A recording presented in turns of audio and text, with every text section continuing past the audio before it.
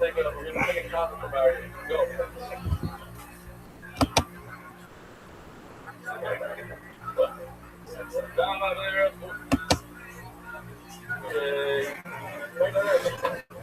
The shots are quite sure here. I'm looking at the clock in 7 minutes and 6 left. Blood is similar to and blood to require salt. She came back to the way so far as the matter. The blood definitely sprint, take the blood, spit of the blood, eat the blood, eat the cargo. First of all,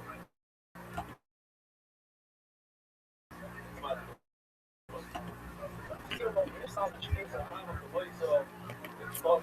along the place where the stuff is the famous shape of town that Shkia should not like we think when the sun goes to the right. Rather, it's 58 and a half minutes further, and then you have 13 and a half minutes of Meda Shemosha, a total of 70 minutes. That's Shkia. Akobane, you have two things that are similar. One is similar to one, but two things are application of the 6 and 60 that a farmer is similar. That's why we take parts of the 10 game science plus another. Oh my. Man, I'm going to the down, shooting for farmer. I think that would have loved require solving. Why do the whole shooting for farmer? But when they thought that, that's why I had a field of the Costa and not blood. That's how they don't write to the farmer. Who said that the police is the farmer? That's the Bible now. You're right. According to Rabbi, you so you have to solve the order. Design your carbon mineral, which is extra lame, stagnate, radical, and don't make work. Now, we in the Chemash of New York, we don't know what it is, but put it right around the world. You go to Switzerland, you go over there, it was all about what? You're on the work, all of us. Well, you know what I'm talking about. They decided to have all of Europe. They take the world and throw it for what are the things? We used to sell what? Backlight. That was no fight back. So what I say,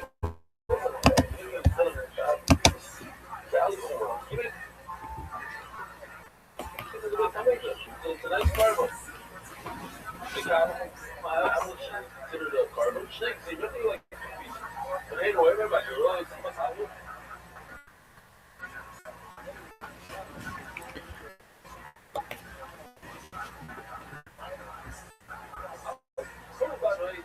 It's a carbon.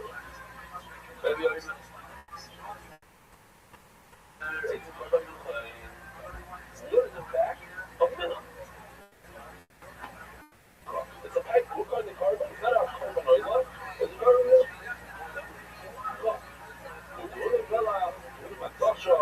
You might just take it. Let's see if we even have a goshen. I don't even know if we have it. But you know what goshen? Let's just take it, the wood, and bring it to the bear on the southwest corner. We're going to finish out. There's a warming sun that everybody knows. Southwest. I mean, every shear in the world, we know southwest corner. Anything else? Look at that. What's that? Maybe the government like. There's a few things you picked up here. Who's going to go shop? Well, my uncle, Rabbi, he listens to this. You're not going to believe this. 8 cents to 1 pizza. How in the world do you do pizza? So that's this video right over here. Let's watch it. Schmack. Why is it so schmack? Because I told Yoshi to do this video half hour before shit. He wouldn't do it. Well, you know.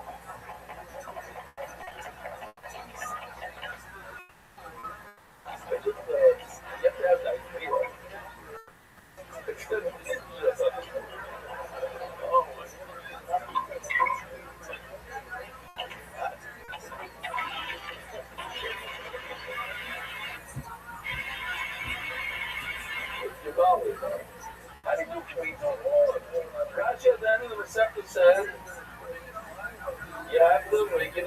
sawdust. And then you do pizza. That's what he said. Break it up to small pieces. Schmuck, huh? Come on, you can't complain about this one.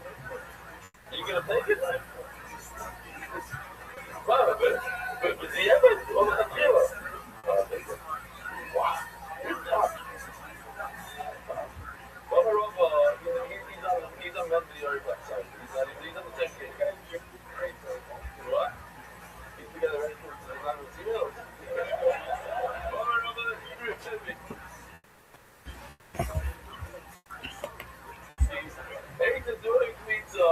You need to do pizza.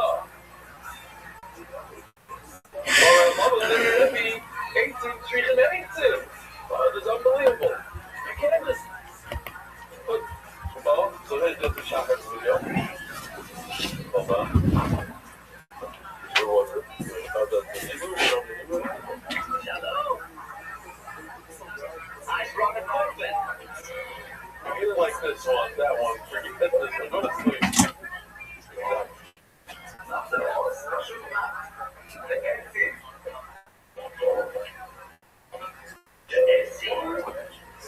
Yes, the wood. I mean, you can lower it a little bit. So that's from the wagon. There. You brought 2 coronados.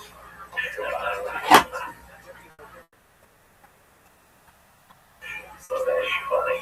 That's the wood we learned.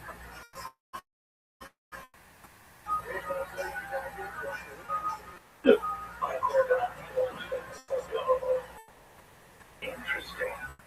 Yes, sir, you need wood to burn the wood. Get it, bring wood. But the problem is, how do we deal with the bright?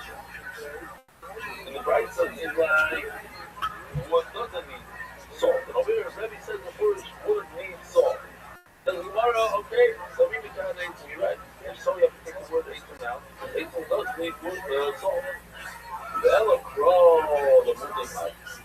So now we have the Edson, so that is the whole lower actually. There's 2 meals that we have. We have alcohol, I told you guys to remember. We have this one, you know, the cloud of rock and cloud. That's up here. But if you're going to remove wood, which requires salt, so what's the second meat for? One meat, okay, we'll get say blood that needs salt. What's the second one for? Now, either will be that I already took it out from Mount Hosefa. So now what do I do with the Baal Dragonfly? This is Laura activates it by something. Okay? The suffix, wine doesn't mean salt. How do I know that from the second year? How about I have that base about 30 is 820 minutes. We're really going to start over here tomorrow from this reading. There are 4 things that don't require salt: wine, blood, wood, and thirst. Says Gemara Mani, he read the actually, Rabbi just said that wood does require salt. They do require salt for thirst. Everything along is when they're on, it says Donald that says when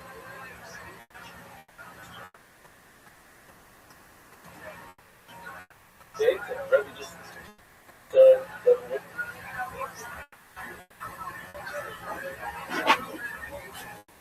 Okay. The suffix. Wine doesn't mean salt. How do I know that from the second assignment? How do I have that base about 30? We're really going to start over here tomorrow from each reading. There are 4 things that don't require salt: wine, blood, wood, and service. In Gemara Mani, he read the Rabbi just said that wood doesn't require salt. Here are going on as third. They do require some third. But the regular is what goes on to say the McDonald that says the next we can finish tomorrow. Rabbi Rothschild, have a wonderful day. Have a good ball.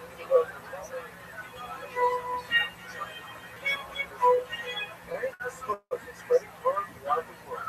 Sponsor a share today.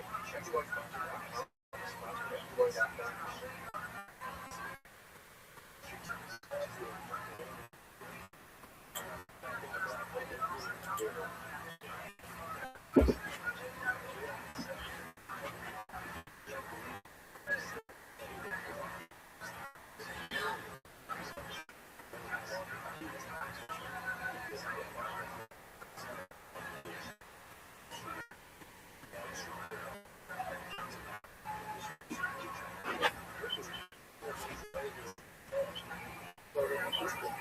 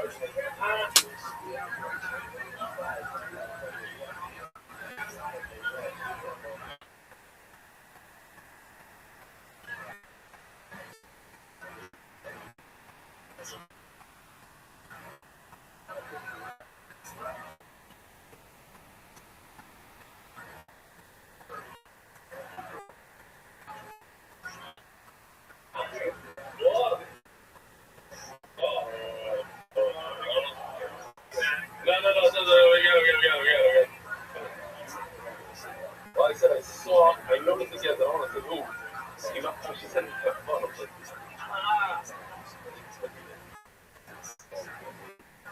taking a look for the first time. Oh, I didn't make it broke, or boys, I didn't make it broke yet. Baruch HaKohen, Zerdo, Yeli, Hegman, Zerdo. Shahakoyin, Yemen, Baluski. Even tastes better this cup. Glass. Wow. I have to apologize to the biter. I'm taking this home. I want the last.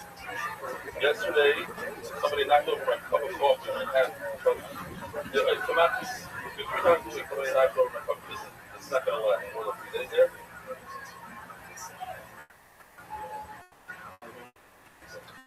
The times. Schmack. Rabbi Rothschild, Renata, join us on Shabbos, 11:2. Keep some more. Rabbi Renata, our go start. I'm going to read it. I'm going to do a article. It's very, very touching. It's from, I can't say the guy's name, but it's related to the fellow happiness, musician back. Says, his brother, what are you looking at? He says that he was watching the Shops of Africa in America. And in the beginning, he was a little sad that he went to do it. And then he said, I'm going to bring the Atlas to my house.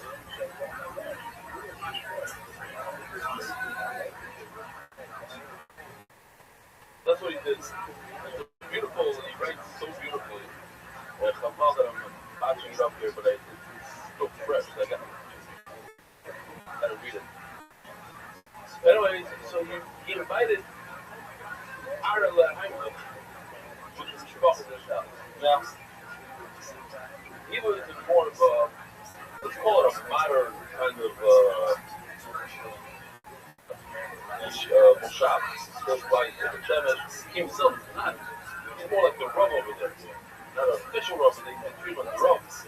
But he's certainly not Yerushalmi. Ireland is Yerushalmi. He invites Yerushalmi Shkoff himself. On paper, this should have happened. But in actuality, it was Mamash magic. The repair, mirrors, food. More than that, a personal relationship, a human relationship. The women found something to speak about kids, their older ones, just being friends right away. And something that really something in my heart was to see the smaller ones. Even though my younger son doesn't know a word of Yiddish, and Ireland's daughter doesn't speak Hebrew at all, they play for hours together without any words.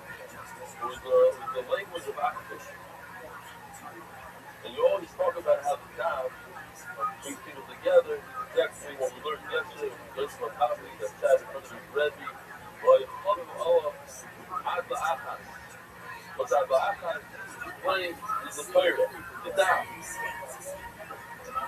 bridges the gap of language and culture. See? They're not relevant. We're all Jews and we're all connected to this world.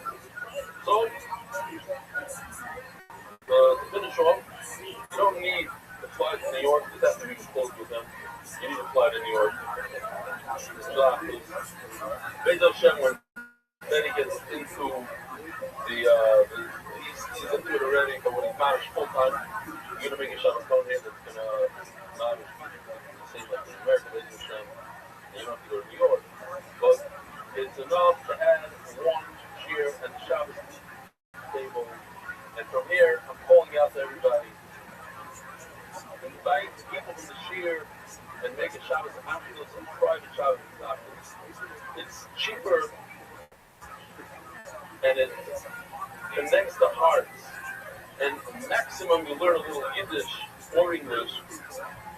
And thank you for letting me be a part of this unbelievable organization. I have no problem to show my picture, but please don't say my name. This is Yaakov Shackles and Arele. Oh, what's his name? Yeah, it's unbelievable. Yaakov's the powerhouse in Jewish here. They're the Baltic guy. Arele Shine. I brought Arele.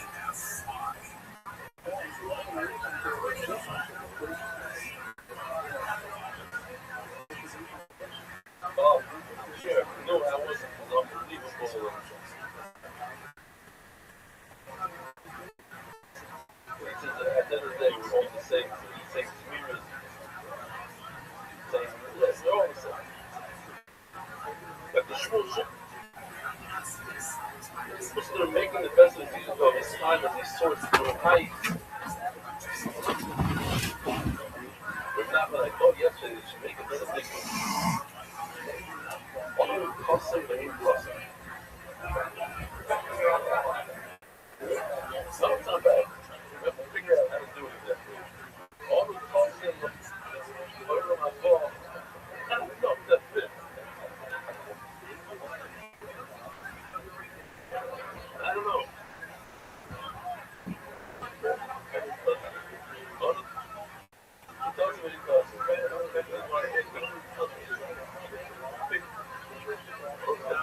We're going strong since somebody custom this guy.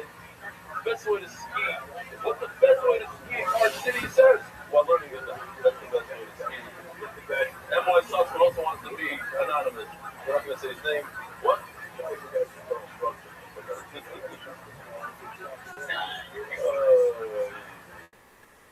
Check this out. Personal story. This is a message against a lot of the Jewish community in Ecuador. Rabbi, I love this year. I wish I can enroll more people in Ecuador. All right, big dog. Maybe your ICC can use AI as caption in Spanish. Working on it. I'm sure there are around 8 people. So the chance to understand your share definitely enrolled stuff here. Robots not taking the deal. What else? Well, I don't know what the fuck that second part was, but all right. What do you think?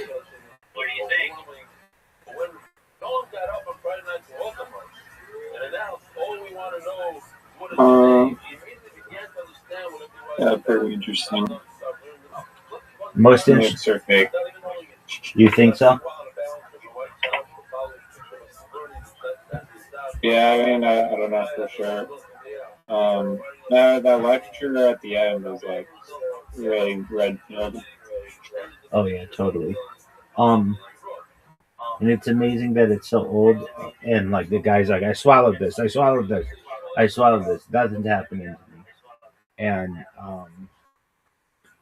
just like the thing about like right after Hiroshima and Nagasaki happened, they're like people who survived it for like just like 4 miles away or something, and they're like, yeah, everything was fucked up and it blew out the glass and stuff, but like we feel fine. And they went on to live like for years afterward, which is not what you hear. You think that like everyone died there, and then you think that like the radiation was so bad that like everyone was born with like 15 heads afterward. And while there are some pictures of people that I've seen that are like affected by radiation. That could have been by a lot of different things, not necessarily that. And it was really interesting the early pictures that they took of like atomic weapons, and they're like, look at the clouds, they don't move. This is like an overlay. And it's like, oh yeah, it is an overlay. What the fuck? Like, I just believed it because everybody else believed it, but um and then how it looks like they used miniatures on that stuff. How they like blow up a fucking giant like house and car and trees and stuff, but like the camera doesn't shake at all. Doesn't even move. Doesn't even like think of moving. And I know that they say that like, well, the way that we did it is with mirrors, and we had like a camera like miles down a tube away, and we shot through mirrors. But it'd be like there'd be degradation of the camera. It's not like you could have like fiber optic wire that carries all this information really quickly. It's like they, I mean, and well, and then they explain like when they Why were, is it so impossible to build a bunker for the camera? it's not necessarily impossible, but why wouldn't the camera shake? And it's in the air, and then we'd Yeah, I have mean, you can't see like. Oh, I see what you mean. It's high up in the air. exactly. We'd see it like they'd be like, "This is the bunker where the camera was." Like, there's no evidence of that. There's not there isn't like a concrete structure where they're like whenever anybody asks this question, you could just be like, here's the building where the camera was stored, and like it was 2 miles away, and they used all these different mirrors. There's none of that. They just say it was in a bunker, and it's like, okay, where's the bunker? And they're like, oh, Doug, why are you asking so many fucking questions? And it's a good question. Like, we have cameras that can survive nuclear weapons blasts. Um, I mean, I I know what I go through with cameras, and it's not the same because my cameras rely on the internet. But I know even the cameras that I have, GoPros and stuff, they have so many different crashes and issues that occur that it's like 70 years later, and like the equipment's better, and on top of that, okay, the camera blows up or whatever. Well, the camera doesn't blow up, but it's like in the air. Like if you notice where it's shooting downwardly on that house. So that means there's at least a structure somewhere that no one's ever seen that is up in the air. That's a bunker, but no one's ever seen a picture of it. Yeah, no, the photo that they have of like the supposed bunker in like the museum, it looked like kind of like a manhole type of thing, like it was in the ground. But there's certainly no 30. I mean, I'm assuming there's no 30-foot tall camera bunker there. Exactly, and if there were, it better be pretty strong because you saw what it did to trees. So,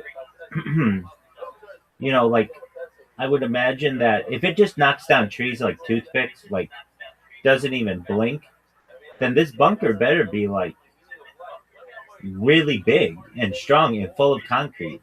It would be like a small pyramid or something, but there's no evidence of. They don't show it.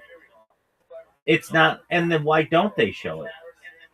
Why wouldn't they be like?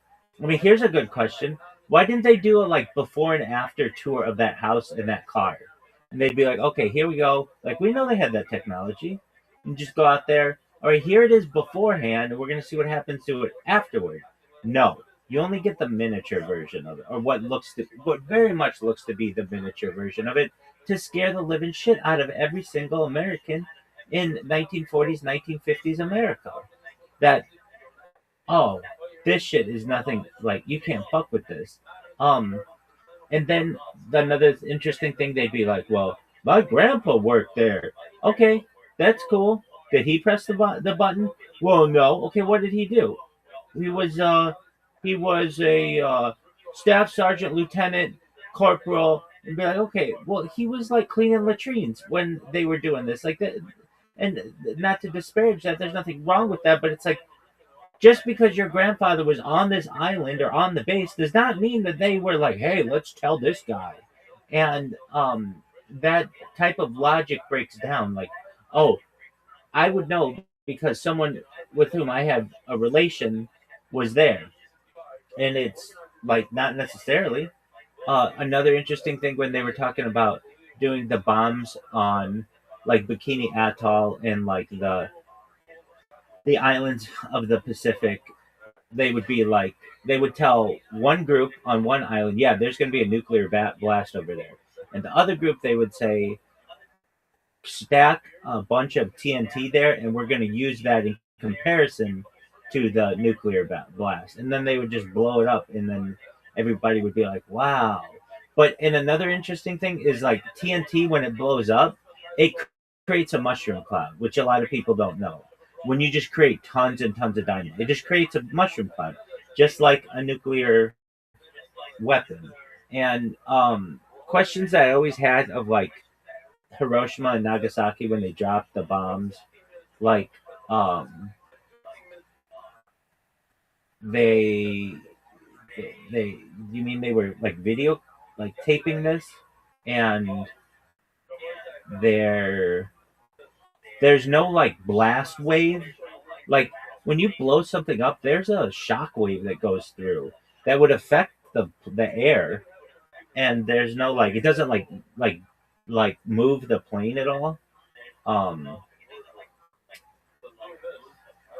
so, and another interesting thing when they're like, the next time that you're told that your country needs to invade another country because of nuclear weapons, and it's like, well, we just signed a ceasefire for this bullshit.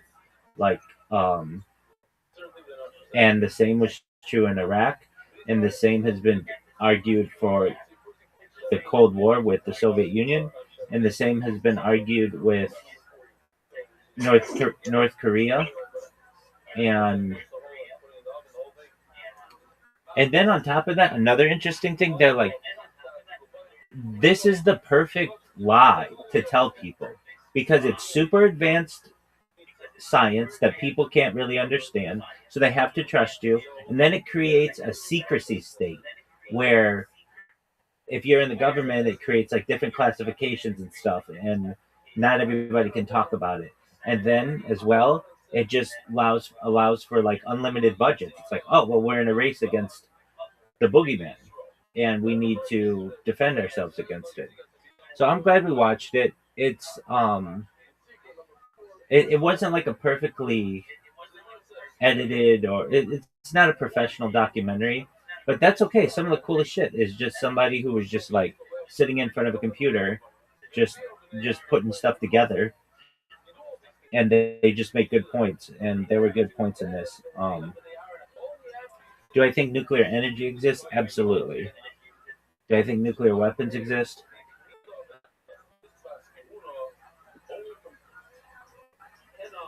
I still think they exist, but not in the same way that is traditionally thought. Like, I still think it's possible, but um, at least for Nagasaki and Hiroshima, there's some questions there. There are also questions why they haven't been used since then. That's another question. Oh yeah. Well, because they were so devastating. Yeah. I mean, if they're saying that they like carpet bomb Tokyo, Hiroshima, or like wherever, like, I mean, I guess everyone that would be a witness would be too dead, but like to report it maybe. But and how do you know the difference? How do you know the difference? When they bombed Dresden in World War II, they bombed it with so much so many explosions, so much TNT, that a first of its kind at least witnessed event occurred, which is fire tornadoes. Like basically, when you have enough fire and shit, a tornado can occur from fire. And like, if you're involved in that, how are you going to know the difference between that and a nuclear weapon? You just aren't. And even if you, Because like the nuke is like a singular explosion, but like the carpet bombs, I imagine get 10 minutes of explosion, so you would think or at so. least a bunch of airplanes. You would think so, but when something blows up like a nuclear weapon, it's going to start other stuff on fire that might not have blown up, like gas tanks, propane tanks, car tanks. So there's going to be boom, boom, boom, boom, boom, no matter what.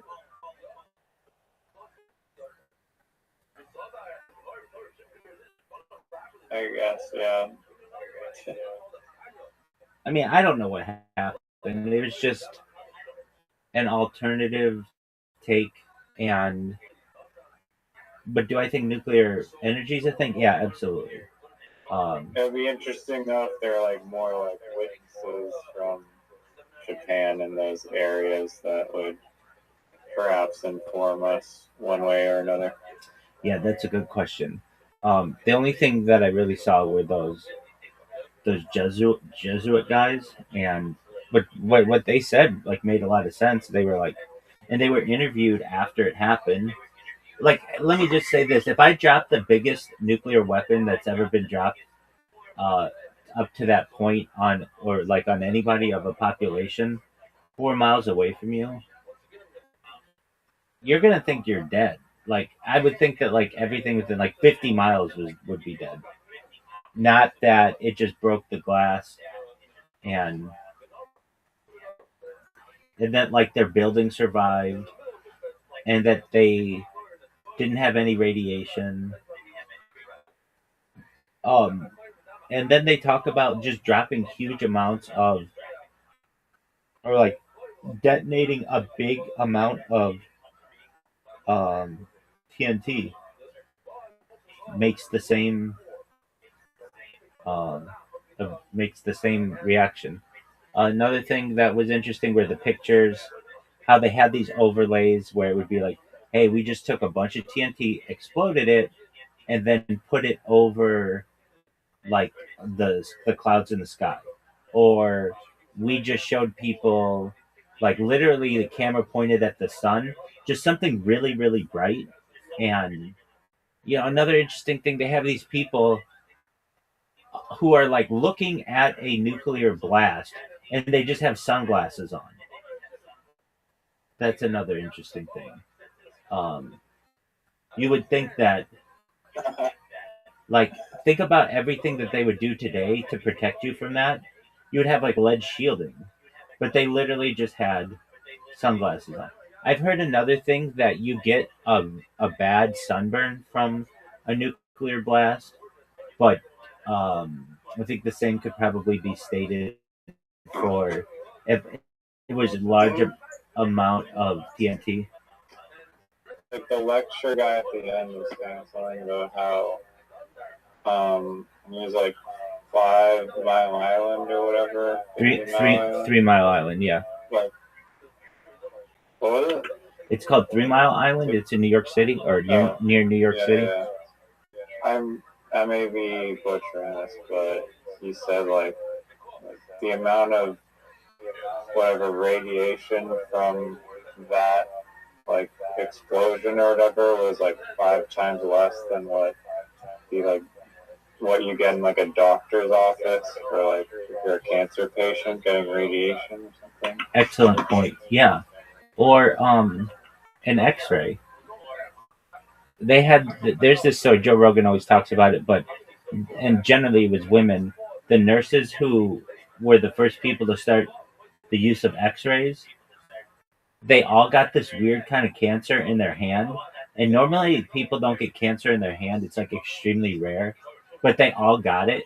And the reason why they did is because every morning when they would turn on the X-ray, they would put their hand in front of it to test it to make sure it was working. without any lead protection. And over the course of time, that led to cancer in all of their hands, and they ended up all dying from it, or very like essentially. Um, and yeah, and there had to even be a big push in like the dentist's office to for people to have lead shields. Like there was pushback on that for a long time. Like, oh, that's just closed-minded thinking, or that's pseudoscience, and it's like, no, you don't realize this is really dangerous, especially for people who do it all the time. That's why when they take X-rays at like the dentist, they're always behind a lead wall, and that's why they have to cover your genitalia up. But even those kind of X-rays are really powerful. Same with the naked body scanners at the airport; those are pretty powerful as well. And um, yeah, I found it interesting, and I like alternative theories on things. I don't always agree with them. Like for some of this, it made it seem like nuclear energy was not that beneficial or that powerful or even existed, and I certainly think that it does. Um, but I mean, I've got to say, like I've seen the effects of it. Um, University of California at Irvine has a nuclear um, a nuclear power plant. The or I shouldn't say a power plant, but a nuclear testing site. Um, a guy with whom I'm a Freemason has invited me previously to go see it, and I had plans to, but then the first pandemic hit, and then obviously I've been streaming since then, and I'm sure they wouldn't let me take my stream in there. Um, and They might if you say it's for like a YouTube video. yeah, um, and like I've been to um, particle accelerators, but the thing is that stuff's so small that like you can't tell. You're looking at a computer screen, and they're like, okay, this is traveling the speed of light, and it's like, okay. I mean, who am I to say that it's not? I don't know. Um, there's when I first started this stream, I used to like to hit golf balls at random like locations of in Southern California, especially I like to hit them at the beach, into the ocean, but like barely I ever like made any balls, if any, into the ocean. But there's a nuclear power plant. It's called San Onofre. It's between uh, Orange County and San Diego, and I would go there. It looks like two big breasts, like it looks like a woman. Everybody calls it the tits. It looks like a woman who's like lying on her back with like two tits in the air. It's like two big domes, and I would just hit random golf balls at these things, and that's one. But like at least in California, You hit the structure or just not the structure? no, I hit the shit out of it to the point where my balls are like bouncing off, and I've got it on camera. It's on the back tapes, as I say. And then one time I was doing it, and there's like train tracks that go like right along the area there, and I was like, oh, like I bet these train tracks aren't used anymore. Like I bet they're abandoned, and so I'm like, I bet I could hit the ball off the train tracks, and I'm hitting it off the train tracks, and then I hear and I'm like, oh shit, there is a fucking train coming down, and so yeah, so I've hit them. One of my favorite Instagram channels is this guy called like We Golf Everywhere, I think it's called, and the guy just goes like golfing in like urban areas, and he'll wait till it's like 2 a.m. in some like city, and he'll just tee up a ball in like the middle of the street in like the city, and you'll hear like and it'll just make like this incredible like whiplash, and like sparks too from him hitting it, and he just playing like urban golf, and sometimes it's like I've also heard videos or saw a video of like I believe the guy's like in Vancouver, and he set up like a driver in like the middle of the street in Vancouver and just hit a drive at like 3 a.m. and then like 6 seconds later, you hear like a smash of a window, I didn't. which is not cool, but funny. Yeah, I didn't do it in anywhere where I knew I was going to do damage anywhere, but I would do it into the Pacific Ocean. It's just such a beautiful shot of taking swings in the Pacific Ocean. Did you buy the golf balls from the range and then just chuck them in your car and go to the That's exactly right. So I would I had this card that allowed me to get unlimited golf balls per day. Uh, or I shouldn't say unlimited. I shouldn't say that. No.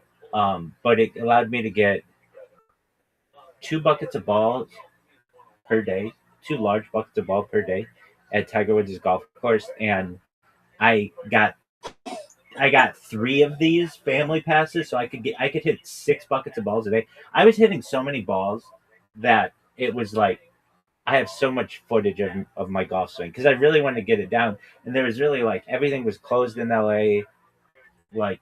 I must have been like good at golf.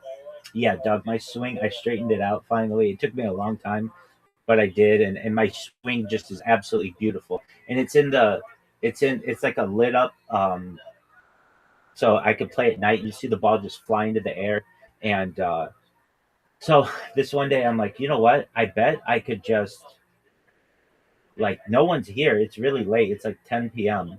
They're about to close. I bet I could just get 2 buckets of balls and put them in my car. And I do, and then I'm like, oh, tight. So then that sounds great, but then one of them like falls over, and I've got balls like every time I'm driving, they're like rolling all over my back seat and my trunk and stuff, and I'm like, oh wow, all right, whatever. So then I go to like, um, there's San Onofre Beach, and then I go to Malibu Beach. I go to all the different beaches, and then just take video of myself hitting balls into the ocean. But I've started to feel badly about it because I was like, this is like, I'm not the biggest environmentalist, but I do care about the environment. And I'm like, you know what? This is probably not like that great. Like, if I start to do this and I go viral, other people are going to want to do this and they're going to want to hit balls into the ocean. Um, and I can't even tell you, like, if I actually, for like 100% was hitting a ton of balls in the ocean because a lot of times it was at night and well, not always, many times it was during the day too, but I have pretty bad vision for distances, so I couldn't even really tell how far it was going, but I could just see what my swing was doing. Were you elevated? Yeah. So like off a cliff. Yeah, that's gangster. Yeah, and not only that, I would hit it over a road, the Pacific Highway, Pacific Coast Highway, over cars, over a cliff, onto the beach, maybe in the water, maybe not. And were there people on the beach? Or? Yeah, definitely, but it wasn't like a super populated beach, but it's like where all the ritzy like actors and actresses and super wealthy people live. It's Malibu, so and I would also find that I would get a spark, just like you're talking about when you hit that ball.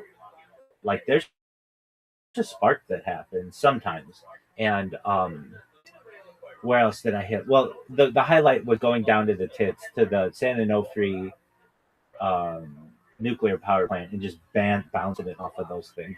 And yeah, that was a lot of fun. Where else would I do it? I did it there. I did it in Malibu. I did it at San Onofre like Park. Prank that people will do, and they'll go to the golf course and then or the driving range, and then they'll bring like this. It's like a little firework. I forget the name of it. Yeah, this, I've seen that. Tiny little firework, and then they hit it, and they're just like, yeah, and exactly. And everyone at the range is like, what the fuck? Right.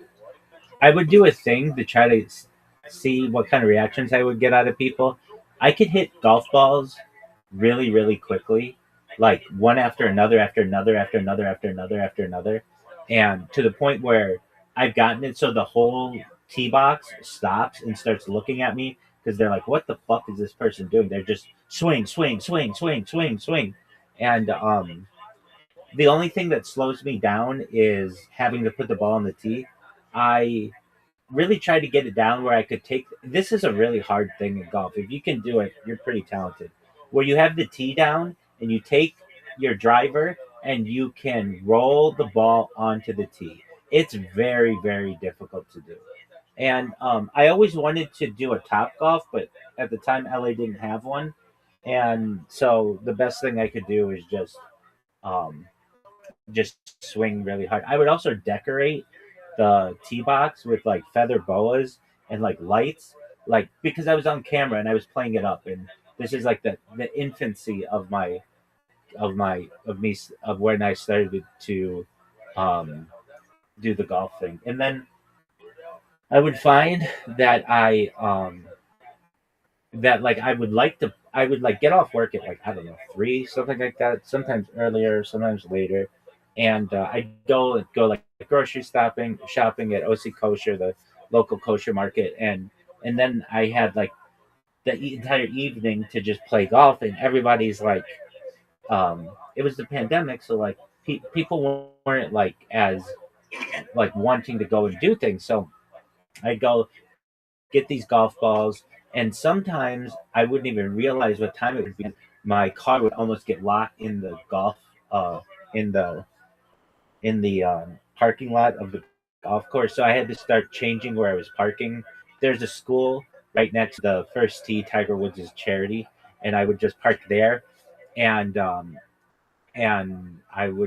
made so many videos in this parking lot just and then but I knew I had to start like watching myself. I didn't realize it, but that school was like a place where cops would go and sit for long periods of time and just like wait for people to go down the street really quickly and then go and like arrest them or whatever. So um I have like just many different um videos of me doing that. And then I also spray painted my club. I spray painted hot pink, like with glitter. And I just did everything I could to just, yeah, because like it was already funny that I'm like swinging a club like really, really quickly, but now make it look like a huge dick. Like that was hilarious to me. And then when I would hit it, it's fucking straight every time, which was tight as fuck. So anyway, all this getting back to nuclear power plants. I used to bounce golf balls off of them, and I'd like to do that again in the future. They're retiring that nuclear plant. California hasn't built a new nuclear plant in 30 years or so. It shut them all down basically.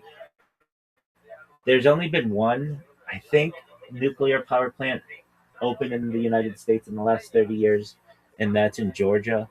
It's like there's a lot of bad um, there's a lot of bad juju or whatever, like um, bad. Like a lot of people get scared Is when you mention nuclear. China building nuclear? Oh yeah, Nu- dude, they're building like 50 a year. Yeah, huge amounts. I think right now in the United States has the most amount of nuclear plant. Last time I checked, and this is actually a couple of years ago. Let's just get the statistics. But yeah, China outpaced the United States. It was like the United States had like 300 and China had 250, but China was aiming for flat 500 by 2030 or something. How many nuclear power plants does China have in comparison to the United States? And how many were built recently in both countries?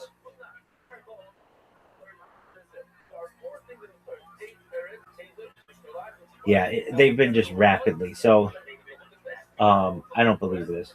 They have the largest nuclear fleet globally with 94 operational reactors. Oh, the United States has 94. While China ranks second with 62. Hold on, though. There's something different. I remember reading about 250 and 300, something like that. Um, let's see here. And this was around when Joe Rogan did episode 1992 of the Joe Rogan Experience. So maybe like 5 years ago or something. Maybe a little more than that. It was an episode with Oliver Stone, who is a director. He did JFK, and he did like uh, Apocalypse. not Apocalypse Now. That's Stanley Kubrick. He did he did another one of those. Platoon, I think. Yeah. Okay, hold on a second. What's the statistic with China having 250 and the United States having 200 or something like that?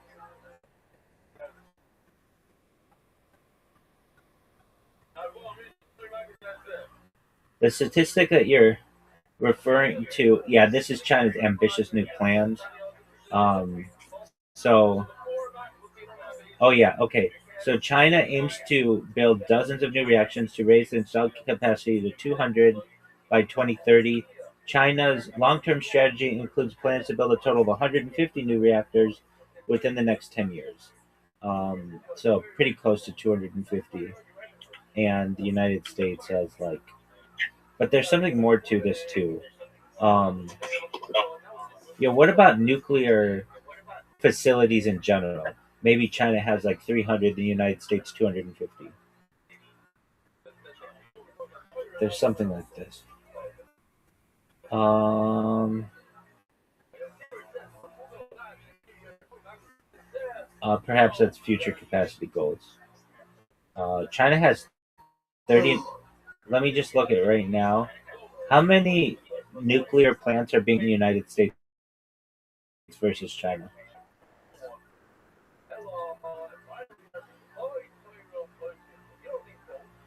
This is so interesting. China has 39 being built, and the United States, guess how many we have being built?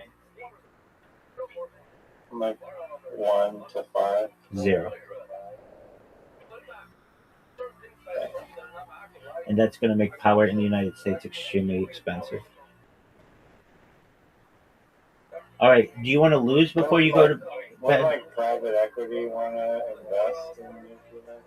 Yeah, yeah. They're about like the most amount of money, most bang for your buck though, and that's still like like natural gas and coal plants. Yeah, true. But I mean, they're doing this thing. They're doing that with like wind and solar. Yeah, but that's all bullshit. Um, Wind, you know those wind turbines need a diesel engine to continue to move when there isn't any wind, so they actually burn more gas than they save, or something like. I know they need an engine. Maybe it's not they burn more gas than they save or whatever, but additionally they kill lots of birds, and they need a lot of maintenance. So those are like I'm not a huge fan of. I one time thought wind was really cool, but then I learned, dude, just put the turbines in the ocean and don't make them so big. And it was like, oh, well then you don't need wind anymore. But when I'd first see them, I would drive through the Central Californian. Um, it's called the. It's just the Central California Valley. It's called the Grapevine as well. Some aspects of it, and because of all the like like 50% of all the produce in the United States is raised in this one area of California, and they have lots of wind farms there as well. And I would see them, and I would be like, "Wow, that's the future," because we didn't have them in LA, and so it was like the first time I saw them en masse. And then um, the solar plants, they work, but they just aren't super powerful. But they do have this one really interesting thing between it's in California between just right on the border of the California Nevada line. Um, or it might be in Nevada. Right on the line. It's right literally on the border. What's that solar plant on the border of California and Nevada? It is the Ivanpah Solar Power Facility. It is in California, but just on the border, like right before you go into um, Nevada. And it is a concentrated solar thermal plant. It's basically all of these different solar panels that are firing on this like central spot in the middle. It's like a bunch of mirrors. It's not, but it's basically like that. And it it creates a lot of power there. And I've always thought that, and there's like one central pillar in the middle that's like super bright. Like you can see it for a lot. Yeah, yeah, yeah. No, I've heard of these, and I was just thinking of it before you said. I was like, I wonder if that's what you're talking about because it sounds like, but It yeah, is. those things are like just I don't know the power of mirrors. It says it generates electricity by using mirrors to concentrate sunlight, heating a fluid to create steam that drives turbines. So it is literally just mirrors. Right. They're not. I guess yeah, it is using the sun as an energy source, but they're not mirrors so. instead of panels. Yeah, exactly. And that's what always threw me off about it. Like, is this just mirrors? Because it's super bright. It can be seen for like it's way out. I mean, it's right. The road that you're on is called the 15 freeway, and it's maybe like I don't know a mile or two off of the road. But because there isn't anything out there, it's literally just the middle of the desert. It's this super bright thing. You're like, what is that? And yeah, so it seems like, and it's super hot there too. You wouldn't want to get caught not in air conditioning there, and uh, the the mirrors just heat up water, which turns the turbine and basically creates That's the thing that like blows my mind with all of this is whether it's nuclear or coal or thermal or geothermal or any of them, microwave, whatever it is, all you have to do is turn a turbine. That's it. That creates energy. Yeah. That's wild. All right. Little turbines. And like the turbine is like basically like using like copper wires and like I forget how it works, but it's like magnetic and like copper and shit. All right, my friend. Do you want to lose or do you want to go to bed? I just have two more questions about the nuclear. Yes, thing. sir. One, I don't know if you're just in like the lecture or whatever, but like I'm pretty sure you know, like the guy was talking about like how he was just eating. I don't know what he just said he directly ate. It was like uranium. Yeah. He wasn't eating plutonium though, right? It was like barium or something. Right. What was the other? What was he eating? He was not eating plutonium, but I believe he was eating like barium 77 or something, and uranium. And he's like, he had the thing with the Geiger counter, and he like would remove the thing, and he's like, you wouldn't want to eat this one, but you could eat this one, the black and the white or whatever. And he just seemed like he was his own little guinea pig for eating interesting shit. But I do think that he lived a pretty long age after that. Yeah, like he was basically insinuating that like the government was like lying about like the dangers of all those substances. And my question is, why do you think they would do that? Great question. Because they want to keep all of it because it's valuable and want to keep people away from it because they think it's like literally going to kill them. Yeah, I mean, think about it. It allows them to have a confidentiality, or I should say like classified state within the government, and it makes all that stuff very expensive, even though it's abundant in the environment. And have you ever heard of uranium glass or uranium glassware? No. So you can buy uranium glassware. They used to sell it like just like ceramic pottery, and it's slightly radioactive, but anything's radioactive. And people buy it at like thrift stores and stuff because it's like a collector's item now, but it's not that dangerous. And I think that they create a lot of unnecessary fear because then that allows them to invade countries and allows them to overthrow governments and things. So, like, it would be like I talk about it a lot with Zoot and Super Gonorrhea. That if I say to you, Riser, that we have a theory that Super Gonorrhea started at this adult arcade in South Australia, and somebody's going to use this as a weapon of mass destruction in Nunavut, and we have to invade Nunavut because if we don't, super gonorrhea could spread to everywhere in the world overnight. And if I said this on television enough, and I made uh, TV commercials and TV shows about it, and I made movies about it, and I made like radio programming based on it, and it was in magazines and books and stuff. Within a few years, a lot of people would be afraid of Nunavut super gonorrhea. And this would allow us to invade Nunavut, and with the reasoning that they had super gonorrhea. I mean, when we went into Iraq, the reason why we were supposed to go into Iraq was weapons of mass destruction. They took the person who arguably had the best, um, he had the best approval rating in the United States.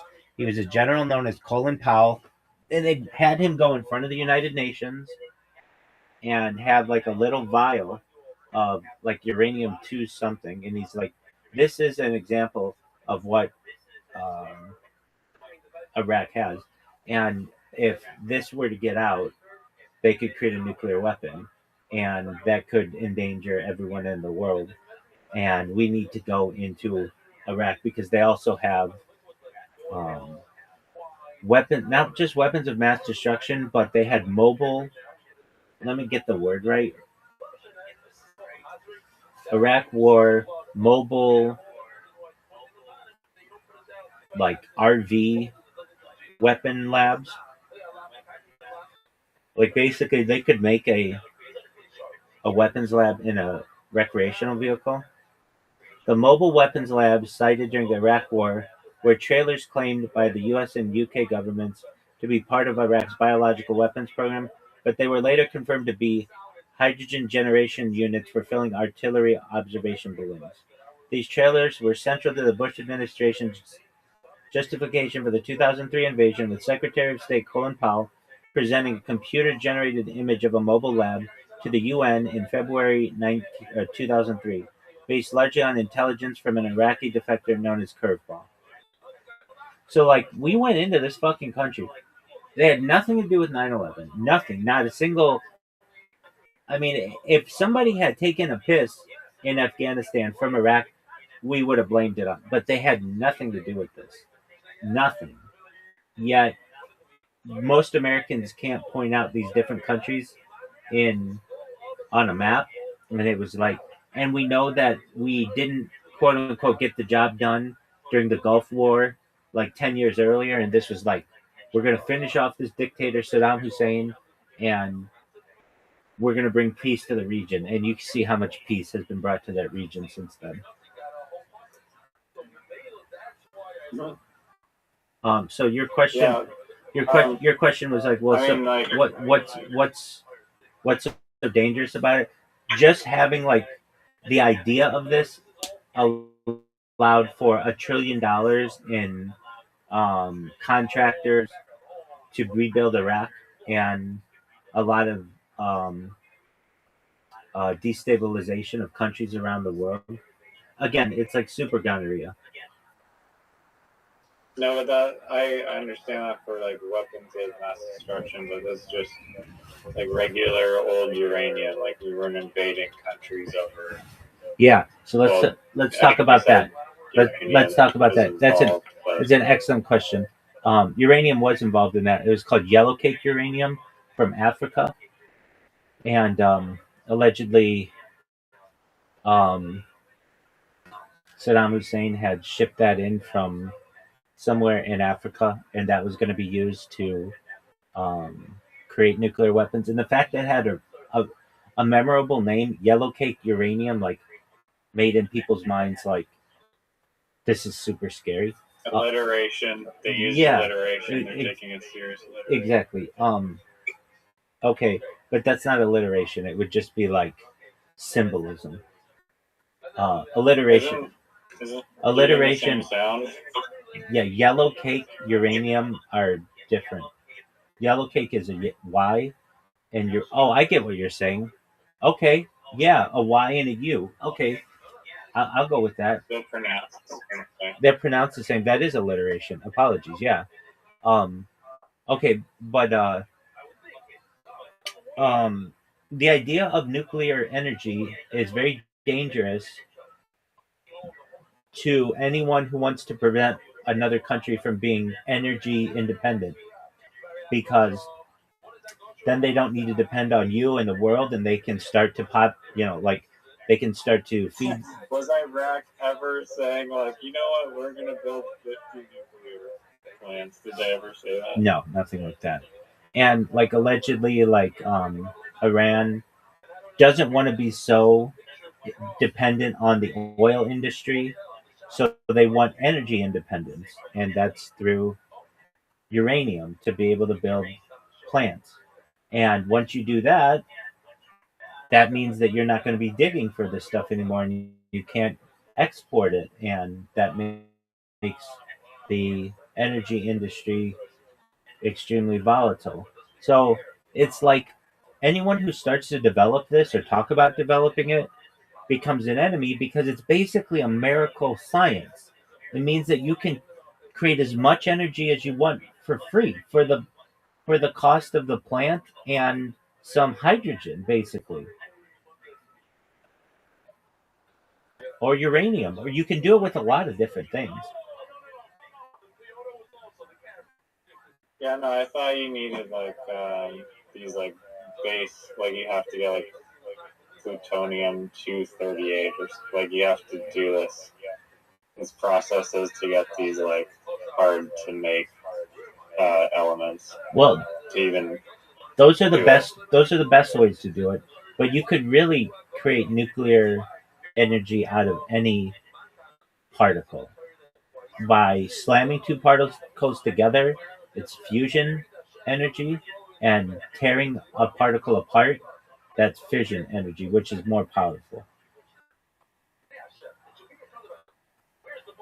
So let me confirm that though. Why do they use plutonium and uranium? Why do they use plutonium and uranium when you could use any particle slammed together to create fusion energy or tear a particle apart for fission energy? I'm guessing because it's like the most efficient. Yeah, I think so as well. Uranium and plutonium are used for fission, not fusion, because they are heavy elements that release energy when split, whereas fusion requires combining light elements. Iron is the most stable atomic nucleus. Elements heavier than iron, like uranium and plutonium, release energy during fission splitting, while elements lighter than iron release energy during fusion combining. Fission mechanism. When uranium-235 or plutonium-239 atoms are struck by neutrons, they split apart, releasing significant energy and additional neutrons that sustain a chain reaction. Fusion requirements. Fusion involves fusing light nuclei, such as hydrogen isotopes, deuterium, and tritium, under extreme temperatures and pressures to overcome electrostatic repulsion. Combined use. Modern thermonuclear weapons use a fission primary, plutonium or uranium, to generate the extreme heat and pressure necessary to trigger the secondary fusion stage, which often uses a uranium tamper to boost yield via fission and fusion neutrons. Now it says you cannot use any particle for fission energy because splitting atoms lighter than iron consumes energy rather than releasing it. Conversely, you cannot fuse heavy atoms like uranium to get a net energy gain, as fusing them requires more energy than it produces. So I should have said you can do this with any, you can create fission with any particle that's lighter than iron, and you could create fusion with any particle that's heavier than iron. But I still think you could do it. Name a way that you could use like um, gold, which is an element, to power a fusion plant or a fission plant. I think it can be done in a super like scientifically advanced way. May not be the most efficient, but all right. Based on the provided search context, there's no scientific method to use gold as a fuel or power source for a fusion plant. In fact, the context indicates the opposite. Gold is a heavy element that cannot fuse exothermically, releasing energy like hydrogen and helium. Instead, powering a fusion plant, gold is currently proposed as a byproduct or revenue stream in the following ways: the transmutation in breeding blankets, fusion startups like Marathon Fusion proposed using neutrons, yada yada yada, gravitational mass. Okay, so that's what Brave is saying, which is fine, but it doesn't really get into the like theoretical stuff as well as I like. So I'm gonna go to ChatGPT. Yo, dog. I'm talking like in like a million years, really scientifically advanced. I think that you could do both fusion and fission with gold to power stuff. Steelman this for me, how it's hypothetically possible, please. In a civilization millions of years from now advanced than ours, the distinction between power generation and matter engineering and stellar physics may completely collapse. What looks impossible could become routine industrial chemistry at relativistic and quantum scales. The idea can be Steelman. An ultra advanced civilization could potentially use nuclear fission for raw stellar scale energy production, gold mediated or gold structured fusion systems for control, plasma stabilization, or matter conversion. Not because gold is a magical fuel in the normal sense, but because at sufficiently advanced technological levels, heavy elements like gold may become useful as plasma lattice regulators, quantum electromagnetic conductors, catalyst frameworks, radiation management materials, or endpoints in engineered nuclear synthesis cycle. So, part one, why fusion is the foundation. Part two, where gold enters the picture. Part three is hypothetical gold fusion. Gold is an exotic is golden exotic fusion cycles. Is Then part three is a fusion plus fission hybrid systems. Part four is stellar engineering. Part five, the real scientific principle behind your idea. The strongest version of your element is of your argument is not gold burns like gasoline. No, I'm not saying that. It is an ultra advanced civilization may use heavy elements like gold as precision nuclear engineering materials within fusion based energy systems. That's exactly what I'm saying. That is actually scientifically defensible in speculative physics. And I just took any element, it didn't matter, whatever. Um, because once a civilization masters atomic structure, plasma confinement, quantum field engineering, relativistic material science, and nucleosynthesis, matter itself becomes programmable. And I agree. At that stage, stars become furnaces, elements become software, and production becomes materials engineering at the nuclear level. That is the strongest steelman of your concept, and I agree with that. What I'm basically saying is, give it enough time. So it's just a matter of time. That's what I'm saying, and that's all I was saying in this. I wasn't saying that it's the best way to do it, or we can do it today. But I'm saying with any of the periodic table, given enough time, you'll be able to use any one of them to either break them apart or slam them together and create energy. Yeah, we just might need to wait a few million or somewhat years. Reverse aging, life extension technology, mind uploading technology. Next question.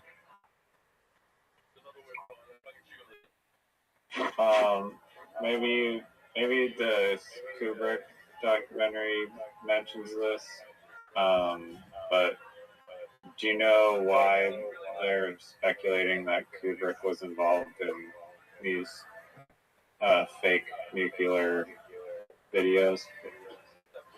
Yeah, he was the most advanced director at the time. So basically, it's like, I don't know, who's the most advanced AI detector at this time, like today? I don't know. Let's just say Sam Altman or something like that. It would be like, hey, if we can do this well enough that it would fool Sam Altman and then get him involved, we could use it to fool anybody. Okay, but there's no like connections between Kubrick and like the top nuclear people or something. Well, certainly within NASA. There's huge amounts of evidence, and they're related. So at least with rockets, Kubrick had a lot of connections to the heads of NASA, including former Nazis, Werner von Braun, the head of the Nazi um, rocket program, and um, You think he was involved in the moon landing? I think I've seen video of him on site. Yeah. Really? Yeah, I can't find it anymore. Maybe it's on BitChute because I never really get into BitChute because it's just so controversial. But and the fact that they banned me and they don't want to tell me why just is bothersome to me. But I don't know. I get it. Yeah, but I do that, and then it's considered ban evasion, and I don't know. I feel like I wasn't doing anything wrong on there, and it leaves a bad taste in my mouth. Okay, Kubrick. They're ignoring. I log into my account and it says your account has been deactivated. It doesn't exactly say that. It says the exact words it says are channel blocked. Your channel is blocked under the following community guidelines. Other platform misuse. Please see community guidelines for more details. To appeal or otherwise query this decision, click here. So then I raise the appeal and I put appeal other because it's not copyright. It's not change category. It's not change sensitivity. It's appeal. And then I say, why is my channel blocked? Why is my channel blocked? And then I will send them a message, or I send it. It says I'm doing it right now. Thank you for submitting your appeal. We will investigate and notify you of the outcome. Please monitor the mailbox associated with your account in case we request additional information from you. And then I get an email right away that says we received your request to have it reviewed. And then about 2 days later, it'll say I'll read you exactly what they say. Because I keep doing this. I keep just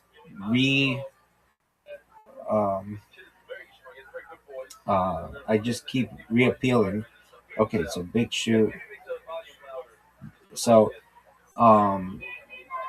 it says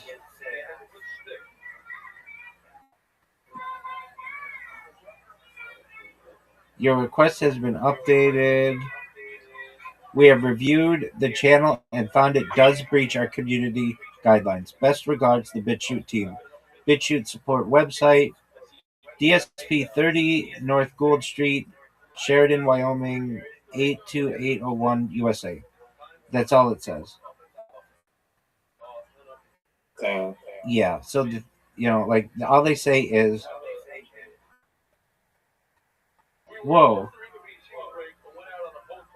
No way. I got an earlier email that says, we reviewed the video and found it does not breach our community guidelines.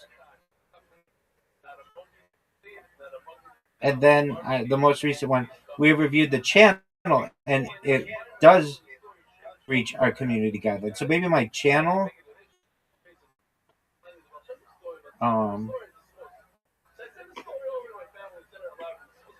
I just keep asking why was I banned, but I didn't notice that on April 30th I appealed something and it said we have reviewed the video and found it does not breach our community guidelines, and then they reviewed my channel and found it does breach our community guidelines. And I mean, I don't know, you tell me, but I'm gonna use their platform. So if I type in Kubrick, it's like this really rare Kubrick, Desert, Apollo.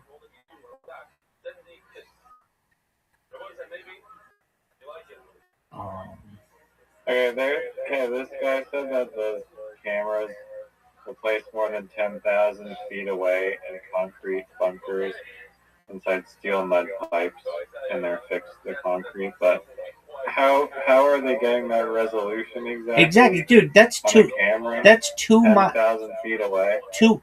Did you say 10,000 feet? Yeah. That's 2 miles away. Yeah, no, I mean, when you zoom in on my state-of-the-art iPhone camera, it goes blurry from 100 feet away. Thank you. But in the 1940s, their camera had a good enough zoom, or somehow it was amplified by what? Like, how would you get that resolution from 2 miles away? It's an excellent question. I mean, that's why I've always questioned it. Okay, so on BitChute, I'm not finding what I want, but maybe on somewhere on Kubrick, Apollo, Desert.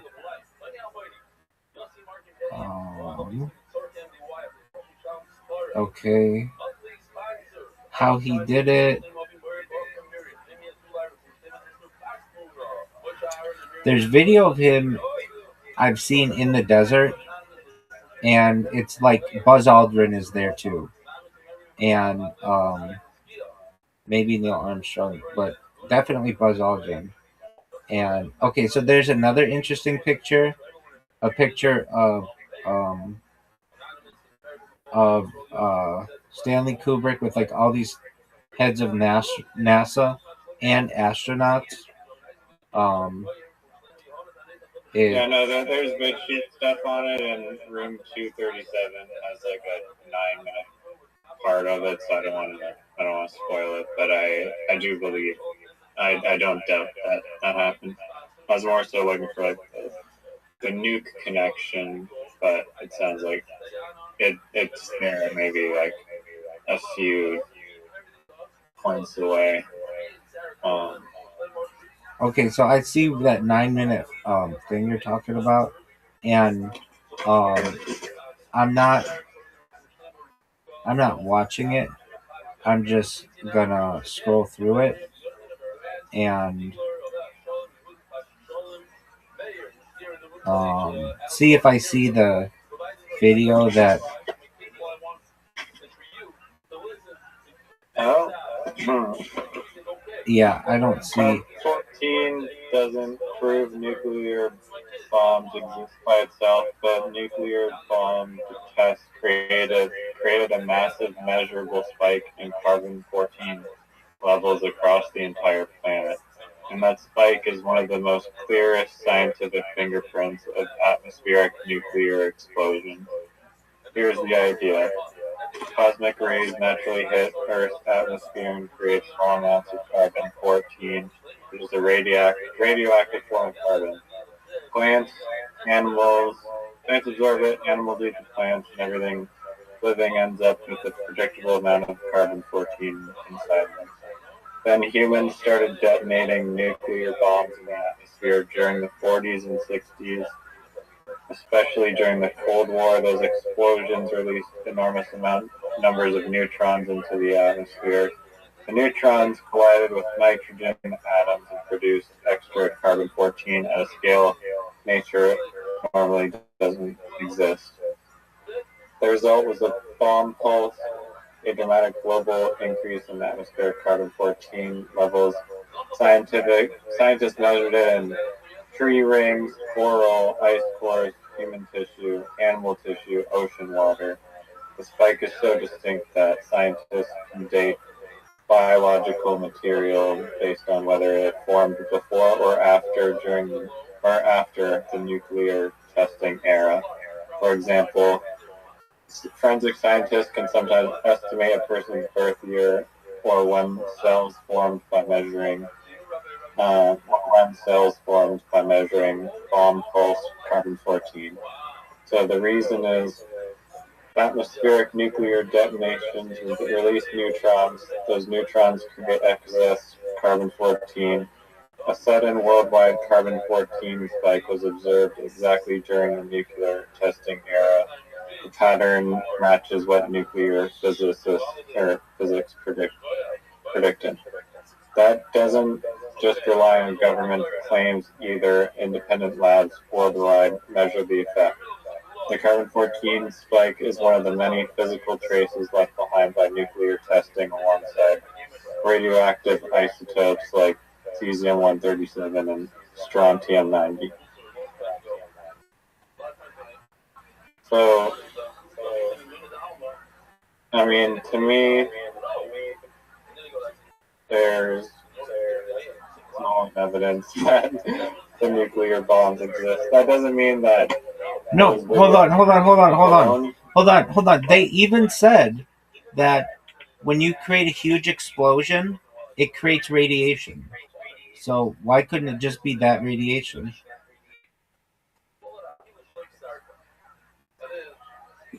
They're saying like the TNT would create the carbon-14. They said that it did, or they said it created radiation. So yeah, I am saying that. Can TNT create radiation? Absolutely, they said it in that video. Oh, let's double check. Normal TNT explosions do not create significant radiation or meaningful amounts of carbon-14. Dog, not. Here's the point. Stop that. Would huge amounts of TNT, like, I don't know, enough to blow up city blocks, would that create carbon-14?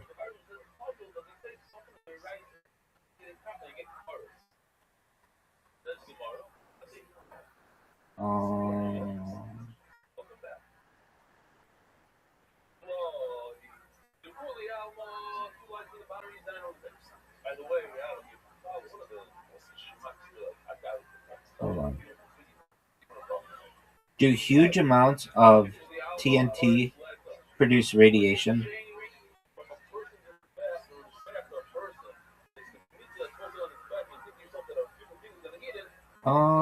It's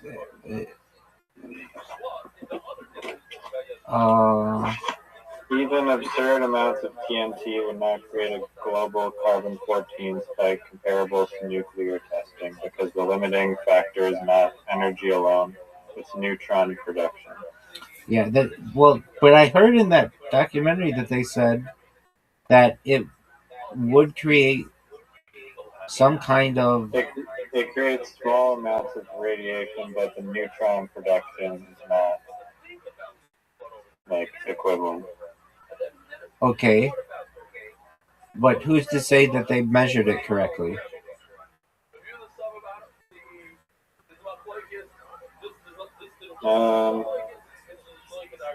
I mean, it's either the BitChute guy is wrong or ChatGPT is wrong.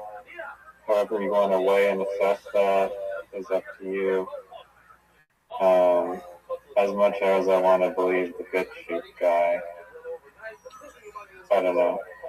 I mean, perhaps maybe all their TNT facts were not exactly 100% accurate.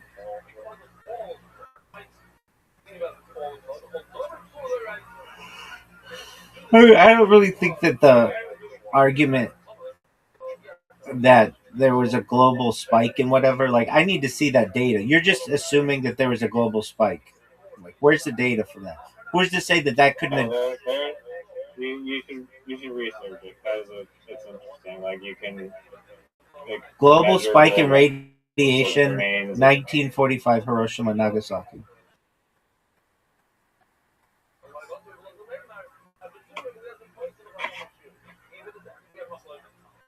Okay, so this says global radiation spikes from the 1945 atomic bombings of Hiroshima and Nagasaki were localized and transient, with the vast majority of radioactive material drawn into the upper atmosphere rather than deposited on the ground.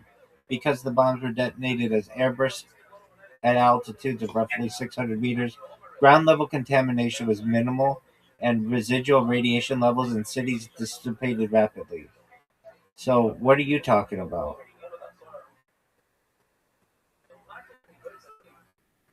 I mean, I don't think that disproves the carbon 14. Like, you gotta go down the carbon 14 rabbit hole, and I'm not an expert in it, but from what I have seen about it, you can measure it in tree rings, coral, all sorts of biological. So wouldn't it have like a major effect on the people? It blew up over their heads 600 meters away.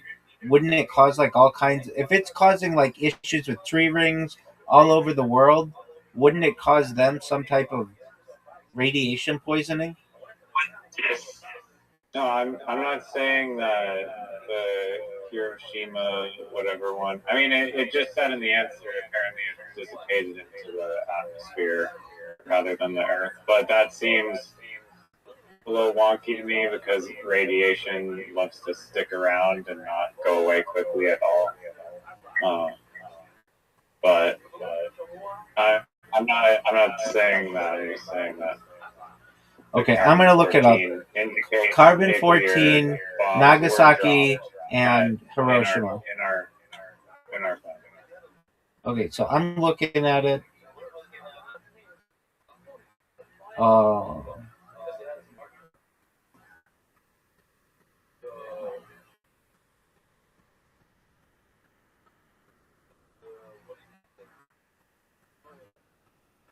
Well, and there's a question too. How do we know it was from those spikes? Because the Soviet Union was doing their own testing as well. I don't know if they were doing atomic testing yet. Let me see. When was the first atomic test of Soviet Union? So they did one in 1949.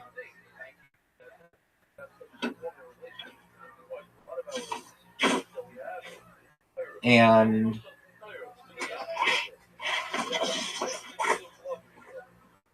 so how do we know it wasn't that one? And this okay, so here's a good question. Tsar was how much bigger than Hiroshima and Nagasaki combined? This is the largest nuclear explosion ever. So Which one? it's called Tsarbomba. Tsarbomba. So what you're telling me is that there should be a huge spike in 1960. So Tsarbomba was 1,570 times more powerful than the combined energy of the bombs dropped on Hiroshima and Nagasaki. So then the question is, why didn't Tsarbomba have a 1,570 times carbon 14 impact on the environment, right? I mean, yeah, I asked you that.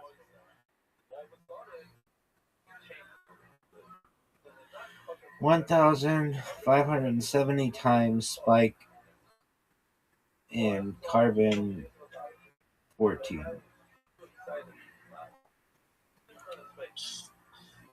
The Tsar Bomba did not create a 1,570-fold increase in atmospheric carbon 14 because nuclear weapons testing does not produce carbon 14 in proportion to its explosive yield. While Tsar Bomba was 1,570 times more powerful than the combined bombs dropped on Hiroshima and Nagasaki, the amount of carbon 14 generated is determined by the specific nuclear reactions, neutron capture by nitrogen, rather than the total energy released. The bomb pulse of carbon 14 was a global phenomenon caused by decades of atmospheric testing by both the United States and the Soviet Union between the 1950s and 60s, not by a single weapon. The resulting spike. Okay, so there you go. It's not because of Hiroshima and Nagasaki. It was because of all of the bombs that were made between 1950 and 1960, not by a single weapon.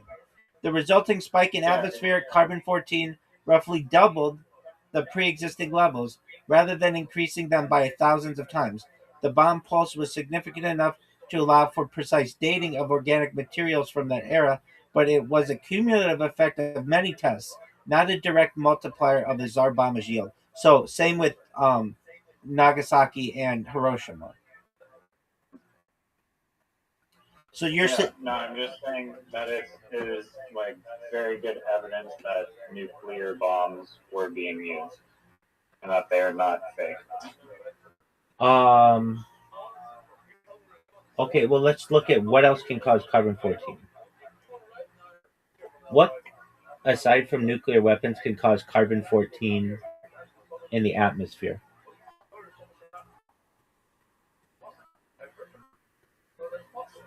Aside from nuclear weapons testing, nuclear power plants are a significant source of anthropomorphic carbon-14. So, nuclear power plants, which were built across the world starting in the 1950s. So, it could be from that.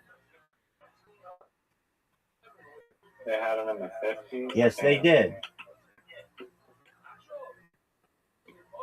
Let's look it up. Yeah, that's like... First nuclear power plant was built where and when?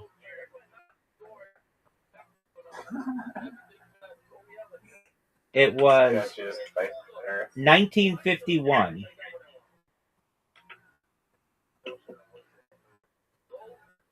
So that counters your idea that it had to be from.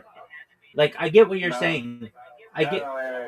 Because then, like, there's like some anomaly of spikes from 40s to 60s, right? But the nuclear power plants continue to exist today, and were continually being built. So if it was being caused by the nuclear plants, then you'd see the exponential rise in carbon-14. Not necessarily. They could have controlled it better, which they learned to.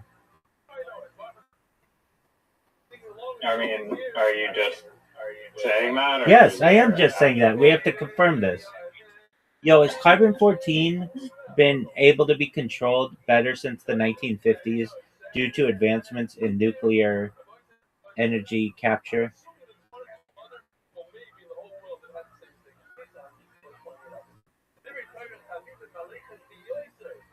No, advancements of nuclear energy capture have not led to better control of carbon-14 in a way that reduces its environmental impact.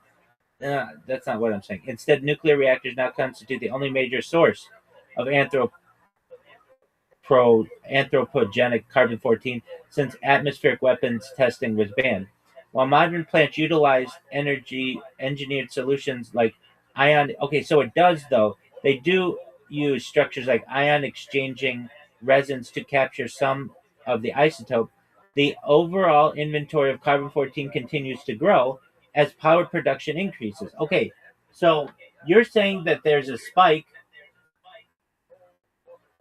which I think it could have to do with, yes, there is a spike, but that spike hasn't dropped. It's just continued to go up. Okay, well, I asked how they can confirmatively say no that it was caused by carbon-14 from nuclear weapons in the atmosphere versus the power plants. How could you tell that carbon-14, like its effect on the environment, is from nuclear weapons and not nuclear power plants? It's a good question. That's the key question. I think you couldn't. Scientists distinguish the source of environmental carbon-14 primarily through historical timing and isotopic measurement. The massive spike in atmospheric carbon-14, known as the bomb carbon or bomb pulse, occurred abruptly in the mid-1950s due to above-ground nuclear weapons testing, effectively doubling the natural lead levels. The spike is clearly visible in the annual growth rings of trees and other organic records, providing a definitive marker for anything formed after 1955. Okay, but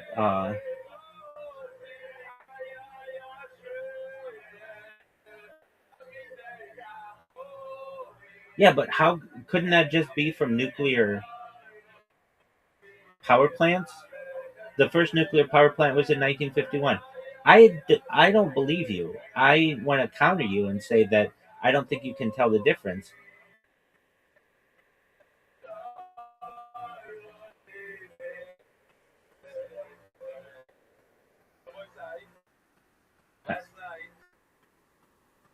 The massive spike in carbon-14, known as the bomb pulse, is definitively linked to nuclear weapons testing, not nuclear power plants, for several key reasons.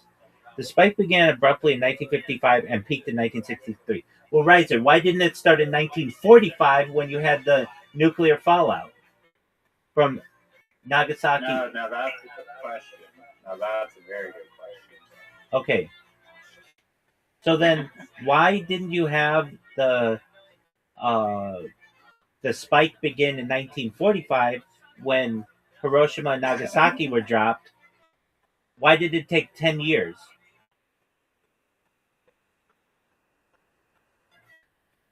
The spike didn't begin in 1945 because Hiroshima and Nagasaki bombs were single low-yield events compared to hundreds of high-yield thermonuclear hydrogen bombs tested in the atmosphere throughout the 1950s. The carbon-14 bomb pulse is the cumulative result of the massive sustained testing program, not the initial atomic bombs. Scale: the 1945 bombs were fission devices with relatively small yields. The spike began in 1955 when testing intensified with vastly more powerful hydrogen bombs, which produce significantly more neutrons and particles and that create carbon-14 from nitrogen in the atmosphere. Cumulative effect: it took years of hundreds of tests to generate enough carbon-14 to create the measurable global spike. The first tests alone were not sufficient to overwhelm the natural background levels to a global scale. Well, that counters your idea that we dropped these bombs and there was this global spike. That's not true. That's actually false. Now the question is, why did No, I mean, from specifically Hiroshima and World Nagasaki War. and all of that, all of the testing of World War II, none of that was detected. It took another 10 years after the close of the war to start to um, realize this. And yeah, but how do we know? Like the testing of this kind of stuff wasn't that accurate, and still is not necessarily that accurate. It definitely could have had to do with the creation of nuclear plants around the world. They were happening simultaneously with the bombs. This is possible. Strong arm argument. Steelman this for me. This isn't the thing that I use to do Steelman. We'll have to do ChatGPT for that, but we will. You're right. I'm using Brave. It's just faster. You're right to question the certainty of the data, and it's a valid point that nuclear power plants began operating in the 1950s, overlapping with weapons testing. However, scientists can distinguish the sources of carbon-14 through several robust methods. The scale and timing of the spike. The bomb pulse is defined as its massive, rapid increase in atmospheric carbon-14, which doubled the natural levels. This spike began in 1955 and peaked in 1963. The first nuclear power plants were small-scale prototypes. The global nuclear power industry. You know what? I'm going to stop with Brave. I'm just going to go straight to ChatGPT, and I'm going to do this the way that. I mean that is a good. This is a good. I guess the timeline does make sense. That like yes, you're correct that like the first plant was in like the 50s, but this was like one random plant, like very small scale, and like the No, in, they like, were the 60s, no, they were 80s, building them. They were in the 60s and 80s is when the nuclear plants started. No, they were building them in mass, starting in the 1950s. Yo, dog. Okay, so there's this global carbon-14 spike that allegedly occurred during 1955 to 1963 that was caused by nuclear weapons testing. I have some points to make, so please listen because this is really important. We don't get this spike when other stuff was being tested in the Nevada test site or the New Mexico desert. None of that is detected. And around 1951, the first nuclear power plant starts to become created.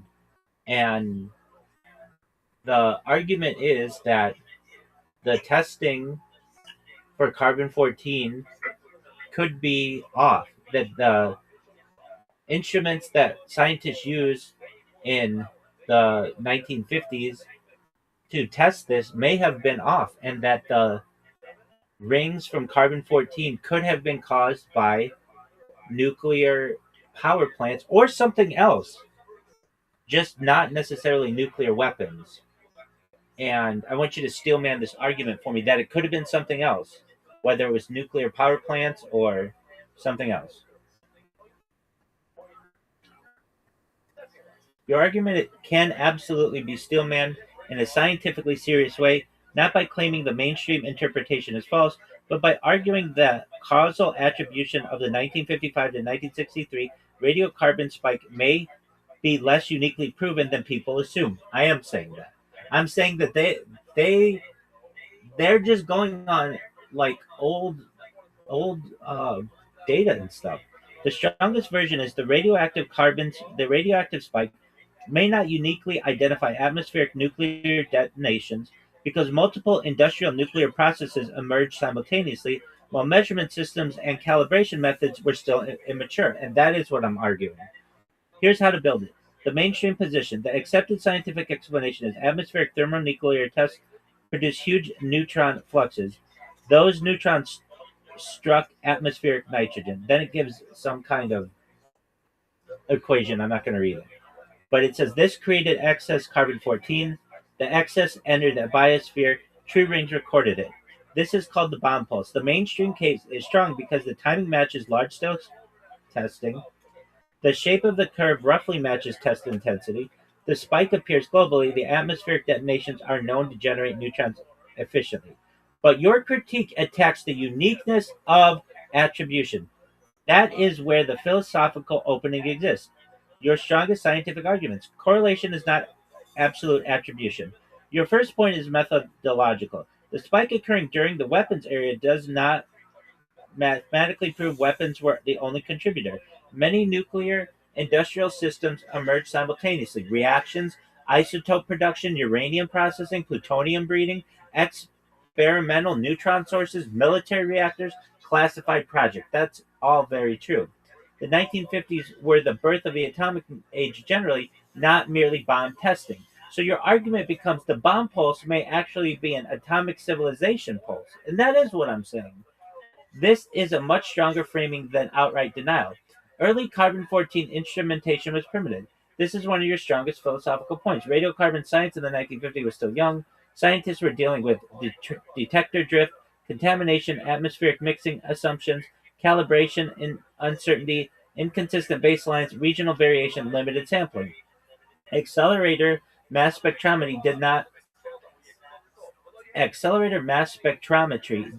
yet exist. You can argue the original measurements may have overfit a simple causal narrative because the analytical tools lack modern precision. This does not mean the spike was fake. It means magnitude, shape, source attribution, and timing precision may have been less certain than modern retellings imply. This is a legitimate epistemological argument. Nuclear reactions also produce neutrons. This is critical. Reactors absolutely produce neutron flux, and neutron interactions can produce carbon 14 through multiple pathways. For example, it gives some equation, and reactor systems can indirectly generate radiocarbon through coolant, moderator, or atmospheric interaction. So the Steelman version becomes once humanity created large neutron producing infrastructure, atmospheric radiocarbon dynamics may have changed from multiple simultaneous inputs, not solely bombs. This is especially interesting because reactor construction accelerated rapidly after World War II. Military nuclear infrastructure was often secret, and many early facilities had poor containment standards by modern expectations. And I am saying that. That's when I was saying like, well, that's how it was. And you're like, how do you know that? And I'm just like, well, I know it. And then I had to look it up. Atmospheric mixing models may oversimplify reality. Another sophisticated argument. Scientists assume atmospheric transport models correctly backtrack the source.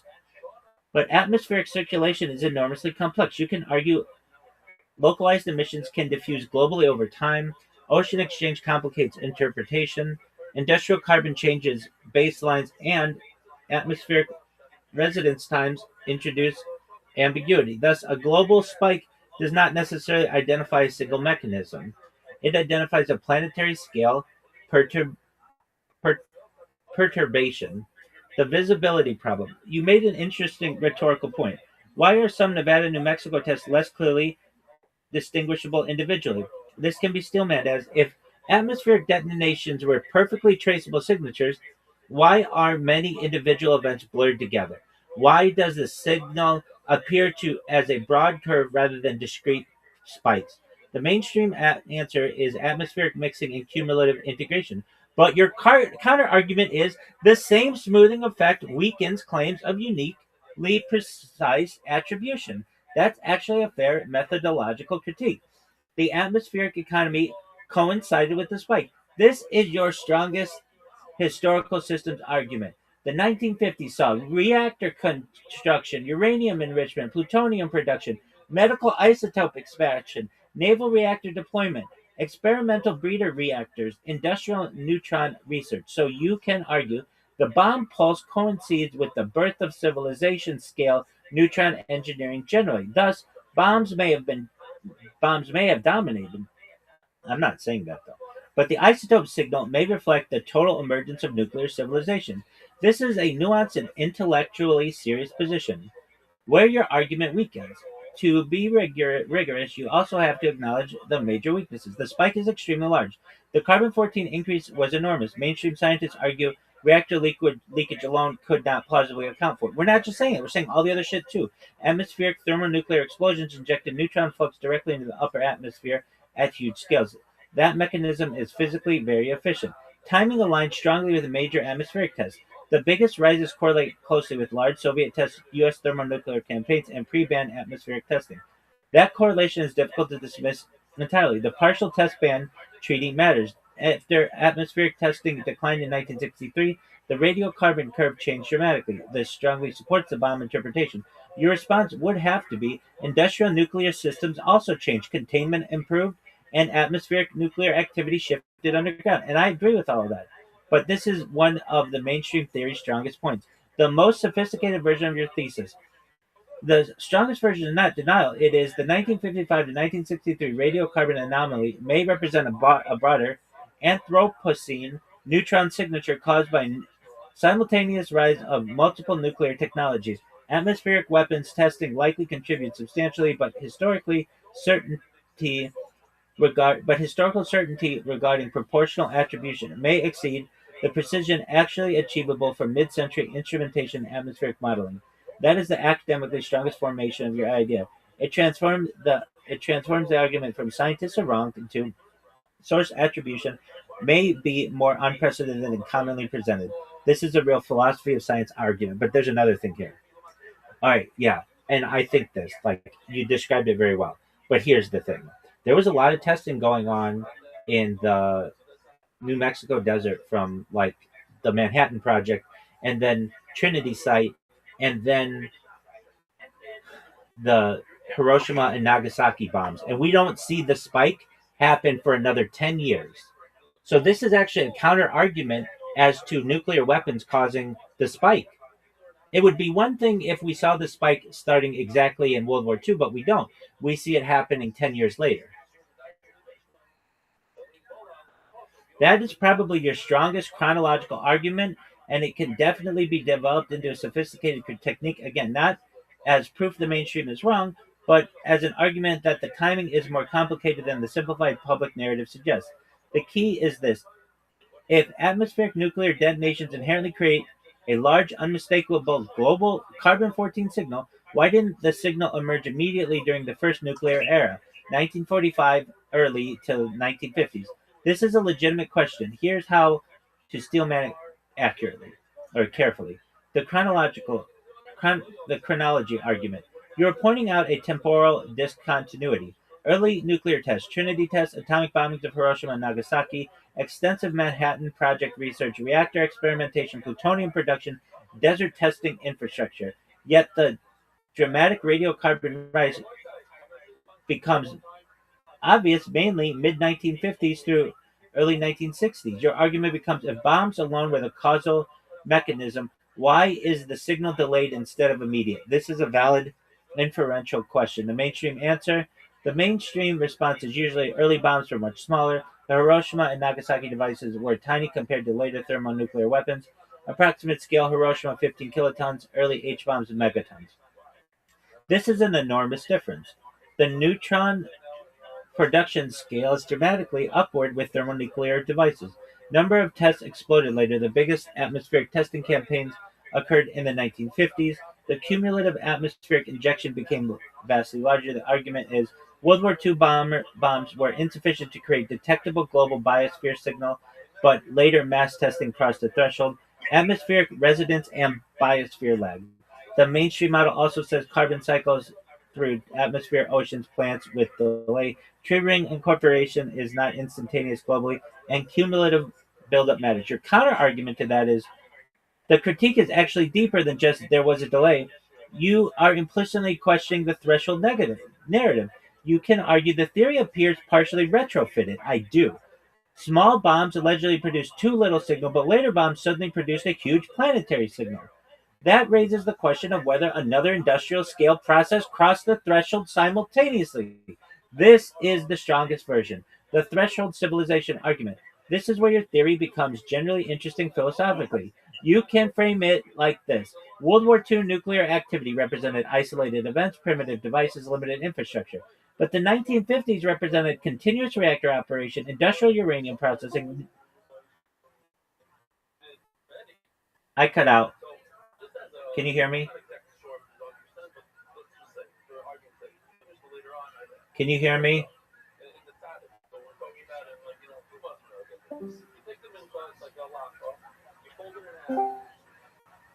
I'm coming back. I'm coming back. Just one moment.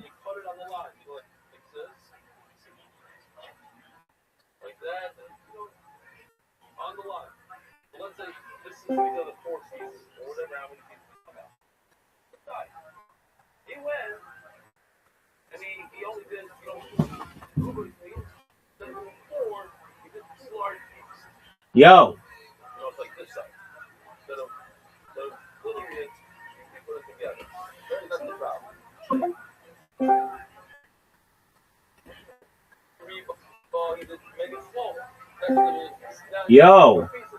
Yo.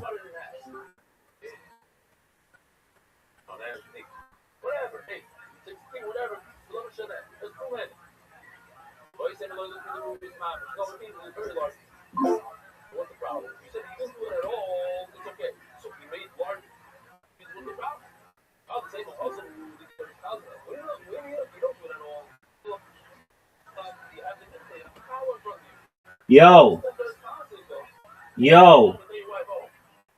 Yo.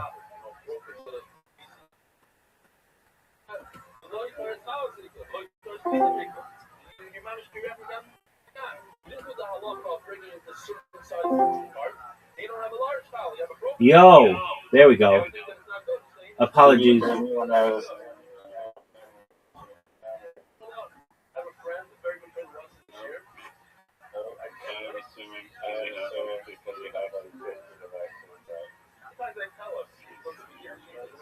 I can't hear you. I can't hear you. I can't hear you. Just one moment.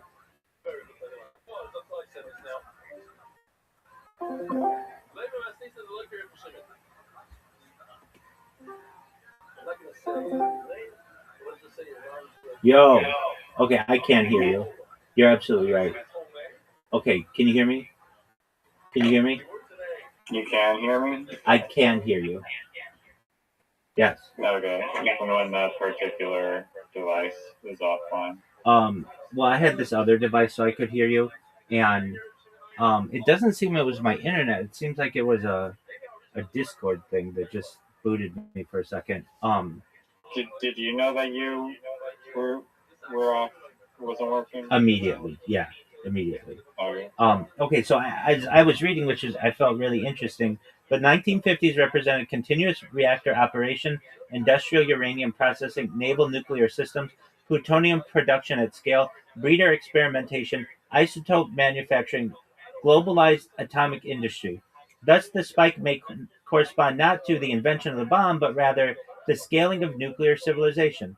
That is a much more sophisticated thesis. Another strong point: detection capability. You hinted at something important. Maybe the spike existed earlier, but was below detection confidence. Remember, radiocarbon science was still developing, baseline calibration was crude, sampling was sparse, and statistical confidence was weaker. So you could argue the apparent sudden emergence of the spike may partially reflect improving measurement systems rather than a perfectly abrupt atmospheric phenomenon. This is an epistemologically respectful argument, the deepest version of your critique. Your deepest argument is actually about scientific storytelling. You're saying history may have compressed a complicated multi-factor transition into a single dramatic narrative. Bombs caused the spike. But reality may have been gradually nuclear industrialization, cumulative neutron infrastructure, reactor scaling, atmospheric mixing, measurement evolution, plus weapons testing. In other words, the bomb pulse may be an oversimplistic public label for a broader atomic era planetary transition. This is the strongest academic formulation. Where the mainstream still has strong evidence to remain rigorous, the largest carbon 14 increase to correlate strongly with massive thermonuclear testing, especially high yield atmospheric hydrogen bomb tests, and the decline after the partial nuclear test ban treaty is difficult to explain away completely. So the strongest skeptical position is probably not bombs had little to do with it, but bombs may have been one component inside a larger and more complicated atomic industrial transition than the standard narrative admits. And look, I agree with that, and I also think it's very suspect that we were doing all this testing in the desert 10 years before, and there's no evidence of this.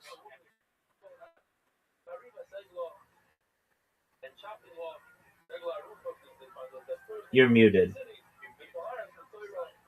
I just asked how many nuclear bombs were tested after World War II versus before Hiroshima, and it said that they basically did one Trinity test in New Mexico in 1945, and then there was the two bombs that went off in Hiroshima and Nagasaki. And so apparently there was only one, there's three bombs, the one test, and then those two bombs that were dropped. And those are the only two nukes before World War II ended.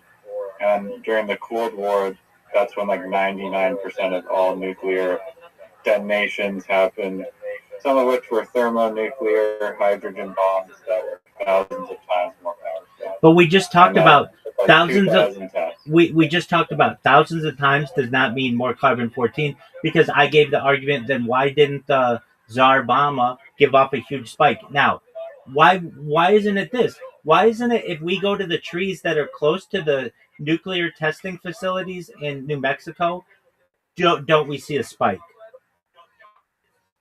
Isn't that a good question? How do you know that there isn't a spike there?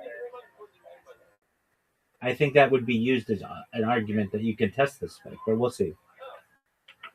Yo, if carbon 14 if carbon 14 can be used as a test, then why couldn't we test the trees around the Trinity site and around Nagasaki and Hiroshima? And why don't they have a testable amount of carbon 14 in the tree rings around 1945? That's a good question. Your question is actually a very sharp one, because it forces a distinction between local radioactive contamination and a globally detectable atmospheric carbon 14 signature.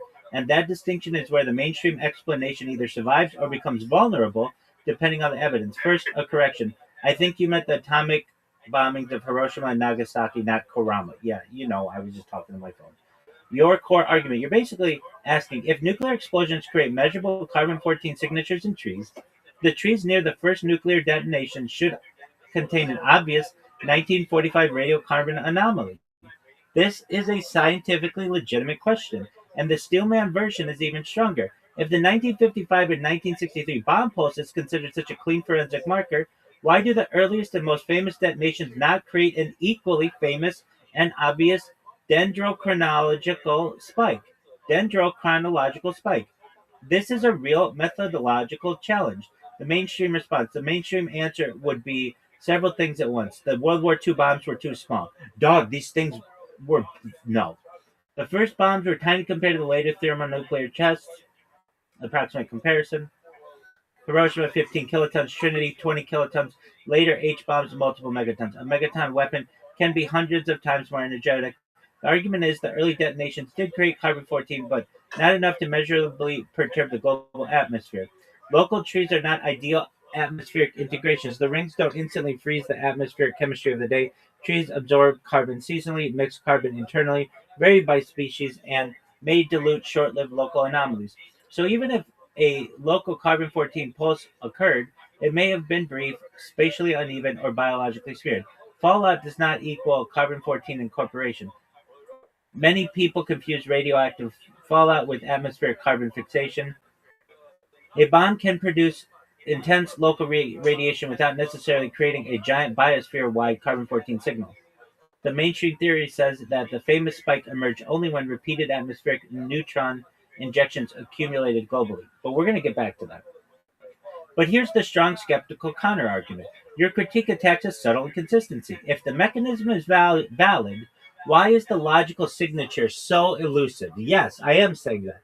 You can argue the absence of a dramatic, easily identifiable 1945 tree ring anomaly weakens the intuitive simplicity of the bomb pulse narrative, especially because Trinity was atmospheric, Hiroshima and Nagasaki were atmospheric airbursts, neutron fluxes were enormous locally, and nearby trees physically survived in some regions. So the question becomes, why is the later signal so clean globally, but the earlier signal is so hard to isolate locally? This is a fair scientific challenge. The strongest version of your argument.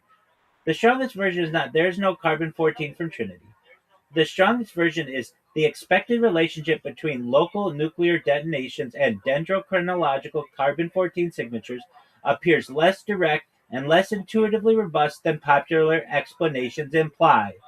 That case is much stronger. And even deeper critique, signal attribution. You're also implicitly challenging whether atmospheric carbon 14 data uniquely identifies bomb detonations. Because if small detonations leave weak, ambiguous signatures, but later global signals are inferred statistically, then attribution becomes model dependent, meaning scientists rely heavily on atmospheric models, calibration assumptions, and cumulative interpretations.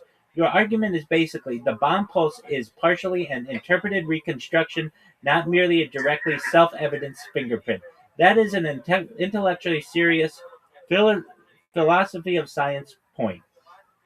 One thing the mainstream would emphasize, the mainstream would strongly argue that there actually are detectable local isotopic anomalies around some early test regions, but they are small compared to the later global atmospheric spike.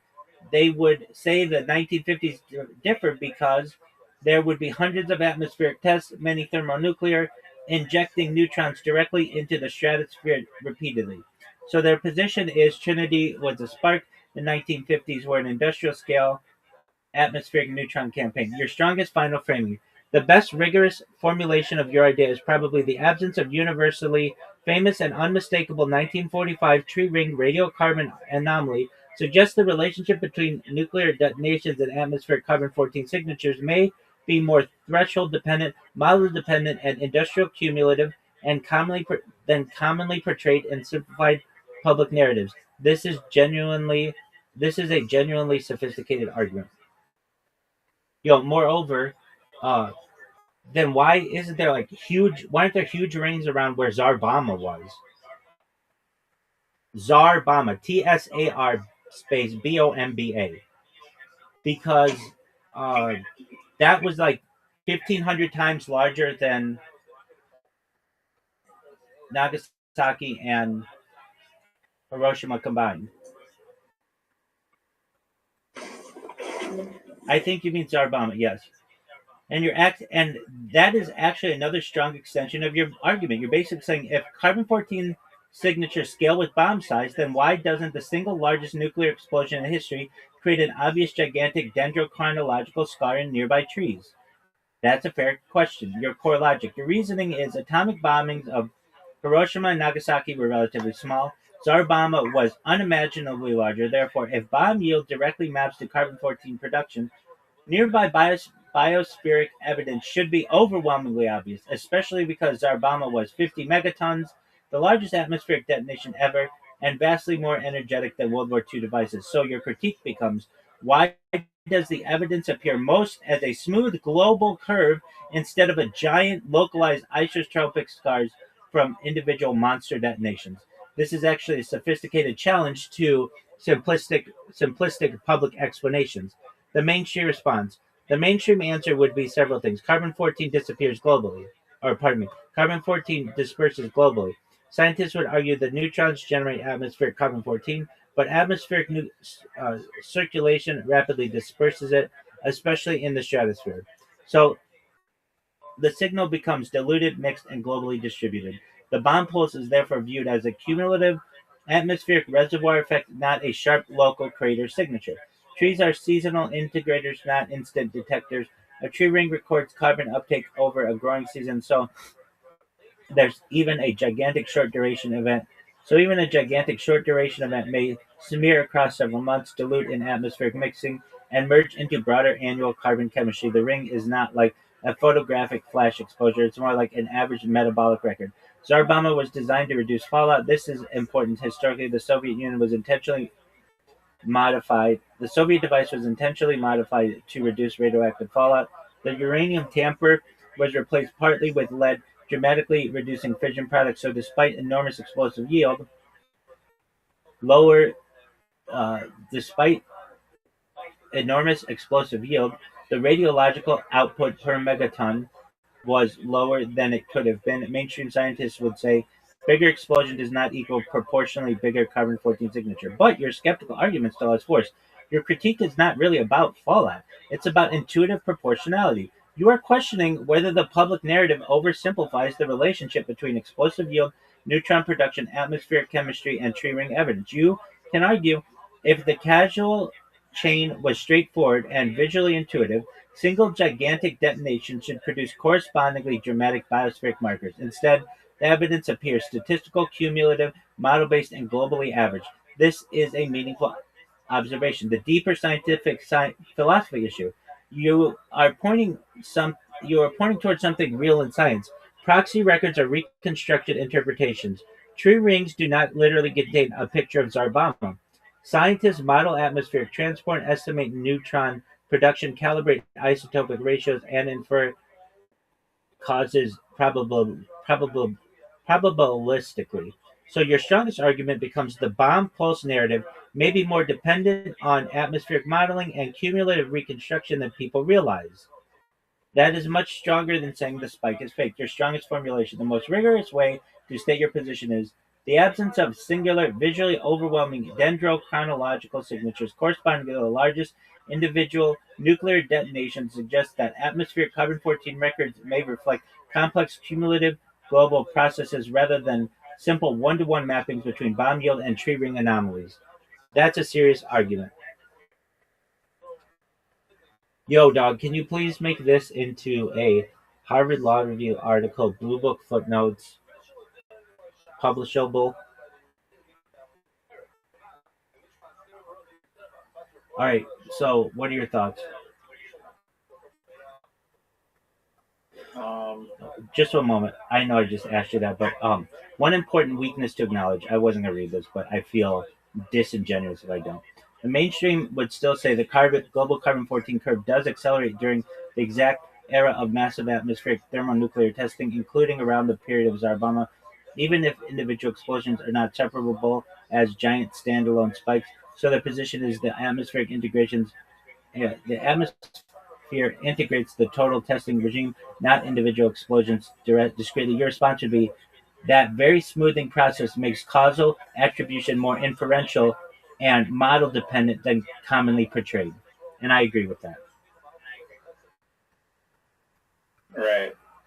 I mean, it was a very good question about like the local uh, data that you can extrapolate from those bombs. Apparently, there is measurable. I'm just going to read a little bit of AI, but there's measurable radioactive contamination, altered soil chemistry, contaminated water, health effects, damaged ecosystem, and long-lived radioactive isotopes that are still detectable decades later. At the Nevada test site, now called the Nevada National Security Site, radioactive isotopes like plutonium, cesium-137, and strontium-90 were measured in soil and dust. Fallout spread into nearby states. There's elevated cancer concerns reported amongst exposed populations. Some underground tests vented radioactive gases into the atmosphere. At Bikini Atoll, coral lagoon sediment, coconuts, and soil showed long-term radioactive contamination. Some islands became temporarily uninhabitable. Plutonium and cesium contamination persisted for decades. The 1954 Castle Bravo test accidentally exposed nearby islanders and Japanese fishermen to heavy fallout. At Semipalatinsk test site, the Soviet Union conducted hundreds of tests. Nearby populations were exposed repeatedly. Researchers later documented elevated radiation exposure and health effects in some surrounding communities. Mururoa Atoll, underground testing raised concerns about refracturing and radioactive leakage. Radioactive materials were detected in surrounding environments. Scientists can still measure plutonium isotopes in the soil, radioactive glass formed from melted sand, trinitite-type materials, altered isotope ratios, bomb pulse, carbon-14 in local biological samples, radioactive sediments in lakes and oceans. Okay, then Some evidence is visually dramatic too. Extremely hot nuclear fireballs could melt sand into glassy substances. The Trinity test site produced green radioactive glass called trinitite. The localized evidence is one reason nuclear testing is heavily documented independently by universities, international monitoring agencies, environmental scientists, medical researchers, geochemists, not just governments. Okay, but they're all government funded. So, okay. Then the question is, why don't we find trinitite and all that other shit at Hiroshima and Nagasaki? So that's when it melts sand. You don't think there's sand at Hiroshima and Nagasaki? No, I mean it wasn't on the beach. Dog, there's sand everywhere. No, there's not. Yes, there is. Even when it's like, You think there's sand in Nineveh? yeah, underneath the tundra. Why are you saying like way deep down under like layers of layers? Yeah. Or like, why didn't it create glass on the ground?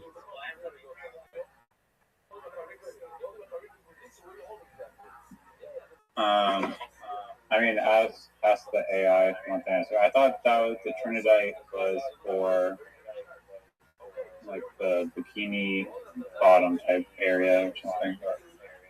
It's Bikini Atoll. Okay, so let's look it up. Yo, why don't we find trinitite or any kind of like glass, like large amounts of it, and in Nagasaki or Hiroshima?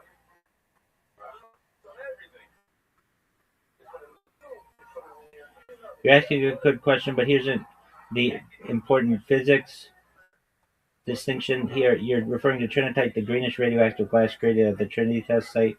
Your question is basically, if nuclear explosion melts sand into glass at Trinity, why did Hiroshima and Nagasaki have giant fields of similar material?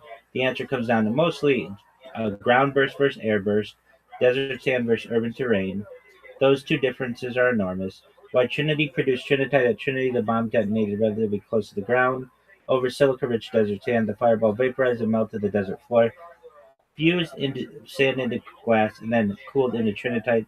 Silica is important because glass forms readily from melted quartz-rich sand, so Trinity had ideal geology, exposed sand, and direct thermal contact with the ground. Hiroshima and Nagasaki were different. Over atomic the bombs over atomic bombings of Hiroshima and Nagasaki were intentionally detonated as airbursts. That means the bombs exploded hundreds of meters above the city. Why? Because airbursts maximize blast radius, overpressure, and urban destruction. The fireball therefore had much less direct interaction. Okay, I get it. Hold on a second though. Yo, dog. Could a bunch of TNT cause trinitite, like basically huge amounts? All it has to do is melt sand. So I think a huge amount of TNT could cause trinitite. Yes, in principle, a sufficiently large conventional explosion could create glassy, melted, and somewhat similar to trinitite because the core requirement is extreme heat applied to silica-rich material. So TNT Okay, could. well, it's not going to produce the plutonium. Where's plutonium? Where does it say plutonium anywhere? Plutonium isotopes in the soil. What could create plutonium isotopes in the soil, or do they naturally occur? Plutonium is a good example where intuition and nuclear physics diverge a bit. Short answer: yes, plutonium isotopes can occur naturally, but only in trace amounts. Most plutonium found in soil is from human nuclear activity. Natural plutonium exists, but is extremely rare. Some plutonium isotopes are produced naturally in very small quantities, uh, though rare through rare nuclear processes. The main one is plutonium 239. It can form in nature where uranium atoms undergo spontaneous fission, or where neutrons are produced by cosmic rays or uranium decay chains and get captured by uranium 238. Okay, so could a bunch of like a huge TNT blast cause any additional plutonium to be made?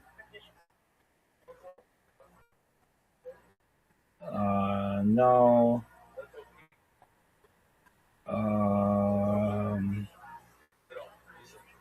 it reproduces, but it does not affect human nuclear. What it what it would take to make plutonium nuclear reactions? Why even massive TNT blasts fail? Okay, so Steelman for me a way that the plutonium that was found at Trinity site could have been found without the use of nuclear weapons. Like, is there another way? I think there is. Just figure it out. Steelman it for me, please, baby. You can still man alternative explanations, but there's a hard boundary here. Plutonium at Trinity test site is extremely difficult to explain without invoking nuclear fission processes. That said, I'll give you the strongest non-nuclear weapon-centric argument people could try to make and then show where it breaks. Steelman attempt no Trinity non-weapon pathways in plutonium at Trinity. Pre-existing trace plutonium and uranium ores. A serious starting point is natural uranium deposits can contain trace amounts of plutonium-239 formed by rare neutron interactions. So Steelman claim would be. Hold on a second. Yo, what if I just took TNT and put some plutonium in it? Not necessarily like a nuclear weapon, but then you would have nuclear. Then you would have plutonium in the ground. I see what you're trying to do. Separate having plutonium present by creating plutonium in a nuclear event. But this specific TNT idea doesn't get you there in a meaningful scientific way. TNT does not contain plutonium. If you take TNT, mix in plutonium, explode it, you are still doing chemical detonation, not nuclear transmutation. TNT can disperse material, pulverize soil, aerosolize particles, create contamination widely, but it cannot change elements or generate new plutonium isotopes. So the plutonium you end up with in the ground would simply be plutonium you already put in the TNT, not newly created plutonium. You can contaminate the soil, but not manufacture isotopes. Your scenario would be mechanical redistribution of existing plutonium. Okay. The key physical barrier, neutron economy. Plutonium is meaningful quantities is not just present metal. It's produced via this requires sustained neutron flux. Uranium targets absorbing neutrons, time-dependent nuclear decay chains. TNT provides heat, pressure cycles, but essentially zero neutron production, so it cannot run the equation for. The closest thing your idea does resemble. Your thought experiment actually resembles something real. Dispersal experiments of radioactive material contamination modeling, dirty bomb snares, and reverse concept. In those cases, explosives are used to spread material, not create it. So your TNT plutonium idea is best classified as a dispersal mechanism, not a production mechanism. Yeah, that's what I'm saying. So what I'm saying is, what if you created plutonium 239 in a lab, and then you blew up a huge bomb that was TNT based in the middle of the desert? When you tested the ground, it would have plutonium 239 in it, right? And it could create trinitite silica glass. You're basically describing a fake Trinity site construction scenario. Synthesize plutonium 239 in a lab, scatter it with a huge TNT explosion, melt sand into glass, later detect plutonium plus glass, claims it resembles Trinity. Here's the steal carefully. Yes, you could contaminate soil with plutonium 239 using TNT. If you already had plutonium-239 and you mixed it in the material, detonated a large TNT charge, dispersed it over sand, then yes, plutonium would be found in the soil afterward. It would look like environmental contamination. So, at a purely distribution level, your idea works.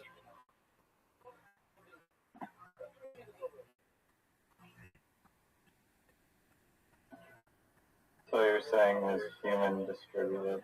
I'm saying that if these are the same people who are showing you miniatures and telling you that they walk on the moon, you can't trust them.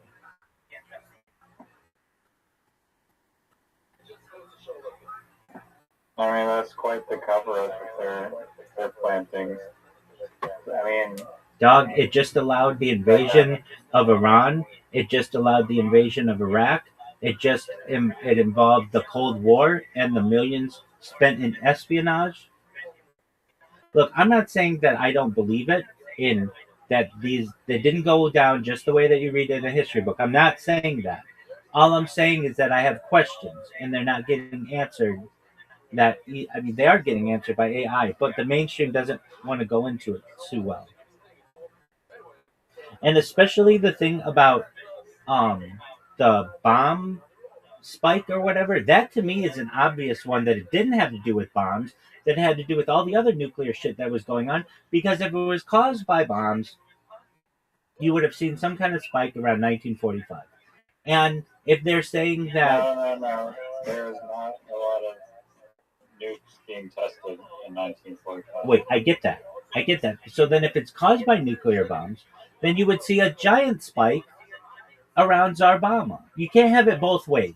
You can't say that there weren't a lot of bombs, so there's no spike. But then when you have the biggest bombs, there's no spike. It's all the atmosphere, so it gets spread out. wait, and guess what? So does plutonium reactors and the creation of nuclear power plants and all the other things that I named. Naval vessels that are using nuclear energy. Like, no one ever talks about that. No one talks about that at all, that could have had an effect on it. Well, how much uranium, how many neutrons and carbon-14 is created from uranium extraction? That's a good question. Yo, in comparison, let's compare like all of the uranium that's been extracted in the world prior to 1963 for nuclear power plants and stuff. Compare all of that. Everything from like nuclear power plants to naval submarines to nuclear reactors, all of that. Compare that amount of uh, carbon 14 producing minerals versus all that would have been used combined for nuclear bombs, not nuclear power, nuclear bombs. Basically, what I'm saying is combine all of the carbon 14 created materials for that were needed for anything carbon power related or nuclear power related and compare that to the bombs. And which one is more?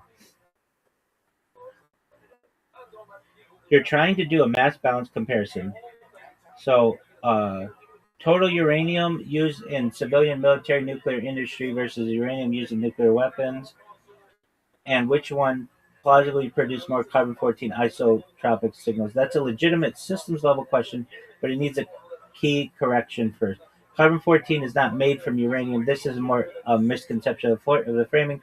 Carbon 14 is produced mainly by neutron capture in atmospheric nitrogen, not by uranium quantity directly. The reactions, yada yada yada. The real comparison you're aiming for: cumulative nuclear neutron production from nuclear weapons testing plus and nuclear reactors versus nuclear reactors, naval reactors, civilian industry pre 1963.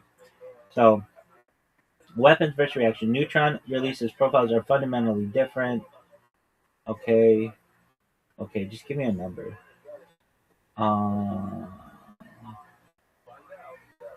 all right. So, why total uranium used is the wrong variable. What actually dominates the carbon 14 spike? The best supported model, but this is their model, is that it's thermonuclear weapons testing. Other contributions are early radioactive operations, negligible atmospheric leakage, cosmic ray baseline production, natural background. This spike aligns, okay, Steelman version of your intuition, the strongest possible form. Your underlying intuition can be rephrased in a way that is scientifically valid. Massive uranium process is not a direct proxy for atmospheric neutron exposure because containment architecture differs radically between reactors and weapon systems. This is correct. But the conclusion you cannot reach from this is reactors could rival weapons in atmospheric C-14 production because containment suppresses neutron leakage by design, bombs maximize it by physics of detonation. Um, okay. Um, Well, just ask it the strong steelman the argument of why nuclear bombs don't exist. Please steelman the argument that nuclear bombs don't exist. Okay.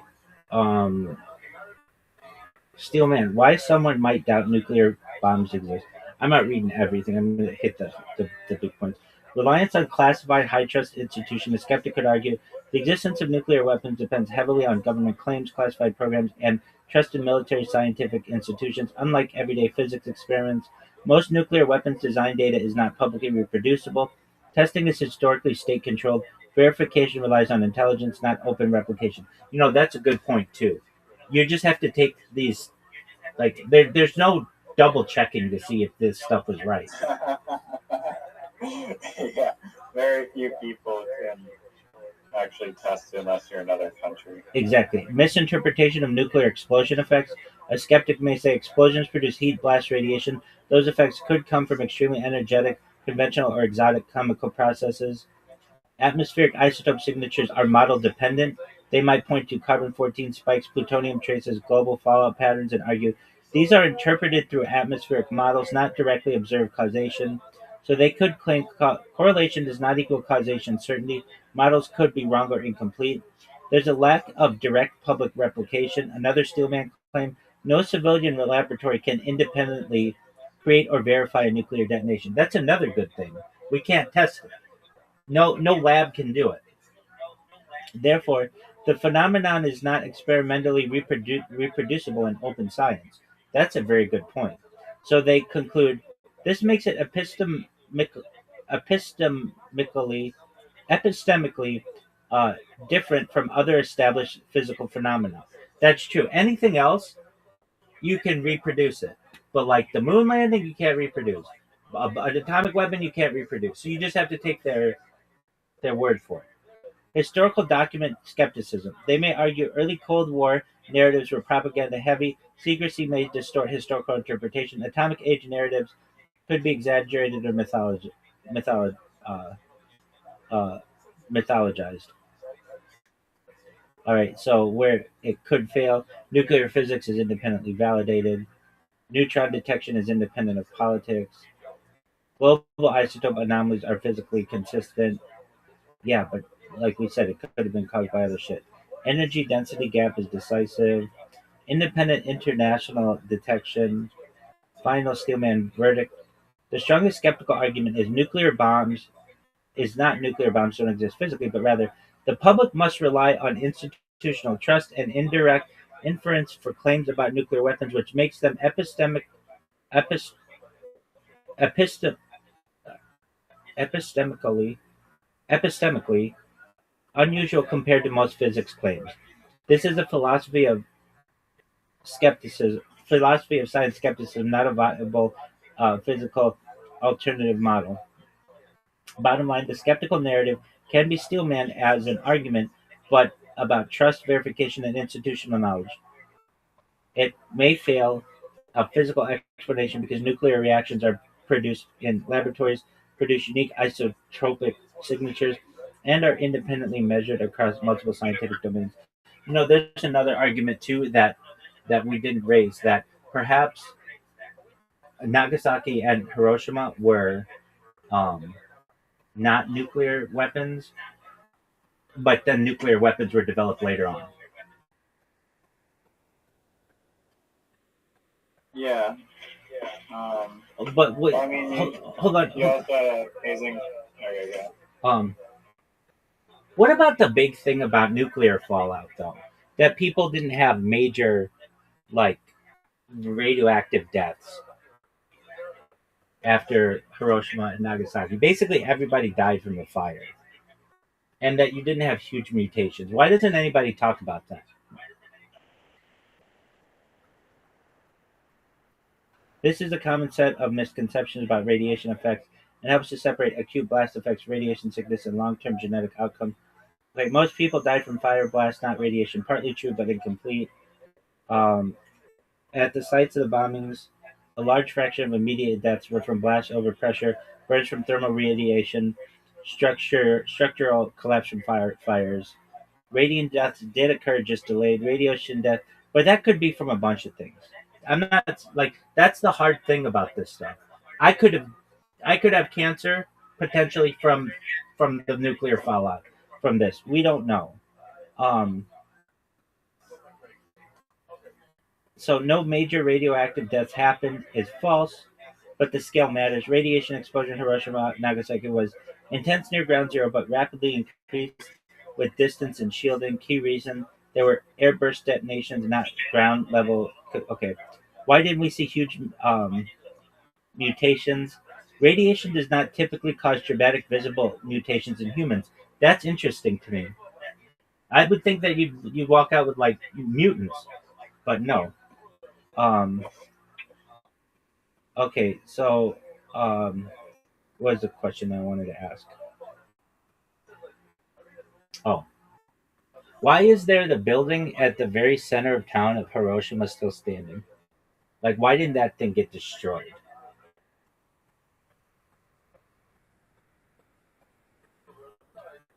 You're talking about Hiroshima Peace Garden, Genbaku Dome, often called Atomic Bomb Dome. It survived the atomic bombings for a very few. So, the bomb exploded above the city, not at ground level.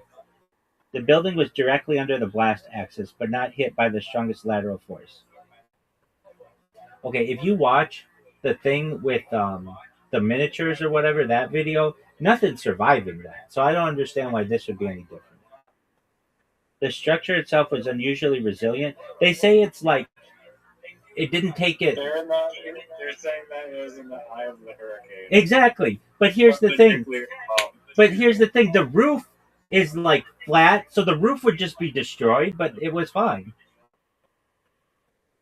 The building had It was just a regular timber roof. No, it had reinforced masonry, a steel frame, unusual for that time in Hiroshima, a dome-shaped structure that distributed stress better than flat roof buildings. Dude, I don't care if it's a dome or what. It's a nuclear weapon. Why it didn't burn down? Maybe it was steel. It was like steel and just a giant chunk of steel, maybe. No, here's the thing. It was masonry. Masonry doesn't burn. Steel doesn't burn at those temperatures. So that's why it survived. Okay. Why it didn't burn down. The firestorm that followed consumed heat most of Hiroshima, but the dome had already lost most flammable interior material, had limited combustible fuel remaining, and its partial collapse reduced ignition surfaces. So it survived both the blast wave and the main fire phase. Why it remained standing at all is actually edge case physics. When I hear edge case physics, my spidey senses are up. It survived because multiple rare factors aligned: airburst geometry, not ground detonation; distance angle relative to peak overpressure ring; reinforced structural frame; reduced internal combustibles after initial collapse; partial shielding effects from surrounding debris. If any one of those changed slightly, it would likely not exist today. Well, then why don't we just build all our buildings like that building? And why don't we study that building and be like, this is how we should build buildings? You know, the cockroaches of buildings. Exactly. I'm more skeptical on this issue than I was before we started, and I don't necessarily know what to believe. I just know that you you can't believe what's coming out of governments. You just can't believe that. You made a. I mean, it's crazy if true that like the government would be able to like bluff that hard about all those things. Like that would just be you have to almost tip your hat to that amazing poker face I don't think bluff. it's that amazing. It's pretty easy. They have to have huge amounts of TNT, which they did. They have to have miniatures and video, which they do, and they have to rig the scientific data that comes out after it, and nobody can double check their work. So that's pretty easy to do too. In fact, in my opinion, it's easier to fake that than it is to fake the moon landing. Because at least the moon landing, people want to see video of that, like long-term video, and they want to be able to interview the people who are there. You can't do that with any of this stuff. Yeah, no, but just like the overall master plan of like just like exactly what you said, which I thought was interesting, of like the just the fact that they hypothetically created this immense bomb just opened the portal for them to just invade other Yes. countries over the Yes. pretense Yes. of like we're gonna try to find this imaginary bomb that doesn't exist. Yeah. So let's try to analogize this. Um. Okay. So let's say, I mean, we could just really use what it is, which is if you have the ability to create or to manipulate nuclear physics, then you have unlimited energy, and then you don't need anybody's help. So instead of making the argument, we don't want to allow people to have energy independence, we say anyone who has access to this technology could blow up the world. And so they just use that argument to invade countries. When in reality, it's perhaps more about energy independence and not needing to be uh, be vulnerable, or have your population be vulnerable and have to pay huge amounts of money for energy in terms of oil and gas and any type of electric. You have to have it imported when you could just create your own.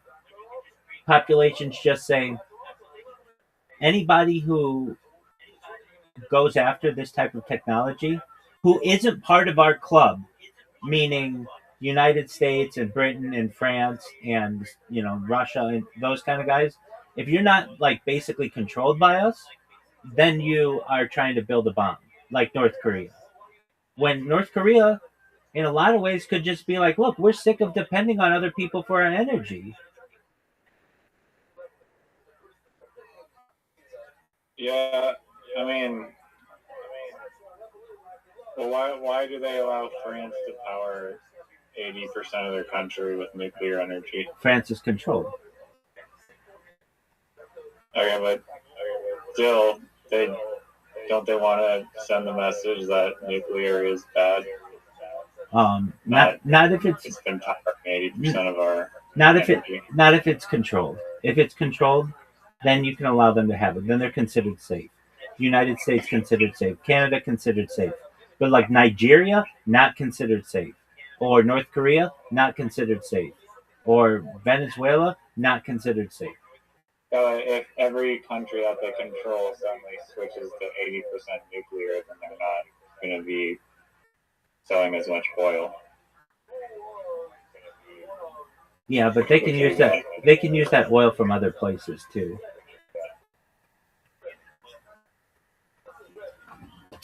Huh? They can use that oil from other places. Like, so let's say the oil that they would have used in France can be used in Belgium or Canada or Mexico. Yeah, but still, it's like if enough people switch to nuclear, then like the demand will just drop for oil. Yeah, but I mean, the biggest countries in the world, like, let's play this through. Let's say North Korea was able to create nuclear power plants such that they had a nuclear surplus or an energy surplus. They could start destabilizing the market by selling energy to other places, and it's free.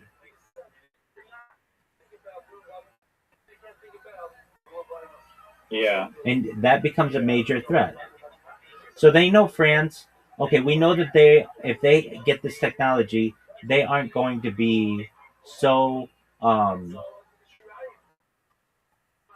so aggressive, or I should say, so um, uh, they're not gonna be so dumb and start selling this to everyone else. They're just gonna use it for what they need, and it goes back to the Cold War and the founding of the United Nations and the five countries that basically did that: the United States, France, China, Russia, and the United Kingdom. Like those five countries are the ones that have a veto on the UN Security Council, and basically said, "Hey, we won the war in um, World War II, and so we have the option to be able to use nuclear energy. And should we ally with a country that we want to help, like other countries like who have nuclear energy, allegedly Israel or India or Pakistan, uh, or um, does Canada have nuclear energy? I don't know. Maybe like one.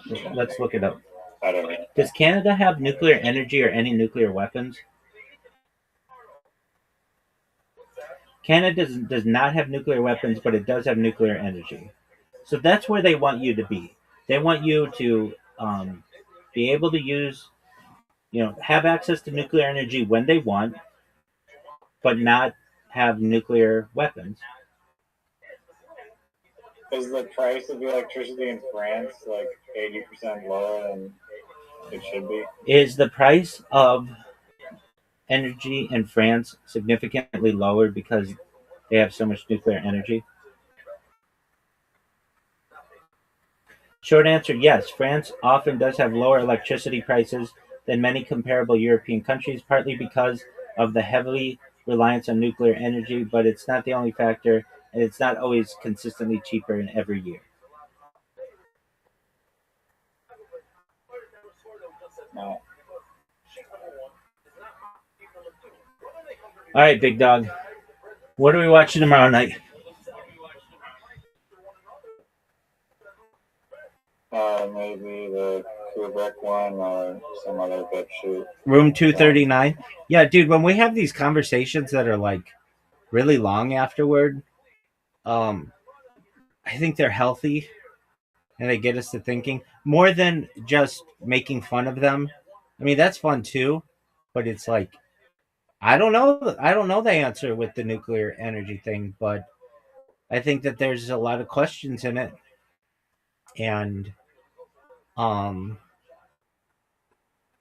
such a weird rabbit hole that I did not think I'd be like doubting the authenticity of. That's what I like to do. That's why I brought it up. Did you hear about it from just the Joe Rogan clip posted somewhere? No, I Did you watched. watch that? No, I watched the documentary like 15 years, 20 years, no, like 15 years ago on it. Oh, damn. A long time ago on how nukes aren't real. Yeah, and then it's never talked about in the mainstream. And then that Mark Andreessen discussed it like a few years ago, and it was like, wow, I can't believe somebody discussed it who's more mainstream. That was really surprising to me.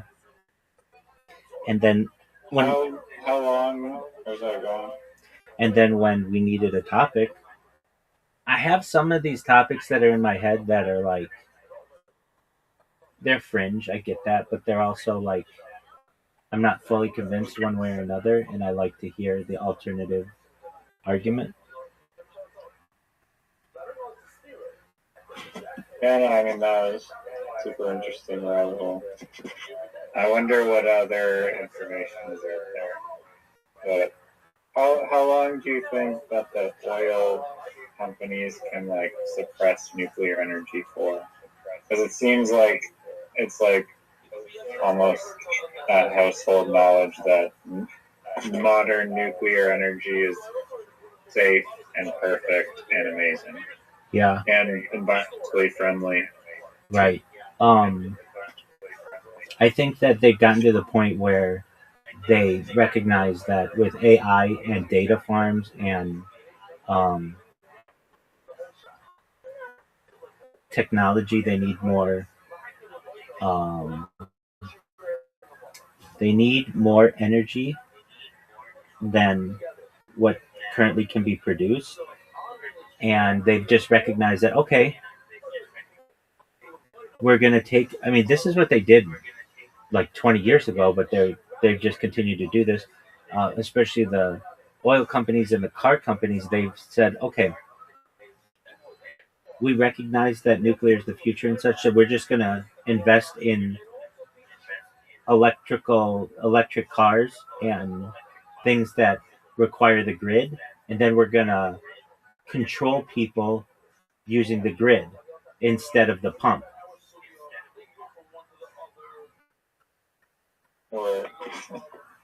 Exactly. All right, big dog. I gotta go to the bathroom.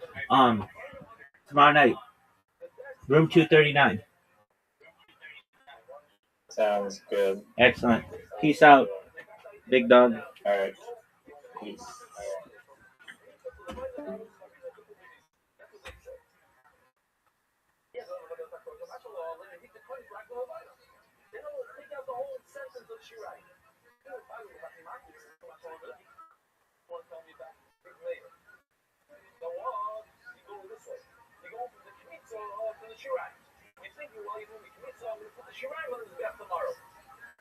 So what's extra over there?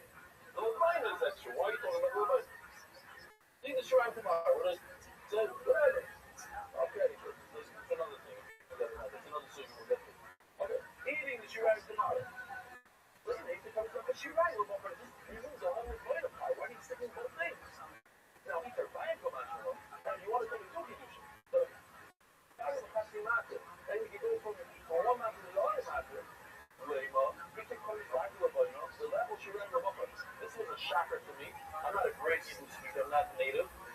But I asked the Israelis last night, and they kind of also thought so.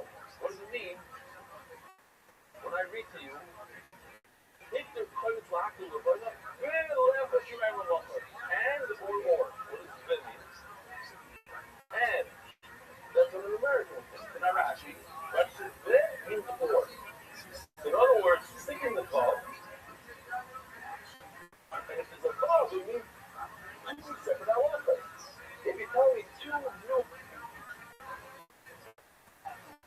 halachas, the one I hold with five of the hachim and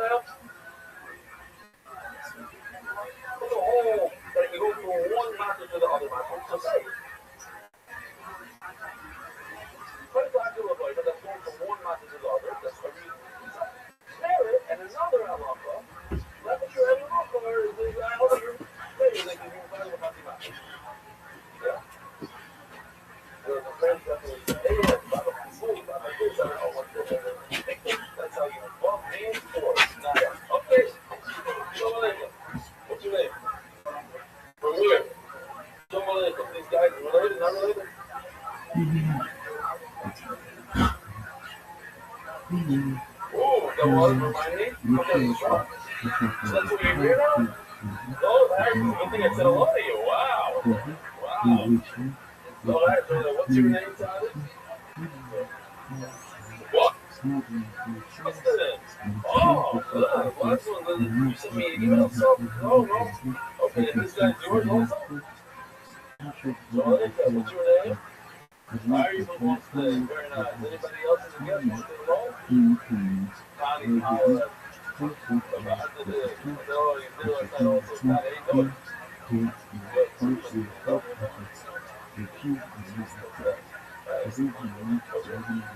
Anybody?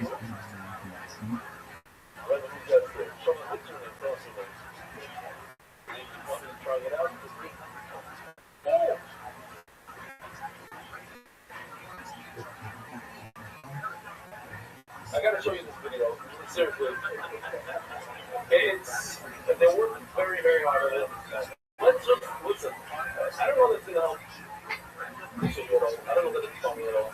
It's just a lot of work going into it. So we'll give them credit and then we're gonna show you. Here we go. At the end, especially, we get a lot of detail. It's crazy.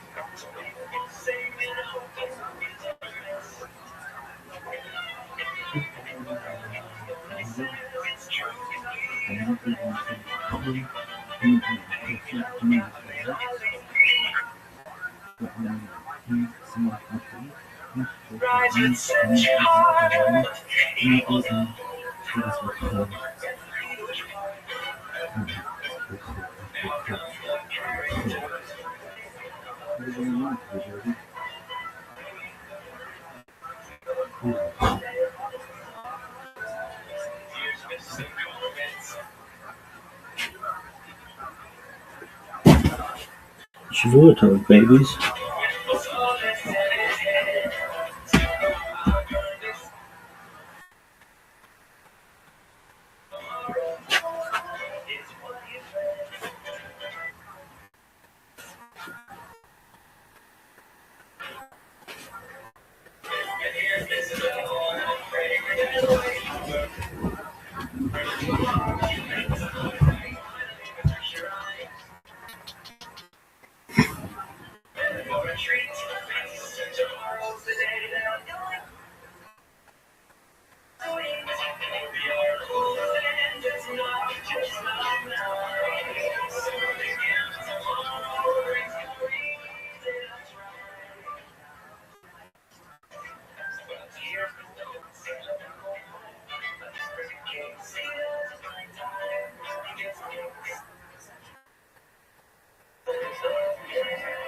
There are decades where nothing happens, and there are weeks where decades happen. It is February 1917. In the dark before dawn, thousands of starving women stand in the snow outside empty bakeries in Petrograd. There has been no bread for days. Across the city, Tsar Nicholas II sleeps in a palace with 1,500 rooms. He believes his absolute power comes directly from God. He has no idea that in less than a week, his 300-year-old dynasty will cease to exist. When the city completely runs out of bread, the women abandon their factories and march into the streets. Tens of thousands of desperate workers join them. The Tsar orders his soldiers to shoot the protesters. They obey, and dozens are killed. But the next morning, sickened by what they've done, regiment after regiment mutinies. The troops cross the line and join the rebellion. Within days, a simple riot for food burns a 300-year-old dynasty to the ground, and, without knowing it, permanently rewrites human history. Tonight, we unravel the story of the Russian Revolution, a transformation so violent and so total that its shockwaves dictated the course of the entire 20th century. We'll trace how Vladimir Lenin, a bald exile living above a shoe shop in Zurich, returned to Russia and within months commanded the largest country on earth. We'll meet Leon Trotsky, the brilliant organizer who built the Red Army from nothing and turned a nation of deserters into a fighting force that defeated 14 foreign armies. And we'll see how their promise of peace, land, and bread produced a superpower that would eliminate illiteracy, launch the first human being into space, and terrify every Western government for the rest of the century. Before we begin, please take a moment to like and subscribe. It really helps us fight against algorithmic censorship. And let us know in the comments which topics you'd like us to explore next. Now, let us return to February 1917, to a city buried in snow and trembling with rage. This is the story of how the Russian Revolution changed the world forever.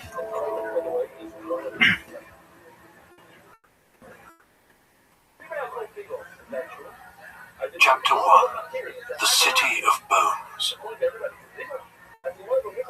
There is a story about how St. Petersburg began. It involves Peter the Great standing on a windswept island in May of 1703, dressed in fine clothes, watching an eagle soar overhead. According to the legend, the Tsar took a bayonet and cut 2 strips of turf from the earth, laid them in a cross, and commanded, "Let there be a city here." The truth was uglier. The city rose from a mosquito-ridden floodplain built by the forced labor of tens of thousands of conscript serfs and convicts. They died in such numbers that the place earned a nickname that would stick for centuries: the city built on bones. In the early years, wolves prowled the unfinished streets at night. Beneath the straight lines and elegant curves designed by foreign architects lay the corpses of perhaps 100,000 laborers. For 300 years, the Romanov dynasty ruled this vast empire. They had founded their line in 1613, and they oversaw a system of feudal serfdom in which peasants were tied to the land and subject to the extensive power of landowners. Alexander II, the so-called Tsar Liberator, abolished serfdom in 1861. But kindness had nothing to do with it. He feared peasant riots. He feared the humiliation Russia had suffered in the Crimean War, and the reform itself was a half measure. The peasants received plots too small to live on, and were saddled with redemption debts that would take generations to pay off. Peasant misery bred strange dreams. Stories circulated about utopian lands, Belivode of the White Waters, the submerged city of Kitej, places where justice still existed. Young radicals called Narodniks tried to spread revolutionary ideas in the countryside. The peasants rejected them. The police arrested them. Frustrated by the slow pace of history, some revolutionaries turned to violence. In 1881, a group called Narodnaya Volya, the People's Will, threw a bomb at the carriage of Alexander II. One assassin yelled that it was too early to thank God. A second bomb ripped the Tsar apart. Witnesses described bloody chunks of human flesh scattered across the snowy street. The repression that followed was ferocious. Alexander III hanged 5 student ringleaders. One of them was Alexander Ulyanov. His younger brother Vladimir would later take a different name, Lenin. By the turn of the century, Marxist groups had begun to form in the cities, drawing on the anger that had fueled the assassins and the Narodniks before them. Leaders like the mercurial Julius Martov and the intense Lenin founded the Union of Struggle for the Liberation of the Working Class in 1895. A schism in 1903 split them into 2 factions over what seemed like a trivial dispute about party membership conditions. Lenin's faction called themselves the Bolsheviks, meaning majority. Martov's became the Mensheviks, the minority. These revolutionary cells grew in the shadows, waiting for the regime to stumble. Sorry for the interruption. This is Charles from History After Dark, a channel that is entirely viewer-funded. I cannot produce these deep-dive documentaries without your direct support. A pledge of just a few dollars a month via Patreon or as a YouTube member provides the material base that keeps this channel alive. In return for your solidarity, you gain direct voting rights on future topics and a completely ad-free experience. Thank you. The stumble came in 1904. The government, hoping to distract the population from its troubles, launched what was supposed to be a little victorious war against Japan. It ended in catastrophic defeat. The humiliation cracked open the surface of Russian society. In January of 1905, a massive strike wave swept St. Petersburg. A sly priest named Father Gapon, who ran a police-sponsored union, led thousands of workers bearing icons and petitions to the Winter Palace. They wanted to appeal to the Tsar as their father. Troops opened fire on the peaceful crowd. As many as 1,500 people died. The myth of the benevolent Tsar shattered that afternoon. Gapon himself declared, "We have no Tsar." That revolution saw the emergence of something new, the Soviet, a council of workers' deputies in St. Petersburg, briefly led by a young man named Leon Trotsky. The uprising was crushed, but the idea of the Soviet would not be forgotten. Reactionary violence followed. State-sanctioned groups called the Black Hundreds carried out horrific pogroms against Jews, burning victims alive in Tomsk, ripping out the tongue of a toddler in Kishinev. The regime's brutality found its symbol in Pyotr Stolypin, whose hangman's nooses became known as Stolypin's neckties. The empire limped on for another decade, held together by repression and inertia. Then came the war. By 1914, Tsar Nicholas II led Russia into the First World War. He has been described as a well-educated vacuity with an expressionless face. The war would cost his empire millions of lives. His authority was undermined by his wife, Empress Alexandra, and by her reliance on Grigory Rasputin. The mad monk wielded immense influence over court appointments and military decisions. High society despised him. In December of 1916, Prince Yusupov and the right-wing politician Vladimir Purishkevich decided to act. They lured Rasputin to a palace with cyanide-laced cakes and wine. Yankee Doodle played on a gramophone. The poison failed to kill him. Yusupov shot him. Rasputin revived, lurching through the thick snow, croaking the prince's name. They shot him again and beat him. They dumped his body into a canal and forgot one of his boots on the bridge. When the body was recovered, it appeared he had tried to claw his way through the ice from below. This was not a coup. It was a morbid symptom of a regime eating itself. The Tsar received warnings from generals and ambassadors that the country stood on the brink. By early 1917, the cost of living had skyrocketed. Food was scarce. Even conservative politicians were asking whether the government's actions constituted stupidity or treason. The gruesome death of the mad monk in those icy waters was a desperate attempt by the elites to save themselves. But the rot had spread too deep to be excised by a single murder. As the new year broke over the frozen, starving city, the final blow to the 300-year-old dynasty would not come from the palaces of princes. It would come from the breadlines of the Vyborg district, where the patience of the hungry was about to snap.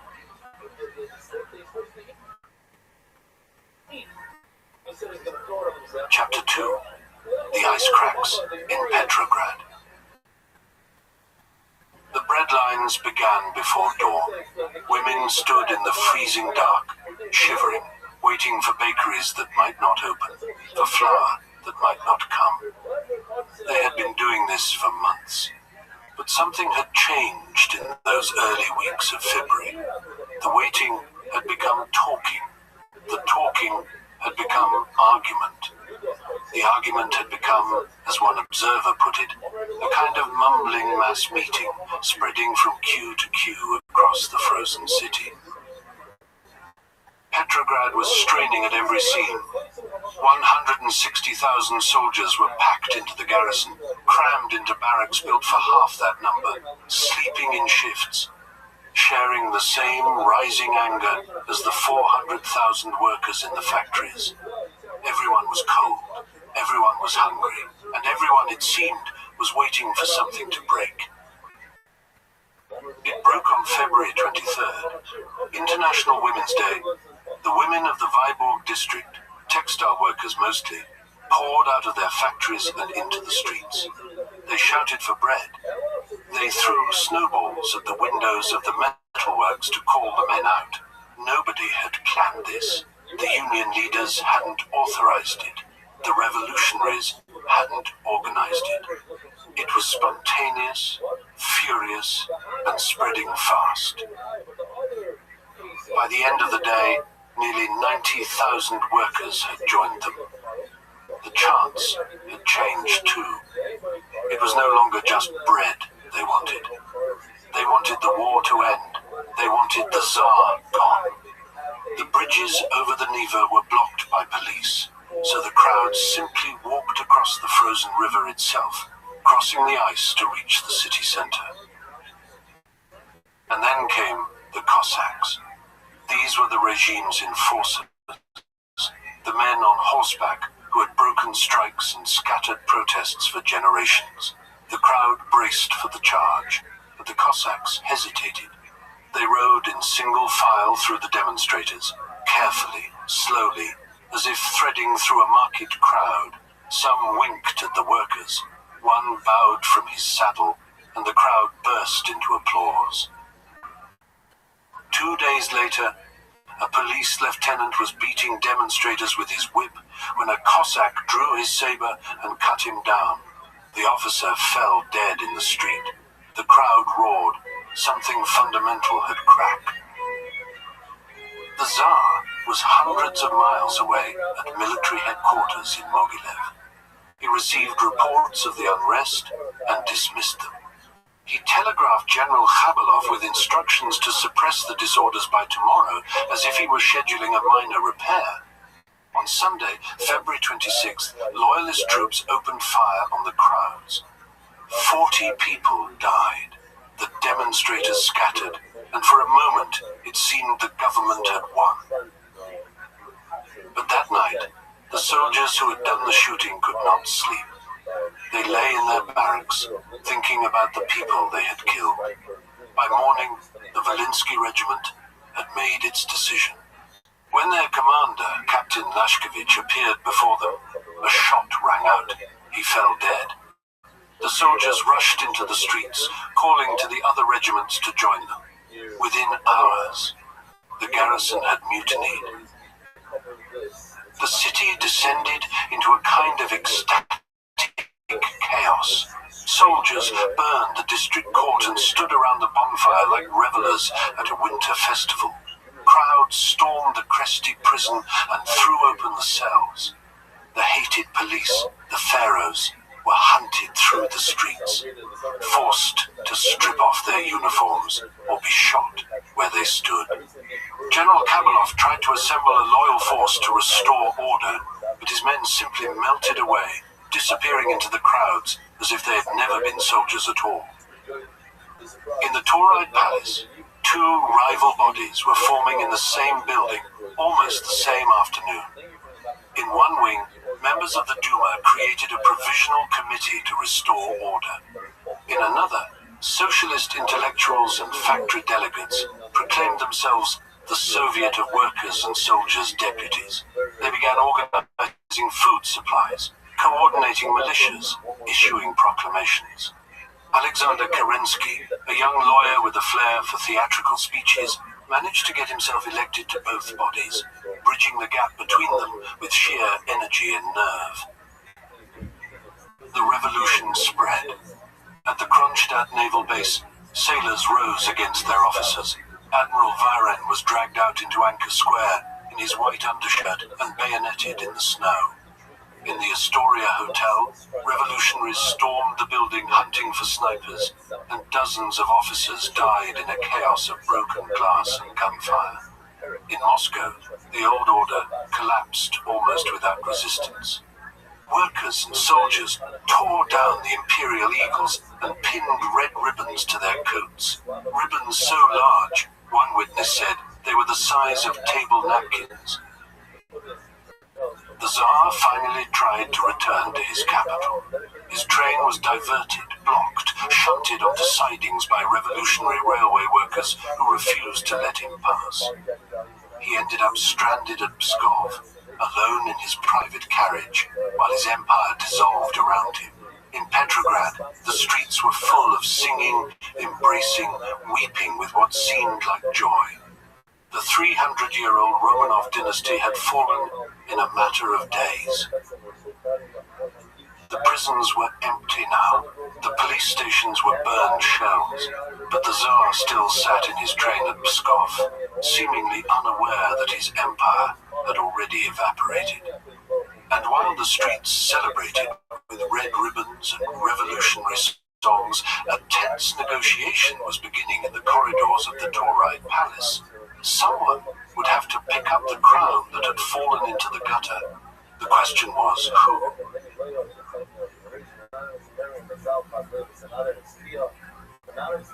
Chapter 3. The Reluctant Rulers. The Tauride Palace had been built for elegance. Its marble floors and chandeliers were designed for diplomats and dignitaries, for measured conversation and the rustle of formal dress. By the end of February, those floors were covered in cigarette butts. Exhausted soldiers slept in heaps against the walls. The corridors smelled of sweat and tobacco and something else, something harder to name. The old order had cracked open, and what poured through the doors was a revolution, still figuring out what it wanted to be. The Soviet Executive Committee met in a haze of smoke and sleeplessness. They were trying to decide what kind of power they actually held when the door would burst open and another group of soldiers would push through, rifles still warm, demanding answers. Should they give up their weapons? Should they obey their officers? The delegates had no script for this. They were improvising a new world in real time.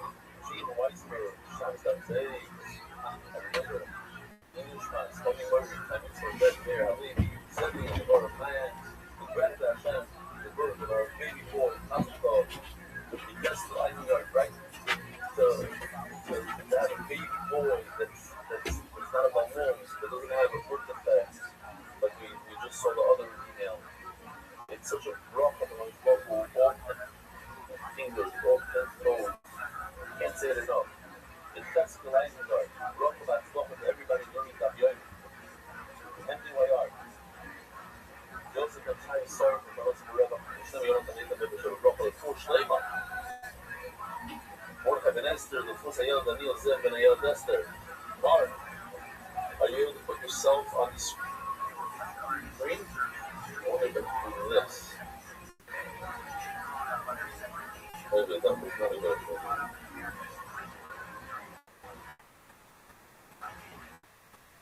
I'll send it to you somehow. Oh, you're on the screen. Good. I didn't have to do that. Fine. That was just my snipping. Don't worry about that. Okay. Alright, let me get rid of this real quick. So once here we go. We're holding the designer now on top. Brand new Mishnah, brand new Sugya. As I like to say, a brand new Septa. It's all brand new for right now. It says, it doesn't matter if there's something started up big, it started up inside, it's brand new. Being on the appointments, the Lord, was it just Trump?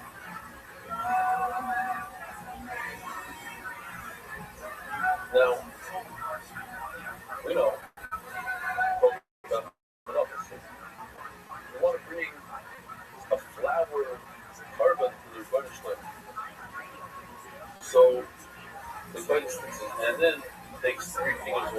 full of people.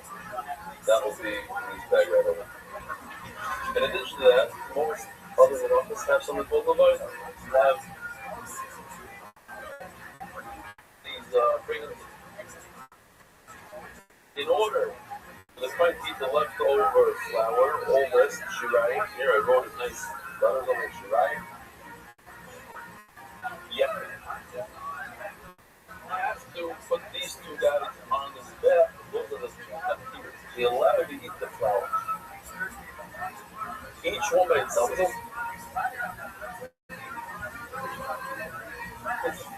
you need to put both of them on.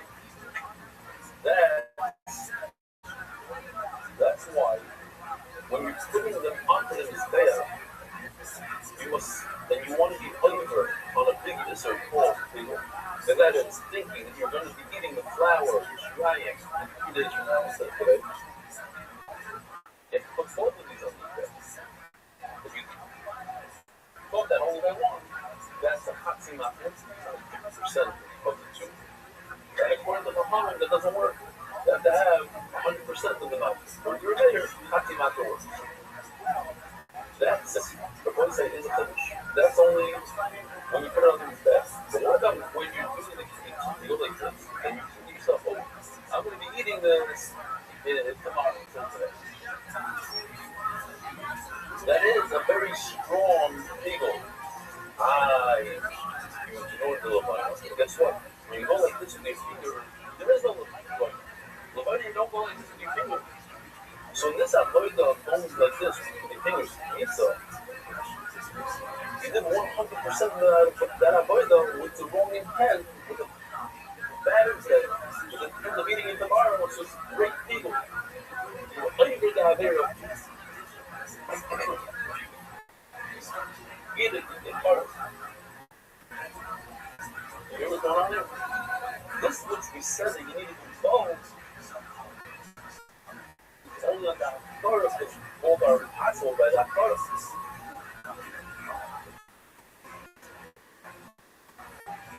But the Shemitah doesn't apply. So now let's get legal back for the beloved. Now says Rashi goes back out to chorus on the head where you need bones, one now, and the Shemitah right over here. Maybe when you see what the chorus reveal, it's not the sounds complicated, but it's super easy. People are 50% of the two, so you don't have to have the front of the. Let's take out this note just to see what it is. From Shalom Goldberg. Okay? Describe from Shalom Goldberg since it's one of our initials. Now I have a nice bag of record. Even though I have mine right over here, it's nice and big, nice. Funky piece. I don't know how many neighbor person you probably the problem after from say you have to have kavana when you do both of these methods. Well, my little come to the mayor,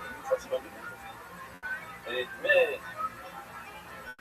sometimes to the mayor that when there's no Levina, such as when somebody sins and it's a bring private cottage, but instead of bringing private cottage, that money brings flour, there's no Levina. No Levina. Then that is the whole thing that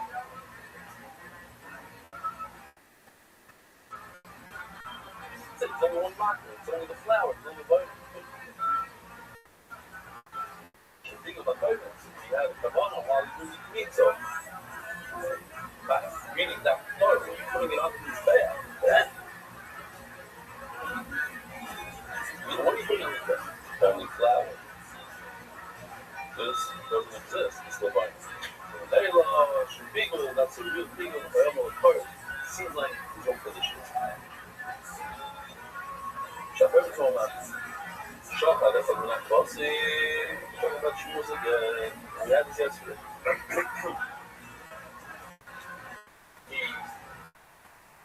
I have two lambs that he's kept shot. In order to take the two So each one is a 50% again. Two of them are the full not eight. They allow you to get. Why don't you shut it one on one in order to eat its bread tomorrow? Tomorrow's eat the Rebbe and Ezekiel. We're going to continue with yesterday. Maybe it's a little bit slightly different video. While you were taking one of those spoons in your hand and being knocked through it, putting it in his bag, you thought a bad, terrible thought. That you're going to eat the lechem of fun tomorrow and not today.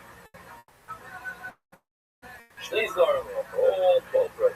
Maybe I would think of course, once again, they're whole. Half of them out there. One spoon is half of the 2 spoons. You need to put both spoons on the back in order to eat the lechem of fun, and you only thought about it by one. That's half. That's enough to get carbs. Remember that you're not going to fall out there. No, you have to put both spoons. You have to do both sheet and shakash. Shaka devil in a cause and lechem men do. What if he calls himself not I'm going to eat the 2 breads, I'm going to eat the sheep. There's beautiful livers that when it comes to the sheep, each sheep is the marker of itself. You don't have to come on to the friend for the second sheep. You, the sheep itself, is a marker itself to be you. And then when you had a machshava, you had a thought of ego, you thought the entire machshava, the entire ego. It wasn't a chatzi matter, it was a matter shalom, because for that animal, that is the only thing you have to think about. Moving with a very kosher, the second animal is not big level. But what if you thought an animal A, you're going to be eating animal B outside, and it's a lot of time? 2 days from now. Level of the Malchut, name share. Why do we have a concept? Aim, matter, mifagil, matter. One item that allows you to eat something else and not to piggle on another item that allows you to eat something else. So maybe you have 2 sheep. Sheep A, now they piggle the sheep B. Omarab, this is the whole Yishon Hassan Zakhan, you speak of a celebrating of Machshava.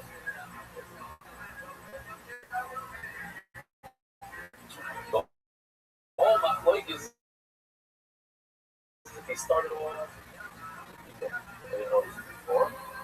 Oh, it's a zipper on his mouth. I didn't even notice it. I saw something I couldn't see. Well, now that it's close up, I see. You should take a minute and think about any bad thoughts. The prayer was clear. No bad thoughts. No bad influence. That's also what during the talk about the fire. In other words, he started off good, ended off bad, but if he started off bad, then the bad continues throughout the rest of the avodah. So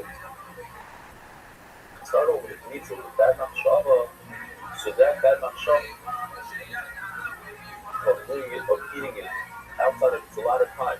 3 days from now, it continues the avodah as well. So even though he didn't have a thought by the but since the avodah comes after the mitzvah, why? The way it works is in all shas is we go with the initial thought. Whatever the initial thought is, we take the thought. We don't expect somebody to keep on thinking and thinking and thinking, oh, I'm doing this for 3 days. I'm going to eat this in 3 days from now, 3 days from now. He had one thought, I'm going to eat it for 3 days from now. So that initial thought continues nicely throughout the whole process. He thought when he was doing the kmitza, he put the kmitza onto the bell. So that thought continues when he puts the wine on his bell. But if he thought a good thought, he put the kmitza on his bell. So that was a good thought. And then he had a bad thought. So at Machloek, if you put the mayor, it's a half a matter, it's a big one, but I'm coming out. Great. That's the showing us, because whatever you do based on the initial thought. I just want to pause there for a moment. I spoke about it in the past. Everything's the back.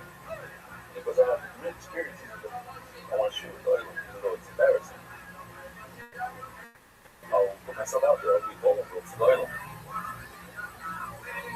Many times in life, we do things, a lot of things that we do, are not because we thought them through, just because we're used to doing them since we were younger.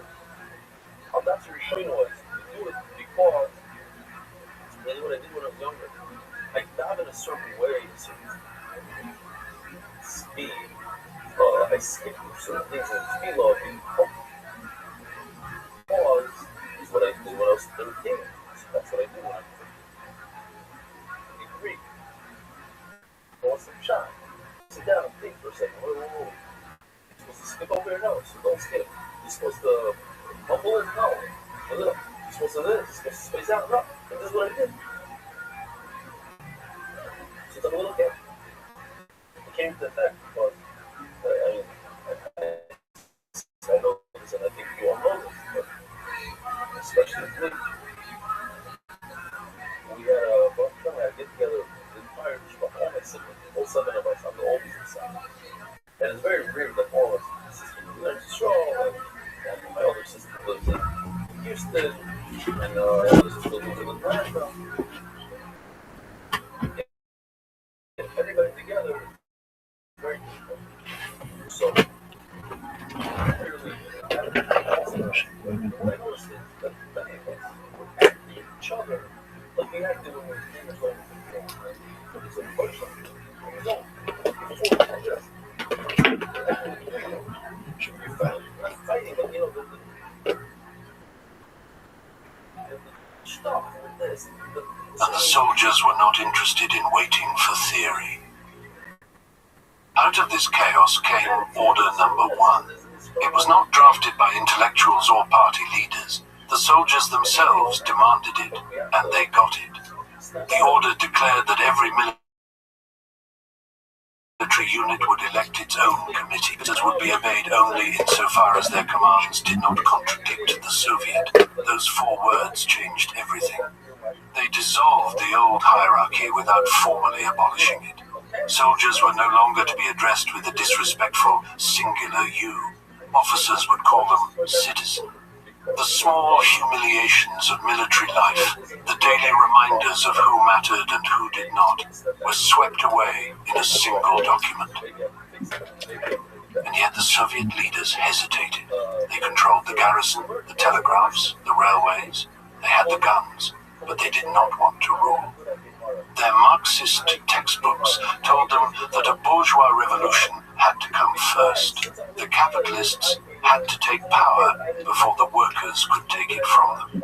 It was a strange kind of deference, this insistence on following the script, even as the script was being rewritten around them. So they sat down with the Duma committee in a smoke-filled room and hammered out the terms for a provisional government, amnesty, free speech, elections. The liberals would take the formal titles. The Soviet would watch from the wings. While these negotiations dragged on, 2 conservative deputies named Kuchkov and Shulkin boarded a train for Pskov. Their mission was to convince the Tsar to abdicate.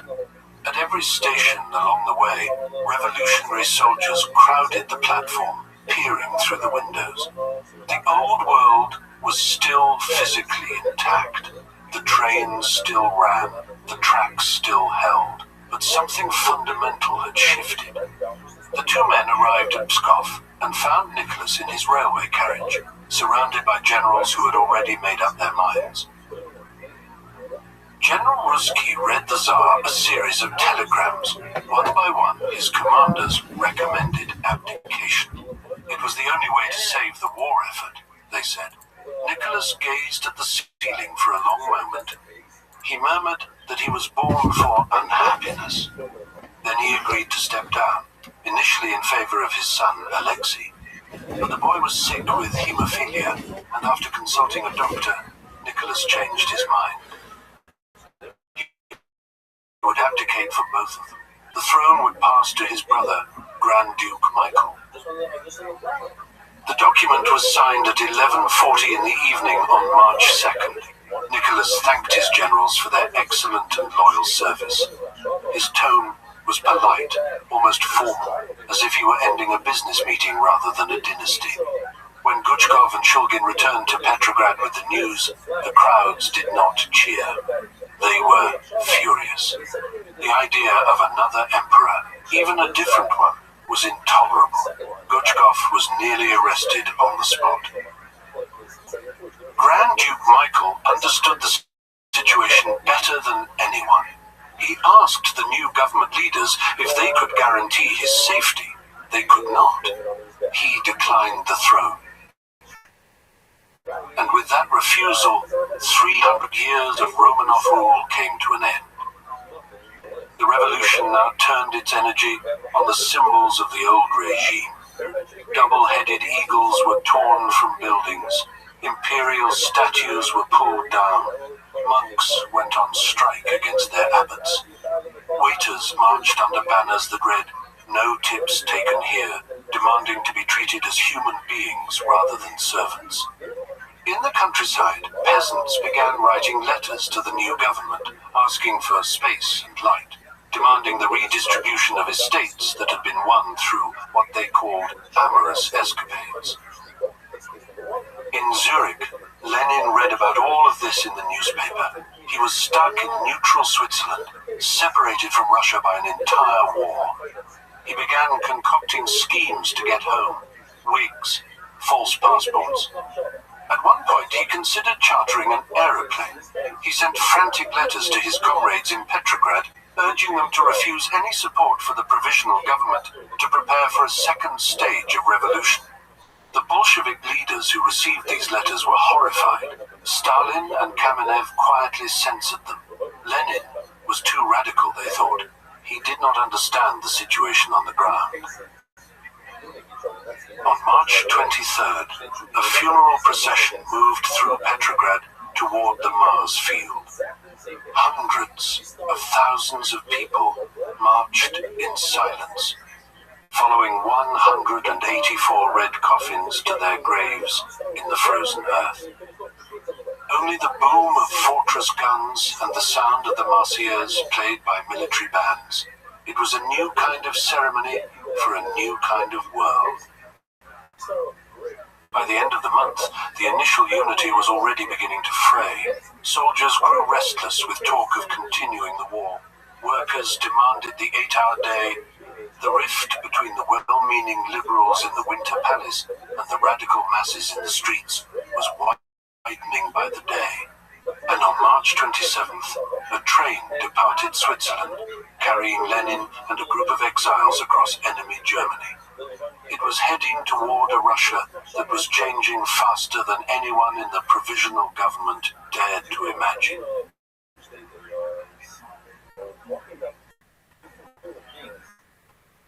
Chapter 4.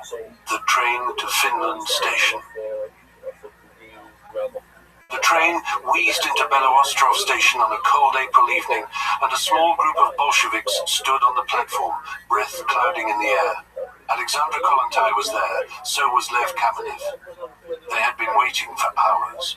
The man on that train had been in exile for nearly 15 years, moving between London and Geneva and Zurich, writing pamphlets that most of Russia had never read. Now he was coming home. The workers got to him first. Before he could even step down properly, they hoisted him onto their shoulders and paraded him along the platform like a conquering hero. He looked embarrassed. This was not his style. Inside the carriage, there was no sentimentality. Vladimir Lenin turned on Kamenev immediately. What was this defensist rubbish being published in Pravda? "What's this you're writing?" he demanded. "We saw several issues and really swore at you. The reunion was an interrogation." By 11 that night, the train had reached Petrograd's Finland station. The platform was a chaos of red banners and brass bands and cheering crowds. Soldiers, sailors, workers, all pressing forward to see the man the newspapers had been calling a German spy. Searchlights swept across the scene. Someone thrust an incongruous bouquet of flowers into his hands. They ushered him into the imperial waiting room, the one they still called the Tsar's room, where the leaders of the Petrograd Soviet had gathered to receive him. Nikolai Chikaidze, the Menshevik chairman, stood waiting with a face like a funeral. He delivered a careful speech about unity, about closing democratic ranks, about defending the revolution together. His eyes never quite met Lenin's. Lenin stood there with the flowers dangling from one hand, staring at the ceiling. He looked at the walls, the floor, anywhere but at Chikaidze. When the speech ended, he turned his back on the official delegation entirely. He addressed the crowd instead. Dear comrades, soldiers, sailors, and workers. The imperialist war, he told them, was only the beginning of a European civil war. His voice rose.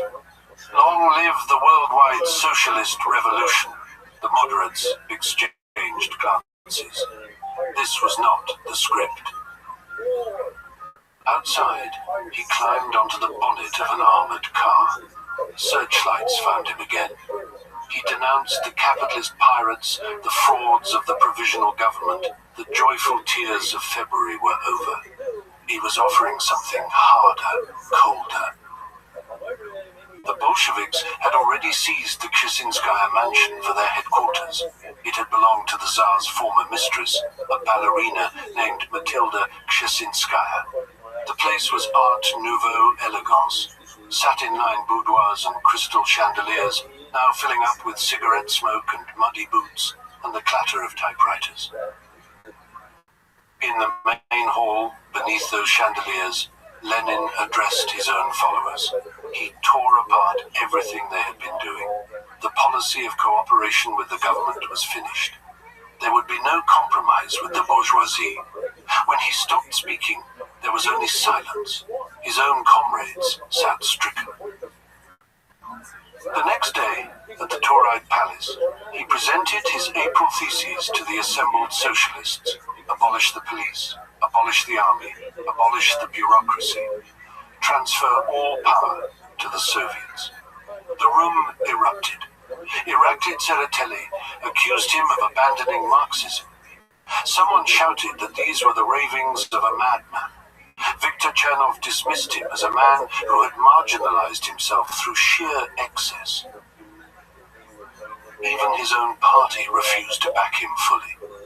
The Bolshevik Central Committee hedged. Kamenev published an article called Our Disagreements to make clear these were Lenin's personal opinions, not official policy. The prodigal had returned, and nobody quite knew what to do with him. Then the streets decided. On April 20th, a secret diplomatic note was leaked to the press. Foreign Minister Milyukov had promised the Allies that Russia would fight on to decisive victory. He still claimed the Dardanelles for the Empire. The myth of a defensive war shattered overnight. A sergeant named Fedor Linde, a romantic with no particular party affiliation, was so incensed that he led his battalion to the Mariinsky Palace without orders. He wanted Milyukov's resignation. Other regiments followed. The April days had begun. For the first time, pro-government crowds clashed with anti-government demonstrators on Nevsky Prospect. Some shouted hurrah for Milyukov. Others carried banners reading down with the provisional government. Gunfire echoed near the Kazan Cathedral.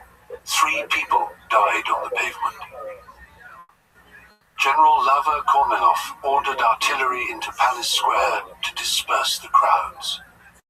His own troops ignored him. They obeyed the Soviet instead. The general learned something that day about where real power resided in Petrograd. Milyukov resigned. So did Guchkov. But to save the government, the moderate socialists made their fatal choice. The Mensheviks and socialist revolutionaries agreed to enter a coalition cabinet.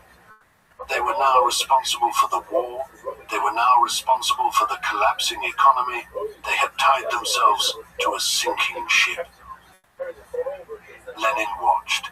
He had won over his party through what he called patient explanation, though patience was not quite the word his comrades would have used. His rivals had done exactly what he predicted. The divide in Russia was no longer between the Tsar and the people. It was between the compromisers in government and the radicalizing masses in the streets, who were starting to listen to the one party that promised them everything they wanted: peace, land, bread.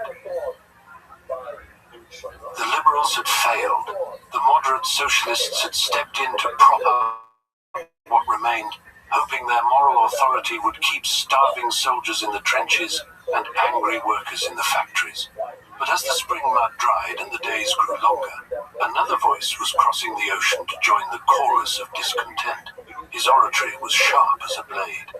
He would help forge the Bolsheviks into something capable of striking the final blow.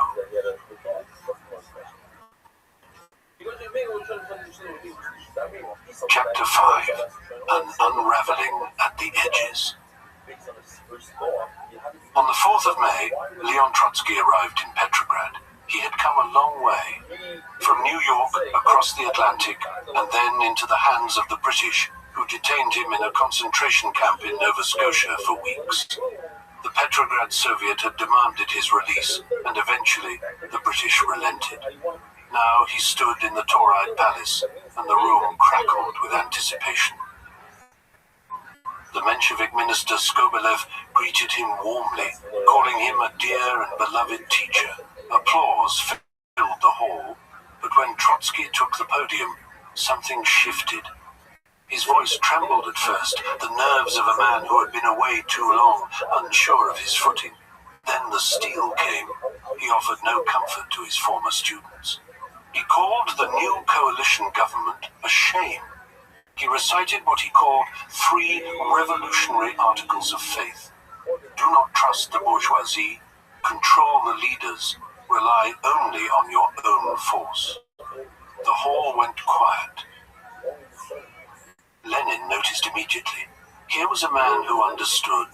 The old feuds between them, the years of bitter pamphlets and accusations, none of it mattered now. Lenin reached out to Trotsky and his small but intellectually dazzling group, the Mezrayontsy. He offered them a seat on the board of Pravda. He offered them a path to merger. They shared the same goal now. All power to the Soviets. While the leaders debated in the capital, the vast Russian Empire was coming apart at the edges. In the Buddhist Buryat region of Siberia, a congress declared independence. In the Muslim enclave of Kazan, women delegates rose up at a congress to ban polygyny, shouting that they would seize their rights. The center could not hold because there was no center left. In the countryside, the black repartition had begun. Peasant assemblies sent letters to the government, written in strange hybrid prose, urgent rushing metaphors mixed with stilted quasi-legalese. They demanded that land earned by the amorous escapades of the gentry be surrendered to the people. They were not waiting for permission anymore. Violence spiraled in the cities. The newspapers ran a regular column now on mob trials, the Samasadi. Thieves beaten to death by crowds. Unpopular foremen wheeled to canals in wheelbarrows and dumped into the water. The old order was dissolving into something raw and unpredictable. In the naval fortress of Kronstadt, the sailors had established their own republic. On the 13th of May, they declared that they recognized only the authority of the Petrograd Soviet. The provisional government meant nothing to them. The Kronstadt Soviet was controlled by a volatile mix of Bolsheviks, left socialist revolutionaries, and anarchists. These were the same men who had bayoneted Admiral Viren in Anchor Square. They stood ready to support with armed force any move to overthrow the government. The Bolshevik Central Committee found itself playing firefighter. They summoned the Kronstadt leaders Raskolnikov and Rothschild to Petrograd. and reprimanded them for their Toy Town insurrectionary power grabs. The revolution could not afford to move too fast. Not yet. Alexander Kerensky, meanwhile, was fashioning himself as the persuader-in-chief. He dressed in a military tunic, though he was a lawyer by training. He toured the front lines, standing on boxes and the bonnets of cars, delivering hysterical, passionate speeches that sometimes caused him to faint. He begged the soldiers for one last push towards peace. And for a moment, it seemed to work. The troops wept. They threw flowers. They carried him on their shoulders. But the adulation was shallow. Behind the scenes, cynical officers despised him as a socialist lawyer playing dress-up. In the trenches, trench Bolshevism was spreading. Peace at any cost. Soldiers heckled the minister once the initial euphoria faded. Kerensky's declaration of the rights of soldiers, meant to restore some officer authority, was mocked by the Bolsheviks as the declaration of the rightlessness of soldiers. In the industrial districts, the factory committees grew more militant. They had started with demands for an 8-hour day. Now, they wanted access to the company books, workers' control over production. They bypassed the moderate trade unions entirely. The Mensheviks found themselves in an impossible position. They were statists now, trying to enforce order and discipline on a working class they theoretically represented. But that working class was turning against them. Even the Socialist Revolutionary Party began to crack. A radical left wing, led by the legendary terrorist Maria Spiridonova, fresh from blowing up prisons in Siberia, denounced the leadership for mutilating the party program and selling out the peasants. As May turned to June, the atmosphere in Petrograd grew toxic. The middle classes lived in terror of the hooligans on the street. The workers viewed the coalition government as a betrayal. The socialist ministers seemed like nothing more than fig leaves for the bourgeoisie. The Bolsheviks, once a fringe group, began winning local elections in working-class districts like the Vyborg side. Their slogans cut through the complex theoretical arguments of their rivals. Bread, peace, land. Lenin continued to hammer away at the conciliators, warning that the revolution was stalling. The only way forward was to break the coalition and transfer all power to the Soviets. To the hungry and the armed, it was starting to sound like common sense. The stage was set for confrontation. The government, deluded by its own propaganda, was preparing to launch a suicidal military offensive in the name of revolutionary defense. In the barracks and the factories, the Bolsheviks were quietly arming themselves with something more dangerous than rifles. The anger of a people who had been promised a new world and given only a new war.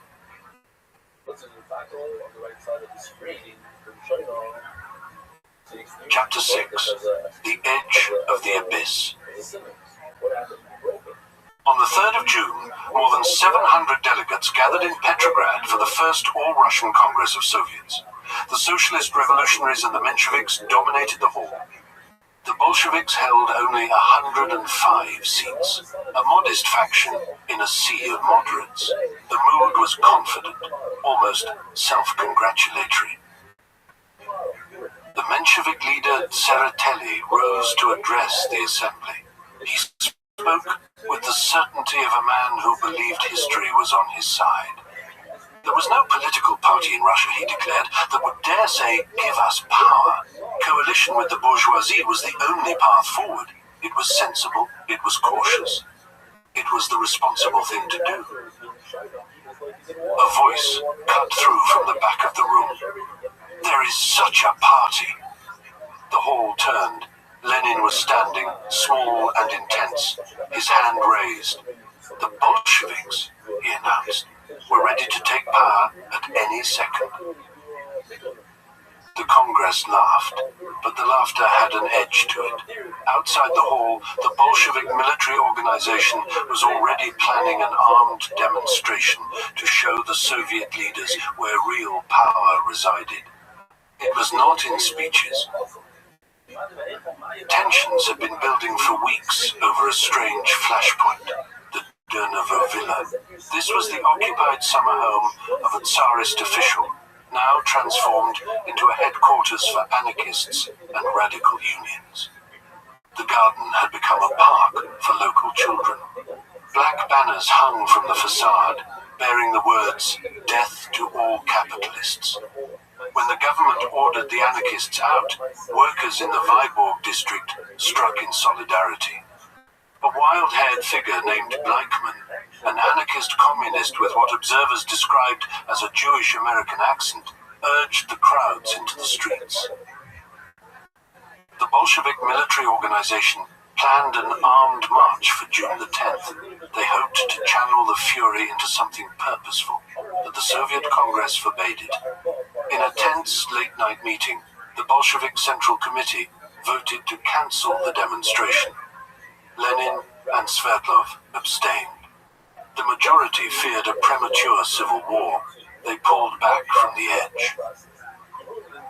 The cancellation enraged the militants. In Kronstadt, the naval fortress where the sailors were already half anarchist, the Bolshevik Florovsky faced what he later called the most unpleasant hours of his life. He had to explain to furious armed men why they could not march on the capital. They did not take it well. Tsereteli was white as a sheet with rage. He demanded the Bolsheviks be disarmed. He accused them of conspiracy. The Bolsheviks walked out of the Congress in protest. The political temperature was rising by the hour. To prove that the masses still supported the moderate Soviet leadership, the Congress organized its own official demonstration for June the 18th. It was meant to be a show of strength, a reassuring display of unity behind the coalition government. The plan backfired in spectacular fashion. Nearly 500,000 people marched through Petrograd that day, but the banners they carried did not bear the official slogans. Instead, the streets became a river of Bolshevik demands. Down with the 10 capitalist ministers, all power to the Soviets. The Menshevik diarist Stukhanov watched from the platform with growing horror. The official Soviet slogans, he noted, were submerged by the mass. The political tide had turned.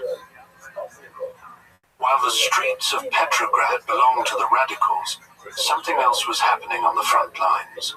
The Kerensky offensive had begun near Lviv with a massive artillery bombardment.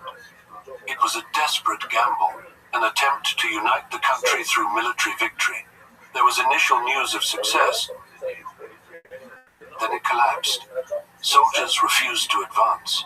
They held meetings to debate orders. Some shot officers who tried to force them over the top. Deserters flooded the rear, commandeering trains and terrorizing railway stations. They brought with them stories of slaughter that only fed the anti-war agitation back in the cities. The 1st Machine Gun Regiment in Petrograd received orders to transfer to the front. These were thousands of heavily armed men. They understood exactly what the order meant. It was an attempt to break up the revolutionary garrison, to scatter them across the killing fields before they could cause trouble. The machine gunners resolved that they would not go. They would not die for the provisional government. Instead, they would stay and overthrow it. They threatened to use armed strength to break up the government if their demands were not met. The weapons were oiled and ready. In the countryside, the collapse deepened. Peasants in the Tambov and Pskov regions formed what officials called gangs of robbers. They stormed gardens and estates. The government in Petrograd watched, helpless and paralyzed. The cadet ministers threatened to resign over Ukrainian autonomy, looking for any excuse to abandon a sinking ship before the disaster of the offensive became public knowledge. Lenin Lenin sensed the volatility. He tried to restrain his own ultra-left followers, warning that a premature uprising could be drowned in blood. But the anger in the barracks and the factories was becoming impossible to control. The Persuader-in-Chief's military gamble had failed. The official Soviet demonstration had turned into a Bolshevik triumph. And in their barracks, the machine gunners were polishing their weapons with mutinous intent. The heat of July was descending on the city.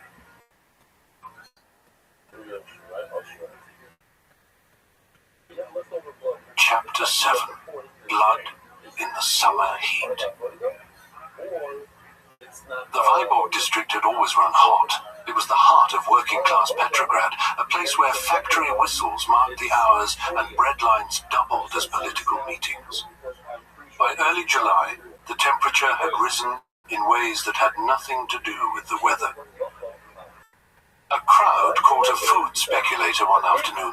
He had been selling rotten meat, and they dragged him through the uneven streets while he howled. Behind him trailed what witnesses described as rancid flesh and blood, a gruesome path marking the route of their fury. This was what hunger looked like when it turned to rage. Meanwhile, in Kiev, the wealthy were enjoying suppers with gypsy bands. There was bridge, there were tangos.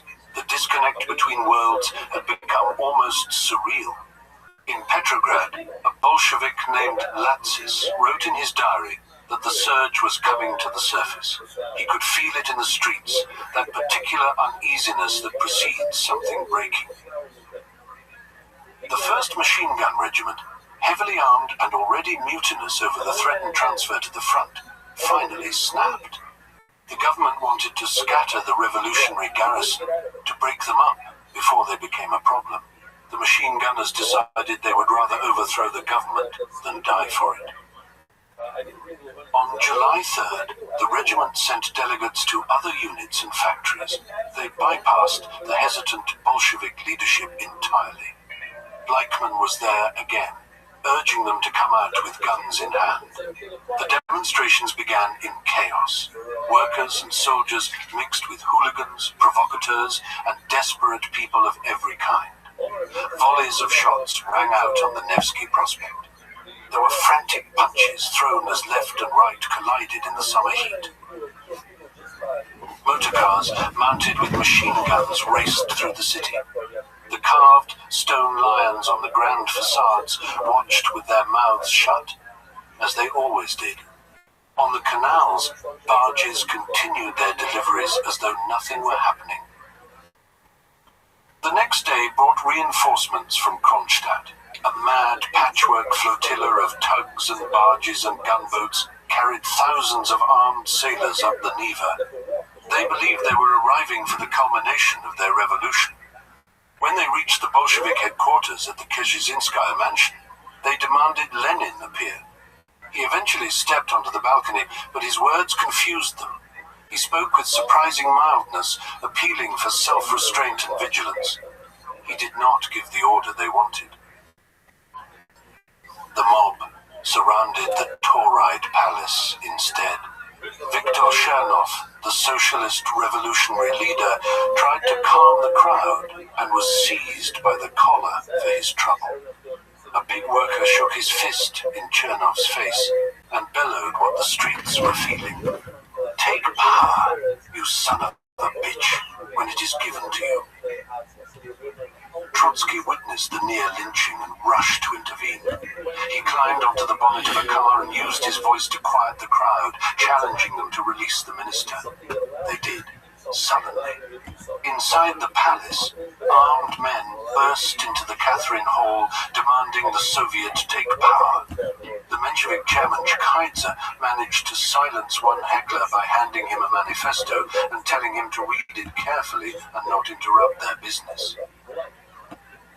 The tide turned through information rather than force. The Minister of Justice released a dossier claiming Lenin was a German spy funded by German gold. The accusations spread through the neutral regiments like fire through dry grass. The mood in the city flipped overnight. Loyalist troops arrived to clear the streets. Vigilantes began roaming, smashing their way into houses to hunt for traitors. A Pravda distributor was killed in the street. In a Vyborg factory, women workers who had supported the Bolsheviks turned on a female activist, hurling nuts and bolts at her, cutting her face.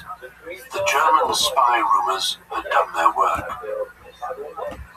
Government troops stormed the Kshesinskaya mansion and found only a few Bolsheviks burning files. The Kronstadt sailors surrendered miserably.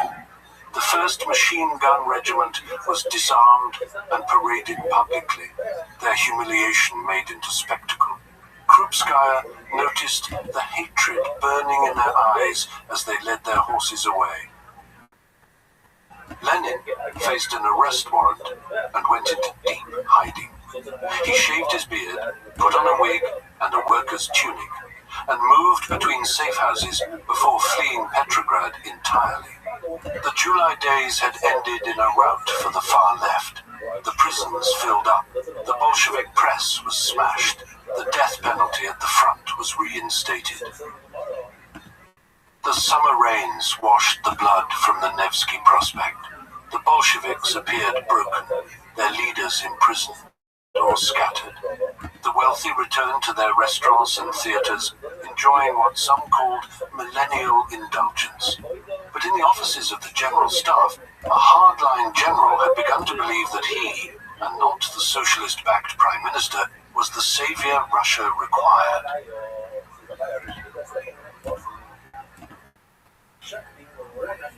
Chapter 8. The Phantom Coup.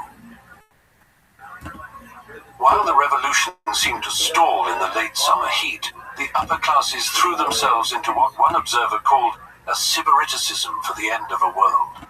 Bands played through the night at endless dances. Flies circled above warming cake and pools of spilt champagne.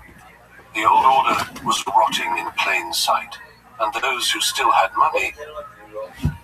Get this pimp with the West Side Gangster.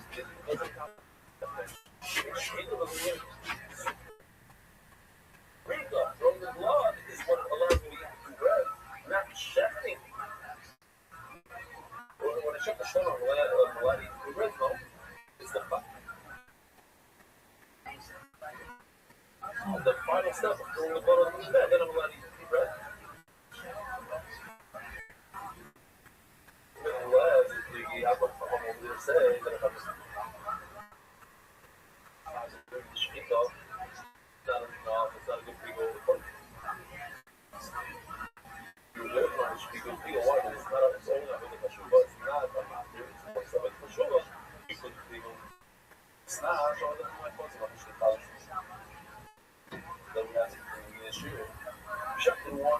Sheep in order to make $3. Hey, then when I'm teaching, obviously, I'll show you the pictures and the videos. Well, the time grab you once you put it to school. Now, people come on parties, on my end, the question is, call after on the set. Yeah, not people supposed to be rebuilding. Shouldn't be. Why? It's not, I'm not there. Something that was wrong. On my leg, it's actually, it's nothing like that. I'm talking about it. I think it's red. On their own. No, they became punishment. Now, she was wasn't touching it. It's through shafting. Now, shafting is a sort of a map. Shafting creates fusion. We have just invented a third step. You have something that's not good. It allows me to eat the bread. And when I think, I have to eat the entire macro, 100% of it. So the macro includes two items, like we're going on my pizza. I got my machava, the pickle, my bowl. Then he said, well, you can do also pickle and then something else. Something that's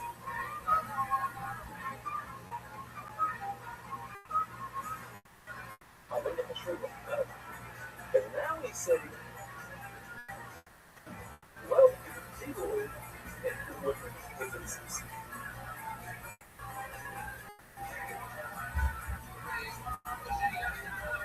Something that creates kinship or something, like the bread. How do they get the kinship on choice? The shmita.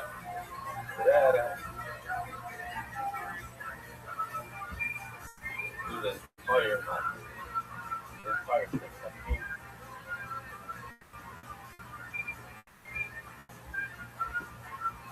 well, so interesting. Mark Ashkenazi here for it, but he's still singing Shir. I guess, until you hit a certain sound stage, maybe then the Wi-Fi was again. I don't know. Either way, okay, I'll control it here. Does that Hashem? What's this? See, he was there. Tell me this isn't the word. That's it. Okay, let's take it out. This is still right over here. That's okay.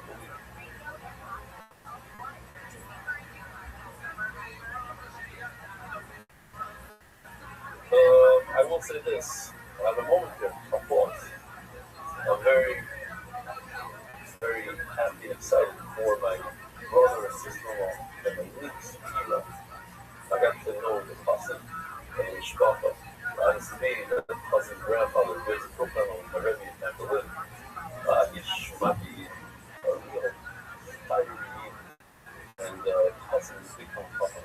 So London, great learner, great guy, Shemayim. So it was like, the man is like, Rabbi Rothschild should continue sliding away and really not have to be parents. And now, my brother, my sister-in-law, bring them not have to be Hashem. And should have a wonderful, wonderful life. Something in her else. Oh, Lenny, hey, Cyrus. Oh, he sounds like the kind of peddler. You think he's just like baking the bread and you think it's sure. She is vastly calculated. And I had just something that we didn't know what going on. By checking the sheep, that's what gives you Christian the bread. Only half. I think people have to go here when you accomplish something, right? The street is not a massive. But when it happens, it does accomplish something in the world. It accomplishes Yusha. So when it accomplishes Yusha with the bread, you have to do the entire thing. You have to do the whole sheep you have to shed. It's not at all. Once the Rav Shiri Barashi, I can't remember in Kingdom. We have a beautiful Alhamdulillah here. The halacha is when they find the chefs to face up, you cannot have in mind that the chef is for somebody that doesn't already do it. So that's to be for somebody that's been out alone. There's a whole line of people.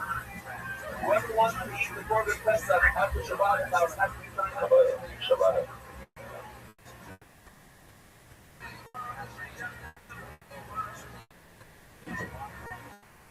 So now it's thinking about people that need off. But then he's thinking about how people that have the donut. What is it like? Shtickle is you have the chef, you see money. Wow. Very simple. For this book, we had to register in advance.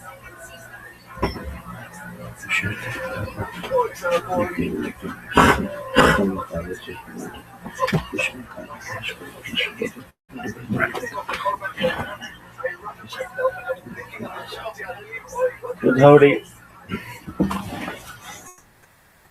So, with every sheep consists of severing two fibers, trachea and esophagus, other infections. So you want to understand that when he was physically before his hands clears all this, when he shafted, when he went through, sliced the on thinking about the Jew, the one that I feel. And when he the nation is thinking about going up. It's hard to think that it could be a fruit that doesn't have a meaning. But died during this. So they weren't allowed to do a risk for it. Do risk. from it, it's not a question. Oh, they keep talking about the diarrhea one first, and then the second. Then it's going. So it says, what's the inside? Keep the diarrhea partially. If you thought about this case, you thought about those who have the meal first, on the first.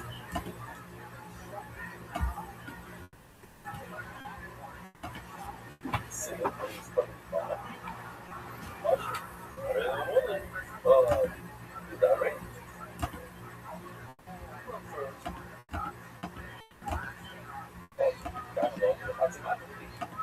There are in a situation of perform now.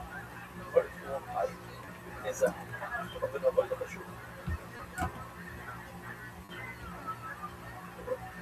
shouting, not a matter. But first of all, my purpose is looking like these bread. No bread, no bread.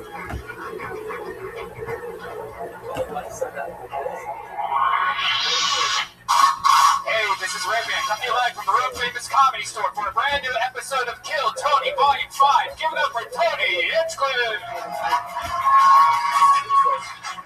Wow, hello everybody, make some noise. You're the #1 live podcast in the world. Holy shit. This is exciting. Another beautiful day. 2017 is amongst us. Yes. And this show, Kill Tony, is going to Austin, Texas, Moon Tower, April 20th, and we're going to Sketchfest January 27th. Maybe a different day. January 27th. Nope. All right. 21st, maybe? Something like that. You can find Google it on TonyHinchcliffe.com. Has all the tour dates. That's right. It sure does. All updated. You guys ready to have a fun show or what? Hey, look, everybody, it's Josh Martin. At Josh Martin Comic on Twitter. Running around making sure everything's set up properly.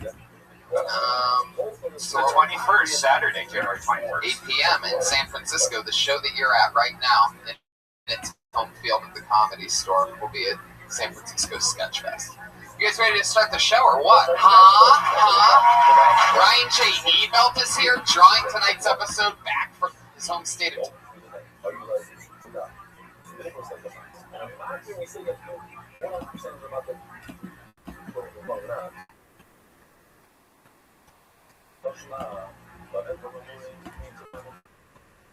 Texas. Powerful Jamie Vernon on the HD camera in the back with his new white powerful hoodies. Doesn't exactly, not the best marketing way to describe it, but the hoodie says powerful. The color is white. They are white powerful hoodies. They're actually pretty awesome. He's wearing one. I want one. I don't know if you make it in always extra small, but I want one. Let's get the show started. Should we bring up the band or the guests? Let's bring up the guests. Let's bring out the guests first. Let's do that. Actually, let's not do that. Let's bring up the band first. I changed my mind. You know the band. You love the band. I've missed the band. Some have been here. Some have been out of town for the last few weeks. They all took different weeks off, but they're all back together. Three hands going for the entire Kill Tony band. It's Pat Reagan, Jeremiah Watkins, and Joel Jimenez. Holy shit. Oh, wow. It's a New Year's entrance. Whoa. Wow. Yes. I love it. We should have done the guests first. We totally should have done the guests first. How about that? How's that for an entrance? It's the Kill Tony band, ladies and gentlemen. Here they are. Three of the funniest human beings on the planet. Human beings that crack me the fuck up. Jeremiah, that's your New Year's Eve get-up? Yeah, I'm fancy. Love it. Well, welcome back, guys. Let's have some fun. You ready to meet tonight's guests, ladies and gentlemen, huh? You guys like guests? Usually I keep the guests a secret pretty much every single week, but I got excited, wanted to start 2017 with a bang, so I already leaked it. You guys know who they are. Three of the funniest fucking human beings on the entire planet all at once. Let's see how loud this place can get for Dom Irera, Big J. Okerson, and Doug Benson.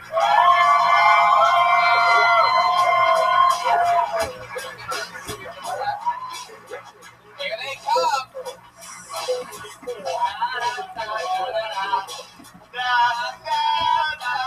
Tom Herrera.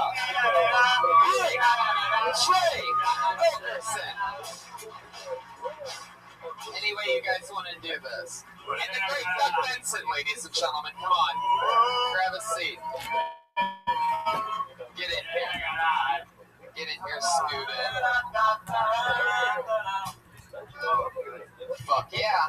Get in close, guys. Welcome. Doug, have a seat. Because I got... Yeah. I can't think of the word, but I did it. There you go. Welcome back. Big J. Okerson is here, ladies and gentlemen. Make some noise. You want our Comedy Central special. Great show on CISO that I just did. When's that coming out? April.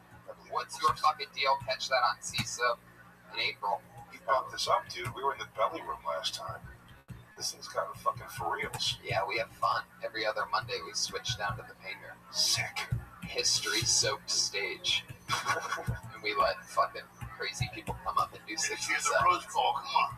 Dom Herrera's back, everybody. Look at him. Come on.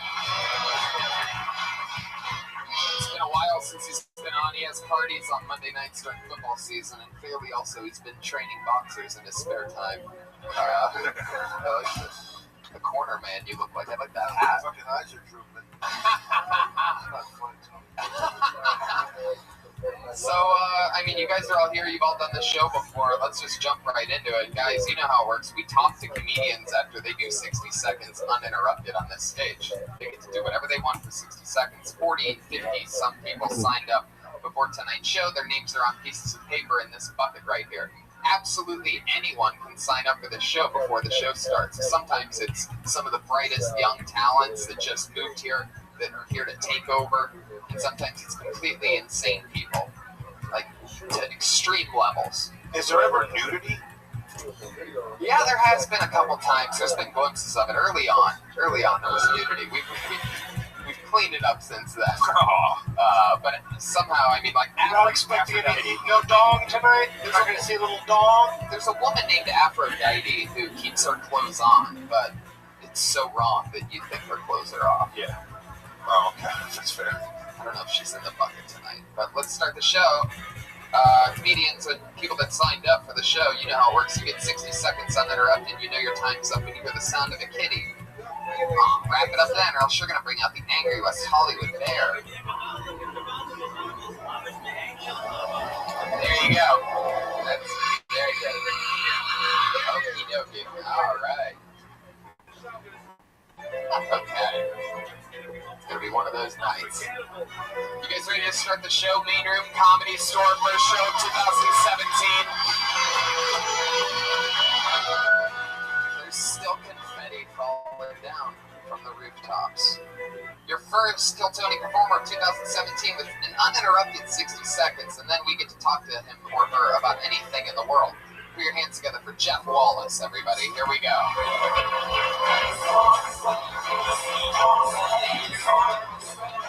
Tom Spaghetti, come on up.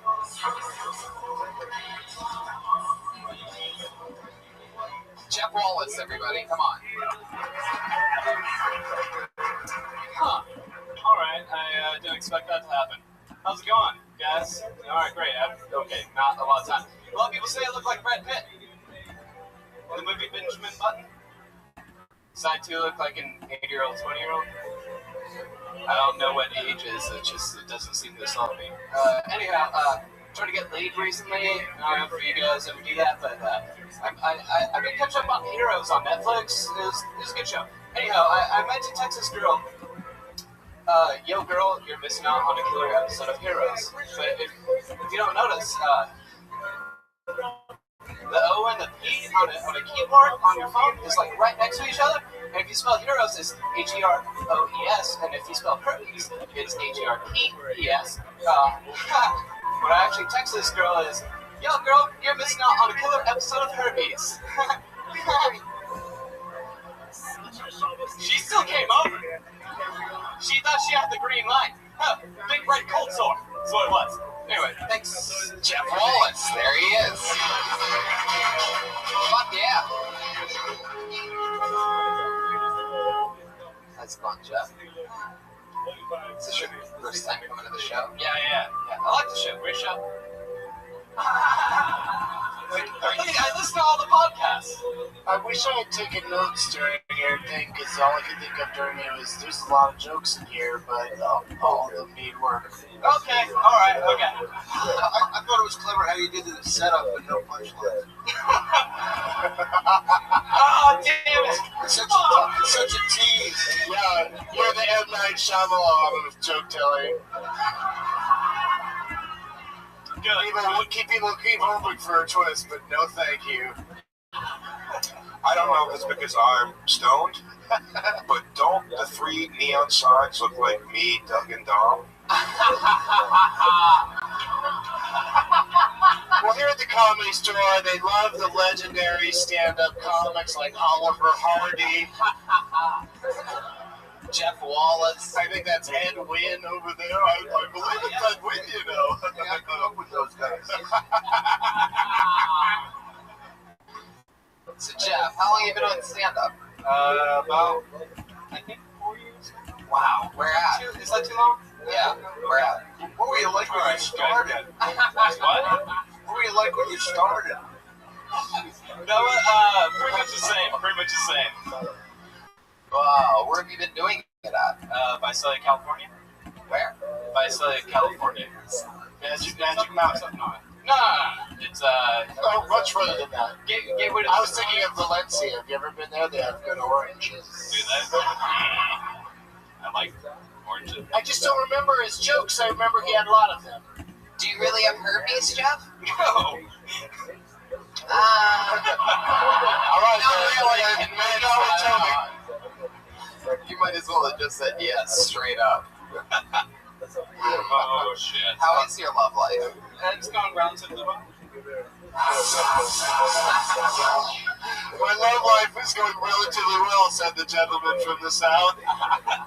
Relatively well. I'm dating mostly relatives. Oh, good That's dog. the joke I was making. It took a while. Man. If I could give real comedy advice, it would be take 800 words out of that telephone dialing thing. Okay, alright. I really wasn't expecting to get up here. I do enjoy the show, but, like, holy shit. Okay. Right, it's a lot of pressure and How old are you, Jeff? exciting. 36. 36. Older than you, which is weird, because it seems that, you know, you're older than me for some reason. It does not seem like that whatsoever to anyone.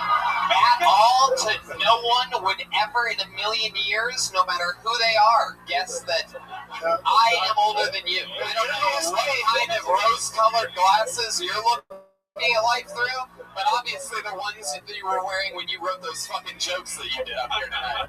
Because you are way off, sir. No, it's because of your experience and how, like, And you're like Kate Blanchett to his Benjamin Button. What do you do for work, Jeff? I'm in sales. What are you selling? European architectural art. Well, like you tried to put an extra spin on the word sales. I'm in sales. No, it's nothing fancy. I'm in sales. Does he sort of look like a college party rapist? Yes, sort of, definitely. It's like we're looking for a guy that raped that party. A snap shirt and like the kegger fucking cup. Hey, And I'm wearing wallet chains for fashion.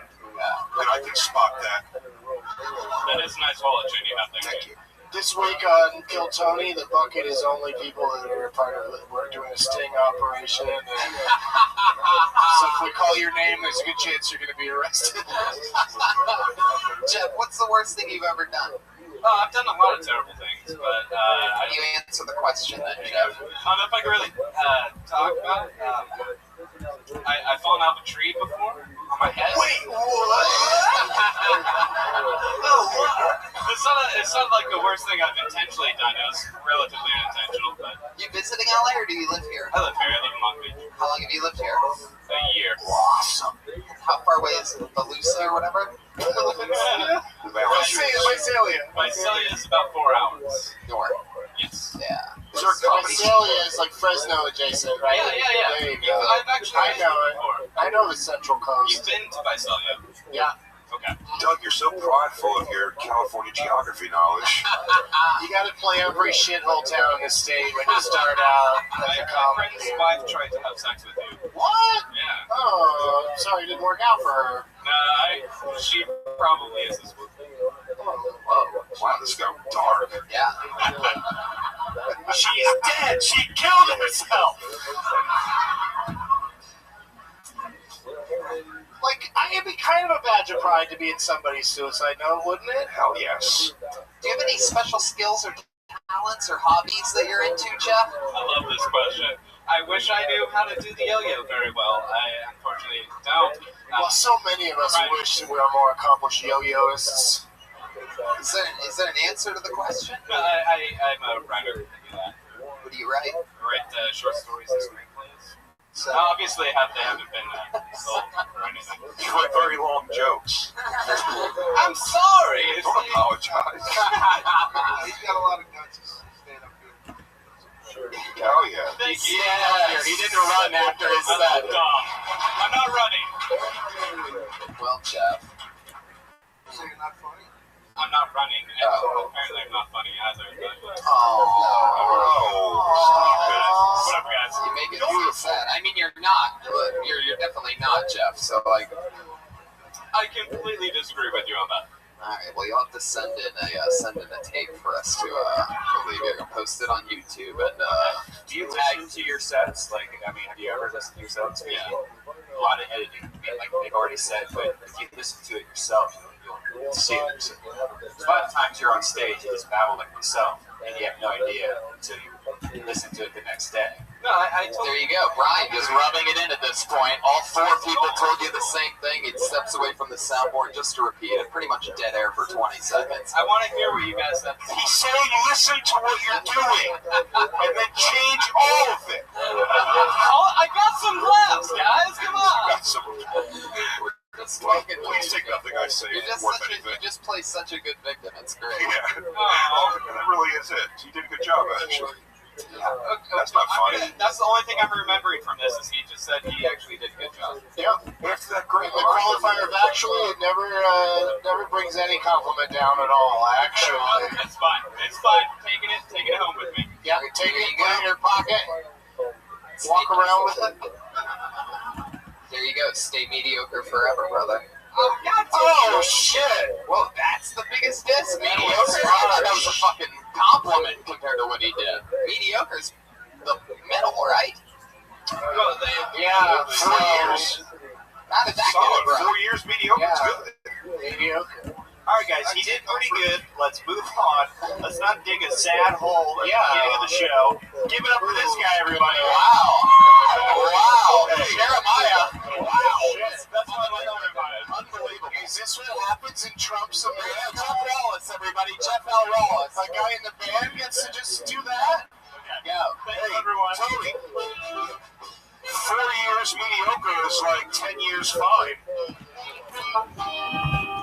If it was like his, I don't know. If it was one of his, Fortnite now. By the way, to get on the stage is right over here. Just go over here. And for comic, you're supposed to be sitting over there anyways.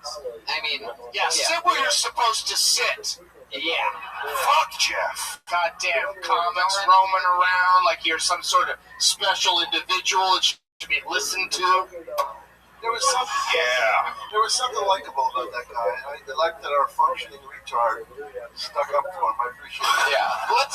Let's not dig a sad hole. Oh, now you're going to turn it against me for being a positive Polly? Screw you, Tony Hinchcliffe. Let's keep this show going. Right, guys?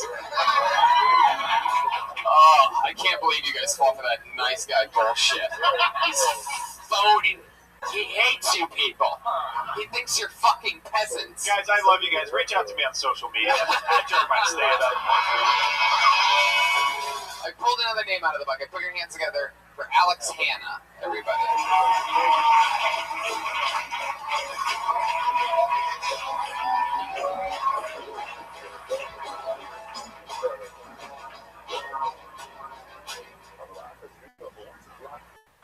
Likes me. Hollywood, baby! Hollywood, baby! We're doing it nice in Hollywood tonight. I have to do the common cliche dating so hard. Oh, man. I think it's because girls nowadays are into very low drama relationships, which sucks for me because I'm into very high drama relationships. I will be wearing a Phantom of the Opera mask every time I go down on you, and that's on my Tinder profile. I think that's enough. Thank you so much. Wow. Minute? That was half A whole minute? That was 35 seconds. Thank you. I couldn't even write a tweet in the amount of time that you were. Boom. We get it in, we get it out. Jokes. Not sexually, I don't know but about you guys, I kind of miss the early stuff. Man, I love me some Tom Iran. it's so funny. Tony, this guy looks like if someone put you in the microwave.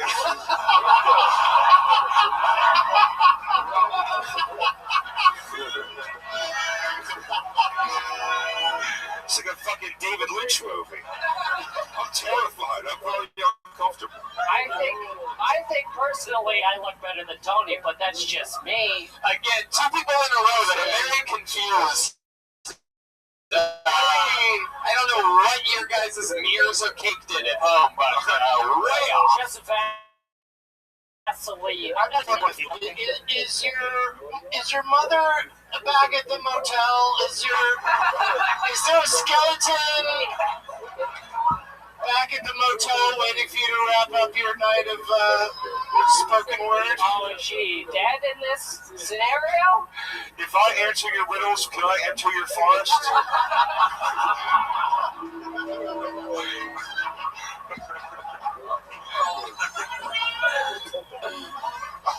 Alex. How old am I? 24. Wow. I got a baby face. Yeah. How are the Elijah Wood face change procedures going for you? It's the 1 year. Did you ever? Are you due back on the Shire? There is. It's the 1 ear hangs out a little more than the other. Oh, is that true? I used to have huge ears when I was a baby, like a kid, Yeah. and I really grew into them. Unfortunately, not both of them.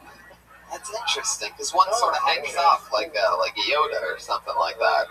Like Yoda? It's all dude. One of my balls hangs off. It does. Are we emotionally hanging this kid in the locker by his underwear? I feel like we are. I love it. Now I feel like Emilio Is this a remake of Lucas? I'm too young for that reference. What is that movie? There was a nerdy child in a film, and he was treated poorly, but he was a nice kid. Thank you, Doug. You're welcome.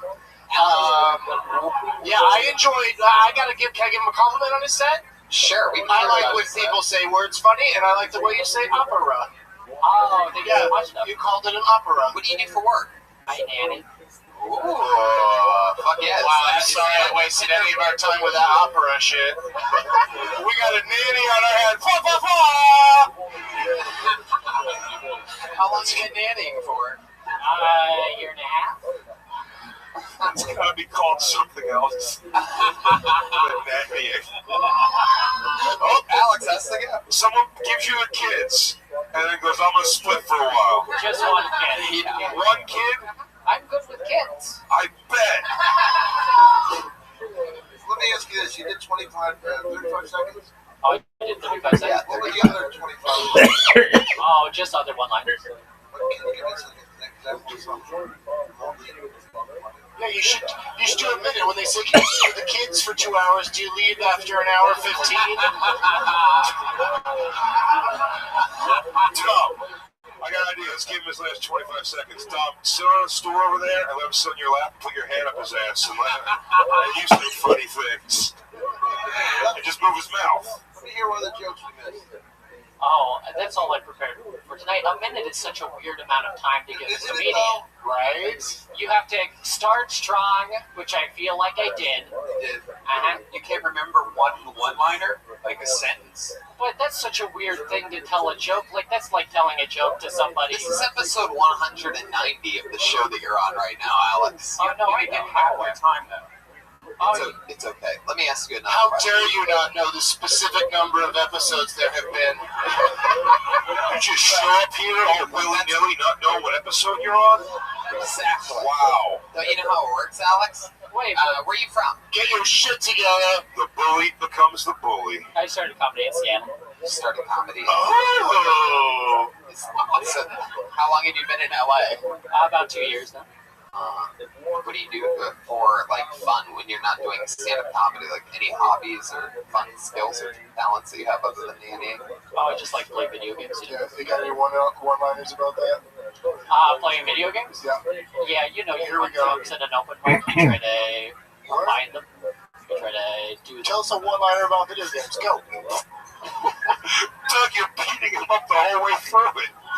He tried to do it 3 times. Like, you know, when you're, come on. When you play video games, do it now. One-liner, though. Don't take pauses in your one-liner. I don't one-liner about video games. Okay. All right. Okay, my bomb. Good. Black. Okay. You know, my favorite part about Black Porn is when he goes EA Sports. It's in game. Thank you. Alex, you talked about Off the top of my dome. Dope piece. I think we don't even acknowledge that Maddie just killed Maddie there. Okay. You really on Tinder? Yeah, I'm really up to it. How's your dating life? What's that look? It's fine. I like meeting people in real life. I don't like meeting people online, though. I play so many video games, you think it'd be easy to meet people online, but it's harder than you think. I don't like these matches. I look like a kid, so I match with people who also like kids, and that's not who I vibe with. Whoa. Shit. Please tell me you talk about that. Yeah, that's a joke. That's like a... Let's just talk about real life, though. Let's not... Can we please stop asking this guy to do jokes? I know it's become a running It's gag, such a but weird if you thing. just Like, stay in the pocket here for a It's like second. having a regular person be like, do your act, except you're all famous people who I like. Right. You should add to your Tinder profile, still breastfeeding. That's funny. Yeah, it's like really You might as well, swing So into let's it. talk about a date that you've gone on in just real life. Is that a thing? Yeah, the last night I went to the drawing room, and I had like a nice conversation with this gal, mousy-headed blonde. Gal? And, yeah. Mousy-headed Mousy-headed? blonde. What's mousy-headed? I mean, What era? She had a rat face? she had whiskers? Uh, Whiskers and was You eating know, cheese? when you can like make the transformation to live on the Lion King on Broadway very easily, you're like, oh yeah, just put some whiskers on her and she's a mouse. You know, like that. this You're a all funny day. guy. This man does this raffle. I can't believe they're discussing. I thought I did. I think you guys are like really ripping into people, but I like it because I like the show. You think if the 2 comedians tonight we've been ripping into everybody? Yeah, but Uniqueness in the I try not to rip into anybody while I'm here. Look, I mean, I get it. Your opening, Did you how get you in came on trouble stage for was awesome. streaming I would kill to be able to do that. That was hilarious. It That's immediately pretty made me like you. So like you could pretty much talk for like 5 or 10 minutes, and I think anything you said was been positive because just how you came on stage. So keep up that. I do think I'm a weird-looking guy, and that's You sort of play into it, Yeah, though, yeah, right? Like, yeah. like when you're like getting ready, you like have the picture of one of the elves from Rudolph the Red-Nosed Reindeer next to the mirror, something like that. Yeah, I can make a transition into the Shire. You know, you see that movie recently, like me now. All right. Well, Alex, that's fun. You probably have a whole other routine about how you want to be a dentist. Yeah, that's what it was. Son of a bitch. That's the exact fucking thing. I want to get this guy laid so bad. Maybe a little wet. Well, Alex, all right, we met you. That was fun. I forgot what I'm glad you guys like the entrance so much. I didn't notice the entrance, so at least you got a good entrance. Thank you, Doug. That was almost a compliment. Yes, thank you. I liked your entrance that I didn't see, and I like the way you say opera. You're trying to just And I also enjoyed talking to you since. Like, you clearly have something. There you go. Completely agree with him. How about that for Alex Hanna, everybody? Thank you so much. I'm very on Twitter at HIIN Alex Hanna. I am Alex Hanna. Thank you so much. You're lucky this fight is fucking boring as shit. Guys, you don't need to do that second thank you so much if you get called up here, by the way. Nobody cares about your thank you so much. I'm a baby. You're the mama. Let's jump right into it. Patrick Fitzgerald. Yay! Can I have a Tito's and soda? Oh, can I have another double Patron soda?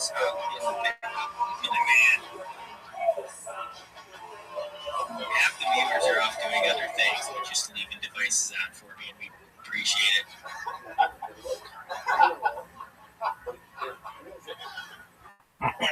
So,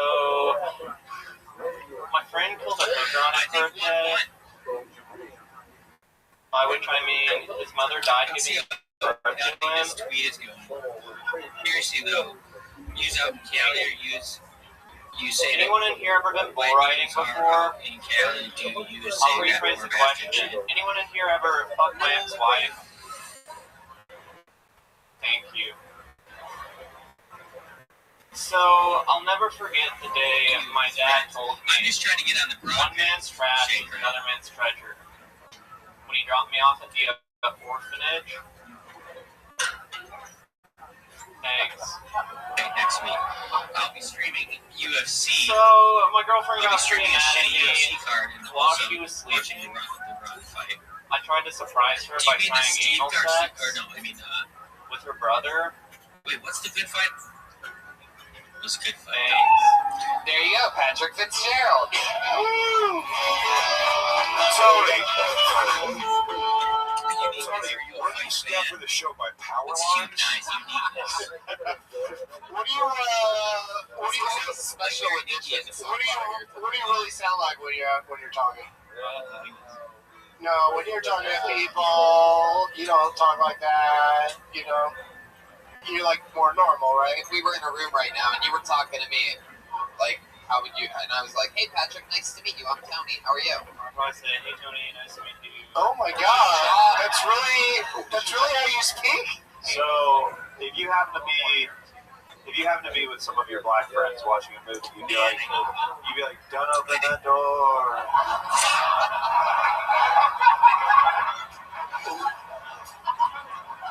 Like Like if somebody's about to go, like, watch out.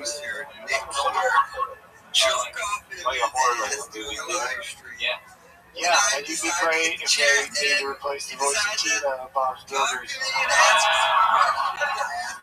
It's just Super Dan Mintz is the problem I'm having with it, but and the material's extremely bleak.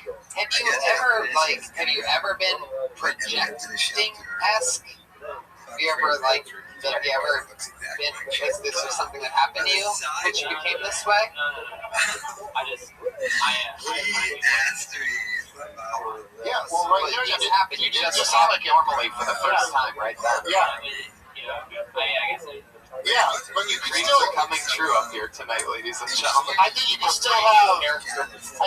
A dark approach and bleak jokes, but more like what you just sounded like. I think that'd be fine.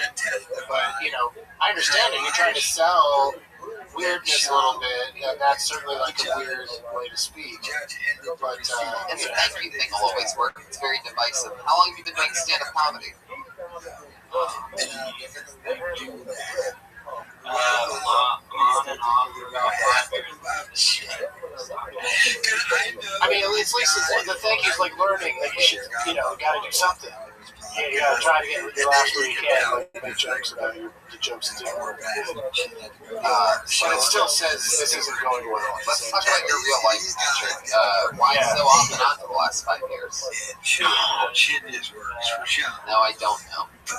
I really don't.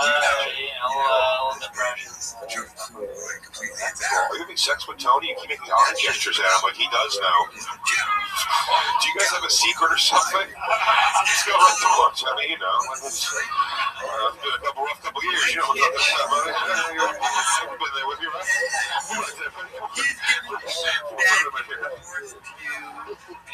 Just some depression. Well, I mean, like, we're all plowing through that. So, what else?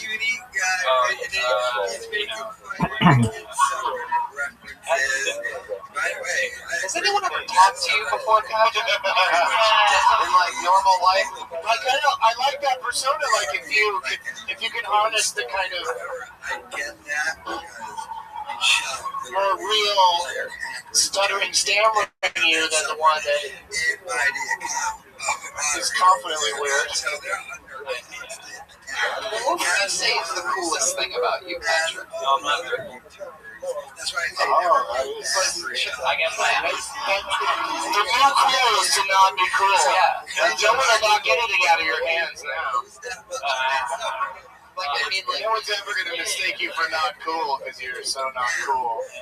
Tony, I think you nailed it. I think this is his first conversation. It's so awkward. Maybe you don't stand to that because my life was going good until now. Just finally decided to ruin it. Patrick. Wow. Let him play. Oh, shit. Let him play. It's happening. Tito soda. I know one guy who's never going to have depression again after this. Dude, what if he just rips acoustic guitar eruption by any way? That'd be amazing. Says he's got to sing. Let's see what happens. Patrick, don't overthink it. Play it from your soul. Carry on. Wow, he's good. This is amazing. How are you able to do that? Wow. Do you have a synth pedal? Somebody suck this guy's dick, please. This is amazing. All right, here we go for real. No, this is good. Wow, yeah, a Tarantino movie is about to start.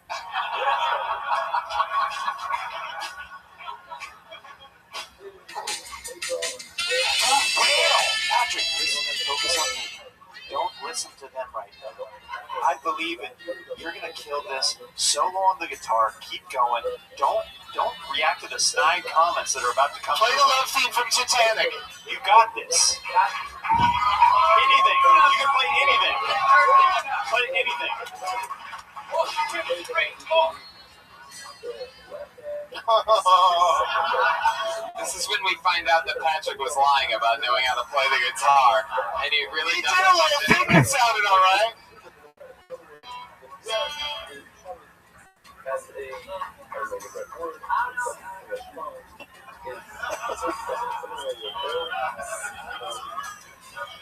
You're staring at us, Talking talking off mic. You say you were good at guitar. I want you to be awesome with the guitar. We all want you to be awesome. Yeah. Do you want to try doing a series of things you can't do at all? Patrick, over here, little Patrick. Look at me. Keep that mic in its mic stand. No, keep that all right there. Face it. Put your mouth up to that, and say, this one goes out to that bitch that broke my heart. Say it. This song is after that. That broke my heart. Wow, again, I'm so impressed. How you play the flute with the guitar? It's so stupid. What else, Patrick? But do it, play it, go!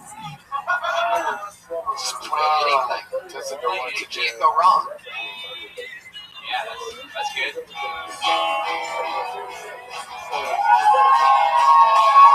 Yeah.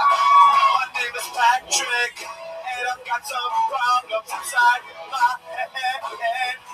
My name is Patrick, and at night I don't know if I should go to bed. My name is Patrick, and I want to get you wet tonight, girl. Yes, I said so wet. You wet? My name is Patrick, and I ride in a Corvette. Come on, baby. There you go. Dreams really do come true. That was Patrick by Patrick off his debut album, Patrick. Written, created, and executive produced by Jeremiah Watkins. Edited by Patrick. Background guitar. Doesn't it feel good to be good at something? So, did you go sort of? All right, now I'm Yeah, gonna give they you. were just having fun. After the show, you become just a guest on a podcast with the rest of us, and that was fun. For a second there, you were like Tom Cruise if someone siphoned the talent out of every orifice of his body. But then all of a sudden, you came around right when I was totally about to give up on you, and you fucking saved it. You made a song. You and Jeremiah jammed. That was great. So please, don't hurt yourself or anything, Patrick. I'm sort of concerned for you. Yeah, write some more jokes and say them in a different way. Yeah, there you go. Patrick Fitzgerald, ladies and gentlemen. There you go. Patrick. My name is Patrick. It's a hit. My name is Patrick. It's already a hit. The kids are singing it on the Sunset Strip. The new hits. How funny would that be if you guys made it a hit? You two specifically. Reagan and Watkins' new #1 tune, Patrick. That's a him just like, the straw that broke the camel's back. His name is Patrick. It's oddly catchy. It really is. Jeremiah Watkins is a freak of nature. He really is. Patrick. Tito's and soda. Tito's and soda. Tito's and soda. Yeah. Double Patron and soda. Tito's and Red Bull. You want another one too? Okay. My name is Big J. That was good. I pulled another name out of the Doug's had enough. Doug's not listening to the show at all at this point. Doug doesn't care. Still. Here for the drinks.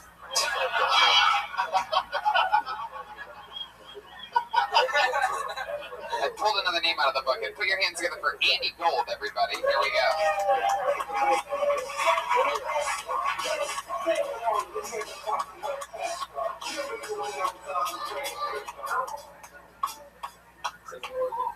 Thank you.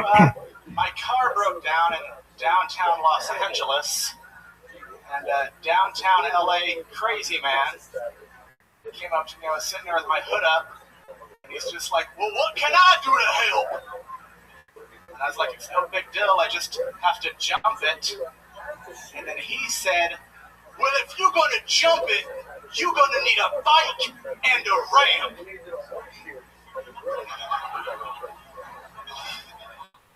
And I was like, "No, I don't think you understand. I don't need that at all." And then he said, "Well, there's no way you're going to jump it with your legs, you chubby bitch." And I was like, "All right, go get the bike and the ramp." But I empathize with those people. I'm a recovering heroin addict. Thank you. Fine, yeah. People are thrown by. I don't really look the part. This whole thing ain't really screaming heroin addict. I look more like a bully from a 1990s Disney movie. My mom told me I look like a Hitler youth who got locked inside of a Golden Corral. There you go, Andy Gold getting it in right before the bear.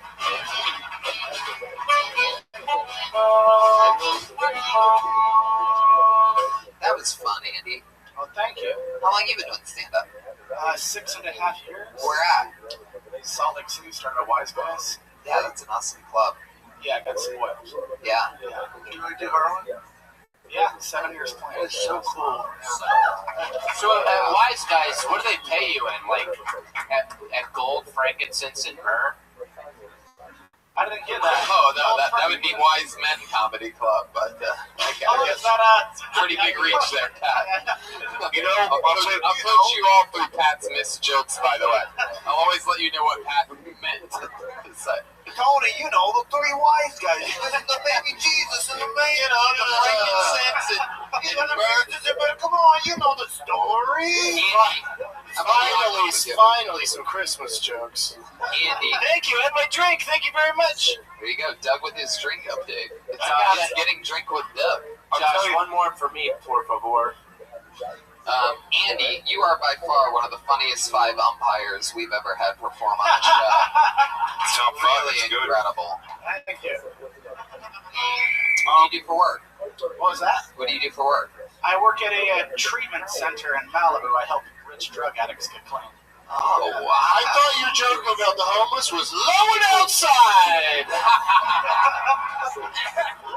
He was playing it safe. I found it interesting. I forget what the first joke was exactly, but it was so mild and vanilla to your second statement being like, so I'm a heroin addict recovering. This guy's like, I'm gonna jump a car with it. What do you gotta need a bicycle and a ramp for that? Like the first joke, I put needles in my arms and inject poisons. it really was. So I drive a town and country. Hey everyone, have you ever sucked off a guy in a subway? That's not a true stereotype. Junkies don't listen. Here's what you need to understand. Most drug dealers... junkies don't listen. You said it. No matter how much we tell. That's the thing everybody always says, though. I bet you used to suck a dick for her. Most drug dealers didn't get into the business to get a beach from this fella. That's not a thing that actually happens. You seem like you're getting really upset and defensive about this. Yeah. By the way, I think some stereotype that took hold. But I think it's a stereotype just about the desperation for, like, what is the worst thing that you did to get money or get... yes, that's what it is. I would be on board. He just asked you. So what did you have to do instead? Like, did you have to put your butt up somebody's... No, I became that doesn't even make sense where I was going with that. If you didn't give him a blowjob, then what exactly did you do with his dick to get the drugs out of it? What was that? How it works, guys? Would some of it do it? Would somebody give you it just if you slapped it? Just like a secret hand job? Like, well, if I'm on the outside of the car and my hand's in there, then I guess I'm still not gay, right? Because you're in a different place altogether. I feel like we've got set off on the wrong. I think this theory's all wrong. You don't suck dick for heroin. You suck dick for a guy who wants his dick sucked and gives you money for it. And then you go buy heroin, so I've heard. Which dumbass? You were trying to suck off the dealers? You're gonna get shot. Andy, what is the in your years of doing heroin? What, if you don't mind talking about, like, what is something crazy or silly that you ended up doing to try to get some more? Well, I mean, the craziest thing I did was rip off drug dealers, which is dangerous. Yeah. The most embarrassing thing was I stole my niece's tricycle. Wow, let's get into this. The pawn shop. Because you were too lazy to drive. Get away on it. So, did you try to give the tricycle? I'd imagine a drug dealer would much rather appreciate a blowjob from you than a tricycle. I mean, how terrible are your blowjobs, Andy, to where you're like, well, will this do? Tony, I think he's just stealing the plot of the Goonies. What's the going price for a tricycle though? Like $5?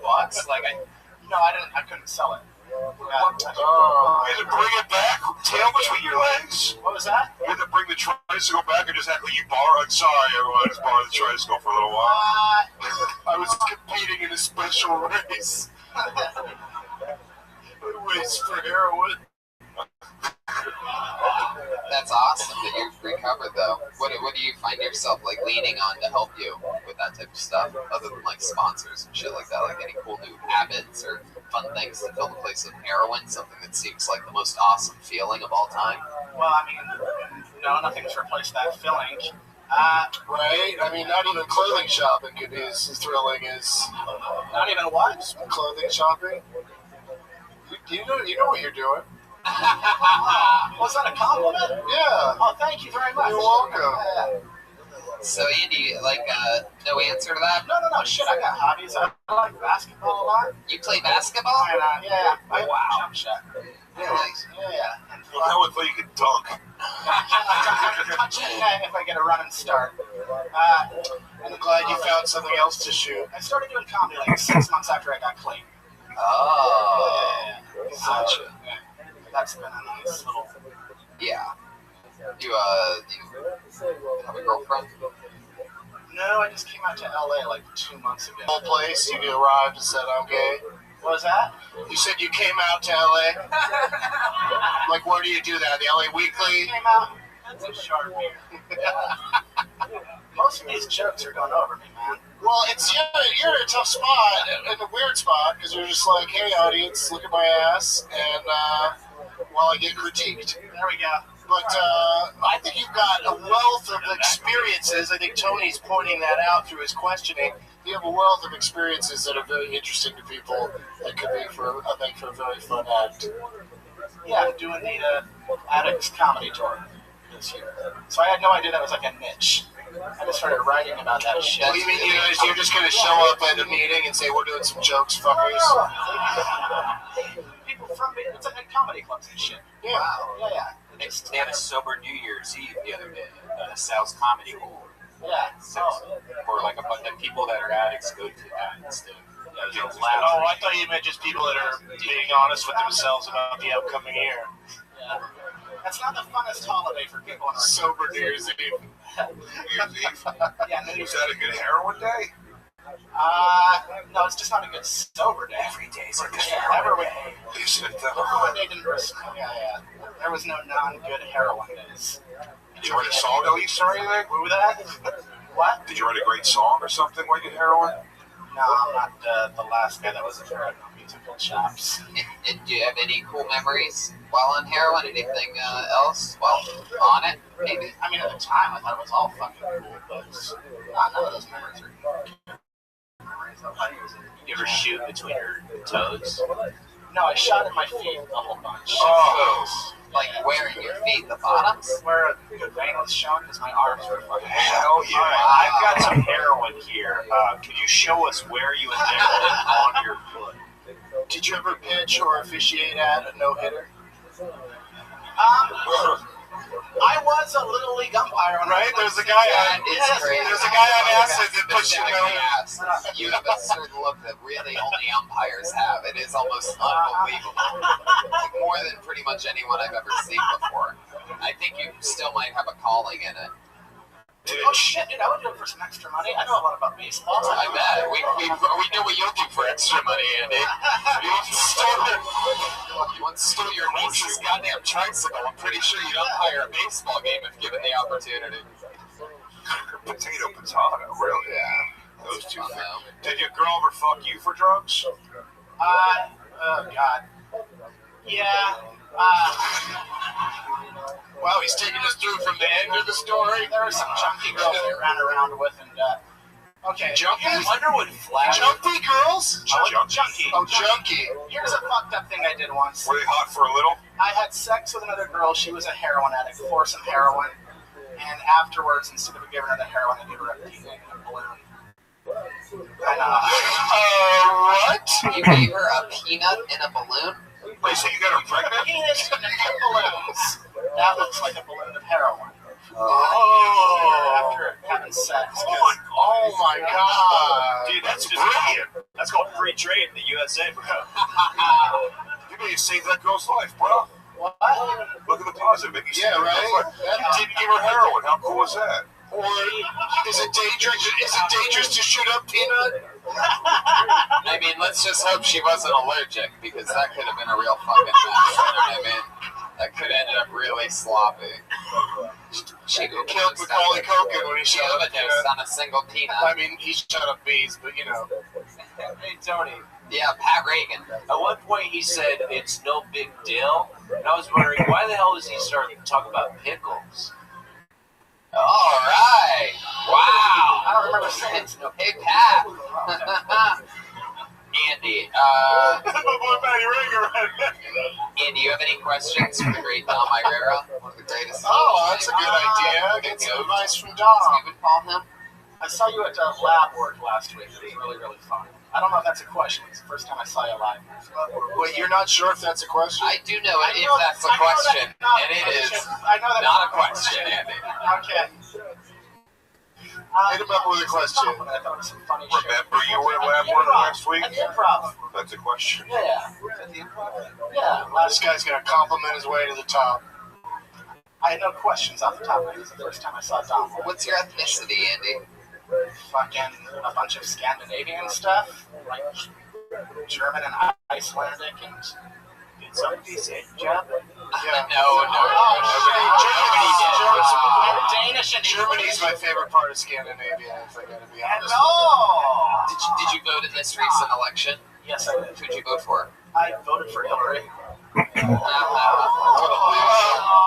were with her? Loser. I thought she was the clearest choice to fucking stop Trump. Yeah. Yeah. She was the only only option. Well, She was. there was other. Yeah. No. Did you hear George Michael died? Uh-oh. I did hear that the other day. Yeah. There you go. All right, Andy Gold, ladies and gentlemen. There he goes. It's on Twitter, Andy A. Gold. That was fun, man. There he goes. Andy Gold. Did you hear George Michael died? Really sounded like a setup for something. Yeah. He had nothing. That was it. Somehow it worked better than.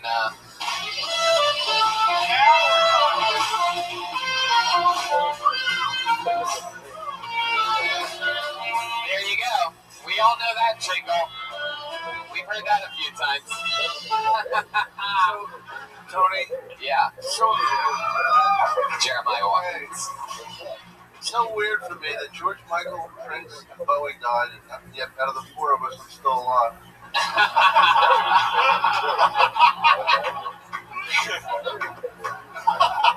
You never thought you'd be the last one. Oh, shit.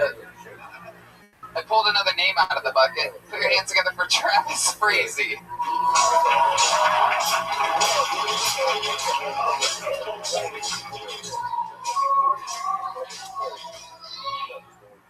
So, I was a medic in the Army for 6 years. I got out a year ago. I don't really do anything medical anymore. I don't practice. But it still really interests me. Medicine's fascinating. The body's crazy. This study came out recently that says an orgasm a day can prevent prostate cancer, which is great news. My first thought was, thank God my wife doesn't have prostate cancer. She would fucking die. And then I had a lot of regret because more could have done to my grandfather's death.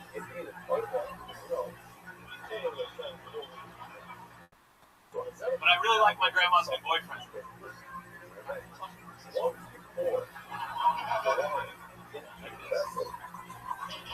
There you go, Travis Frazee. We are going right down the barrel on a bunch of white school shooters here today, one after the other. Really? I love it. Dom's been rocking this hat for a few hours, and it's already taking off with the kids. Travis rocking the Domica, if you will. That the not quite a hat that'll keep your ears warm, but just a little something to trap it in.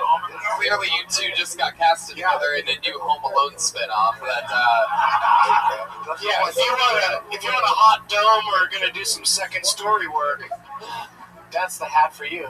I was thinking like a Jewish fisherman. Yeah. Does this guy look like he wears a lot of Old Spice? Never once. Whoa, geez. It's offensive. Travis, it's okay. We're gonna take good care of you.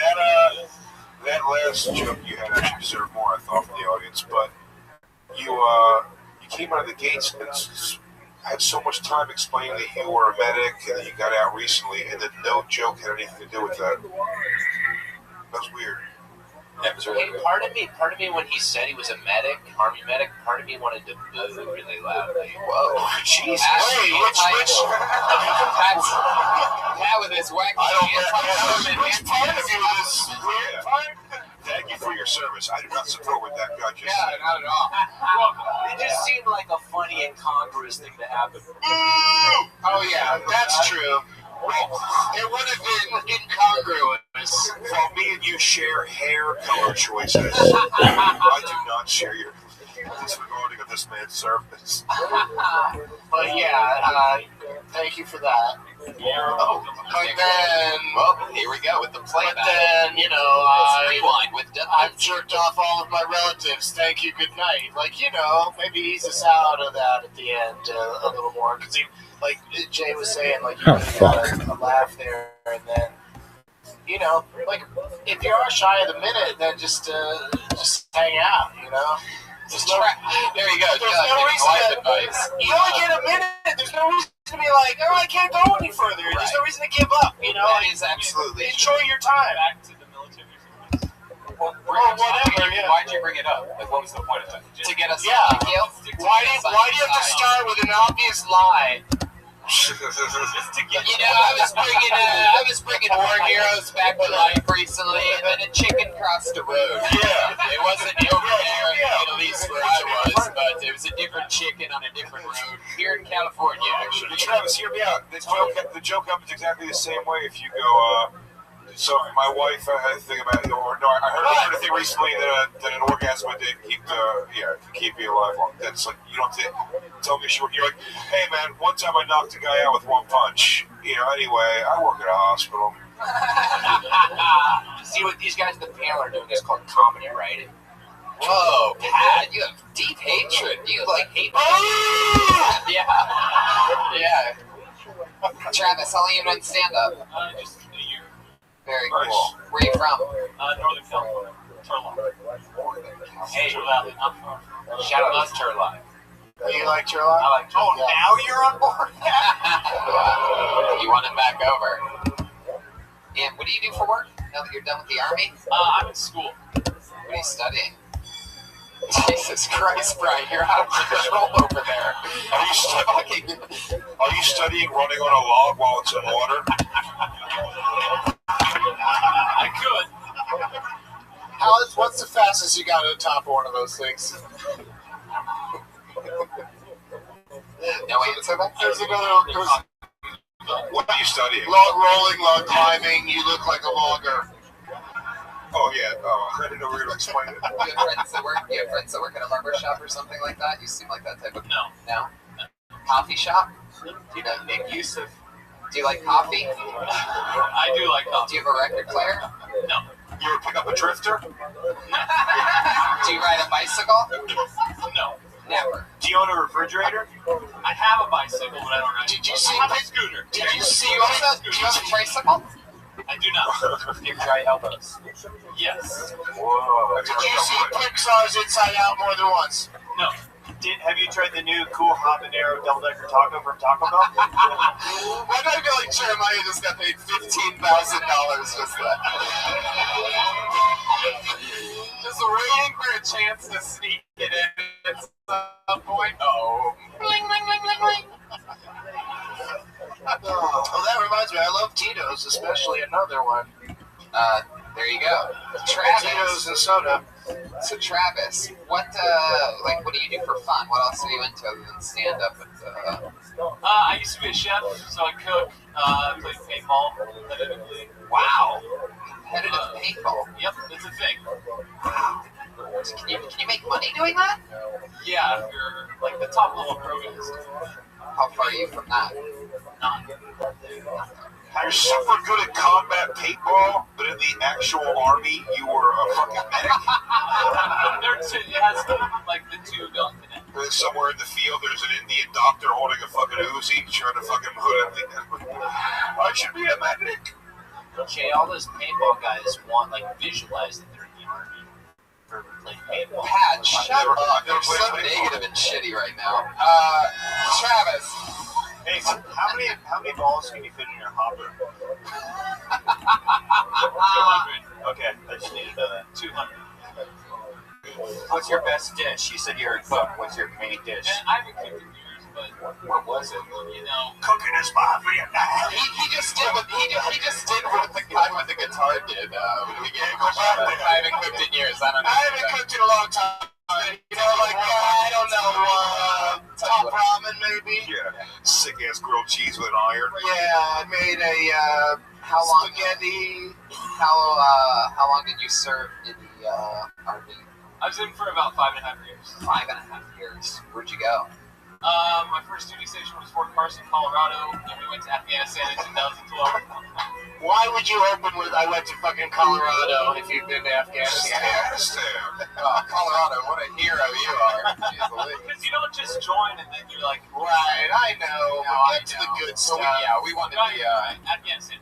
Yeah. You guys need to calm down. He's about to go AWOL right now, so... How much of that Afghanistan weed did you smoke? None, but... Ah, damn it! Did you smoke? It's everywhere. It like grows wild, right? Because they piss test us all the time, but they never piss test our moms. So. Wow. Is that written? Is that the Webb's test? His test? What are they going to do if they piss test you out there? Send you home? Yeah. Wow, what a great deal. Oh, I don't like how this is going. I guess I'll smoke some weed. How is anybody out there? You would think the punishment would be to just stay there. Yeah, They send you home? Oh my God. dishonorable discharge. I'd be I'd have one of those every night in my bunk, if you know what I'm saying.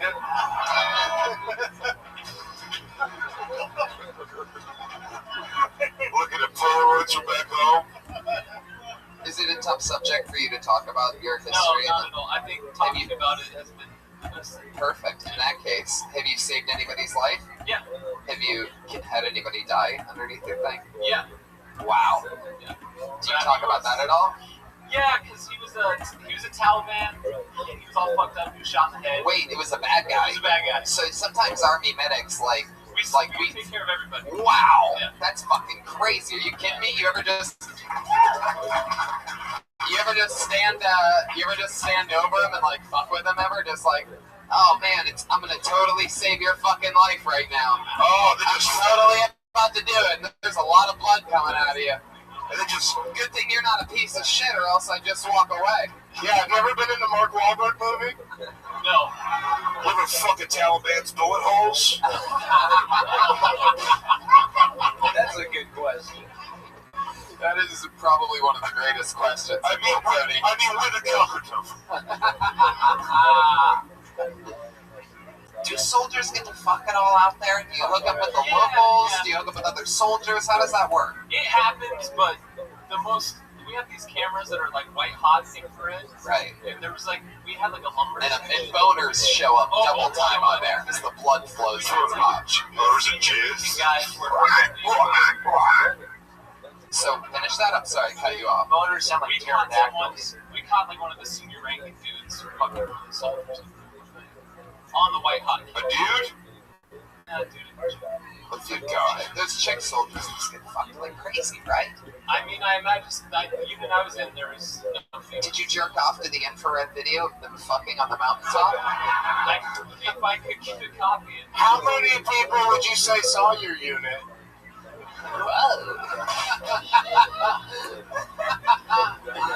It's a win. Joke of the night for me. Do people hook up with locals there? Like American soldiers ever go to a bar and like Afghani women, you know? They're just like, hey, what's going on under there, huh? Hello. You know what I mean? Nothing like that? No. You can't fuck them out there? No, you can't even you can't just wander off the fob. Wander off the fob. Yeah. What's that mean? That's what I always say. Yep. What's FOB stand for? Forward off. Whoa, that's really cool. You can't wander off that at all. No. So you can only fuck female soldiers. Or Afghani chicks that you Or can fight dudes. over. Hey, show up at this base. Don't worry, just say you're friends with Todd. To allow the dudes. Were you ever like laying there and like next to you is like a squeaky cot and there's a couple of dudes doing it? No, I have my own room.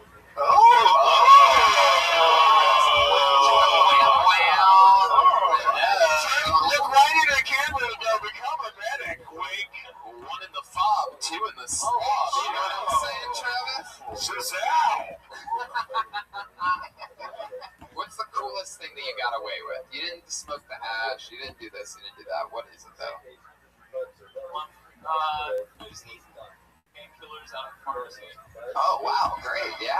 Nice. That'll do it, perfect. I think I'm still free and clear of them, so. Is there any top secret shit you're not allowed to tell us about that you can tell us about now? Yeah, on a live podcast. No, it's just a regular army medic. Are you telling the truth? I wrote the truth! Did you guys? That was your moment, bro. You could have said I couldn't handle the truth. Good. You can tell them, say you can handle the truth. All right, Travis. Well, by the way, let's take a moment to give Travis a round of applause for being an American hero. USA! You just got got the numbers, and it turned out that he saved a lot more Afghani soldiers than American soldiers. They considered him like one of the weirdest doctors out there. He couldn't save any man's top surgeon. Right, exactly. The Afghanis came back with just metal arms and shit, just still alive. Guys, he's still standing right there. Oh, shit. There you go, Travis Frazee, everybody. Make it loud for Travis, everybody. An American hero.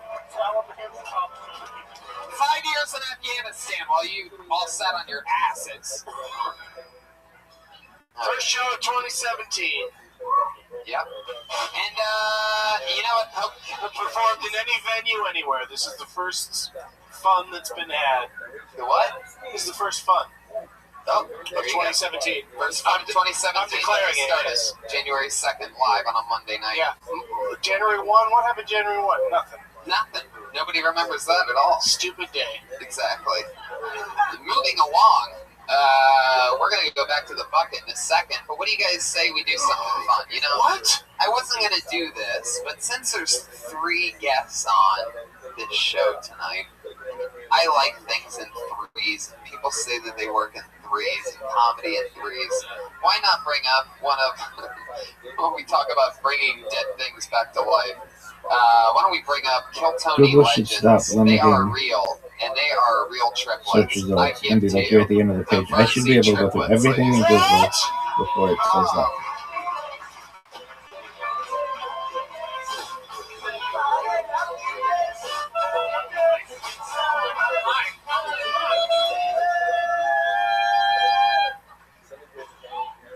All right, cool. You know, growing up, our dad hit us a lot as kids. Our mom didn't, though, because she was a big pussy. Big pussy. She'd always just say, wait till your father gets home. You know, because women can't do anything right. That's kind of weird, though. Like, hey, honey, I'm home. Oh, hey, you mind beating the shit out of our sons? Just pass that rage off to him. It was just an alley-oop of guilt just throwing it out. My dad would just always slam it home. Stockton and Malone and punishment. We were raised in a Catholic Italian household, so my dad would do the sign of the cross before he hit us with the belt. Just, you know, beat the righteousness into us. Satchel, Jesus Lord! I remember when I was 13, I was watching porn, and my dad came in, and he was pissed, and he gave me the belt. And I'll never forget what he said. He said, put it around your neck, you'll come so much harder. And I did. It was great for our circle jerks later. Awesome stuff. That's it. Thanks, guys. Exactly a minute from the Thursday triplets, ladies and gentlemen. One of the newest sensations in comedy. It is a statistical fact that you either love them or hate them. So you know where you stand already. You probably somebody groaned when we were coming up. Yeah, I heard a few. It seems like people really have taken a knack at not liking you guys. In what order did you shoot out of that vagina? First. Okay, I'm glad you all know it. Wow. So, okay. Yeah, thanks for the stellar entrance, by the way. That definitely didn't make them hate us anymore. What do you mean? They're legends of Kill Tony. Yeah, trust me, that's not what made that not go great. That wasn't that at all. Don't try to put it on me. Do you guys go like into a Forever 21 or what have you and say we need 3 shirts that are not the same but are the same? One of my favorite parts of your guys' set was when I noticed Big J just shaking his head no. Can I explain that head shake? I will. Yeah. That's a lot. That's a lot of people to deliver one joke. Right. That's a lot. Yeah. That's a lot to drink in. I didn't know the legends before tonight. And that's a lot. So I was just trying to drink. It's like my head's moving. Maybe I'm too close. If I was back, maybe I could take it as one picture. Yeah. But all 3 of them, I was just bouncing back and forth, and I couldn't follow the You should maybe have like a competition, like raise money for charity, and throw one of yourselves out of the group. Like have a competition of who are the 2 best, and then the 3rd guy has to be like, well, I gave it a shot, but then the other 2 guys can have more of a Sklar Brothers kind of future. Who is the Destiny's Child of this? Who's the Beyonce? No, not that. Let's choose Solange. Wow. That's a Solange in the book. You guys hate Solange You're has the been one here with fucking tonight. herpes on your face. Look, he's got a Band-Aid on his face. Yeah, last week we found out, for those of you that didn't listen to last week's episode, we found out that this Versity triplet in particular has a huge cold sore on his bottom lip. It's herpes. He has it covered up with a Band-Aid 2 weeks in a row. So shut up, Versity triplets. Whose fucking microphone did he use? That's why I wore the Band-Aid. That's a good But that's why I wore the Band-Aid. That's why I wore it. Which one did you use? All right. I guess it's old Russian roulette with triplets here tonight. I hate following him after he does a "How do you like making out with a microphone" bit. Tony, I thought that the Band-Aid was a soul patch and that they were going through like a Smash Mouth phase or something. Oh, okay.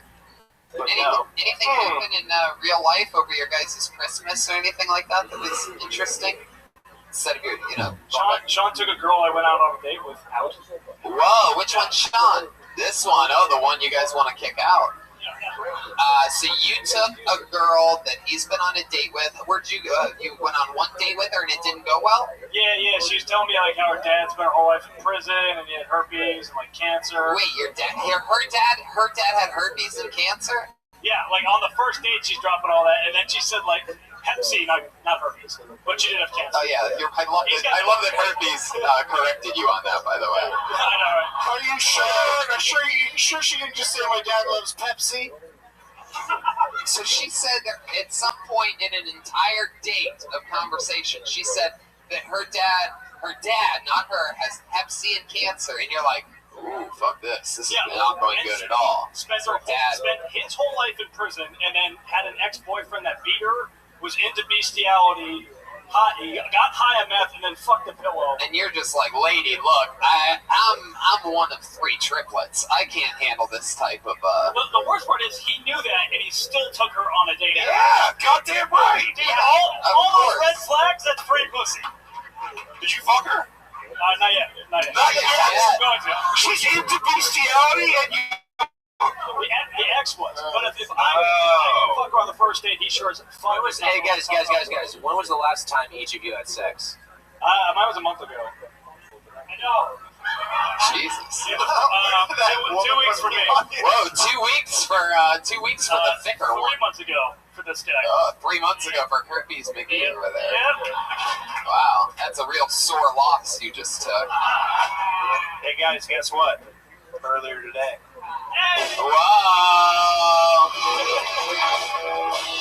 It doesn't count if you fuck your instrument. The saxophone. Why not? So, what else? Sexy motherfucker. Where'd you take her on the date? I took her to a bar, like a bar lounge, and it was a club. And where'd you take her on your date? You took her to eat, didn't you? Yeah, a small Mexican joint. Yeah, you go straight for the drinks. Did you end up hanging out with her? Yeah, of course you did. Well, what are you going to do? Get her happy off chicken parmesan over there in the middle, huh? He took her to some hole-in-the-wall Mexican place. Rufio's. Fucking chick, man. Margaritas. Get her like the upgraded. But he doesn't When Brian's only agreeing with you because he heard the word hole in the wall, and that's literally how he fucks, is through a glory hole. So. Glory hole. I respect it. All right. Hey, Tony. Yeah. I got a joke for the triplets. Yeah. It's in the game. You guys. Your mom only has 2 tits, so how'd she breastfeed you? Hey, something like that. That's pretty interesting, actually. That's actually really cool. Like that, but she does like a garden hose thing where she like pinches it and squirts it all in her faces. We said it was like a lazy Susan thing where we just kind of spun around in a circle and sucked off the titties. I'd use a different reference than that. I'd sit at a table and I'd think a little bit harder for a couple more hours. Camarera, you got something to say to these guys? I don't know. I'm not trying to instigate anything, but these 3 guys are pretty tough. And this guy, no, I'm serious. And this guy went after your mom's breast, and I thought it was kind of rude. If I were you, beat the fuck out of him. It's a triple threat. Unless you guys are pussies and don't want to. Oh shit! All right, then they go the Frizzy triplets, ladies. Guys, plowing through it. Always a pleasure. Yeah. All right. That's wild. The So like 3 Abercrombie and Fitches had nobody standing in front of them that entire time? Isn't that what they look like? The guys used to stand in front of Abercrombie and Fitch? Who used to stand in front of Abercrombie? They used to have them standing out front, right? Yeah. All right. Whatever. I'm a world traveler. The worst store ever, by the way. So that's the store that's like the music's blaring. It's loud. There's a guy with no shirt on. He's all standing out front. He's like, I'm part of a comedy team, but there's 3 of us. Yeah. So we have a regular that performs a brand new 60 seconds every single week without being pulled out of the bucket. That's sort of a different gig. Really not easy to do. So let's just jump right into it. You know her, you love her. It's the one and the only Allie Makovsky with another brand new minute.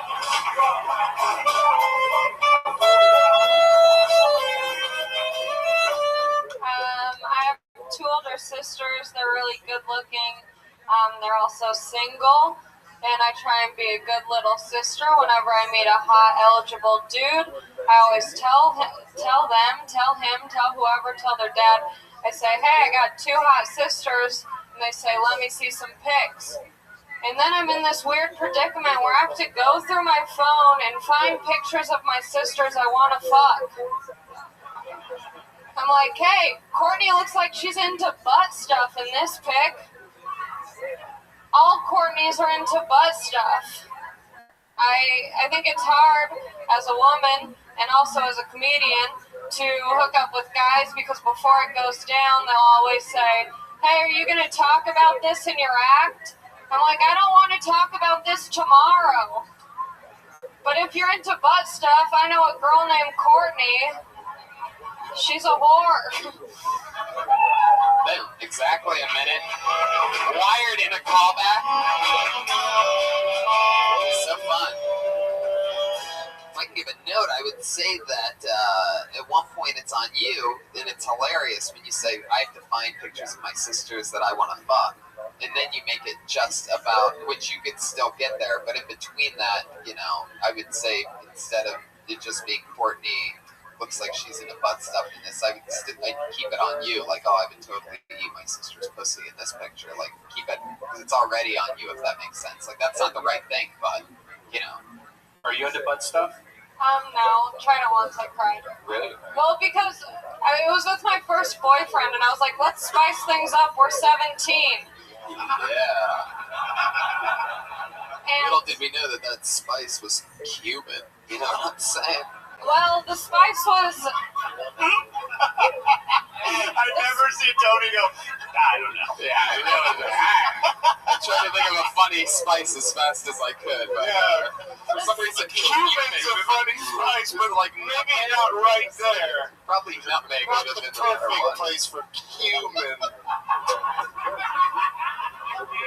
Something was cumin in my butt. Oh, Did you just go too slow? Well, too fast? okay, so there was no preparation for this. You spit on it? No, okay. That was after. No spit, no finger work. No, so I didn't. Monster. I didn't.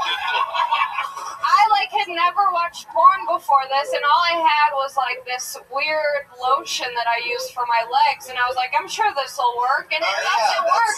It'll sting. It burns so bad. You're not supposed to use air in your butthole as lube. Yeah, well, you make a lot of mistakes and you learn. It wasn't, but it was just regular lotion. It was like I thought it was cocoa butter, so I was like, this will be calming, and it was not calming. Oh, it was a black guy. No, I wish. It was this guy named Blake. If you're listening, Blake, I'm over you. Wow. Clearly. Would you try it again? It sounds like you were all over him when he tried to have butt sex with you, too. Did you push your shit on him, people? Would you try it again? But I try with someone I love. Oh, that's sweet. I mean, it really is a matter of, like, if you're willing to have that person's poop on you. Yeah. No, they're poop on me. Oh, you think that's the big problem? The old poop I mean, thing? that's the poop thing. I think it might be another thing. What? That you don't want somebody's dick in your ass. Oh. That's fair. It's one of those two for sure. I mean, there's definitely that part. Yeah, they all big. There's a lot of facts. Yeah. I mean, like even a clean ass might not be that exciting. That's great. Chip fun holidays, Allie? Anything crazy? I was in Hawaii with my family, and Is that a euphemism for butt sex? Taking the family to Hawaii again with some Cuban, trying to Cuban up the relationship. The red eye, the brown island.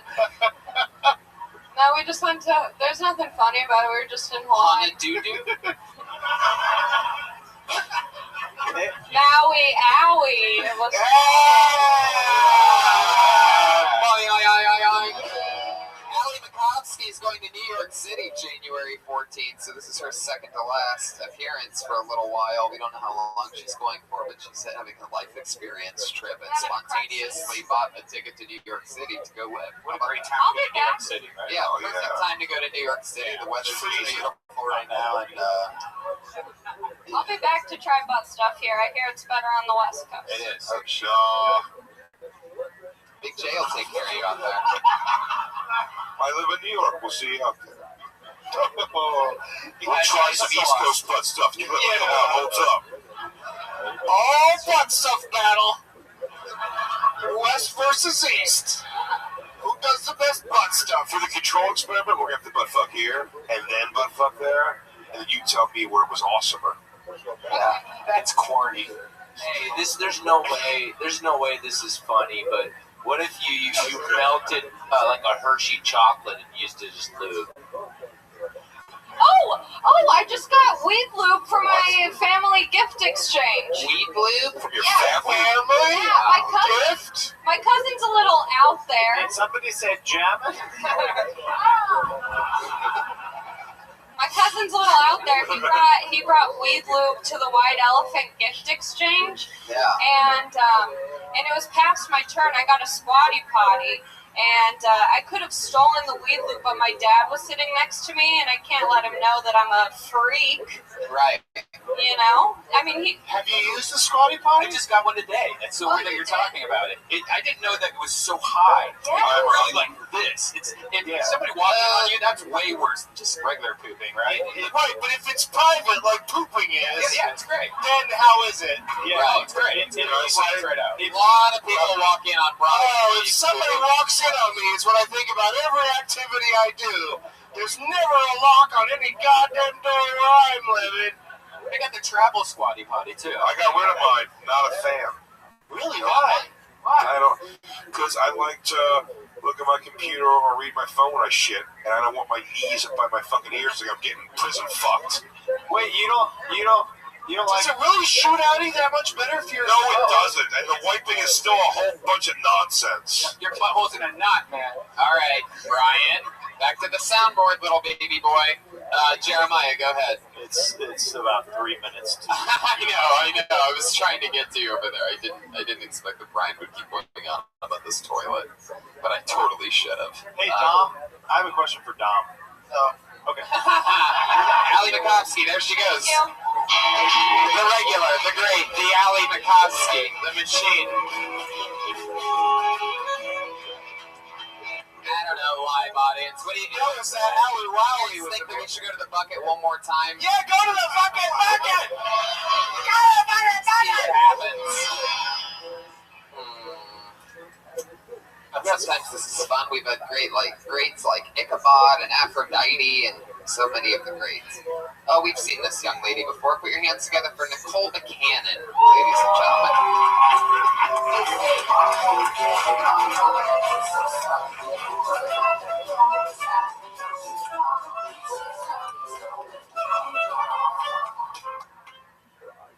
Hey. This past year I was dumped in a hotel lobby. Have you ever been dumped in public? No, I cried. And as I was crying, a couple came up to us and asked us to take their picture. I was like, I know you're tourists, but I'm pretty sure crying's the universal language, you fucking assholes. I think that's why the selfie was invented, so that when you're having a Kodak moment at like a funeral and everyone around you's being a real bummer, you can take care of that shit yourself. So you're not like, take a picture of me next to this dope ass open casket. Make it look like I'm taking a shit in it. It's always shit. What I'm saying is these people shit on the corpse of my relationship and I'll never forgive them for it, and that's why I hate Koreans. I'm just kidding. I don't know what kind of Asian they were. There you go. Another new bit from Nicole Buchanan. That's fun.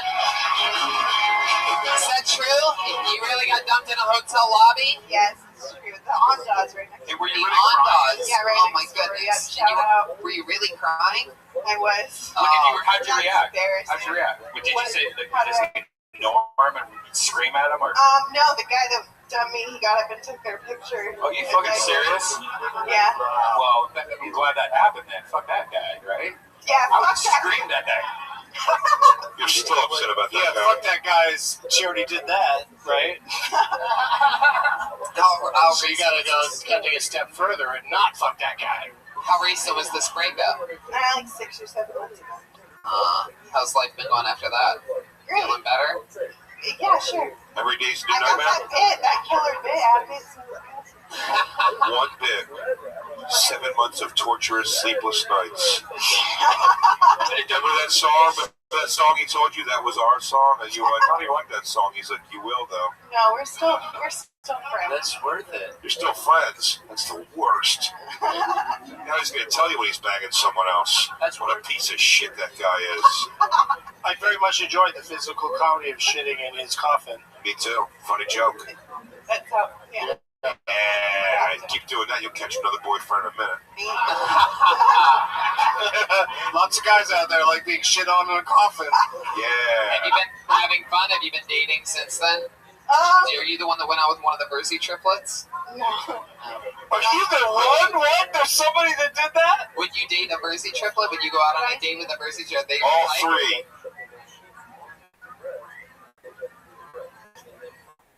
Duck watertight. At the same time, Yeah. I don't know if I can handle it. I like Alex. He's a nice guy.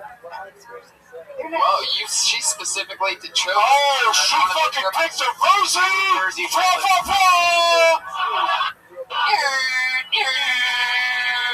Alex Brucey. Crazy thing is that's the one with the cold sore, so you're a ballsy one. Nicole brings up an interesting artistic question, which is, if you go through a traumatic experience and you get something artistically viable out of it, was it worth going through the experience? Yes. Shit that guy's guitar.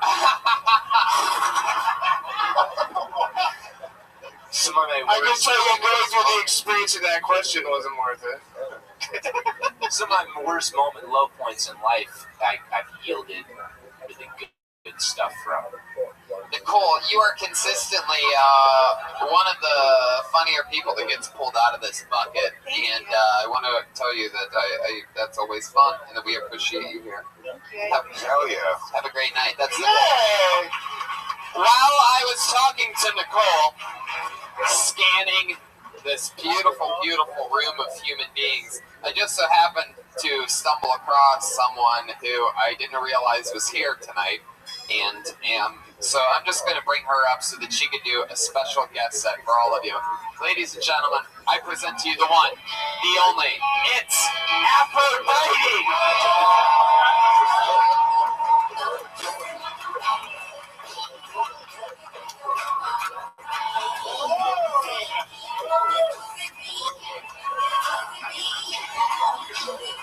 Hi. I have a disability. I can't get work because my ass is too big. It won't fit in the office desk chair. They have to order me 2 chairs. One cheek on each chair. Do I look like I can type? Right, hell no, right?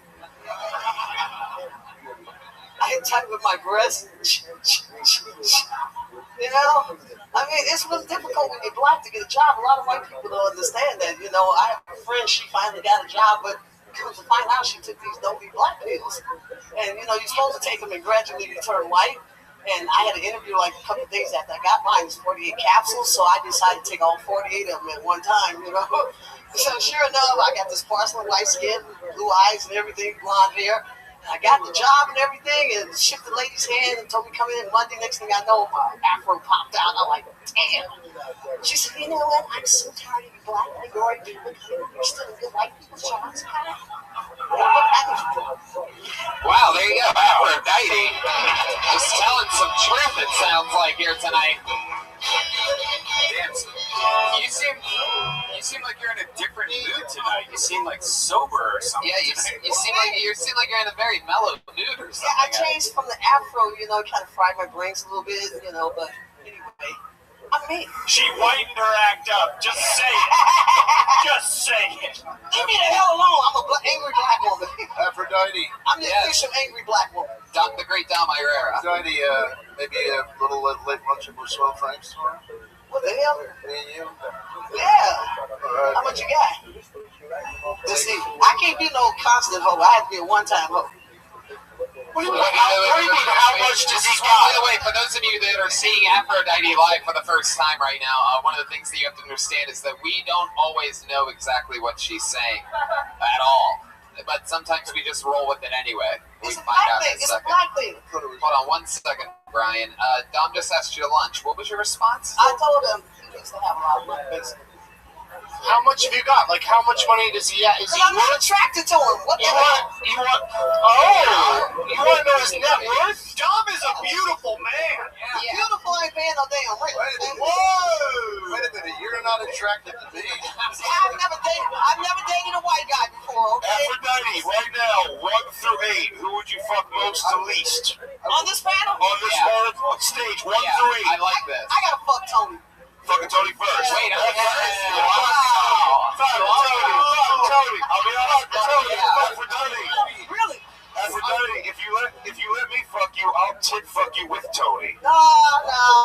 Tony got a sexy fucking voice. Goddamn right. He probably could eat me out. Who you telling? Really? Wait. Hold up. Who has the second sexy voice? Preaching to the choir over here. Preaching to the choir. Everybody stop for 1 moment. She said... No, really. He's a little bitty motherfucker, but I bet you can go, you know? Oh, yeah. He's hung like a pony. Hold on. She said that Tony has a sexy voice. And I just imagine Tony in the bedroom. Yeah, I'm gonna eat your pussy. No. I might fuck you with my number 1. See, if I was gonna fuck him, he would have to talk just like... Have you ever seen a golden pony penis before? When I rub it between your forehead, you black. Oh, yeah. Yes. I'm gonna jizz all over your butt. Oh, my God. See, if he talked in a different voice, I wouldn't be turned on. You know, then I still feel like... You forgot one. I killed Batman's parents. No, but you have a sexy voice. I don't know your size. I would expect you to have the voice you have. You really think Tony has a sexy voice? Yes. Yeah, Brian, a lot of people think that. Yeah, he really does. It's not just Aphrodite. I mean, I think... See, I would just have to feed him a little collard greens, get a little grease in them, you know what I'm saying? Yeah. Oh, yeah. Grease Tony up.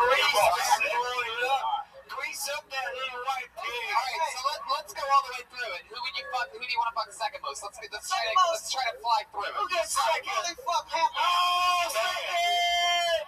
You have no type. You're the closest to black up here, so that's why Goddamn right, player.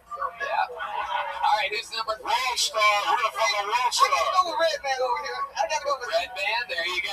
Brian's excited about that. How about number 4? Number 4. Oh, no. I gotta go with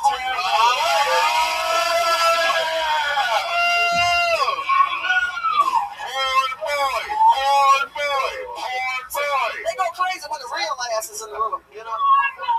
There's none of that $29.95 ass, you know what I'm saying? All right. I'm not fucking him.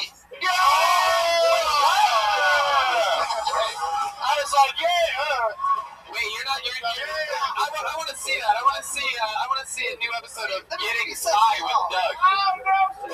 yeah.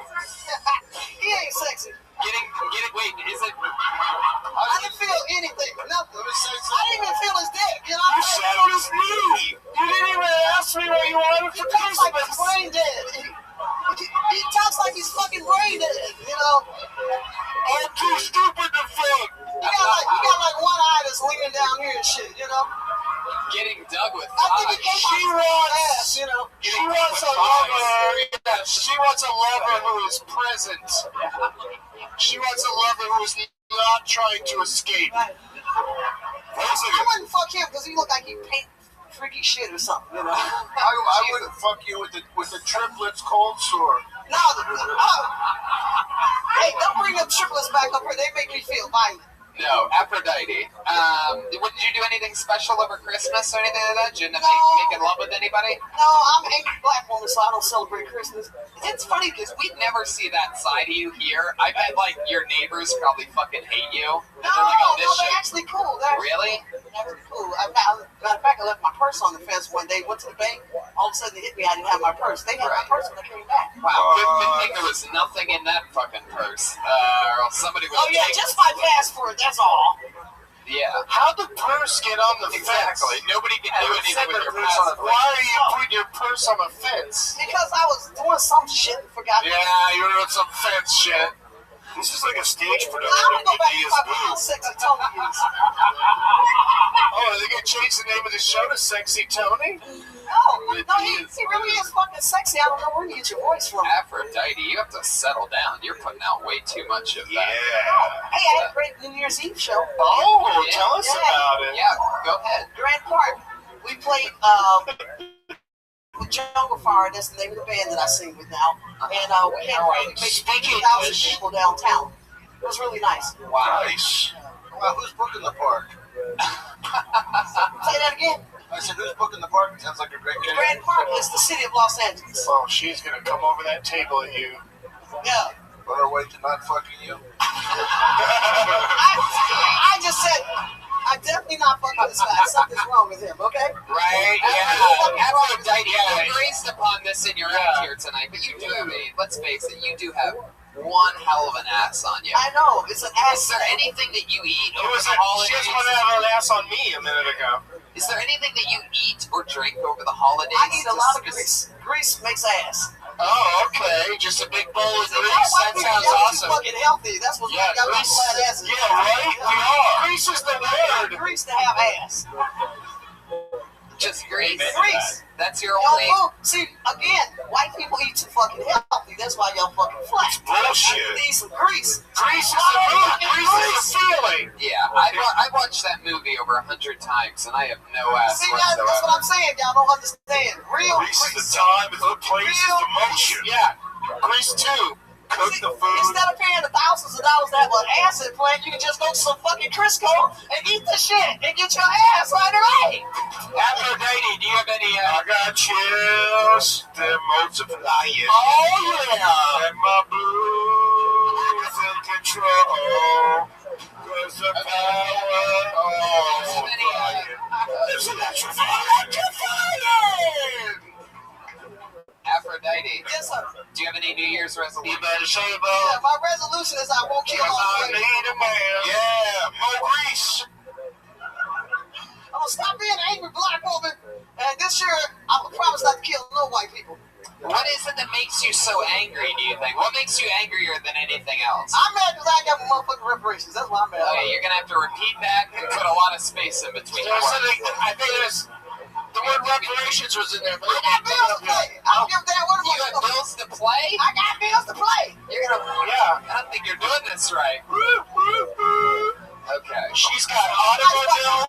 What's up, y'all? Really nice white people. All the rest of you motherfuckers, I mean, really nice people. A lot of nice white people. So you're ready. It's just a can, Aphrodite. Slow it down. Take a breath, Aphrodite. So your resolution was to find a man and stop being an angry black woman? Is that what you said? No, I just want to stop being an angry black woman because a lot of times when white people see me, they tend to think I'm angry. Where? You keep announcing you're an angry Just black walking woman. by, they just kind of look at me like, but where are you walking by? Yeah, where are you? I'm just out, you know, going shopping or whatever. Maybe it's because they look at you and you go, "Can I help you?" Motherfucker! You know, it could have been because one time somebody tried to give me a quarter and I told them I cannot go forward in America with a fucking quarter. Oh yes, that one time affected how everybody treats you everywhere. That's why I'm an angry black Take woman. that quarter and shove it up your cracker ass. An example. I mean, white people expect black people to be angry, right? I'm gonna disappoint white people. When they see me, I want to be fucking angry. Amen, girl. I think you should continue to announce to people whether or not you're going to have sex with them. I think that's effective. Tony, I can't call him Dr. One Eye. It made me. I like relaxed. I relaxed immediately when you said. And look at you now. Jeremiah Watkins. I may be the last person you're going to have sex with on this stage, but shut up, I'm gonna sit back could you down. get a He's good for sitting. I'm good for sitting. He said, "Hey, he ain't getting the hard on. What's wrong with this motherfucker?" Jeremiah. Wow, that is like Jeremiah. You're supposed to get a hard on when a woman sits. Jeremiah. I feel like Aphrodite is so black she used to date the Zatarans, man. Zatarans.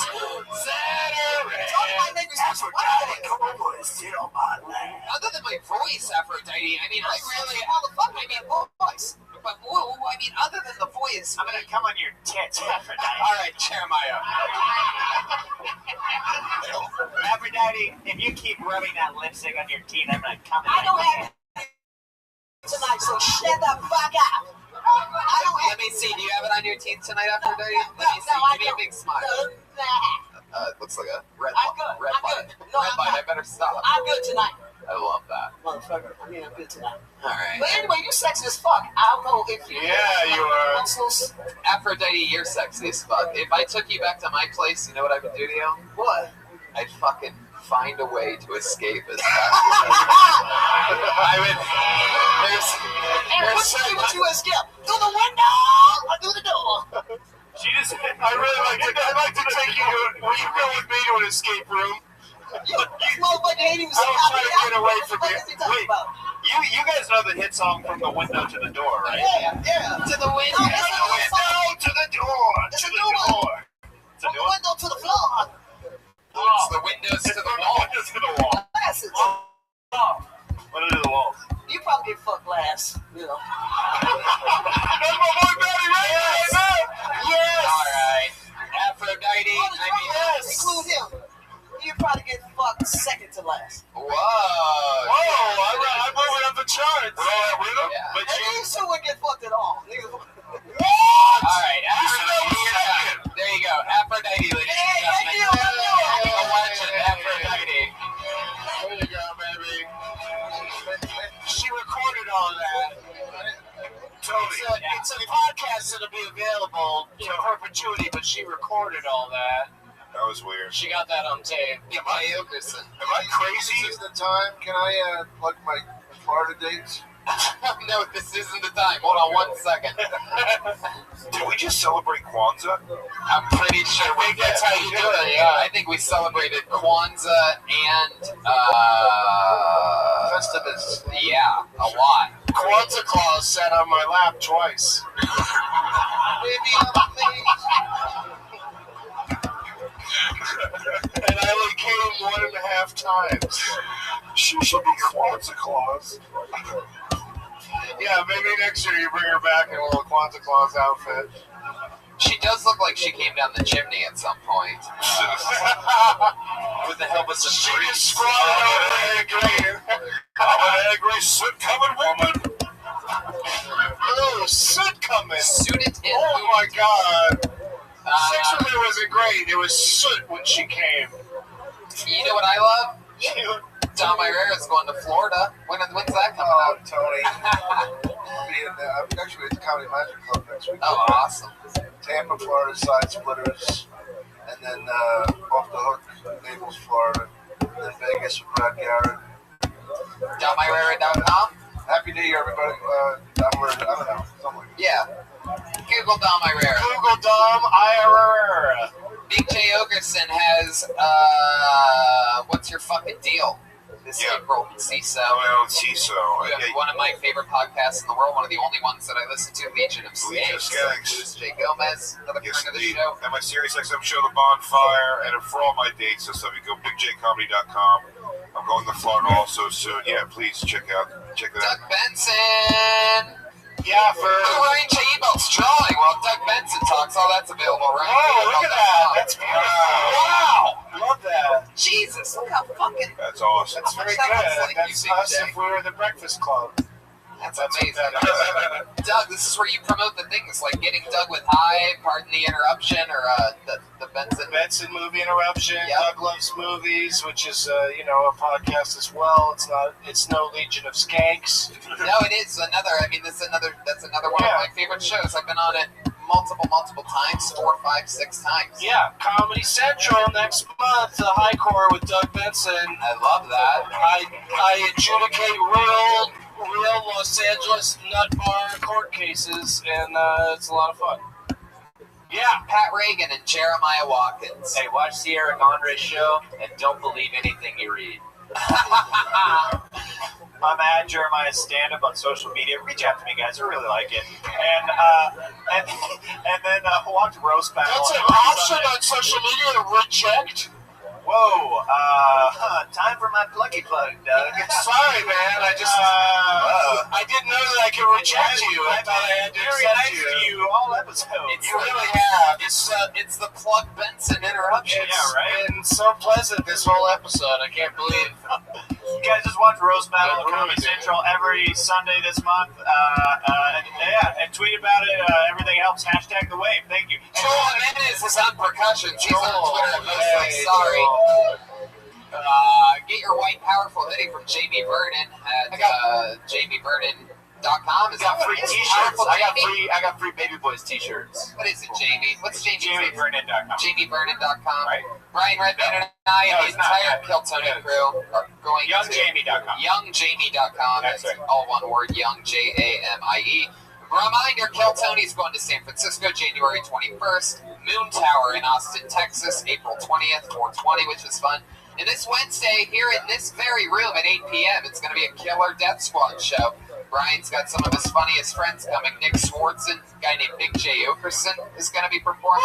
Stand-up here. Steve-O, Tony Hinchcliffe, Tiffany Haddish. Come on. Yeah, you guys know. You love Steve-O for his stand-up comedy? Chris guys. He's gonna put this whole mic stand up his ass. Hey guys, I brought a copy of Anna Karenina. I thought now might be a good time to start reading it. You would have thought that. Yeah. This was her episode of 2017. Thank you, live audience. Have a great night, everybody.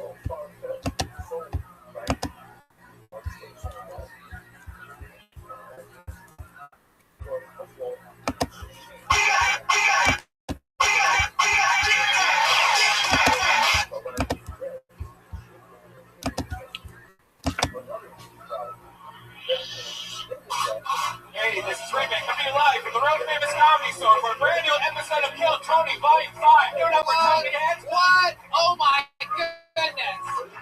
Hello, everybody, and welcome to the #1 live podcast in the world. Make some more noise, everybody. Make some more noise. How exciting. Brian Redband is here, ladies. Hey guys, what's up? House artist Ryan J. Ebelt just started drawing tonight's episode. He has a blank sheet of paper in front of him. At the end of the episode, you're going to see featured tonight's episode. This is the Kill Tony poster that's available at RyanJebelt.com. Jamie Vernon is not here tonight. So, welcome to the show, everybody. Hey, you're at Kill Tony, and guess where else Kill Tony's going to be? The San Francisco Sketch Fest, January 21st. Yeah. So San Francisco, if you're listening to this podcast, or you live near San Francisco, maybe my friends in Stockton can make the drive. What? And San Francisco, that's a really big deal. It's a 3 p.m. show, believe it or not. That's something I've found out. 3 p.m. show, so doing 3 p.m. comedy shows in San Francisco. Francisco. That's our disappointing time slot at Sketchfest. We just have to stay awake the whole night. Now we're flying in that day. None of that more. You guys ready to start tonight's show or what? I'm excited. But let's just bring up the guests first, and then we'll bring up the band. Two of my favorite comedians in the world, two of my funniest peers. You know them for so many great things, so many amazing credits. Make it excited. Make it loud. The great Mike Lawrence and Big J Okerson. Holy shit. Holy shit. Here they are.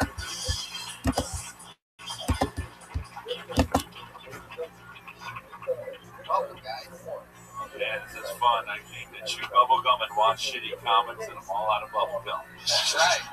We have a bucket full of shitty comics. What's sad? Or you just say maybe they're going to be really great comics. Some of them are. And that's our dynamic for tonight, guys. We're both sitting on different sides of your shoulder. Yeah, I want these people to be fantastic. And then sort of hold the table. It's always a great mishmash. We never know what's going to happen. We've had a lot of fun this year. I'm excited to get into it. Before we do, what do you say we bring up everybody's favorite band out of all the late night shows and podcasts, everything that's been voted? This is the number one band. Put your hands together for them. You love them. You know them. It's Reagan, Watkins, and Joel Jimenez. They have a new introduction every week. I never know what they're going to do. I don't know what this one this is. seems like another Westworld. Oh.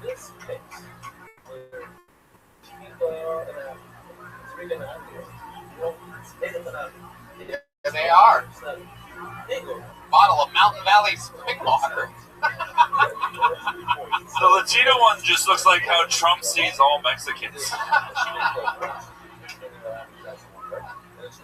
Wonder how long this intro was supposed to... Oh, there it goes. All right, here they are. Reagan, Watkins, Joel Jimenez, paying homage to Westworld for the It's a Westworld theme, yeah. They're about to take us to Brokeback Mountain. Mike Lawrence never looks like he's stuck to a woman and his wife. Whoa! And yet I'm happily married. Yeah, if you would survive our time. They stay in full character during this Westworld thing. He did it last time. I actually ended up falling in love with the Western character, Jeremiah. Let's see how it goes. How you feeling today? Feeling pretty good. Just found out I'm wearing a family heirloom. Only that they had ripped jeans in the Wild Wild West. Yeah. I reckon that cowboy's wearing Vans. Actually, picked up these. This Warped Tour isn't big enough for the both of us.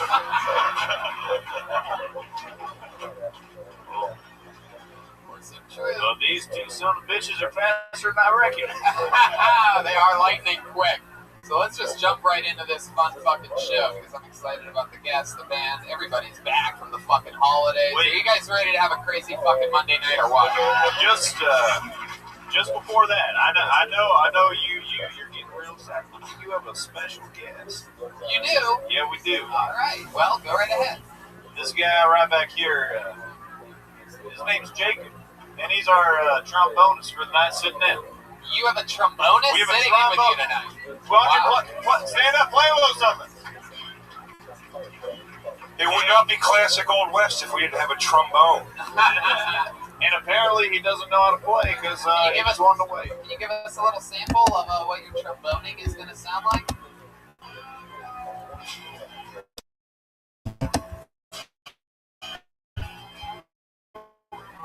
All right, well, we have a...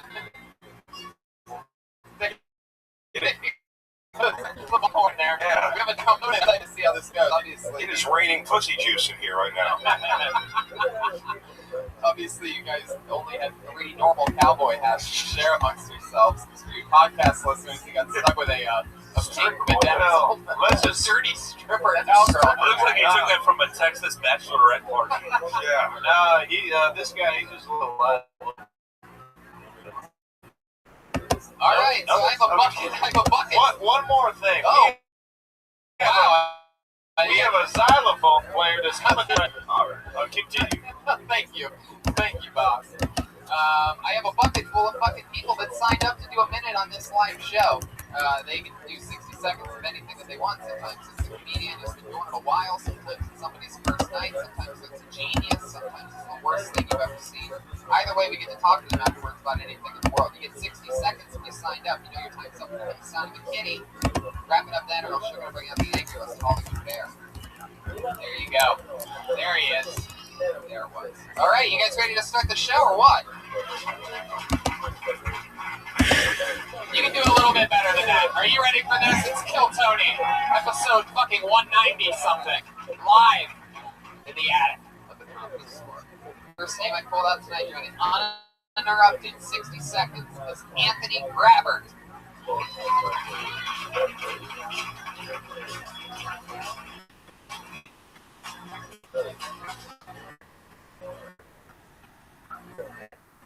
Thank you, I'm great. Hey, look, I like to get fucked up, man.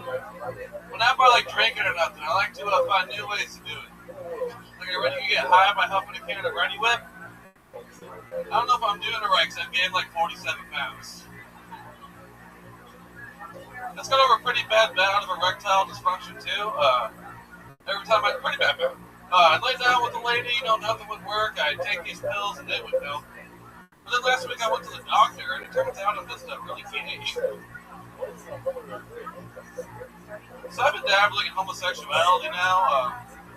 So my doctor says it's a little dabbling. And I've been meeting people on Grindr and OkCupid and things like that. It's great you can meet all these gay people online because before the internet you could only meet gay people in hell.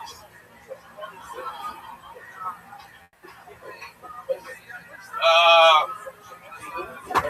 guess I'll do an impression real quick. It's my impression of a gospel singer. You can go ahead.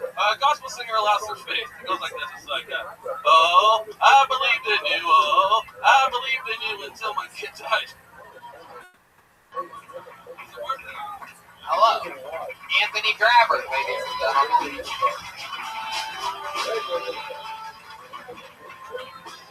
Well, thanks for answering the question. What if me and Big J combined into one person? It's the mashup. Tony, I just saw this film, The Red. Yeah, who would believe it or not? Man, this guy to me looks like Leonardo DiCaprio got eaten by the bear, then he ate his way out of the bear. Yeah, I think he looks like TJ Filler. I think he's shaped like a... Hello, that's pretty good, Brian. The show's a lot of fun. I love this. This is great. The show's great. But are you, you're actually doing gay stuff now, or is that just jokes? Oh. Are you getting any pussy? You think a gay guy would fuck him? Oh, there's a guy that would fuck him. 4 a.m. I'm not gay at all. 4 a.m. I'll give this guy a knob polish. Yeah. Yeah. Anthony, how long have you been on stand-up? 2.5 years. That's also long here in LA. No, I live in San Diego. How long have you been doing homophobia? If you did that at a club somewhere and a gay guy hits on you afterwards, would you think about doing it so he doesn't blow up your spot? I'm pretty good at like being like. If a guy presents to you as dick, you say, "Pretty good man." Thank you. Yeah, no thank you. Is that what you said? No gay guy is into Big Lebowski cosplay, alright? Can I just be fucking... Oh, yeah. I'm just telling you. It's got its own keyword search on those porn sites, man. The biggest Lebowski. Anthony, you do have an interesting shape to you, though. What is it? It's like a garbage bag full of teardrops. What's your favorite food? That might be the saddest damn thing I've ever heard in my life. You just called this man a sack of garbage filled with human tears. I think we need to think about that for a moment. Oh, they don't have it like that here in the Wild West. What do you do for work, Anthony? I'm unemployed. And yet you're wearing fur-lined hoodies, bro? That's ghetto. Thank you. Ghetto fab. What did you do before you were unemployed? Working with other video game testers. That sounds like an awesome job. You have a great job. You are the default setting for video game tester. Create a character. Version 1. What do you like to do for fun? Any special things to do on the PC? I pretty much just do stand-up most of I watched this one called Kate Plays. Kate Plays Kristen. It's about the lady who was on the news. How many times did you masturbate? Well, I can only get like 1 round. That might be diabetes. Breaking news. You can only get 1 out there. Change that to a garbage bag full of gum. Same consistency. More like a Ziploc bag. You know the came one. Ziploc. Where are your favorite places to perform? I pretty much go about the Madhouse.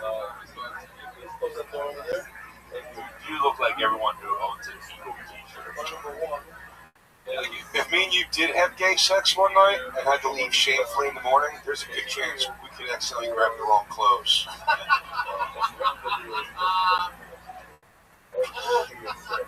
If you guys fucked, the most important question would be which Slipknot song was what? The first side of Volume 3. No. What do you like to listen to? I wasn't listening to it. No. Wow. Anthony, you're really shutting down on me here. I listen to hip-hop. I don't know what to say. I feel like everything I say, you guys twist around and make fun of me. Wow. Naming hip-hop people? No, he wants to fuck you. Yeah, I'm laying it out there, bro. It'd be great if we traded clothes. I've always wanted to dress like a side traveler. Hell yeah. Oh, shit. Anthony's firing off missiles here. Look I at have no problem with that. the Wild West here. All right, Anthony, we seem super uncomfortable, so I'm going to let you go. Thank you. There he goes, Anthony Grabber at Elfin Forest. He said something very important there. Yes, we are. One of the things that we do is try to twist around the things that are happening to make them funnier. Goodbye, Paddington Bear, if he was a liberal arts major. It's just twist everything that I've seen in China. What are you guys trying to make this comedy show into? A comedy show? Motherfuckers. Big Dabbits. I just wanted to talk about gays being in hell, get an applause break, and leave. I thought he was so brave at first. And when a black woman was attacking for saying gays in hell, she didn't get the context. And pulled another name out of the butt that I feel like we've seen this person. Jarrell Benasser. Jarrell.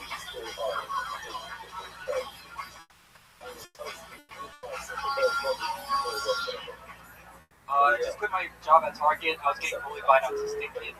Actually, it was a 40-year-old autistic dude. And they always put him on a pedestal, right? Because he stocks like 1,000 freaking items in like 30 minutes. But fuck him, he's autistic. Of course he can. He's always in his head. One time he was in the break room. He called me a sweaty burrito. And I was like, what the fuck? And everyone was laughing. And I called him an Asperger. I get sent to HR.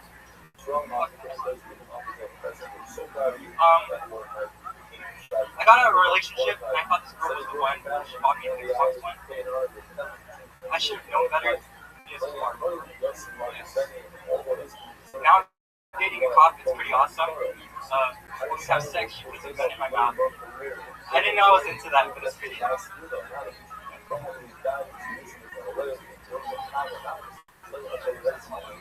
There you go, Jarrell Benasser. Do you always talk that fast, Jarrell? No, I ran here. You were talking really fast. There's the minute right there. Shut up. Just to show you exactly how fast you were talking. Tony, can I just say this guy is Whoa, Wild West time transporting guy. I feel bad about that. You've probably never seen a set of wireless headphones before, or headphones for that matter. No, or is his kind off the railroads.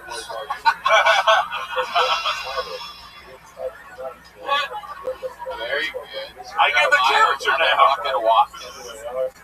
Unbelievably. All right, Jarrell, let's talk about it. So, let's say that you probably do a lot of open mics, right? How often do you stand? How long have you been standing? March of last year. So, can you see if they're doing mics? We've been turn up legendary status only. Watch how we do it. Start the meet. Like this whole summer was an adventure. So was Is he dating a cop? Like a real cop? She's a real cop. Like not a security guard. What was the adventure? Were you leading Indiana Jones down a mine shaft? Okie dokie, Dr. Jones.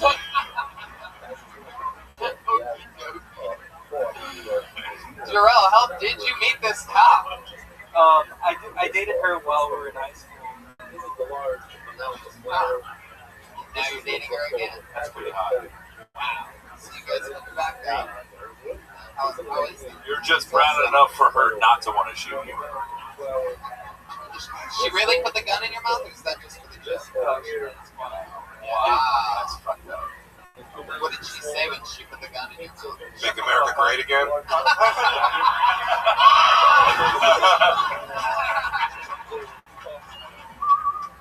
So oh my god. What a magical gift. Jarrell. What did she say? Shut the fuck up. Wow. Why are you dressed like you're about to meet the rest of your dance crew? Are you one of the Jabberwockies? What is your ethnicity? Go easy on that R. Jabberwockies. Hey, don't be racist. We're just talking to this surf ninja now. So, Jarrell, what do you really work at Target? Quit. Strickland's here with this. Sugar mom. Why, man? I freaking told How do you. you afford I told you. headphones on the Target Strickland's here salary? with this fight.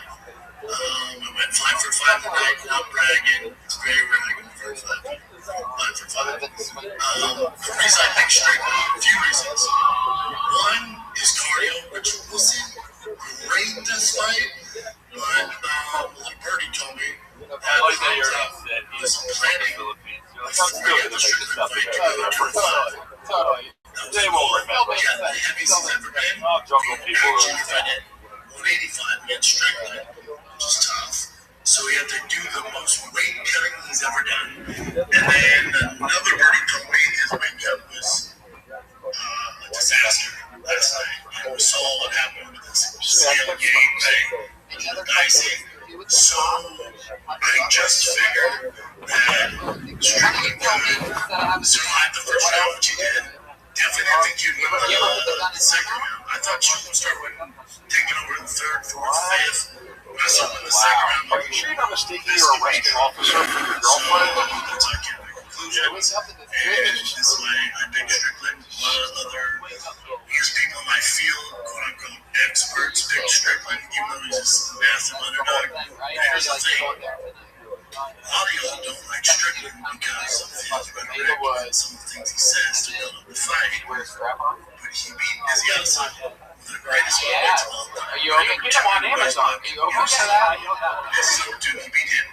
I mean, more importantly, why do you think PS4 is a better system than Xbox One? I mean, that's what we're all thinking, right? I mean, Xbox One, I was out there about the Strickland up pumped. Why, man? I freaking told y'all. Strickland was going to win this fight. I went 5 for 5 tonight, not bragging. It's very rare to go for 5 for 5.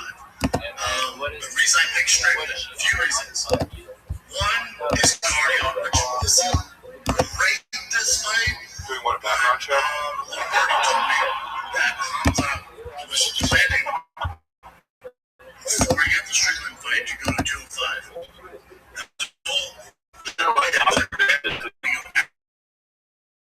Against Strickland. Just top. So the most weight cutting he's ever done. And then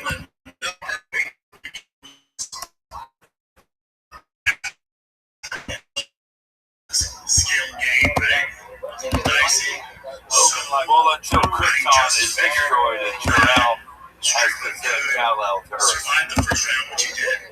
Definitely can win the second round. I thought Joe would start taking over the third, fourth, fifth. When I saw him in the second round, I'm like, oh, this could be trouble. So that's how I kept the conclusions. And this way, I think Strickland, a lot of other his people might feel, quote unquote, experts pick Strickland, even though he's just a massive underdog. And here's the thing. A lot of y'all don't like Strickland because of the rhetoric and some of the things he says to build up a fight. But he beat Busy outside. He's the greatest middleweight of all time. Right for 200 everybody's book. Anderson's number one. This is not two weekend. Now he just beat undefeated Hamza. Where's he ranked all the time? He's up there. You might hate him. Let him fight. Like that you have like really expensive headphones with like a digital watch. Yeah. I was gonna say before you said Filipino was at least 5 for 5 tonight. Not bragging. It's very rarely good for that. But the reason I picked Strickland are a few reasons. One is cardio, which we'll see what rate this fight. But Birdie told me.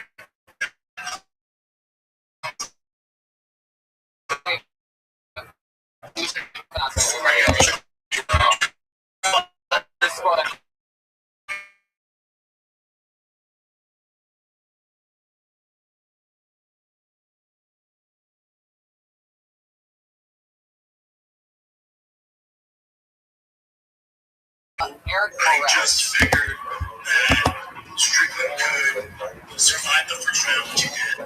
Definitely, I think he'll win the second round. I thought Joe would start winning. It's quite packed tonight, so these guys are stacked way in the back. Is he coming? Any movement back there from a guy named Derek? Alright, let's go back to the bucket. Just fucked his whole life up. You know this young lady? At one point, she was a regular on this show. Now she signs up for the bucket. Kill Tony legend, Melissa Esslinger.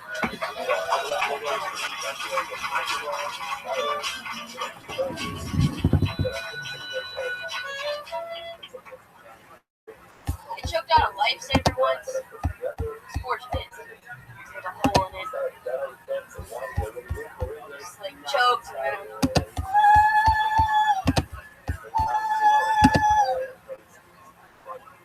Speaking of choking out a lifesaver, I flunked out of therapy today. I didn't know you could do that. I wanted to tell her about my issues with paranoia, but I was too scared to talk about it.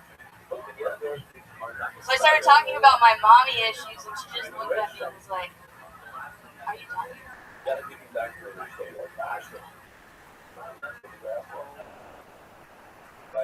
She started arguing with me and about my mommy issues, and I was like, "What is this? Weird intimate? I don't know what's going on."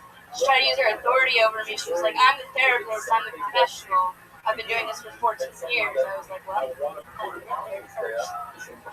I've been doing it for 7 years. I'm the professional. And I was like, "Well, I've been in therapy for 14 years, so I think we're about even." That was awesome. Melissa Esslinger. Still have some of those off buckets, so nobody would notice if you didn't mention it. You're the only person that tells us that you've gone off course. He didn't say that, just plowed forward. Tony. That makes sense. Yeah. That gave me fucking anxiety. I've never seen somebody fuck with the microphone stand so much in my life. Nothing changed about it. She was shaking like a leaf. You're funny. Jesus. Holy shit! It's sort of like her persona is literally the most nervous, neurotic being that any of us have ever met. So much so that she was a regular for a while, and it just simply wasn't working out for anybody. So she was just deathly nervous every week, and it just wasn't changing. How often? A few months of the break, and that's just who she is. That's it. She did well tonight, Tony. Oh yeah, totally. That lifesaver thing's hilarious. You can go farther in that. Like you start asking for help. It's like, help! And you're like, oh, never mind. You know, the whole noise thing. That's hilarious. Like adding more to that. The only thing about the outfucks and stuff is that that's when we know that stuff's written is the point of like stand-up to create that illusion that you're just coming up with. That wasn't funny.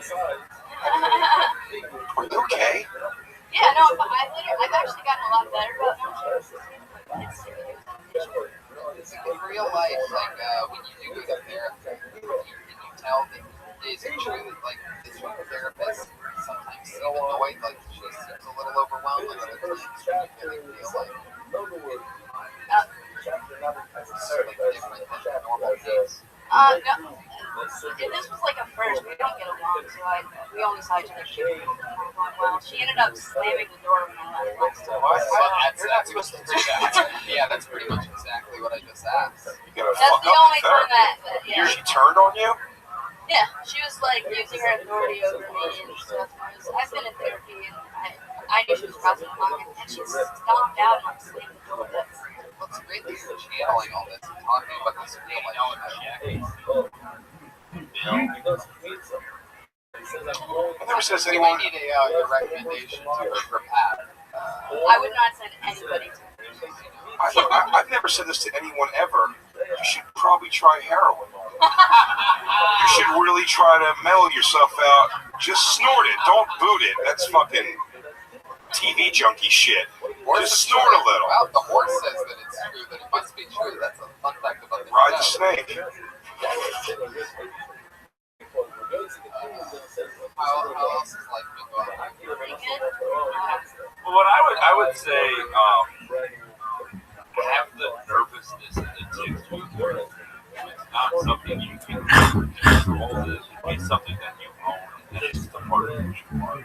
It's just play it up and embrace it. If you feel uncomfortable, be the most uncomfortable you can be. I mean, look, I am proof that ugly people can succeed. So just fucking be the weirdest you know? Like He's absolutely right. Like, for example, instead of saying op pop, like we could say op pop and have something like I lose my, write jokes about losing your place or about getting confused or whatever. Saying like own it, like you can create an entire, just like he was saying about how it's supposed to seem like illusion. Have jokes about losing your place, jokes about how you just fucked that up, things to go through that you don't work in the moment, but it still seems completely fun. yeah, like that. You take on the camera, you say, You know where you love her. It's the great Melissa Esslinger, everybody. There she goes. Melissa Esslinger. How about that? Did you see? I love that. One of the best performances I've seen her have. It's always fun to see people after a few months. I thought her hand was shaking, so I thought it was going to like teleport somewhere. It was fun. If she wants to masturbate, she should just grab her pussy and start telling jokes in a mirror. What's crazy is that is a huge improvement. So there she is, Melissa Esslinger. I pulled another name out of the movie. It should be interesting. It's a shady ass name, so we'll see what happens here. Put your hands together for Mystery Dan.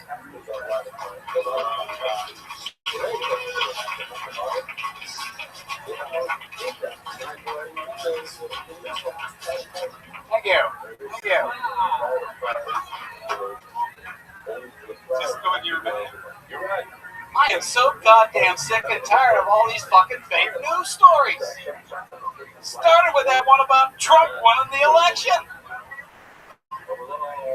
I'm watching Fox News, and they say he won. Well, I'm thinking, Fox News, fake news.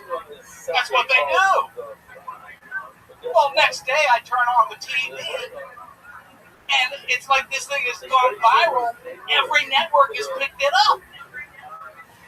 And I mean, it's just crazy. And it's like, so they were so accurate. Like, MSNBC was just acting so bitchy and whiny, just like you'd expect. You know? They're so convincing. And it's like every other day they come out with a new one. With some crazy half-ass appointment he supposedly had made to the Trump administration. I love the one where Melania's not going to move into the White House because she's too busy, Mystery Dan! Holy shit! Yeah. Wow. Can I tell you something, Mystery Dan? First off, I fucking love you. Thank you. Holy shit, are you here to take the Westworld guys back to the future? And I love you have a founding father haircut. It's the fucking... It is incredible. Has anybody here ever seen Phantasm? Then you guys get it. Wow, I love that. Thank you for leaving your pet rat at home. And I like that someone could look even rapier in a Cosby sweater. fucking love you. That's so true.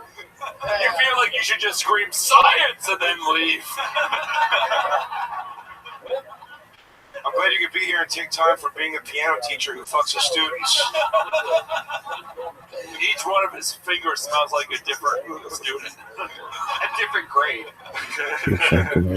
It's most certainly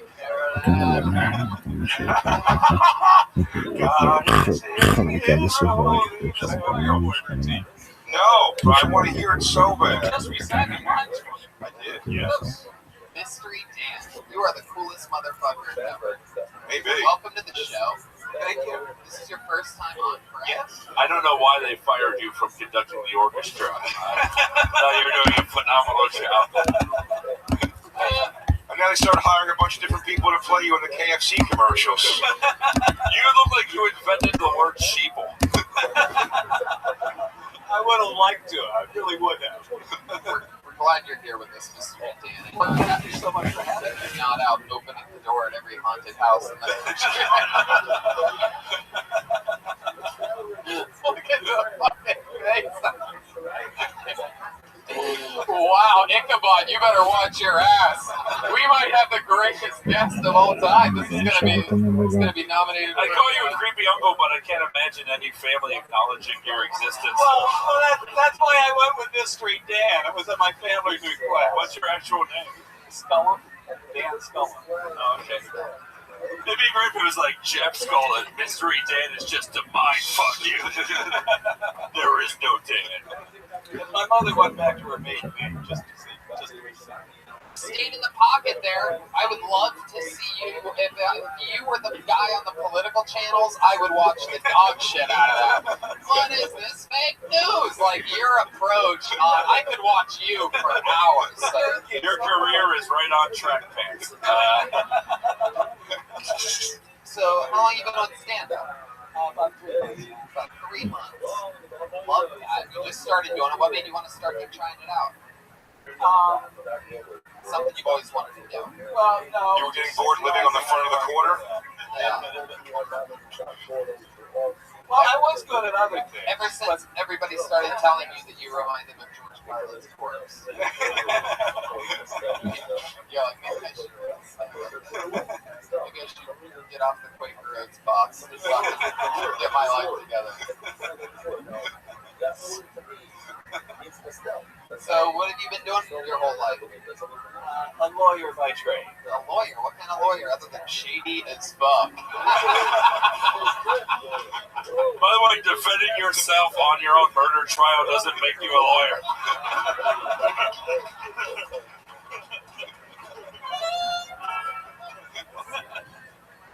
Oh, fuck, I can't believe you're real. You're still there. You literally walk in, and then the other guy just goes, the defense rests. I was just trying to pet her.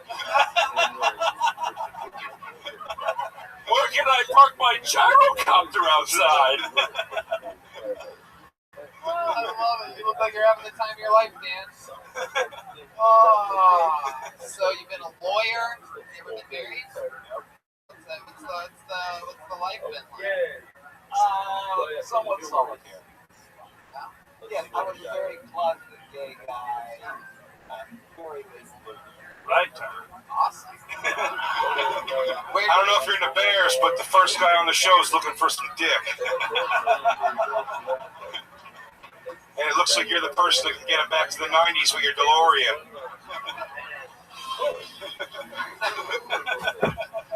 It's all making sense now. I should have known you were deep in the closet. That's the only way to get a sweater like that. That's That is the very last sweater that you're just like, I'll keep it. I think it was my grandpa's or something. It's got to have some kind of setup. You are the ghost of confused sexuality. The ghost of Christmas ass. So that's fine. Where were you located, Mr. Slade? The closet that he lived in. I'm from Hubbard, Ohio. Wow, from Youngstown, Ohio. That's a direct suburb. Yeah, well, yeah. I was born, actually. Wow. St. Elizabeth's Hospital? Yes. Same hospital, my friend. How about that? Same hospital, two hilarious, gay, closeted homosexuals. Very, very funny men. You wish you had the confidence that he does. Mystery Dan, as my gift to you, I will pay for you to have a session with one of our 3 Western fuck robots from Westworld. Take your pick. Somebody's... Oh, yeah!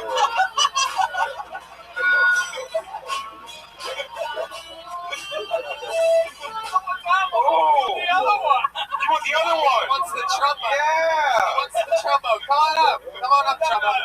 Can you play that song again? Can you play that on the trombone? Jeremiah, you can play while he has at the fucking guitar fella. He likes the finger work.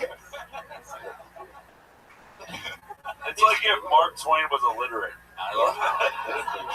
I feel like he'd fuck you differently, Jeremiah. I feel like it'd be the first sex session where the top comes out from under the bed. Sometimes love that. It's a when did you come out? ghost joke. About 44. Was this 1944? What a great year. Normandy. Never again. He's like, that was the day I realized I was gay and threw out all of my combs. Maybe if I rephrase it, maybe it's not only were you in the closet, you were also under my bed. There it is. Okay. Yeah. Here's the sad thing. He was born gay, but all of this was a choice. Now, what kind of gay guy pushes other gay guys away? What do you call that? An unbearable? Unbearable? I'm just spitballing here, people. What kind of little writers here. What kind of dude you awe yourselves back to mediocrity? What kind of dude you into, Mystery Dan? I like the young twinkish types, but they're all right, well, that's all of our time. Whoa! Wow! Westworld's gonna let you into South World. Look at that. Yeah. He loves Filipinos that have Beats by Dre headphones. This was not Anthony Hopkins' vision. I want to believe that you were Melissa's therapist. This would explain a lot, wouldn't it? Oh, I got my own problem. To you, man. I got my own problems, you shaky bitch. That's literally. It looks like Charlie entered the chocolate factory, closed down.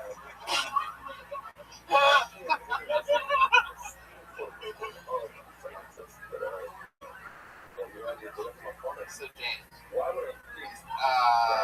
lived in Ohio most of your life. How long have you been in LA? 22 years. You went straight to West Hollywood. That's when you came out. Oh, well, I discovered West Hollywood after How did you discover it? Like, what was that moment like when you found out that there was a city full of people butt fucking? It was mind-blowing. I used to dream of such a place in my youth. Right.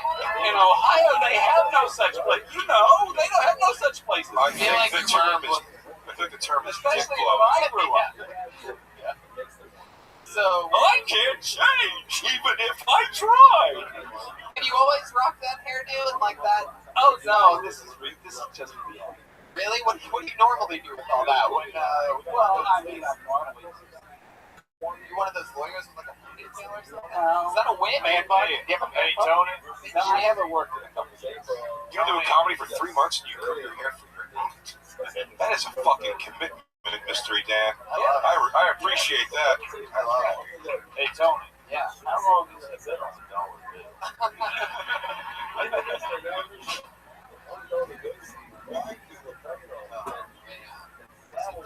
When was the last time you had a new one? You all love mystery. What else are you into? Any other hobbies or special skills or talents?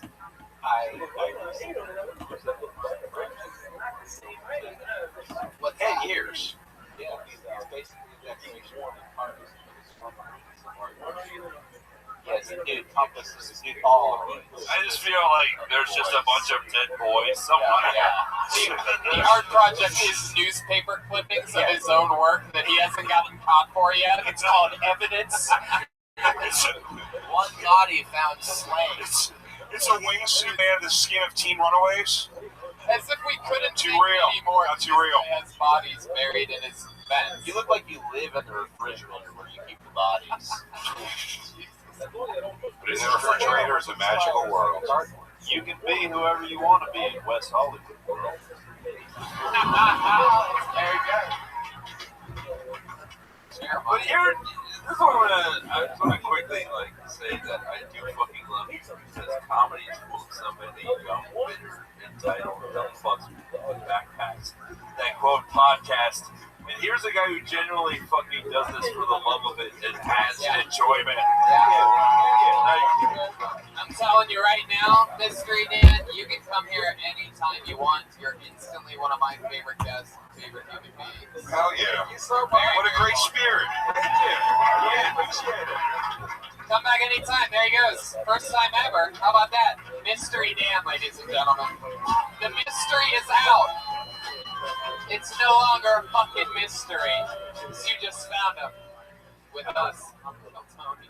He waited for his parents to die to follow his dreams.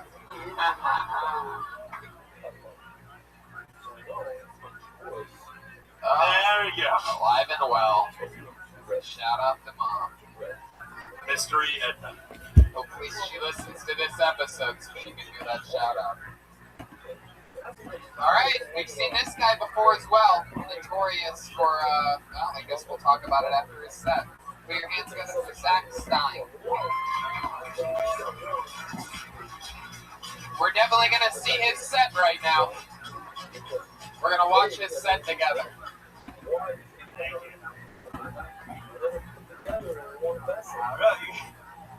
You guys might notice, like, if my chest is like on the spot, I'm like, hands, I just don't think it's like deep or anything like that. I suffer from depression, and doing stand-up, making people laugh, it makes me happy. I'm not trying to like kill you guys for laughing at my next joke or anything. I just think like you don't laugh, that's what I might do. That's very dark. Hopefully, no one here is killing themselves. I won't talk about it. You guys know how sometimes people kill themselves? When they do that, like, people always say the same thing, like, oh, that was cowardly. I agree with that, because I suffer from depression. Sometimes I get down, I want to get done, blow my brains out. But I'm just too fucking brave.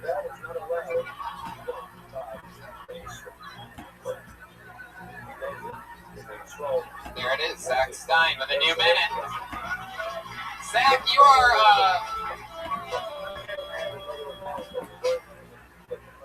you're popular in your own show.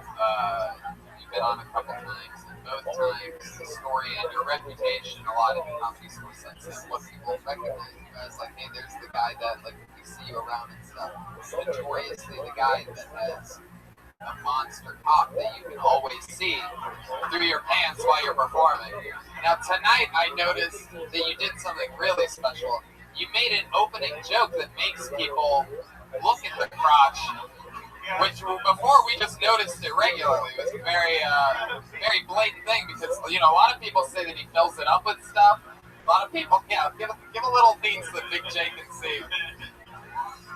Oh, yeah. Is that the mushroom right there? That's the head, right? Oh.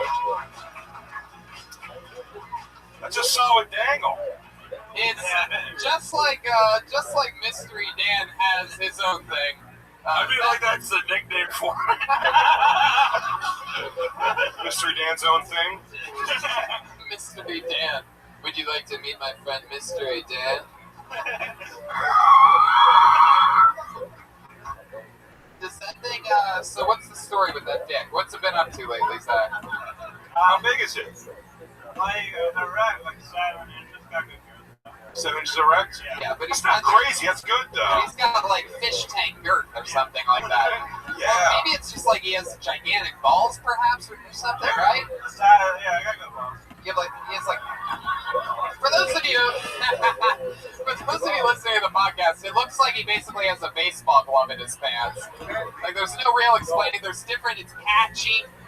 There's different areas that are a little bit bigger than others. You think you know right where the dick is, but then Tony, what the fuck is that? you're not helping your whole I'm not really gay thing by focusing on his dick. Well, no, it's after he told a minute of jokes. There's a lot of bush. It's in. Oh, there you go. You got heavy bush? It could have You got heavy bush? I like trimmed it a little recently, but I want 4 years. Also looks like you're saving receipts for tax purposes. Alright, Zach, so what do you think for? I manage a hair salon. Just putting your dick on people's shoulders all day? You can be like the first Nebuchadnezzar porn star. Like, I want to fuck you hard if that's okay. Pardon my bush. All right. So, you've been doing stand-up for how long? About 5 years. You always wear this. The blazer pants, yeah, something like that.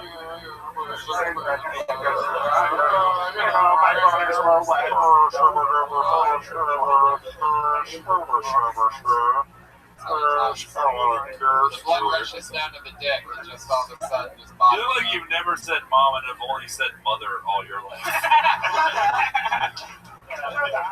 But she died years ago. No, Mother, I like her. I don't want to hurt her. But you made sure that you got her silverware or something weird like that. Parents still alive? Oh, yeah. They are. What do they do?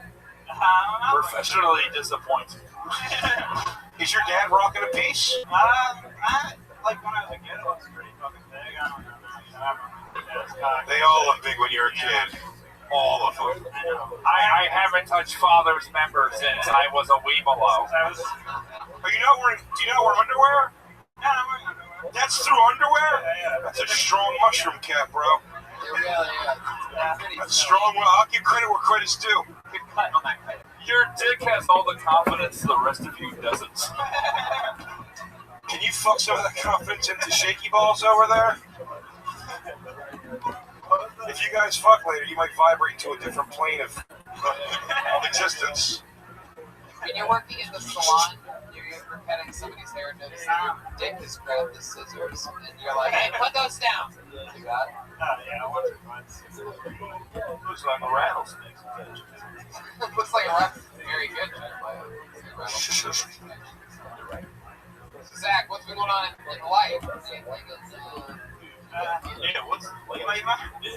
You pointed out in the past that I've been super fucked up on the show. I just haven't been around. Really? You're not fucked up at all right now?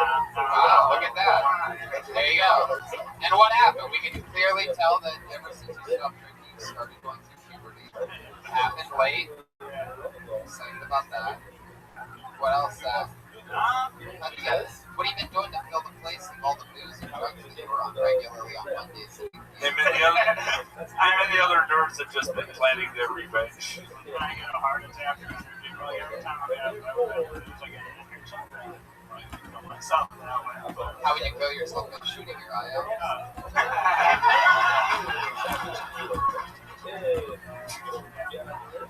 All right, Zach.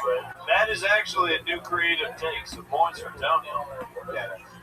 Zach, you did it again. Another spot on the show. I don't even remember what you really talked about. It doesn't matter. Let's move on. Zach's on Twitter at @hack_Sky. We're flying through tonight. I'm excited about this. We're blasting through. I'm going to spend a little extra time on Mystery Dan. I think you guys understand. Alright, this looks like a new name. Put your hands together for Jerome Tennyson.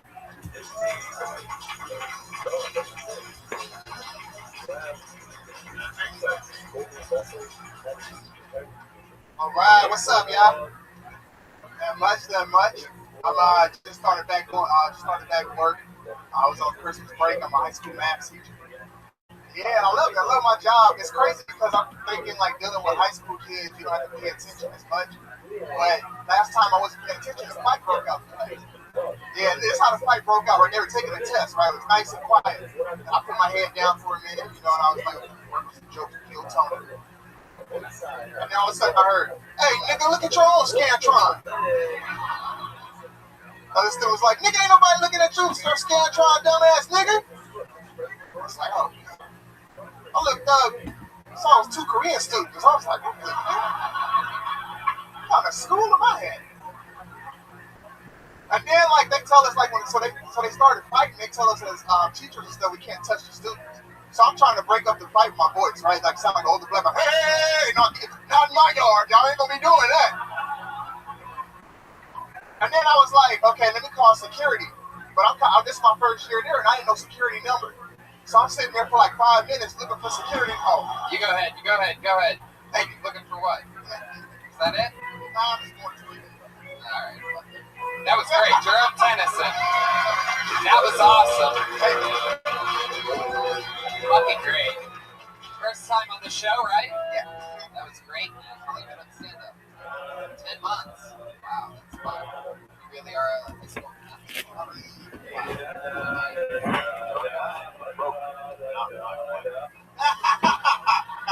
But this guy is just so likable. This guy's darn contagious.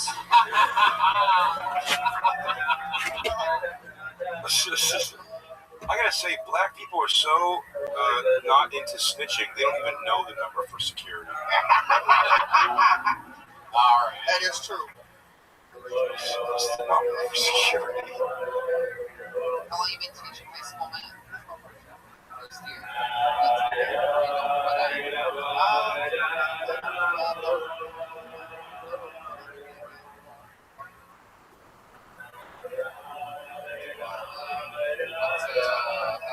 What else goes on in your life? A lot of temptation. From the student? Oh, hell yeah. The students are crazy. Because, like, especially, like, I deal with, like, seniors. So, like, A lot of seniors? yeah, I deal with, like, seniors. So, like, they're quick to, like, they're turning 18. Really? Oh, yeah. So, like, they want to come in during lunch. Are you single? No, I'm not. I have a girlfriend. She's 17. Yeah. I'm not supposed to be talking about it. What is this here? Slide? It airs in 4 years. You're fine. Oh, yeah. Her parents signed off. Oh, yeah, it's gotta be tough. First of all, as regarding your story, Scantron could be the name of a Korean kid. So. I like that one. You've been teaching. You are, man. Is there a specific class or math class that you teach? Right now I'm teaching AP Calc, and also there's what used to be called like algebra, geometry. They meshed them together, and they call it integrated math now. Yeah, they don't understand. It's weird now. It used to be like you take like algebra, geometry, like separate classes, but now with the new Common Core curriculum they have, they've been pushed together. Math is less important now because we all like it. Yeah, oh yeah. Just so you know, the most racist thing is this white crowd's unbelievable reaction to what you're saying. AP Calculus, like, wow! Get right the fuck out of town! AP Calculus? How do you study between the bullets? AP Calculus, you fucking racist! Well, calculus wasn't just the name of his sister. Whoa! I just saw 2 Koreans in the back looking at each other and go, damn, nigga. There you go. The cowboy hat allowed him to say the whole word. I'm You're really fucking funny. Fucking like the stand-up was really good, and then but in the moment, fucking funny too. How long have you been doing it for? 10 months. Oh yeah, That's what I'm saying. you'll be fine. Your girlfriend white? No, she's not.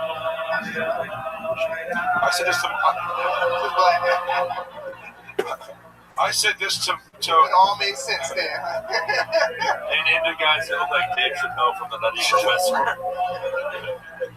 Fuck me, shit box. Fuck me. Oh, dude, you're gonna be fucking white comedy club waitresses for years to come, bro. I said that 8 years ago to Michael Che when I was judging a contest he was in, and now he can buy and sell me. So just know you're in great company. Jerome, what? Good morning, Favorite category in porn is probably Young, high school. No, you gotta throw them off. They can't, just in case they check the search history. You're right, fat grandmas. That in there. Let's see, what do I like now? So right now? he puts non-high school girls. You know what's weird? Also showing results for high school girls. Definitely not young teens. He types in senior and then catch himself goes, seriously. I think I exposed myself to porn at such a young age that now, like, everything I like is like extreme now. But Like what? Alright. Nobody's asking you. I do like gaping, fisting, squirting, Wow. all that stuff. Hey, It's not gonna have a job. Seems like our friend from the Wild West is a little confused over here.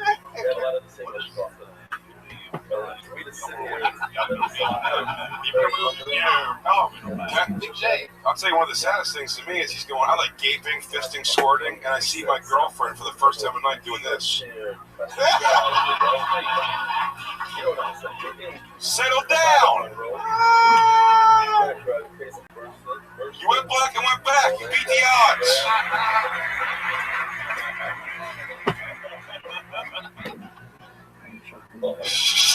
Jerome, anything other than stand-up that you're into? Like any other like hobby, like baseball card collection?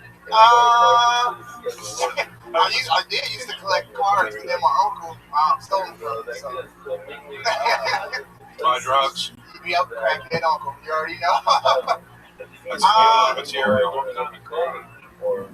I have basketball cards, rookie cards, like the rookie Michael Jordan card. I had a wow.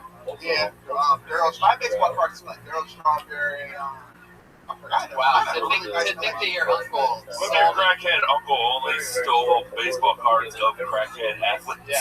Pretty embarrassing. You gotta support my uncle. Doc good.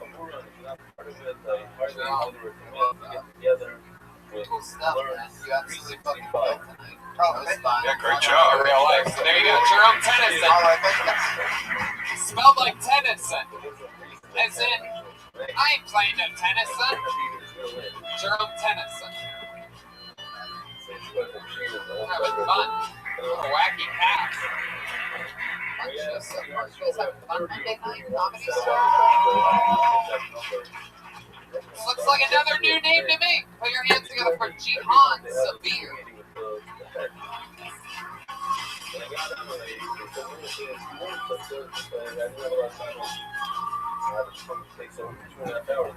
Hey guys. So I've been obsessed with this series on A&E about Scientology. I don't know if you caught it. Watching it, I'm realizing Scientology was made for white people.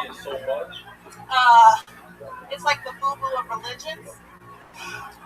For us, by us. It used to be Mormonism, but even Scientology is too crazy for them. And they think Jesus has something. So, speaking of crazy religions, I went to a Black Baptist church for the first time a few months ago. And the pastor, you can tell he was like a hood rat in a former life. Maybe not so long ago, because he started quoting Big Sean. He's like, all them sinners out there, all them people trying to bring me down. I ain't messing with you. I was like, really, Pastor? For real? Is my minute up yet? Nailed it. Jihan Sabir. How long have you been on stand-up? Like 2.5 months. 2.5 months. I love that. Well, you're definitely one of the funniest black Teletubbies that we've ever had on the show. Harriet Teletubby or something like that. Does that make sense? You know, I'm going to take that because Black History Month is coming. You You are adorable. Can I tell you something? You are the most likable, just bubbly thing. I like your style. Have you been running like? No, I can't do that. Oh my God. If I'm going for you, then I have to go for Aphrodite first. Maybe I can use you as like a sparring partner before going in there. Actually, right? You can't just go straight into Aphrodite. I will never jerk off more to a thought than Tony fucking this chick. The concept of that makes me so happy. Yeah. Sometimes you gotta stick the fucking in the well.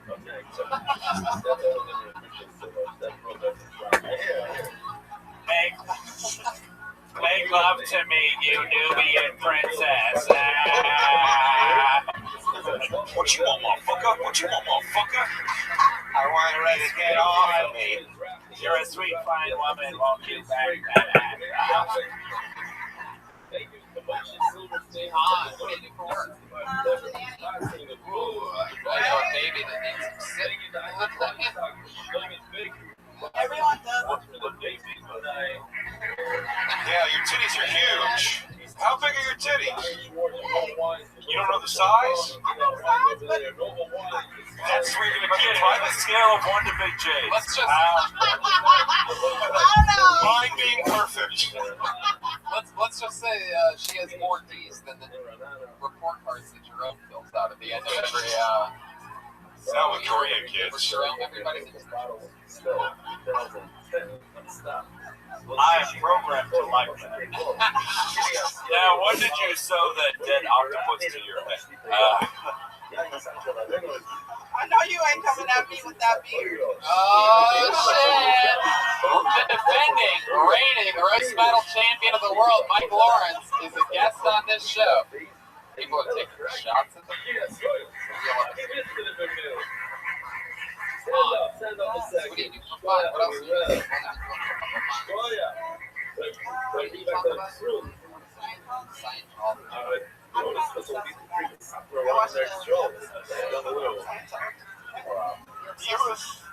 Here's my thought was that, and this is good for you to have one sentence, that you have good premises. And as you know, the more you do it, you'll explore those. It's like you would say a punchline like the Scientology for white people thing, but then say 3 or 4 sentences after, which will be done.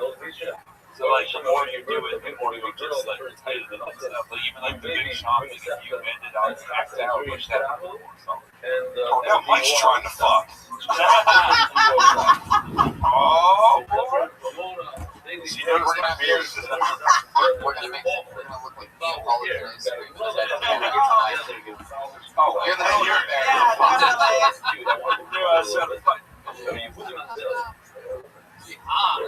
What else is there? What do you do special in your nanny? Oh, hello. Brian must know more than us. Do you do anything special in your nanny? It's cool, like breastfeed? Wow. Breastfeed? I wish. What do I do special with them? Little white kids? Yeah, of course they're white. That's hilarious. They're Jewish. They're Jewish. Oh, they love those titties. Wouldn't it be crazy if they were Fran Drescher's kids and you were like the nanny?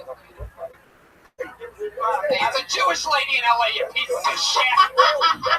She lives in New York. Oh. This show's in place. Oh. I think they live somebody here. Actually, my family is from New York. Wow. Really? That's why I like them. Jews from New York, surprise. I just read this email a month ago. What do you do at nighttime for fun? If he feels like he wants to come up, finish, come up, stand up. Because I don't know where you are. I don't remember. I remember somebody coming over a few people more. I'm going to send you an email. I met you at the scene with the shop. Just for a minute. It's just full of bullshit. They make it seem like it's for the girls. But if one person gets inspired and ready to get off, I love how I believe in this. Go on, check it out. I get a dick pic. One person. Yeah. I'm like, hi, smiley face. Yeah. What? Girls talk about? Everyone's trying to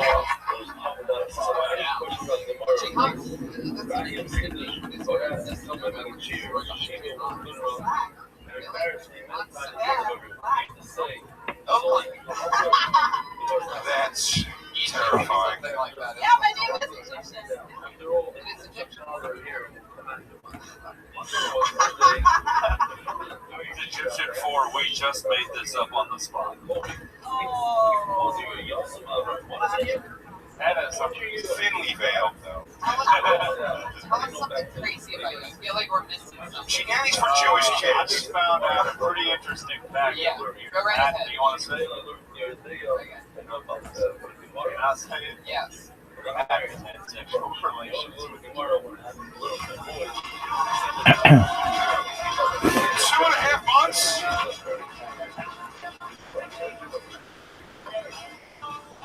Yeah! Hey, Pat, does she have big yarmulke nipples? This show.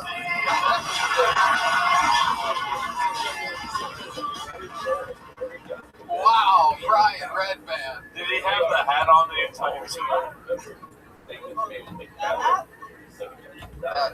hilarious.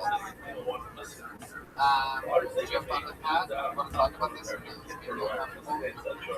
If so, we can totally. I am programmed to want to hear more. Yeah, I think we all are. And by the way, I love that. I was literally just saying, like, I feel like there's something that we're missing here, and all of a sudden there's like, I fucked her for the first time ever in the show's history. It was amazing because every one of us, she was like, you trying to fuck, you trying to fuck. And Pat Reagan was holding it, been there, done that.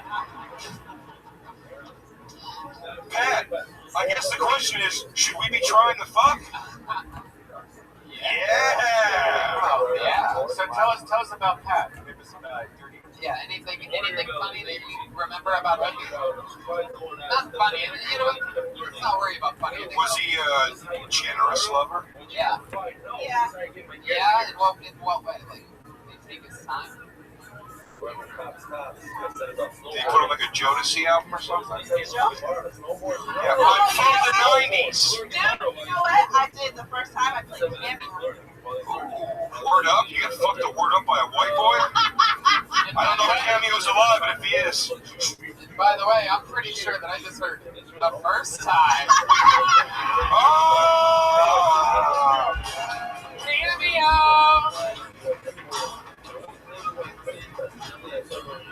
I met when we first time we met. The first time we met. The first time. Why?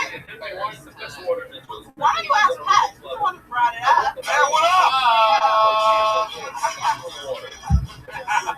How excited if the Westworld guy just got. It's the one thing that clinches him up: interracial relations.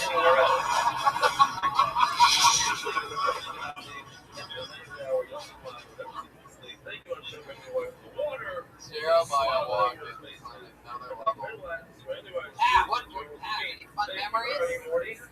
Any flashbacks that you're having over there?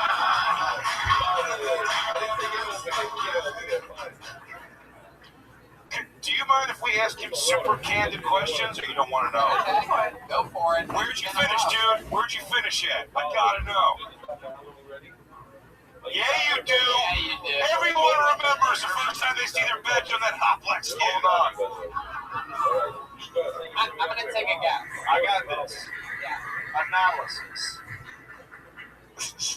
Didn't work. If I guess correctly, will you tell me if I'm right? Yeah. Oh wow, he's interrupted. She goddamn remembered. I'm about to nail You him. fucking remember too, Pat, you piece of shit. Of course she remembers. How could she forget? So if I guess, will you tell me that I'm right? Yeah. He finished on your back. I think I got this. Okay, go ahead. I'm gonna say thigh or build up the belly button. Yeah! Fucking Lake Chisholm right in the belly button. Yeah. I do have an innie. Ooh, shit. Was this at your house? No diving allowed. I would say finished in a Honda. Yeah, wait, where did it happen? I'm doing Carson. Did it happen at his place or your place? Both. No. She said both.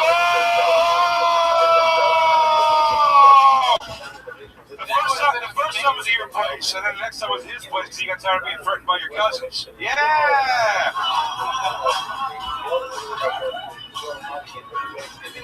Ow! Wow, this is a magical episode of this show. They fucked so many times, Tony. I know, it's really, we're finding out, like, Pat's sort of like a little bit more shy about it, and I love it, because he's the one that brought it up, and now she's like, oh, you want to bring this shit up? We're going all the way up. Pat, nothing can stop us. It was Mystery Dan, not the most uncomfortable part of this show. Yeah, Mystery Dan. I forgot Mystery Dan existed. He was 3 episodes until right this moment. Wait, do we ever find out where he finished? No, who guessed inner thigh and belly button?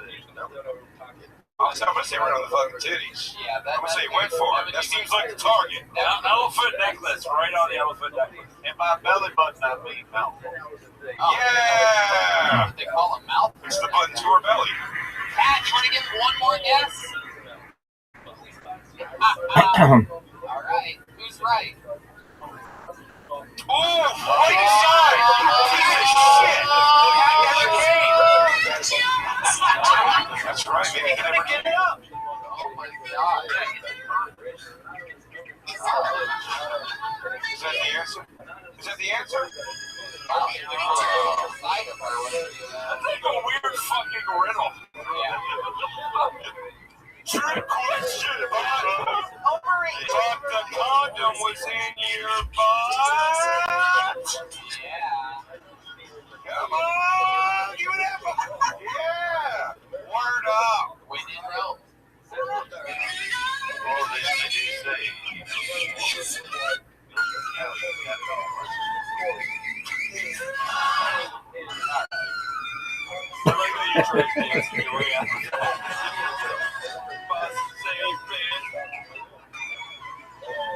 Jihan, you are beautiful, stunning, lovely. You have the charisma of 1,000 warriors. It was so nice to meet you here tonight. Feel free to come back anytime.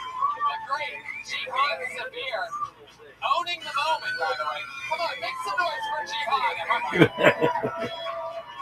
A lot of people break down there. Jihan. Stay in the pocket, stay comfortable. I have programmed to demand on certain moments to appear on it.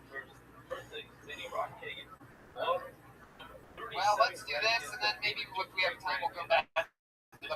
Oh, there we go.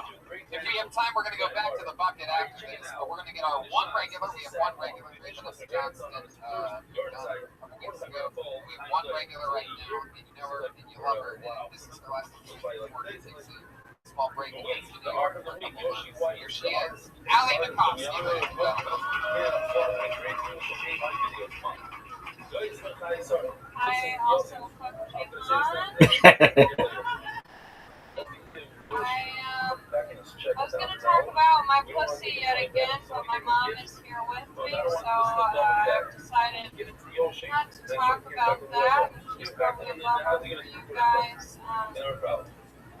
But I am curious, you know, I think me and my mom, I went to see my baby niece or whatever she is, and she was so cute, you know, she has her dad's eyes, her mom's face. And I'm just wondering, like, do I have my mom's pussy or my dad's? It's not something you can really ask or find out, you know, but I'm like, Mom, does yours hang a little to the left too? And how do I ask my dad, hey Dad, does Aunt Cheryl have a loose puss? Where does it come from? Well, for a second you were delayed, and then you were just looking there and like you were trying to do right. Unbelievable. Do it again. We continue. Another new fun minute. Never get to see. Basically, what a nasty sweet They'll get to see if they watch this episode of Wage Day. Yeah. By the way, someone's gonna call me at some point and text me to get into the building. I guess we just walk to the other side of the headphones or just instead of letting them in, just like them like all the time. That's what you're Is it two questions for it? One is it the best All I got is guy? this puss, that's all I'm hanging on to. No, this is for the actual studio. Because you know, because of the song, the studio looked Here she is, great. yeah, he's gonna Is that right? yeah. Yeah. No, I can tell you. maybe something with. I know he wants that freaking new venue. No, you see me. Has he seen our story? No, I have not. I seen some more. You have seen it yet? Yeah, wow. It's usually I was like, here's the big reveal. You mark your seat for the first time. It's a big reveal. Then you have seats for 50 back. He smokes weed before the podcast. Take my pussy jokes over to the next day. Yeah, this girl just came out of nowhere and already has 23 minutes on her pussy. As a New Yorker, I'll say, we're ready for the question. I have a stupid question about UFC. Do they make a new belt for every title? Yes, or every number of event. So every number of event, they make a different number. There's one title for B class, and every time someone wins it, I know what you said. That was pretty awesome. I enjoyed that. I like that concept. I said 1,000 warriors. You have the charisma of 1,000 warriors. Yeah, she does. Only big black girls Sorry, people. I know a lot of you are racist and don't want to hear that. But yeah, they're better. It should be like a nice sport show where it's all the comedy folks play. His pants didn't fucking that. What headline now? It's just that somebody's built out of the audience and Jeremiah. this program is experiment. What are these ones called? Suspenders. He's still here. So that's why to answer your question. It's crazy. Did they grow in size over time? Only when they got 40. It took me why did it take me so long to get the joke? That was so we were talking about her pussy in front of her mom, and everyone was fine and comfortable. And she said a couple Diet Cokes. And full disclosure, Jen, folks at home, I told the guys I had some cookies. Sugar high, caffeine high. Does it take a lot to move the needle? I'm calling you third base coach. Ingram Harris. Problem or not?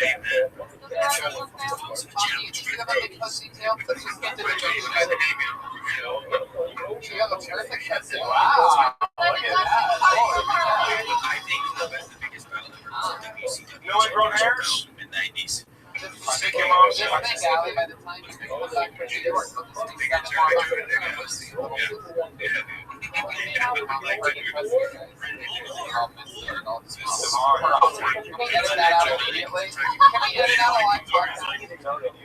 it's like the phone. Oh, you have the microphone. Oh yeah, Alex Mark, you would have banged that black school teacher guy? I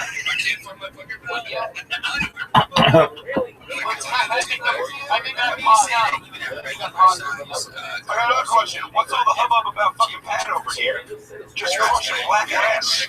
Allie has a Have you had sex with Pat? I haven't. Not a big party. But would you if it would get Allie on more shows?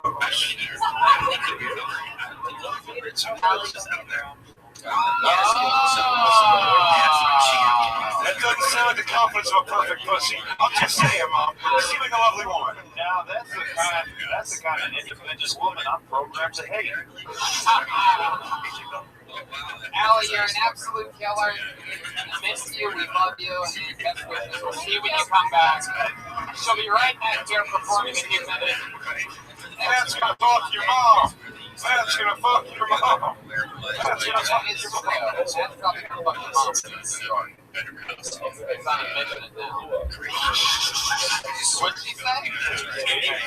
Oh, shit. Let's just say her doors are open.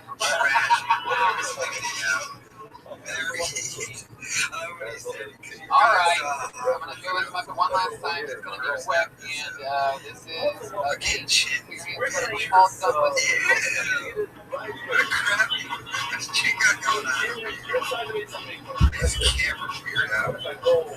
I think it's that I what am I thinking in my brain that I'm going to eat a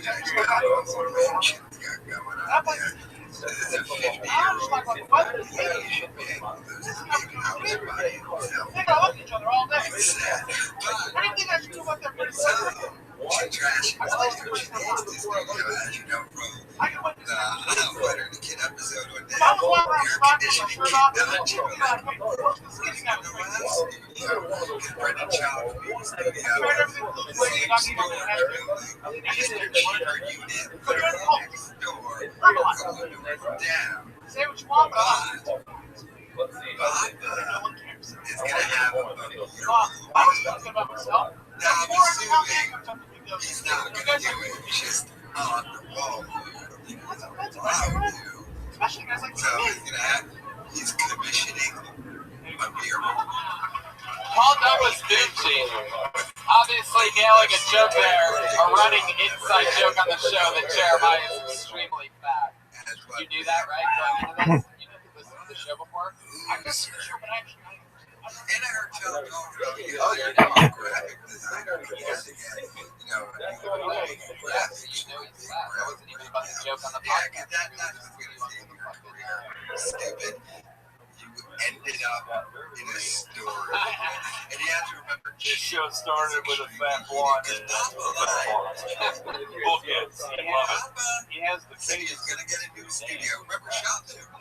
Yeah, you never really fully invited Paul Douglas Ducci, even though you have the last name bitch about the studio they were in. So, Paul Douglas Ducci was like, all right, we're going to get a new studio. But the number one problem with the product. You're a medium. And then he tells Chip, wow. You want to get a bar. Chip took a video of the bar.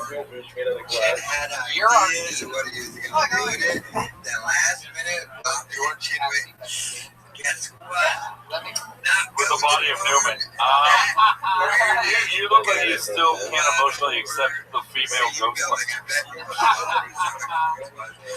Look at it this way. At least you don't have to What else, Paul? Anything else about your life? Anything crazy you want to see?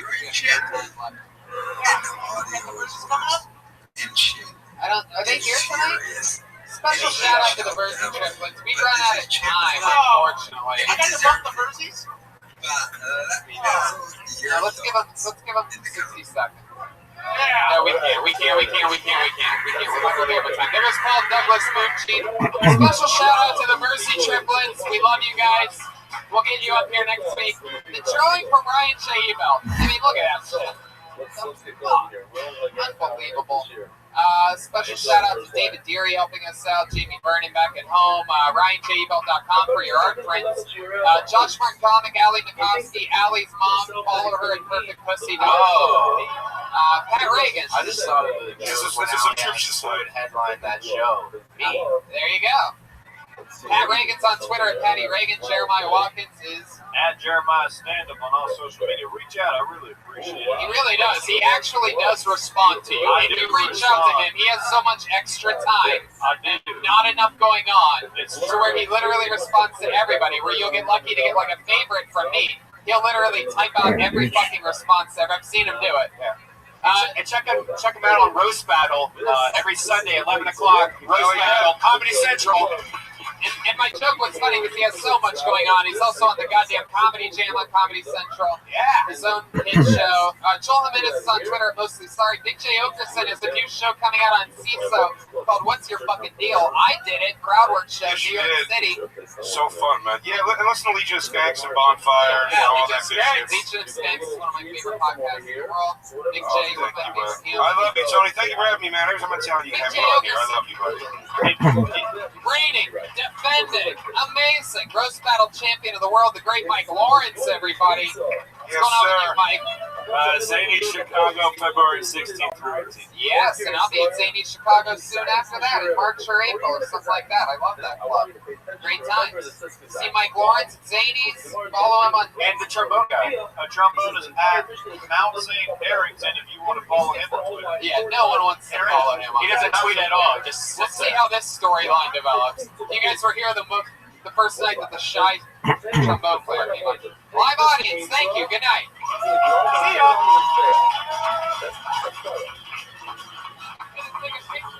That's also eating. So that's eating. Why is that eating? It's when it's bad eating. So it's the type of eating. It's human eating and it's when it's bad eating. They thought they were going to do that outside of the time. They thought, oh, the Zionists will do that. Again, once again, the Zionists will do that. The Zionists. But the acting is also the book. Or not to be mindful of the actual flow of the video. Right now, it's also the why? Because this is the whole, this is the method. We're the players. This is not. Now we're talking about that. That's the tomorrow is the only today. The only information today. So the thing in itself is that we can have tomorrow. That's for people. It's very simple. People are very simple. We don't want people to confuse. Because you go to four places. When you do the pizza, when you put it into the bowl, when you walk with it, when you put it in 4 places. Also, it could be that you're thinking that you are going to eat the mincha, but it can also be that the mizbeach, I'm going to put it on the mizbeach. That's the mizbeach eating. So people start getting confused. There's a lot of detail. But it's very, very simple. Just let's make it caution. If somebody says to themselves, I am going to eat this mincha tomorrow instead of today, that's people. And if he eats it, it's high butter. That's the share of the mocha. Looks like the share of the mocha. Lahakti puts the mocha. So put it on this tomorrow. That's also a type of eating. That's what this man. But gezai is not the mocha. Yeah, the gezai. He's not going to talk about the gezai. Or lahakti the also mocha. Or to be master the lebaina tomorrow, not the flour, but the lebaina. Here you go, the flavor left parts. That's the thing.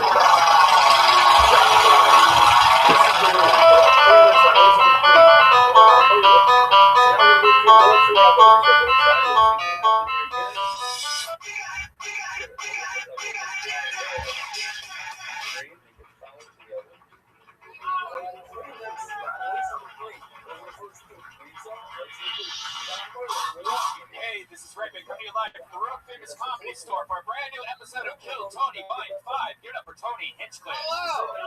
Welcome. Good evening. Make some fucking noise. You're the #1 live podcast in the world. Holy shit. Holy shit. So excited about things. We're live stream right now at DeathSquad.tv. That's fun. DeathSquad.live. DeathSquad.live. We are live right now. Hello and welcome everybody to the fun show. We have a house artist here drawing tonight's episode, Ryan J. Ebel. He has a blank sheet of paper, so all of you are being lazy and just enjoying the show. He's drawing tonight's episode. You're going to see that at the end. Jamie Vernon. Not yet. Josh Martin Comic. Look at him. He's the real guy. Look at that nerd. Listen to that buzz. He's in charge of figuring out what that is. The producer of the show. Make some noise for Josh Martin, everybody.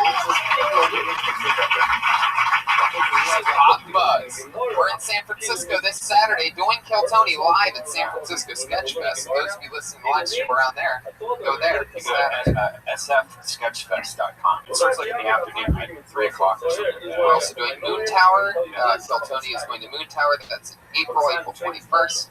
And I'm doing stand-up everywhere. San Antonio, Calgary, all these crazy places. That's all at TonyHinchcliffe.com. Your website's down there. Is it? Yeah. Oh boy. You got hacked or something. Thanks for telling me now. It's a live show. I don't know when you found that out. At any point. On the way here? Yeah, I was looking at your website. It's down. Well, there you go, people. It's a real live show right in front of you. Just got the news broken to me that my website's down. You saw me earlier. You didn't tell me. I could have easily sent a text. I literally just found out. All right. Well, if anybody's listening to the show that knows how to fix my website, do that real quick. Breaking news, my website is down. Anyway, we're into the show now. Every week I always have hilarious guests on. Tonight's a special episode where we're going one guest. So you know what? I figured it's just too fucking good. Ladies and gentlemen, I give you one of our favorite guests, one of our favorite comedians in the world. You know from the roast and so many great things. It's the great Anthony Jeselnik, ladies and gentlemen.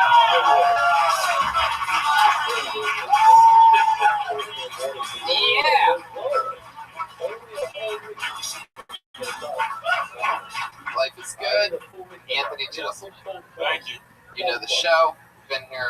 Good times. How's life? Everything good? Things are good. This is my first day of sobriety. Oh, yeah? After about 3 weeks of a real bender. I think that's why I made the decision to come here tonight. I was like, if I'm going to be lame, why not be the lamest? I thought, and you are committed. I thought that this was in the main room. I think you told me that. It normally is.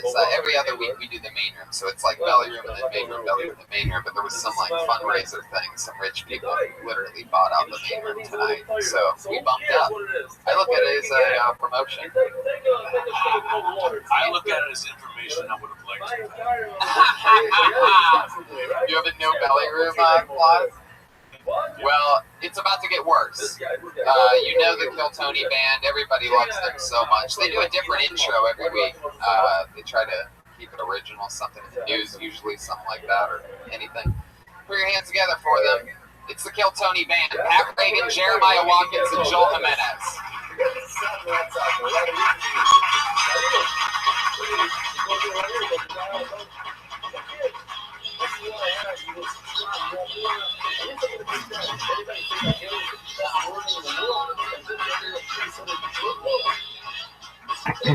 All right, they have I think this is a Martin Luther King tribute. They are holding could be Martin Lawrence theme? To the theme song of the Martin Lawrence show. But with Martin Luther King mask on, because it's his day today. Wait. I got the back of yours has Raisin Bran. Did you guys get those off of cereal boxes? Is that a thing they do? Okay. When I was at the print store today getting them printed out, the lady was like, I'm glad somebody's honoring Martin Luther King today. I thought they were the crying Michael Jordans at first. Martin Luther King is kind of actually like the ultimate crying Michael Jordan. Yeah, that's true. I have a dream that one day the audio on Kill Tony will not sound like dog shit. It is a little bit. Was that what you thought it sounded like? You were way off. What's your cereal, Pat? Oh, multi-grain. What's that one? Multi-grain spent. All right. Well, hey, audience, if you can make this weirder, that'd be great. Wake up! I don't approve of the masks. I would have if you hadn't cut out his eyes. That's what freaks me out. Yeah, it does make it really creepy. Can you even see through that? What can you see through that? Like, I don't want to sound racist, but it seems like his nose is a little bit bigger than yours. Like, wider. So it seems like those eyes are pretty spread out. Can you really see through those? Yeah, I can see the audience right now. I just picture you doing it. What's also funny that he can see the racial inequality in America. What's also funny is that Jeremiah's nose is so long that when he puts the mask up against his face, it just looks like Martin Luther King's looking up at the ceiling. You have a big nose.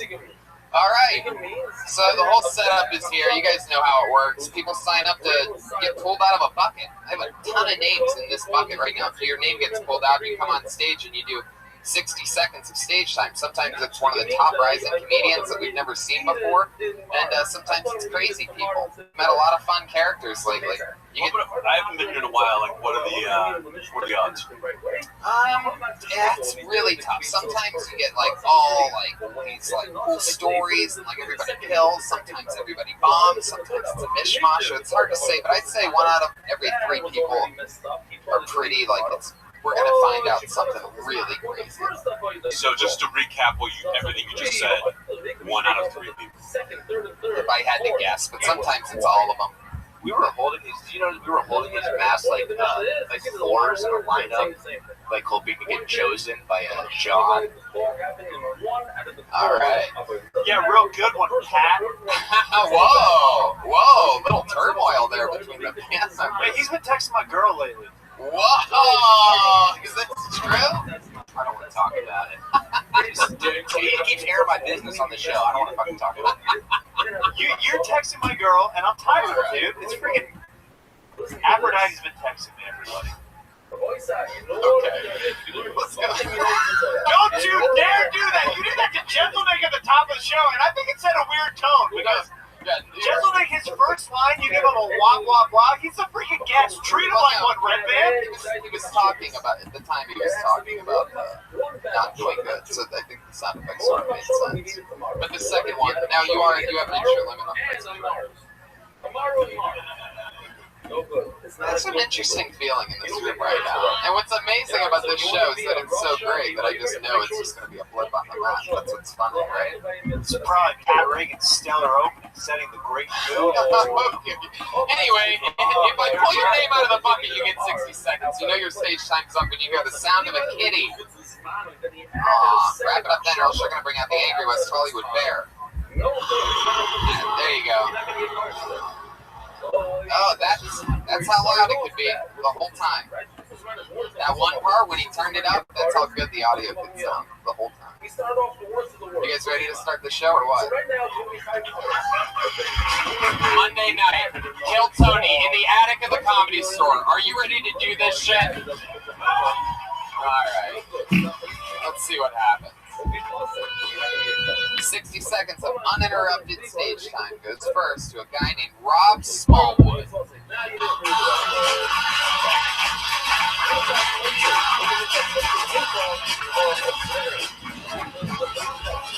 Ooh la la. Whoa. No Rob Smallwood movement back there? Comedians are shoved extra deep tonight into a stairway. Rob Smallwood, isn't that name for Jeremiah's dick? It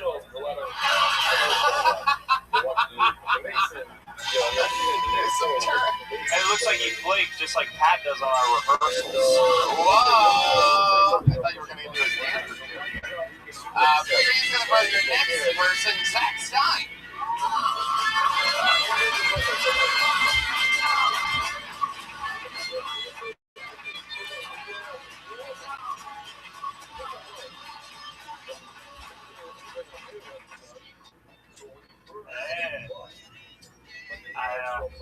I'm losing weight. It's got me in a weird way right now, though.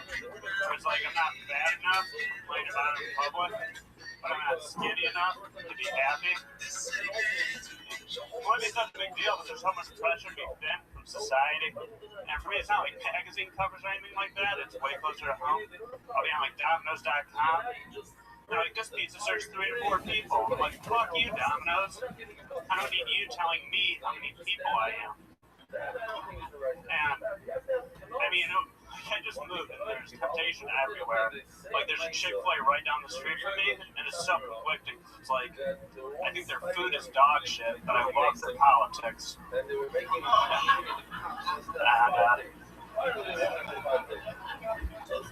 I burned 1,000 calories in 30 minutes the other day, though, which some people think is impossible, but it's not. You believe in yourself, and you tell the elliptical that you weigh 600 pounds. Boom, look at that, Zach Stein. You've been on the show a few times.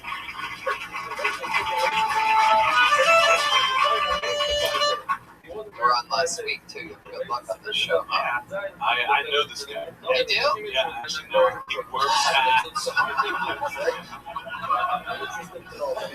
He works for the lady who cuts my hair. Yeah. Wow, we do know that about him. He's known for working at a hair salon and what the fuck just happened? Speaking of balls dropping, he's also known for he's famous for his dick, like sort of like showing through his pants. Not tonight. This is a different Zach Stein. This is the first time out of I saw helmet. Well, I mean, Brian also pulled out binoculars and something. But anyway, like he's known for it, or he has a bit about it. No, it just happened. Dude, I'm a lot. I had, what is this, 3 or 4 times? Yeah, about 4. Yeah. You can usually see the outline of his cock. Yeah, very clearly, like obnoxiously clearly. Like more than anybody we've really ever seen. Even from your angle. Yeah, sorry, it's worse. I mean, on the angle. So it's like, it's really not happening tonight. And he doesn't put it like straight up, like under the belt. He just kind of clumps it on one side. Like 3 out of your 4 appearances were probably in khakis, right? Not these pants, but I'm losing weight, so I got my pants tied. They call them cockers. Oh, yeah. Yeah, another great one by Pat Reagan. Whatever, dude. How much of that stuff was new? Not really. Did it freak you out to see me here? Be like, oh shit, that's it.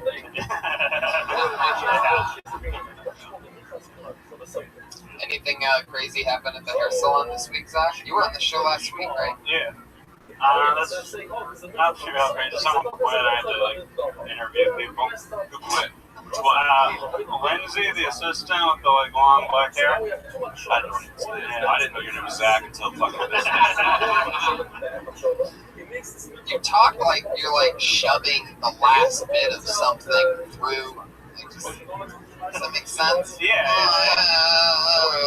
Just very little. You give the minimum amount of effort when you talk. Interview people. Because his dick is so big that normal motor functions can't work properly because the blood is flowing all the way to his penis at all times. Anyway. Zach, Martin Luther King here. Martin Luther King here, Zach. You talked about feeling bad in your joke. If you're feeling bad, maybe you should go on a million-man march.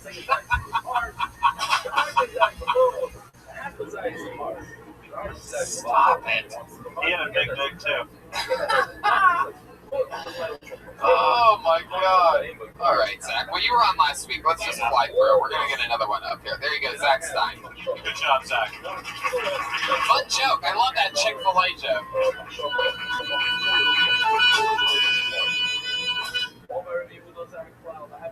Chick-fil-A. That wasn't a nightmare. This is turning out to be. There is a weird feeling in there. I've been waiting for it to give up, but it's really not. I'm waiting to see if it's just going to handle itself or if it's be funny. It's usually a fun time. Yeah. When you told me tonight, I was like, "Oh, this is judging." That's the fun part. You're like, "Oh, it's just you." I thought we're in for a rough one. No, it's not. No, Zach Stein was just on literally. I think he was the last person on the last show. No, I liked him. He was funny. Yeah. Anthony's funny. It's weird to see someone you know and have to just watch the comedy. Yeah, his face during your face during my Martin Luther King Jr. bit. It was a face. There you go. Holy shit, are we calling that a bit? Oh, looks like you're the jazz leg. Calm down. It's getting weird over there.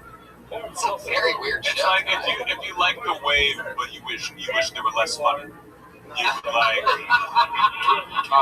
You would like this band.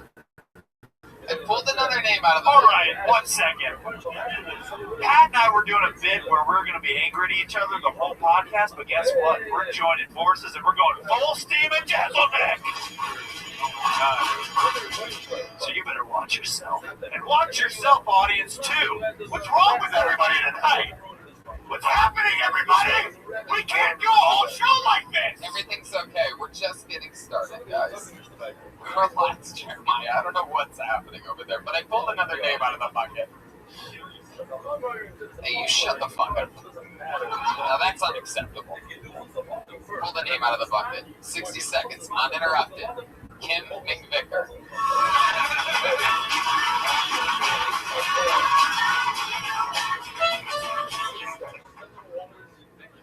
So Trump's gonna be our president. I'm Canadian, so I don't really care. Yeah, you're Canadian too? Did you hear about the immigration site crashing on election day? The Canadian immigration site crashed on the election day, so it's harder to get into Canada than you think. You have to prove that we need you in Canada if you want to go. So we have some beautiful women here. If you want to move to Canada to become a stripper, no, this is 100% true. You have to send a naked photo of yourself to the government. You can Google this. That means there is a man whose government job is to look at naked photos all day long. What?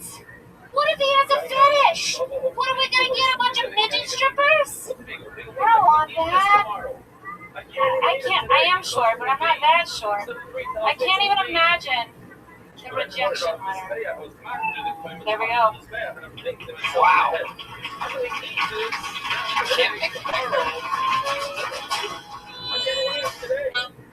How long have you been on stand-up?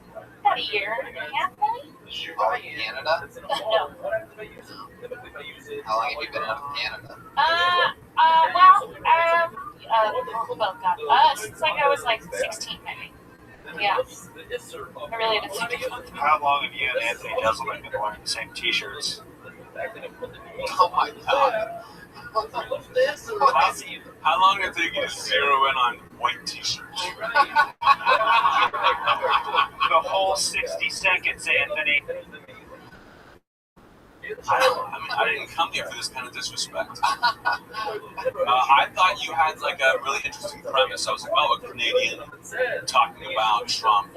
I even thought the thing about strippers was interesting. You had like these great premises, and then you just like crashed them right into the wall. You know what I mean? I think I would just like rework with what you have, but like your instincts are good. You're just bad at everything else. Yeah, when he started getting really angry, going, and then you have to. I freaked out at that point. Because it seemed very uncomfortable when he started doing that. And like you're new, so I won't make a big deal out of this, but white T-shirts are my thing. I'm so sorry. I'm so sorry. What do you do for work? I used to tour as a dancer, and now I host dance competitions. What kind of dancing are we talking about? I used to tour for like P. Diddy. Oh, awesome. Yeah, Like I was the like actual the P. Diddy? white girl. Or Yeah, for like P. Diddy? No, for Puff Daddy. Wow. Do you have to be like the most amazing white dancer to be the one white dancer with Diddy's crew, or do you have to be like so mediocre that no one has ever threatened? I think that's really what it is. The latter. I don't know. Yeah. Any fun memories of hanging out with Puff Daddy? How long did you do that for? Oh, that's what I moved to America for, was dance. I toured forever. The best story for Diddy, I'm thinking, off the top of my head, is when Hurricane Katrina hit. He was hosting the VMAs, and we got trapped in the dome. And, it was in Miami, wherever the VMAs were held that season. It was like 2 days before the VMAs. And the Hurricane Katrina hit there, but we were trapped in there but getting paid. I mean, that's how we all remember Katrina. Yeah, I hope so.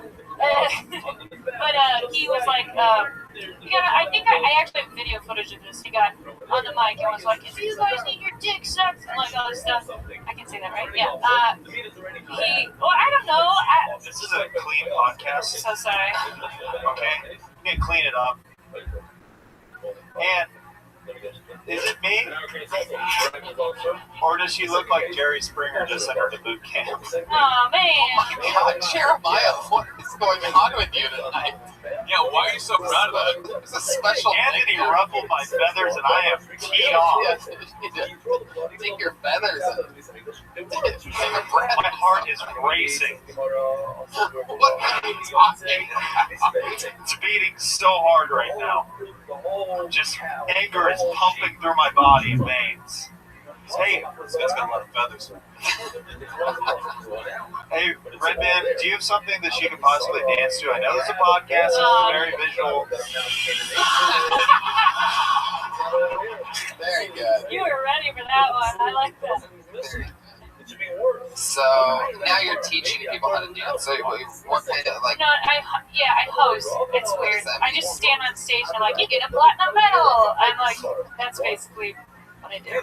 Wow. And I talk to little kids. Platinum medals? No, like if you go to a competition of sorts, but for dance, I'm the person on stage who gives the awards and like college scholarships. Platinum medal? Platinum is the highest score you can get in dance. They've changed the scoring to make it feel better than gold. I wish. No. Yeah. I don't know why you're asking so many questions. You look like you go there every fucking weekend. I got too hot. Did Puff Daddy ever try to hook up with you? No, I'm not his type in any way. Black. She means black. Well, Puff Daddy gave her his shoes. I think she meant female. She meant female, right? Yeah. Wait, what do you mean? It's a joke. I thought he was joking. Those shoes are perfectly fine. That was ridiculous. If you're listening at home, don't believe me. They're Timberlands. Yeah, all right. They are Timberlands. Yeah. When you said that you're not his type, and he said black, you shook your head no. Why is that? What is his type? Well, in my experience, it's like ambiguously ethnic, not necessarily just black. All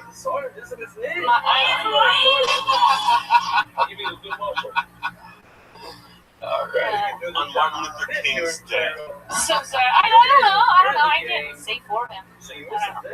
So how were you able to get out of Canada? That doesn't make sense. I started touring when I was little for like Savion Glover and then him and then a bunch of other people. People just gasped at that one name that you said. He's a famous black tap dancer. Tap dancer? Yeah. Oh. There you go. Yeah. How did you get to work with Puff Daddy? I just auditioned. It's like Canada. No, I was here. No, yeah, I was here.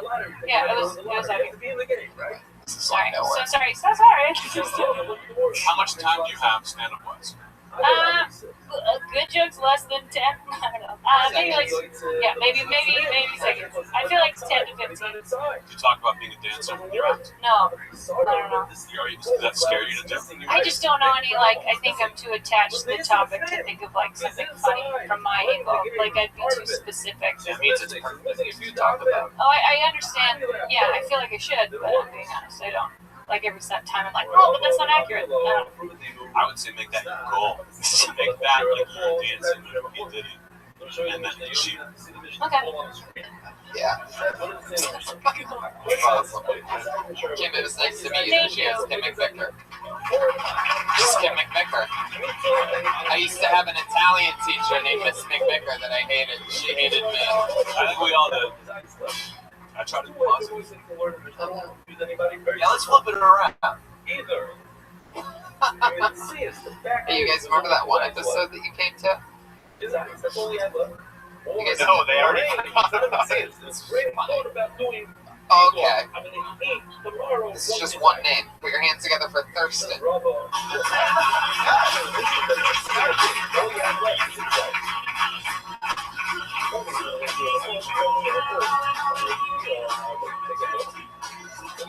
Oh, here we go. Put your hands together for Thurston, everybody. Yeah, thanks to your show, man, I just got out of jail because, like, I put this on Twitter that I'm going to kill Tony, and unfortunately a guy up the street by the name of Tony was actually killed. And the only evidence, my dumbass tweets. So, like, it didn't help that my neighbors also ratted me out. It was like, yeah, he's been talking about going to kill Tony for the past couple of months. So, like, I'm in the interrogation room, and the detective's like, yo, so why you went to go kill Tony? I was like, no, I'm a comedian. It's an open mic. That's not what it is. Like, oh, you're a comedian? Is that what they call you on the streets? You find murdering people funny? I was like, no, I don't. It's like, well, I got a nickname for you. They're going to call you open mic in jail because all the inmates will get 3 to 5 minutes inside your asshole.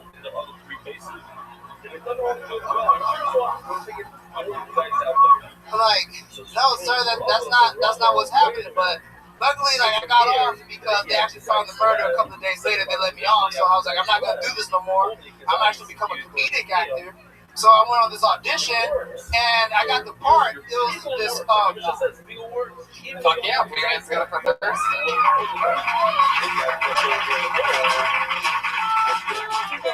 Perhaps the first comedian ever to do pretty much a whole minute on the Kill Tony. They can only really work at Kill Tony. No, it works everywhere else. Like, actually, like, get laughs for that joke because, like, they think it's a real, like, story. And you set it up like there's a show called Kill Tony? Yeah, I do. Yeah. Wow. That works? Yeah, it does work. Holy shit. Yeah, they get, like, drawn in, like, oh, did he really go to jail? Like, oh, yeah, and I bet you're playing some great ones. Really getting the word out. I appreciate the promotion. You're welcome. That's great. What do you do for work? I work at Lexus right now. I'm a transporter there. Transporter? Yeah, we're porter. Porter? Yeah, that's what they call it. Yeah, that's what they call it. Shorter. Yeah, that's what they call it in the industry. Wait, what? Is that you? Is that the fuck's his name? It's Jason Stanley. I work with Darren at Lexus. Yeah. You know, between movies, sometimes you just gotta make a quick buck. Wow, Jason Statham. Wow. So where are you taking people to and from? Like to their house. Most out of the UK. Sometimes I hide people in the trunk. Sometimes in the back seat. But I always get there on time. That's true. I get there on time. This is the great thing about live radio. You don't have to listen to it. billions of myself in one come tonight, and I brought this to the grave. Thurston. Yeah, that's my middle name. Oh. Yeah. Switching it up. No, just like I just want to go by my middle name. See what's up. That's cool. Yeah. Didn't want anybody to recognize you as the Black Stormtrooper.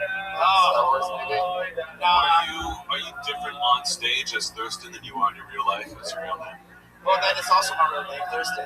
My full name is Darren Thurston Davis II. I get the concept of middle name. I appreciate it.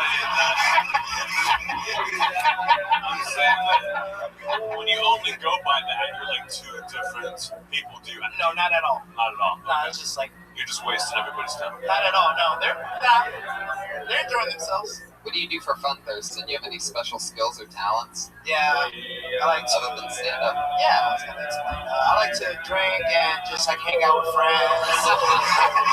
That's a great answer. I don't think we've ever had that answer before. Yeah, he nailed that. Yeah, beautiful honesty. What are some of your favorite things to do? Just chill? Like, what do you and your friends do? What do you guys hang out at?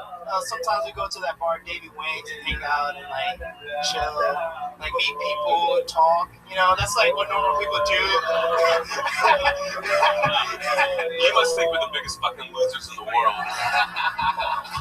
Nah, you guys are all drinking water, so you guys are just like sober, I guess. Yeah, well, we're successful now. We don't have to do that shit. Wow, what happened, man? Good call, bad call. Jesus. So, Thurston, what else is going on? You got lady doing that? Yeah. Davey, what's it called? Davy Wayne's. It's a great bar. Do you have a pickup line that you use? Nah, I just go like with the flow, like whatever's happening, just happens, you know. Just like I don't plan shit out like that, like this is gonna work, yeah. Nah. Do you have like something planned out with the girls or something like that? Why the fuck are you asking me questions? What do you think's going on here right now? What do you think? Is it set up? Like, come on, man, hit it back to it. The fuck? So, like the last time you got laid, like, how does that go down? You go up to your girl, what happened then? Like, what was going with the flow that night? Like a one-night stand? No, we just like, we're speaking to each other, she's staring in my eyes, I'm staring in her eyes, so I just lean in for the kiss, like we're kissing, and it's like, you know... Wow, it happened that quick. Did you guys just talk about anything at all? No, we talk... No hello or anything? Yeah, hello, goodbye. Sometimes the exact same thing happens to me. I'm staring into a woman's eyes, she's looking at me, I'm looking at her, then I realize she's a spy. I judo chop her, I punch her in the gut, I flip her out, lights of gasoline on fire, she goes in the flames as I walk away in slow motion. So you're looking at her eyes, she's looking at yours, you're starting to kiss, you're still in the bar? Yeah, and then what? You remember any about the conversation or anything? Or any conversation is over. Oh wait, okay, yeah, I remember. It's like, she's like, oh, you're real, like you're comic. I could tell you're funny. You have a nice smile, and it's like, oh, thank you. Yeah. And then what did you say back to her? What was your compliment back to her? I kissed her. There was no compliment. Like you gotta like go for it, bro. Like you got like the least amount of speaking. It's like, yeah, I have his back. If someone comes up to me and they're like, hey, you're a comic, I get to kiss him. I love this, Thurston. You are like a young Bill Cosby over there. As much silence as possible. What do you mean, Tony? What kind of talking are you doing to girls? I just go eyes and straight to the kiss. Yeah, man. You look at me, you're fucked. Nah, it's like you feel the vibes, you know, like you can feel it out, like all this stuff is still animals, and like you can like sense each other out. Right. So then you're kissing in the bar. Then how long are you kissing in the bar for? Brian has the bar music that was playing. Wait a second. That's the Cosby thing. Even Jason Statham knows that's the Cosby thing. Big fan. So, like, how long you kissing at the bar for? Like no more than like 25 seconds, you know. Wow, 25 seconds, and then all of a sudden you're inside of her completely. No, not even. Just moving it back and forth. We're not fucking in public, man. Yeah. We don't fuck in public. Sounds like a real gentleman. Did you take it back to your place? Nah, like usually like the girls in Hollywood, like they're from like outside of the city, so they have like their own spot around here. So like, just go back to their spot. Well, me. Yeah. What's your living situation? You have roommates? No, yeah, my parents were roommates. Wow. So you're born and raised here in LA? Yeah, I'm from the Valley. I wasn't born here. I was born in New Orleans, but I was raised out here. What part of New Orleans? Like the Charity Hospital area, like Carrollton. Okay. Yeah. I wanted to. Oh, you did? My godfather was a quarterback for them. Oh, cool. Yeah. Where you graduated? 2001. Like Nice. the best friend song that you could play. He's my best friend. Looks like young thug. You're the one who's been trying to get advice from this kid on how to pick up Would women. be perfect for moments like that when somebody like wants to like kiss up there, like when there's a connection. You know you're saying that into the microphone, right? Yeah. No, but it's funny for the listeners to listen to the next episode when it fucking drops. The place goes crazy. They'll be like, oh shit, he was right. What else, man? Anything else cool? You ever go skydiving or whitewater rafting? Nah, but I would like to go skydiving. I went on a fishing boat trip like during the summer with my pops off of Catalina. Do you know how to swim? Yeah, I do. Why is I gonna laugh? I was just curious. I would have asked anybody that. Nah, but like I learned how to swim out of fear. Yeah, like I was afraid of drowning, so I was like, never again. Like I'm not. So I decided to take just the summer to learn how to swim from my uncle and shit. That's awesome. All right, man. Well, that was fun. It was. Anything else for Thursday? Guys, you good? Jeremiah Lee. Yeah. Wow, Jeremiah Watkins. He had us up for this episode. Like a magic trick or something? Yeah. He had enough for this episode. He decided to leave. Oh, okay. Was this the climax? I didn't know we were allowed to do that.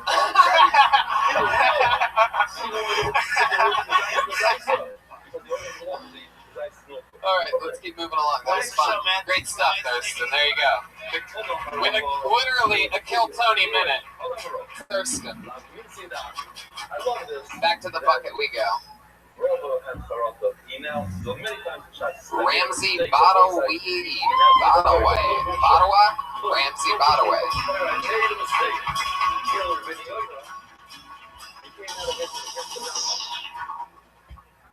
Hey everybody, how's it going? Hi. I've got a ton of student loan debt. Anybody else? One sad person. Awesome. Nice. I have $35,000 of student loan debt. I don't regret getting student loan debt. What I think I regret is looking at my anticipated payback date. That's what I regret. My anticipated payback date is 2035.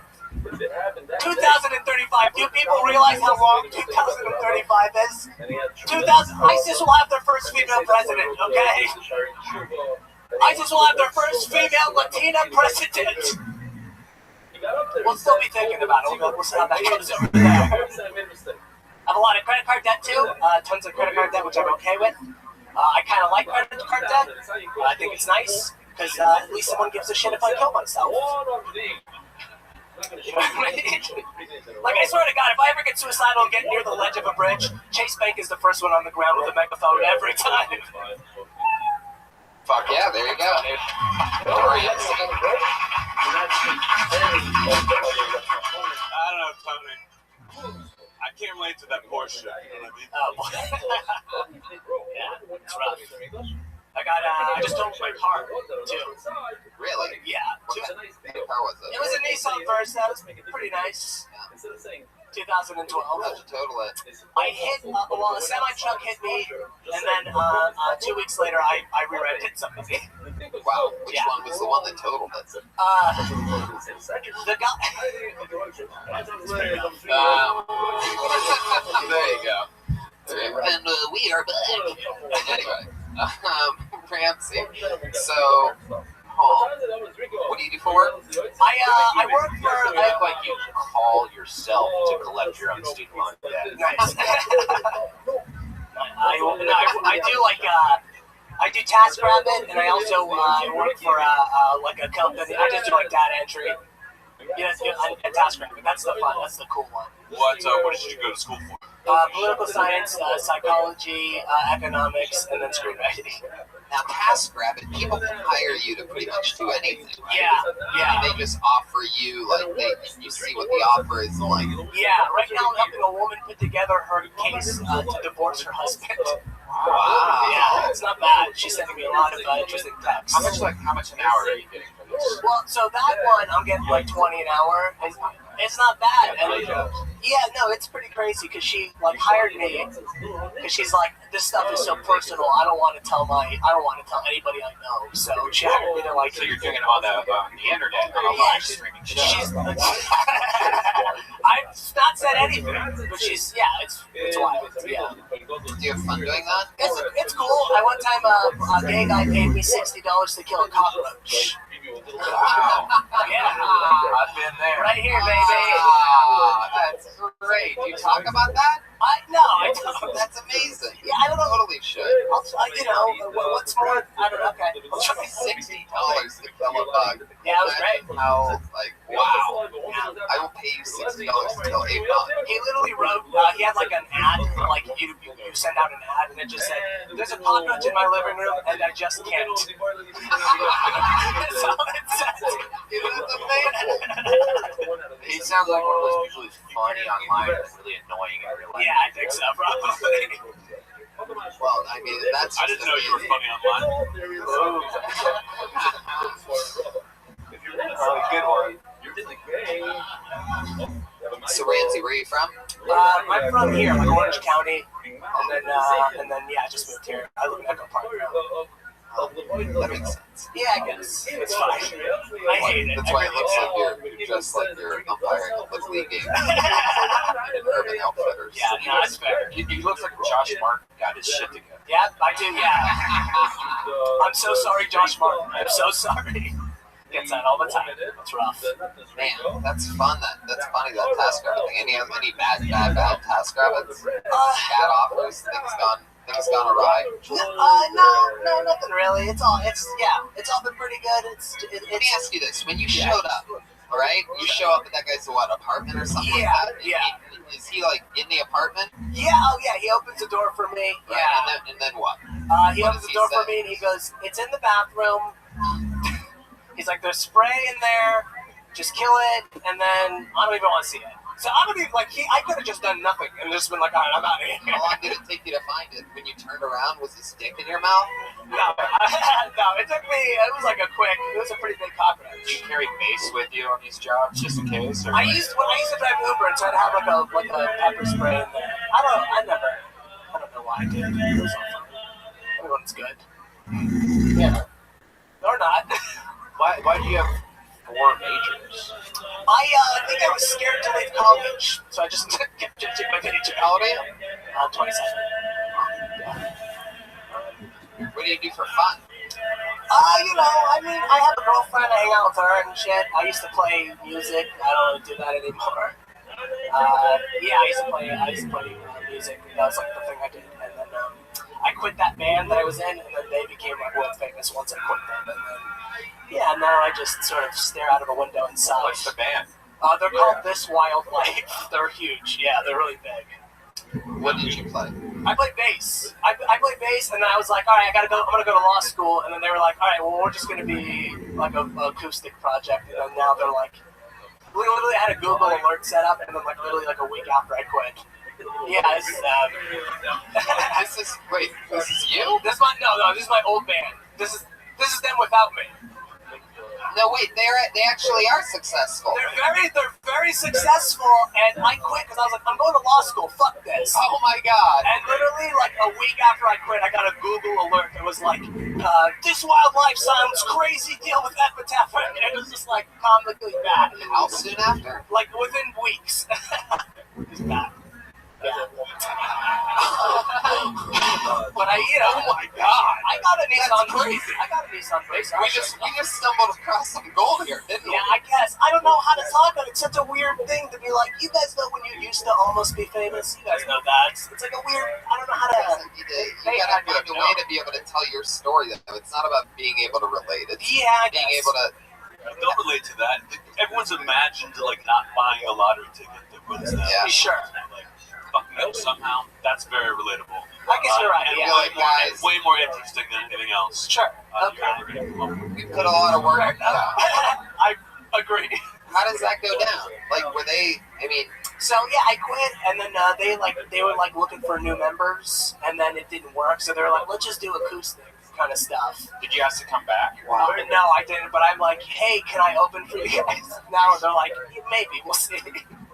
Oh my god! I quit. Yeah, I literally feel like I quit to pursue my dream of someday opening for them. That's what it feels like now, and they won't. Would your biggest nightmare be picking them up in an Uber? Okay, so one time, this is 100% true. One time I picked up two like teenage girls, and I was like, yeah, here's the auxiliary cable, and the first thing they did was they plugged it in, and then they played my band, and I just drove them for $4 to a bowling alley. It's miserable. I mean, that's where, it's all in that realm, man. Yeah, I guess, yeah. You cover that shit. And you had, material was great, but these couple things that we've dug out of you since then are really interesting. Sure, yeah. So, I mean, that's fucked up, man. Yeah, it sucks. I mean, it sucks. It's funny. They're good guys. I'm still good friends with them. If you're out there, I still want to open for you guys. But it just got sadder. Don't blink, you might miss it. We're still friends. We're good. It's all good. That's awesome. Is your girlfriend cheating on you with them? Right now, at this point, I wouldn't. Getting double railed by the way. Yeah. It's real life. Just hanging my friend's girlfriend. I don't even know what they sound like. You pretty much nailed it. I mean, it's not that far off. Yeah, sick. Did you hear this? Do you picture them fucking your girlfriend in this? Now I will. Thank you. Slowly. She's squirting for the first time. You've never even seen her do that before. You're just like, babe, I didn't even know. I'm never gonna get hard again. Thank you.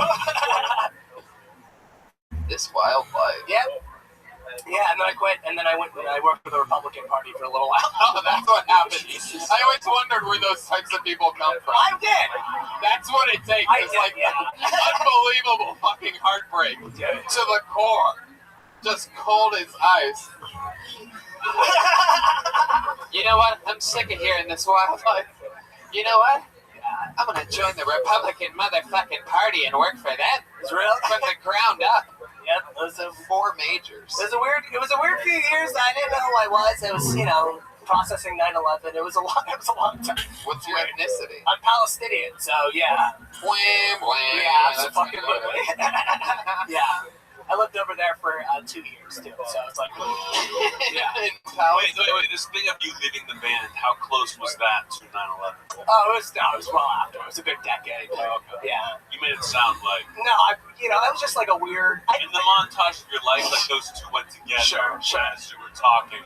I totally understand how it would have been great if 9/11 was the day after they made it. They had a song about it too. You're like, oh, they're gonna be rich. Oh boy.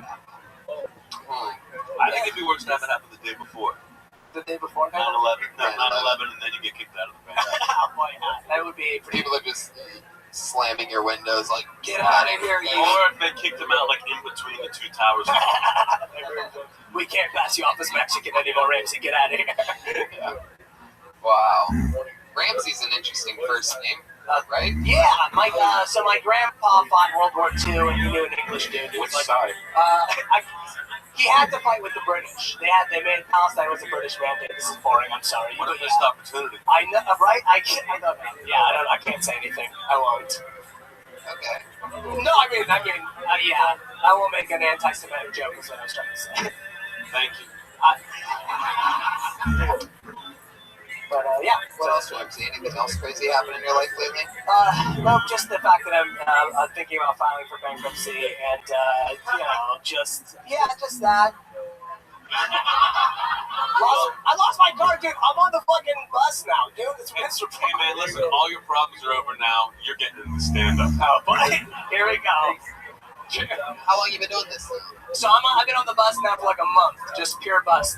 Oh, you mean stand-up? Oh, sorry. I thought we were still on the bus. Stand-up. I just like almost 3 years. Almost 3 years. Yeah. Your ISIS joke was hilarious. I mean, funny, so at least you have that going for you. Thank you. I appreciate you really well. You have a lot of real life stuff that you're not even taking from yet. The task rabbit and the fucking girl for getting fucked by your band. I will. Right. I'll delve into it. I'll get into it. That's just a crazy fucking story. Yeah. How long did it take you until you found out that they signed that deal a few weeks after? Right away, I found out because I had a Google alert still on my email because, like, you know, I was like, hey, baby. And it just said, like, bling, bling, bling, bling. And you look and it just says your friends are making it without you. Yeah, yeah, exactly. Like, it literally said, signs unheard of deal with Epitaph Records. Oh, yeah. It's wild. For a second, I thought he was saying he had a Google alert set up for 9/11. Yeah, sure. That would be cute. Well, man, absolutely hilarious. Appreciate it. Thank you again. There he goes. Ramsey Godaway, everybody. He's on Twitter at Ramsbad. Ramsbad. Are all these guys repeats? It's a mixture.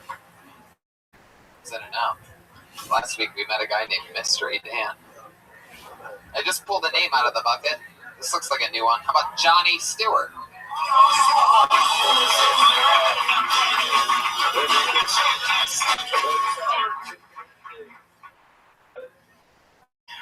My favorite comedians, Dave Attell, who's the funniest guy on the planet, and Patrice O'Neill, who's the funniest guy in the planet.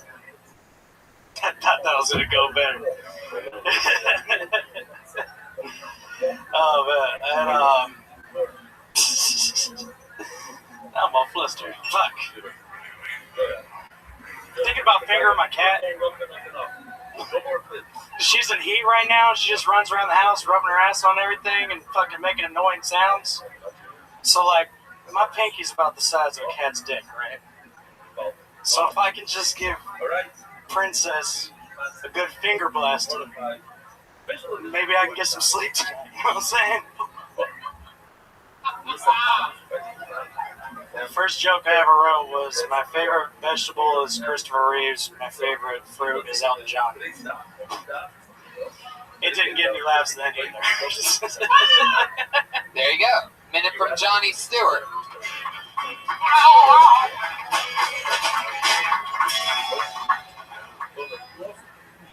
Maybe saying inside.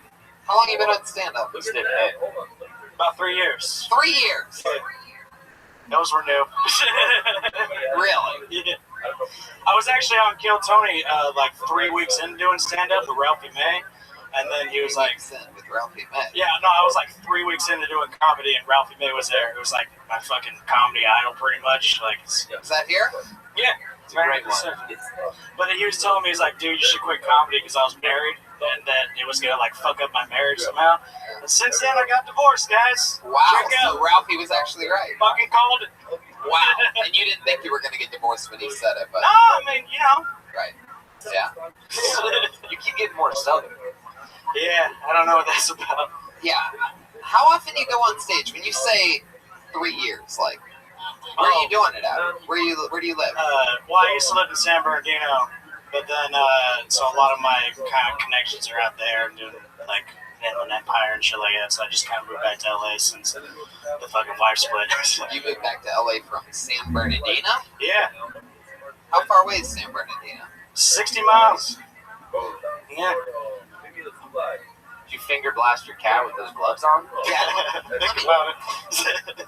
Let me mention something about that finger blasting the cat bit. Is that the reason why it's interesting is because it truly sounds like you're just a guy that's really considering fingering your cat. Like, it doesn't really seem like it doesn't seem like you're really, like, you've written anything for it. It seems like you're just a guy sort of really pondering and excited to finger your cat. Love animals. Just use Bengay and a Sharpie. Why would you use your finger? Like, why?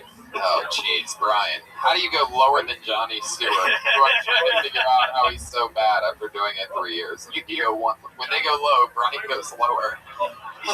Your first joke was really good, the one that you didn't get a reaction to, and I just didn't get it. It took me a while to figure out what you were talking about, whoever it was. It's very insight-based. But you said inside the planet instead in the planet would probably be just saying inside would probably make it easier for people to understand. First of all, that motherfucker was pre-mid scout. That shit doesn't work. Secondly, when you got on stage, I saw how you were dressed, and you were like, my 2 favorite comics are, and I knew which comics you were going to say.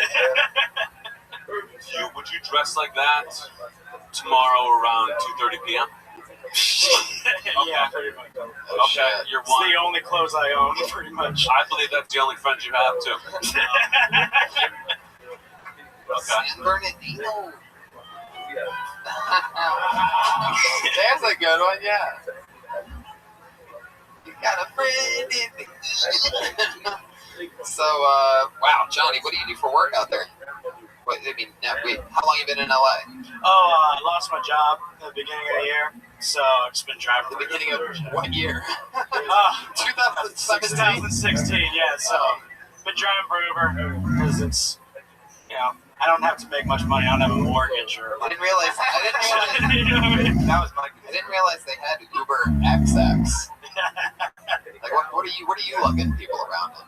Mostly just right next to the colleges. No, I mean, what are you driving people in an Uber? Oh, Prius. Like a 89 Camry with a Cradle of Filth sticker. Uber hearse. Uber petty tab. Hey, can we get the sound to get them one less microphone? Then we'll have no microphones. No, I had to sell the house, so just took the proceeds, bought a Prius, it's 50 miles a gallon. Fuck it. So you sold your house in San Bernardino. You had a house. Yeah. Wow, this is some real fucking like. I feel like you should have signed up for like Jerry Springer or something like that. This is powerful shit. Sold my house, San Bernardino. This is one of the storylines on the newest Grand Theft Auto game, by the way.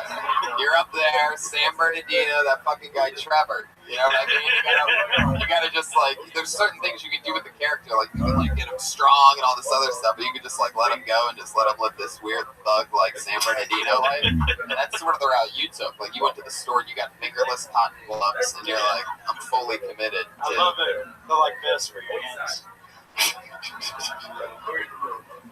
Why'd you get a divorce? Yeah, that was my Was it the woman or you? Oh no, she split.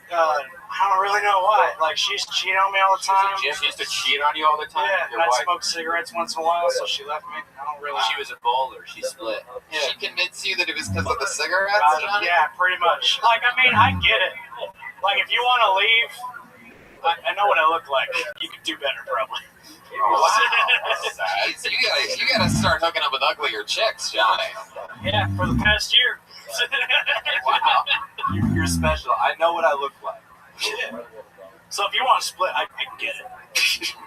Like, how did you find out that she was cheating on you? Well, I mean, she cheated on me like a bunch during the course of our relationship, and I was always. How did you know that though? Like, how do you know that?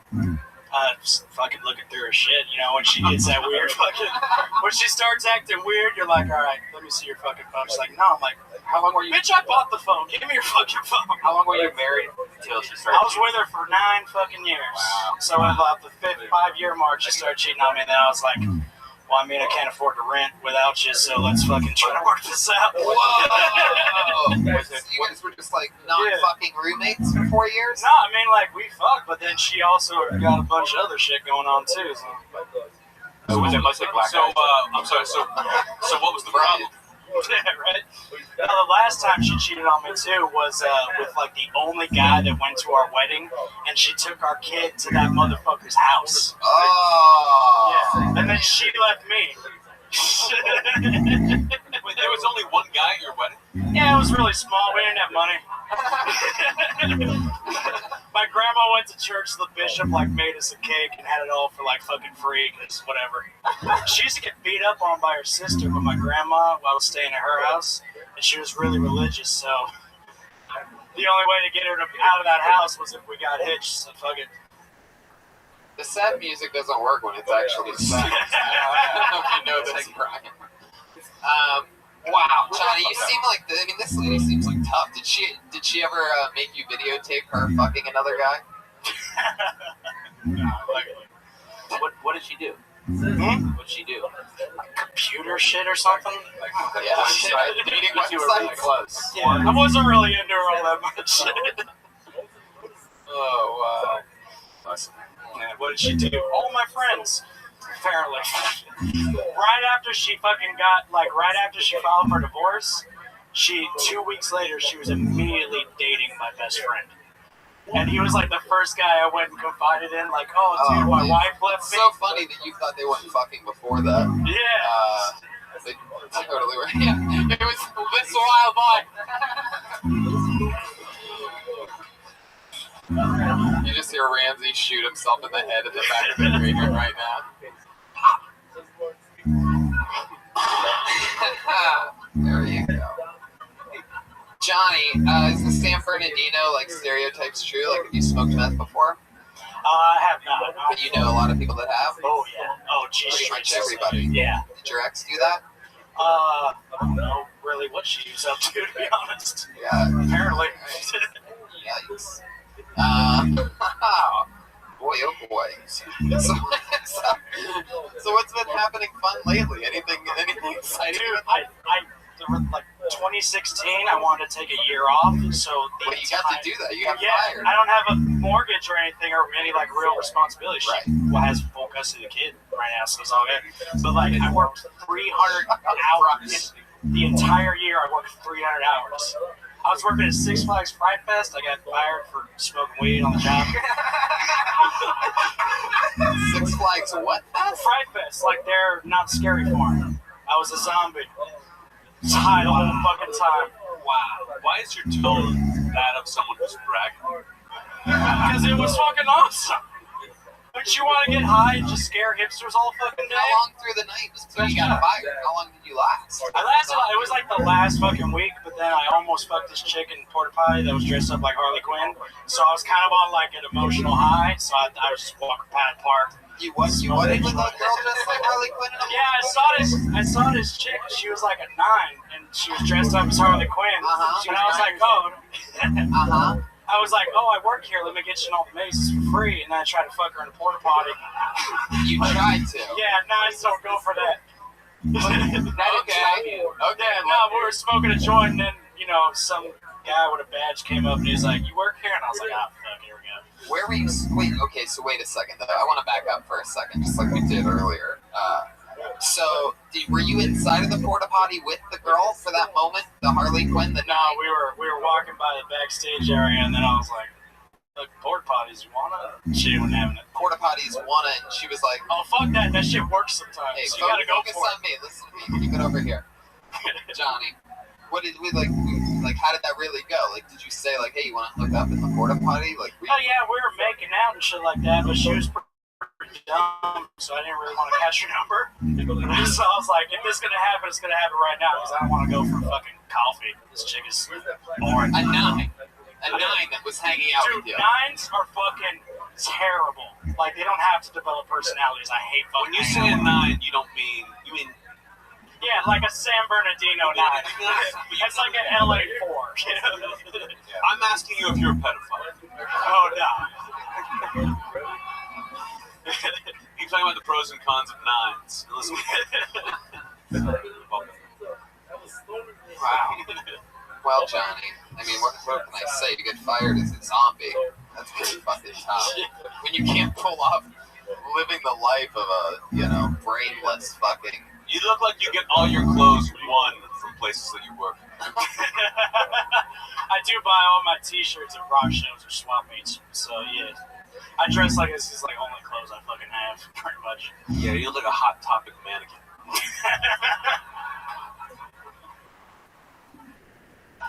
Big drinking problem. You have a big drinking problem? Do you have a drinker? No, not anymore. But is that because you just finished your beer? No. Problem solved. No, it's because I just got divorced. So I don't have a reason too much anymore. So you were more upset before, just like you knew what was going on. Oh, it was stressful. It's the best. If you're married, fucking get divorced. I swear to God. How old's your kid? 3.5. All right. I got this. I got my daughter and the ex-wife on. Oh, shit! Wait, perhaps the saddest tribute I've ever seen in my entire life. You don't get much more white trash than over here. Isn't there a way you could pull down the collar instead of having to lift all the way up to your upper shoulders? Got to show off the beer belly. Any ladies want some? I'm single. Your odds would be better if you were inside of a porta potty right now. All right, buddy. Well, there he goes. Thank you very much, All the way from San Bernardino, Johnny Stewart. I feel like Johnny Stewart might be a big name, too. Well, why would you think that? You guys having fun or what? Alright, this looks like a new name. Put your hands together for Ray Eastern.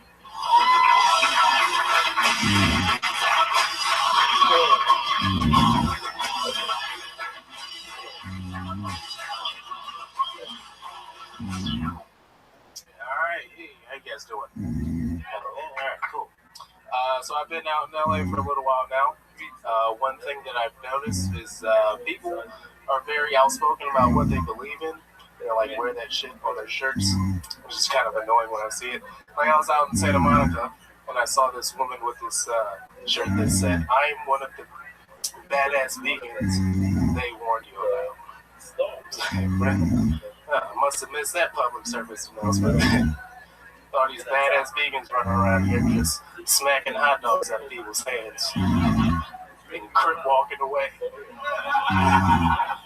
That's that one, man. Shit, what else? Not prepared to come up here, man. So I want to talk about, yeah, there you go. Oh, there you go. There we go. Ray Eastern. Jesus Christ.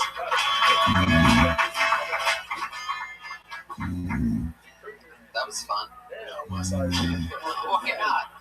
He's not prepared to come up here, man. You couldn't think of the second joke? Yeah. I'm serious.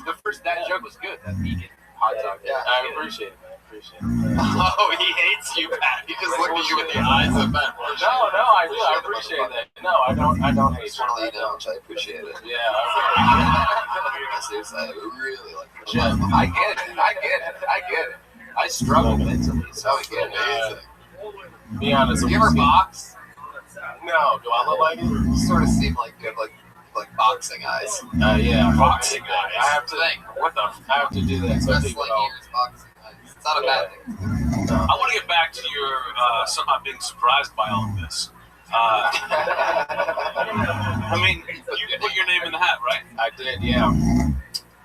And then bullshitting around in the back, just heard my name, and I was like, oh shit. So what was your best and worst case scenario once you put your name in the hat? What were you hoping would happen? We knew you were busy in the back doing the knuckle pop in the green room. There you go. Wearing a Mighty Ducks reference. Remember? There you go. Ducks fly together. What's his name? It's a deep reference. Not really. Mighty Ducks. He's wearing a Mighty Ducks hoodie. I never heard of the knuckle puck. I've seen knuckle pucks like 3 times. Mighty Ducks 2, man. You too. Thank you. All right, everybody settle down. It's a great reference. I'll get tweets about it. Shit. But for the podcast list. Keenan Thompson. How long have you been doing stand-up? About 3 years. 3 years? Yeah. Have you ever wanted to go on stage? It's been a while since I had that. I'm baffled. I know. At your performance logic. I just perform like shit. But I mean, you kind of successfully stretched. You had a fucking minute, man. Yeah. A minute. 1 minute. You couldn't just on the fly throw a minute together? And if not, then why did you put your name in the bucket? That's a good idea. How long have you live in LA? About 6 months now. From where? From DC. DC. Yeah. You were doing it out there for like 2.5 years. Yeah. How much? 10 seconds out there? Like how long? Those are the spots, man. 10 seconds. Well, so you know what I think? You know what happens when you live out here and you start doing comedy out here is it becomes like more like a social scene, hanging out, not as much of a working out. Because I don't go to mics to fucking hang out with people. You know, I go with the fucking list, and I'm like, I'm working on this, and the people are annoying. So I think that if you're doing that, you're caught in a trap of being back there and not focusing on if this is what you really want to do, doing that. No, go ahead and do that. That's fun. Don't put your name in the fucking bucket. They'll let you just hang out up here. To be honest, I have friends out here, and he wanted to sign up, so I signed up with him. So, Steve, what do you do for work, right? Drive for Postmates. This is like so interesting. It's so weird. It used to be like, I don't know, 6 months ago, you would ask people if they still had real jobs. Now it's literally just everybody's like, I'm TaskRabbit, I'm Uber, I'm Postmates. One of only 3 available jobs in the world. It used to be you could do anything. Now people just, if they want to have brain surgery, they have to call a TaskRabbit for it. It's a special doctor TaskRabbit. There's no more offices anywhere. People just come to your fucking house. Alright, so Ray, what does that exactly mean? Postmates? That's just food, right? Food delivery, yeah. That's the one that pisses me off the most. Grocery shopping. What else? Where are you from? From DC. From DC. Okay, what else? What else? I drove armored trucks. Before. Yeah. Anything exciting ever happened? Would you drive them for like 45 seconds and pull over to the side of the road?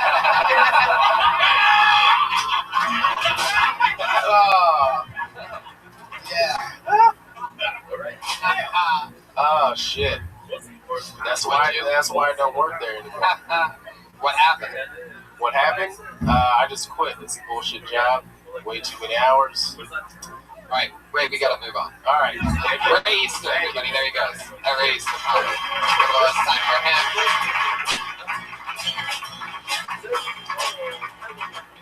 Let's do something fun. Let's Ali Makovsky moved to New York City, so we're currently regular list, unless of course you count, you either love them or you hate them. You've seen them, everybody has their take on them. Can I guess what I'm going to be? Oh, I have a feeling. But sometimes, they've been fucking making adjustments. Who knows? Ladies and gentlemen, I give to you the Versi triplets.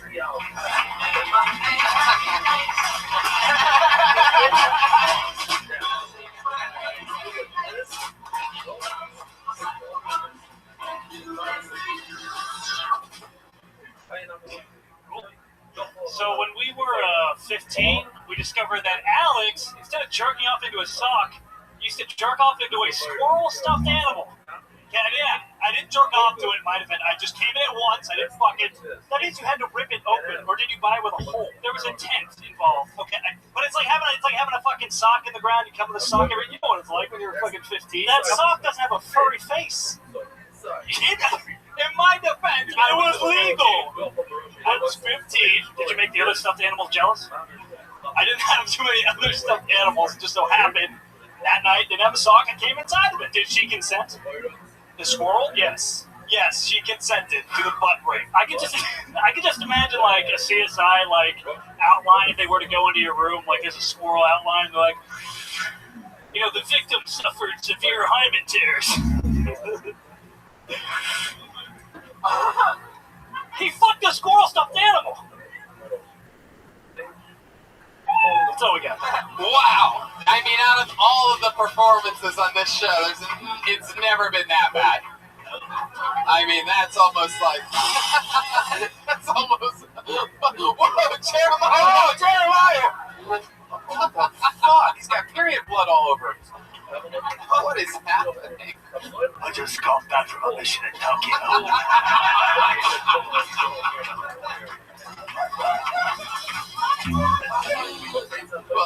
welcome back to the show. I just want to let you know you have a little bit of Jason Statham. You have a little bit of blatant ketchup on your chest. So I gained about 30 pounds overseas. I know, Jason. Whatever happened to you can't be as bad as what just happened to us.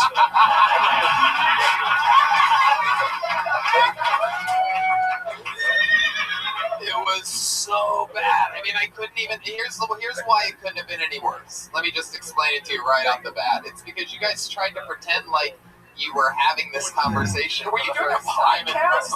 Was that a podcast we listened to? Like, we know that you planned it. So when you guys are like, did the squirrel consent? Like, it's like, we know that you know what I mean? It doesn't feel natural. You're trying to present it like it's spontaneous and natural, but nothing about it feels natural. It feels like triplets that live together on like 3-story bunk beds that spend just 15 hours a day rehearsing bad comedy. And like, it sounds like you guys nailed what you thought everything would work, and that's way off. Wait, it sounded like a rehearsal that should have ended with, "No, guys, this is stupid. Let's think of something else." That's exactly. Wait a second. These are the triplets? Yeah. And do you guys always go on stage together like this? Is this your act always? Are you guys actually triplets? Wait, these are the triplets. I normally, in some way, love what you guys do, and you guys show constant growth, except for tonight. I mean, wow, it was almost like unbelievable. These are the triplets. These are the triplets. You listen to the podcast or something? I had this bomb all the way from Tokyo.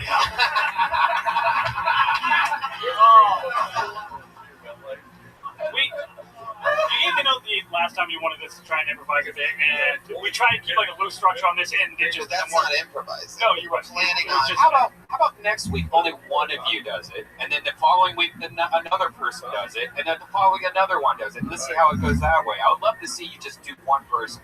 Because like I don't think it's going to work. You three like finishing each other's sentences and shit like that. It's a little squirrely. Yeah. I actually did try a solo mic the other day, right there. How'd it go? I bombed horribly, but that's something. Were you only doing 1/3 of the dialogue of the jokes? And when you bombed, did the other two feel it? They did. They felt that one. They felt it all the way in Tokyo. I mean, this has been done. Having like 2 or 3 guys on stage telling one story has been done. And even the people who are the best at it, they still suck. Yeah, I don't know what you're hoping to gain from this. It's true. Like, I want you to rethink everything. Yeah. Seriously. Whoa, jeez, Brian just threw you guys on the. Look at that. I can't take it anymore. I Shut up. Yes, you can. It's like we give them the same advice over and over and over again. No, It acts like you're being actors. You're doing a script. It passed Jeremiah all disagree. Yeah, we've been trying to take all the notes we can. The 3 of us. It's 6 against. It's a 6 against 1. Sorry, Brian. Me, Jeremiah, Pat, and the Verzi triplets all like the Verzi triplets. I think this is an opportunity. You guys are going about it completely wrong. Like if you were trying to get into magic or something, I'd be like, yeah, those guys are gonna fucking kill it. Those guys are gonna be awesome at magic. But this is like, do you guys know any magic tricks? We know how to silence. Yeah, he makes slapsticks disappear. No one would ever see you guys walk on stage and go, "Oh, good."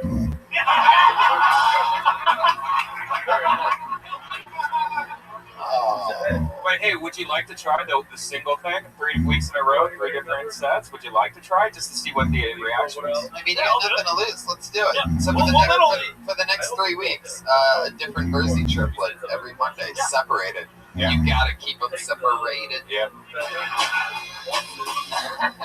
The alpha, the beta, and the omega triplets. For every end, there must be a beginning, Tony. And tonight proves true. I think it's barbecue sauce now that I look at it. It's not ketchup. I smell it. It's barbecue sauce. It's barbecue sauce. I can tell even from here. Get it on the microphone. Oh, look at his belly bounce. His belly's doing the thing. Look, everybody. For those of you that are true fans of the podcast, what's funny is that now you're fatter than Bert and Tom. Like you're the new fat cool comedian. Please hashtag and reach out to me on social media. It's so funny. Percy triplets, don't be discouraged. Don't take this. Yeah, Bombing is good. Yeah. I don't know if you guys. This is the worst I've ever seen you. That doesn't mean that's the direction you're going. It just means that sometimes, any given Sunday or any given Monday, you can just I mean, but there was no way that was going to go well, by the way. There was nothing you guys could have done in your performance. That was all in the perspective thing of, like, you guys trying to make it seem like, you know, hey, fuck the thing, hey, what'd you do? Like, it just seemed so unnatural that it made it 10 seconds in, we just weren't buying any of the bullshit. It was an unnatural disaster. Is that one of your movies? No, that was just riffing you on.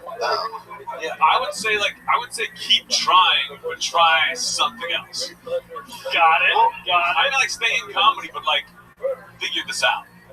Just try. Well, we're still figuring everything out. Oh, that's very good. Anthony, what? What do you mean do? Can you tell John to stop periscoping me, belly? Maybe. I think it's your fault, Jason. Jason, it looks like you went all the way to Tokyo to buy a McRib. Oh, God.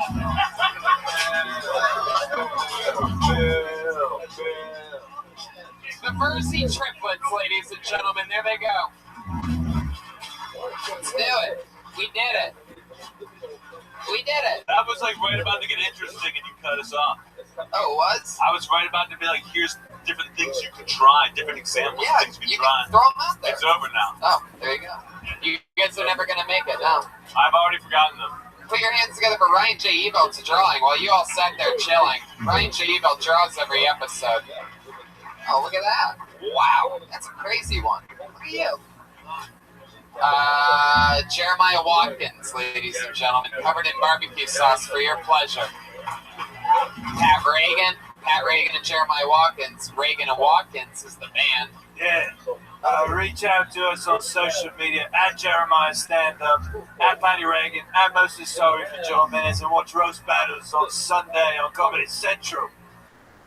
Watch the Eric Andre show and don't believe anything you read. Mostly Sorry, it's Joel Menace. Anthony, you going on the road or anything? Oh yeah, actually at the end of January, I'm going on like a 12-city club tour. Yeah. From end of January through middle of May. Tour dates at AnthonyJustleweek.com. Yeah, it's funny you mention that. I'm doing the exact same thing. I'm on the road every weekend. San Antonio, Calgary, San Francisco, Providence, Chicago, a bunch of fucking crazy places. So everything's at TonyHinchcliffe.com. I'm on the road every weekend. No, it's not. Oh yeah, that's right. My website's down right now. But by the time Brian uploads this on Christmas, it's going to certainly be up.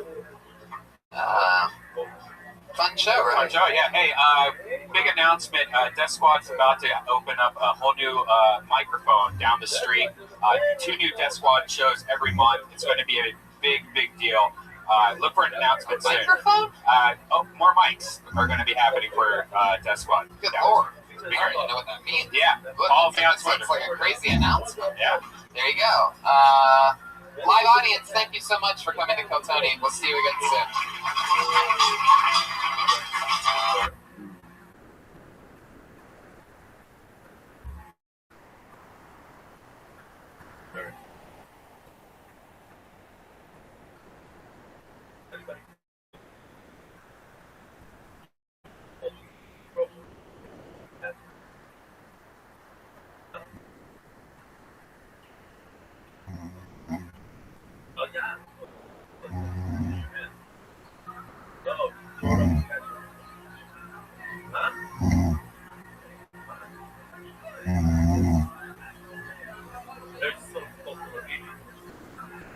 Anyway, somebody says, boss it up here. Oh yeah. Go back. So the passion is the artist, the mental and you have other things. One of the things.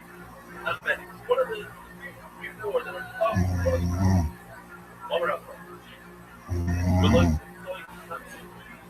stuff, appointment, like, or appointment, but it's not here.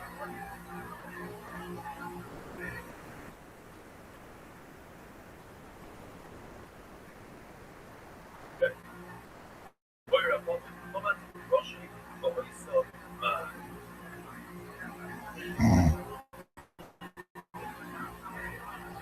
what happens if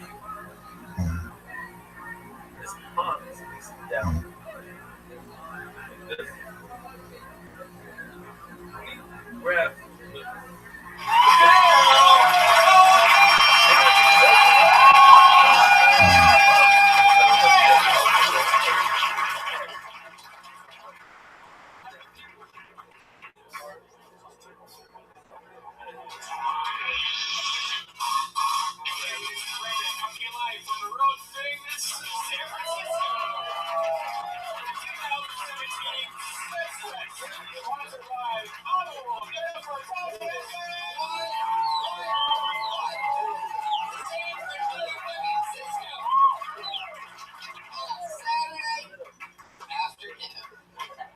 Clearly the afternoon. It's our first ever 3 p.m. show.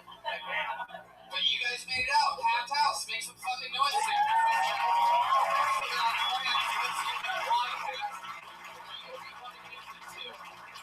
Some call the #1 live podcast in the world. We are live in San Fran. Yes. They said it can be done. If you don't believe us, people watching the video, just look behind us. It's San Francisco.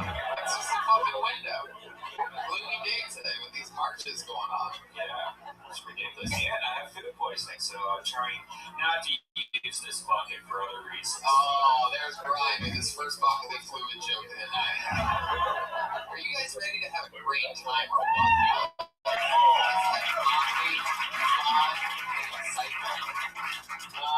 Well, I do too. Are we going two? Are we doing 2 or 1? 2, 1, right? So, whoa, a little glitchy, dude. What a guess. No matter how many thousands of miles we go away from the Comedy Store, audio never really figures itself out all the way on this show. Just little ins and outs. It's like when the Death Star was being built. Remember that? Not quite the fully operational death machine that it could become. Well, let's do it. You guys like guess? Huh? Guess? Now the show works. Guys, I'm excited about this guy. I'm excited. If you missed that word, it was guy. Guy was the word on a live podcast that I said. What do you think that is? The Y, right? Yeah. Put your hands together for a special audio engineer guy that's here. Put your hands together for him. You can add it to Netflix. The Y? That is a good question. Almost one that I would ask an audio engineer if he was here. But I guess he's not available at the current time to save the show. I'm going to bring up your guest. Who loves NorCal, huh?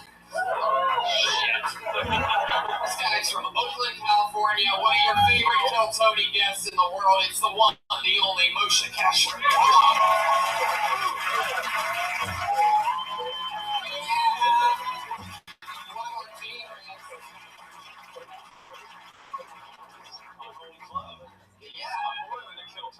Here. Is it just me? I think so. Why did you tell me to bring my wife? You never responded. I sure did. There's 2 guests, ladies and gentlemen. Please come agree. I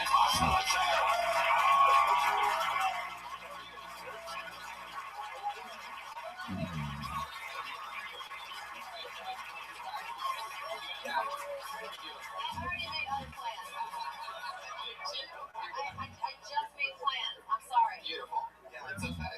If you want to. If you want to stay, you can stay. I don't know. Stay. Natasha Leggero, everybody. I'm so excited about this. When I did get a response, I thought it would be just you. Oh, I thought I wrote you back. The San Fran, you would think that in this Silicon Valley that man, you just got all the wrong terminology. You guys like NorCal, San Fran, San Francisco? San Diego more than me. But can I get more involved volume on this? Switch mics to what? Super live show. Doesn't get much more live than this. Oh my god. Yep, this one's still pretty fucking quiet too. Pretty quiet mics. Little baby mics. There you go. Yes, more of that. Whatever lever that is. More. Oh god, please more. Just push it up. Lever up. That's good. Lever up. 2, 2, 2. Good. Who's ready to start the show? Oh yeah, that white guy doing the air horn going to me this time is not a comedy show. You know what that means. We have a very special treat for you, San Francisco. We've done this show on the road in numerous fucking cities. Columbus, Pittsburgh, Austin, Dallas. We've been all around. Never before have we had the accessibility, since we're so close to Los Angeles, to have members of the official Kill Tony band here. Put your hands together for the Kill Tony band, ladies and gentlemen.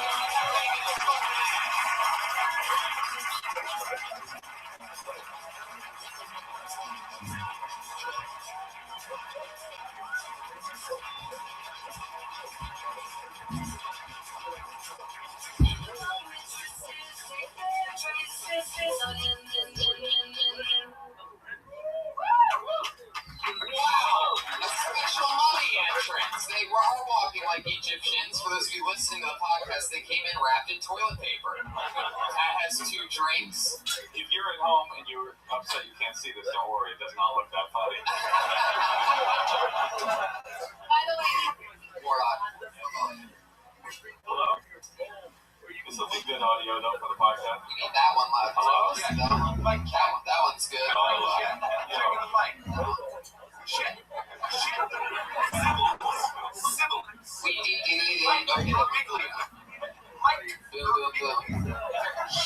Oh, Pat doesn't even have a mic. Pat, take this. Josh Martin is even here, ladies and gentlemen. One of the great mythical creatures of Kill Tony. Running around. If anybody needs anything at all, not just the guests or anybody up here, but anybody out there, if you want anything at all, just ask Josh.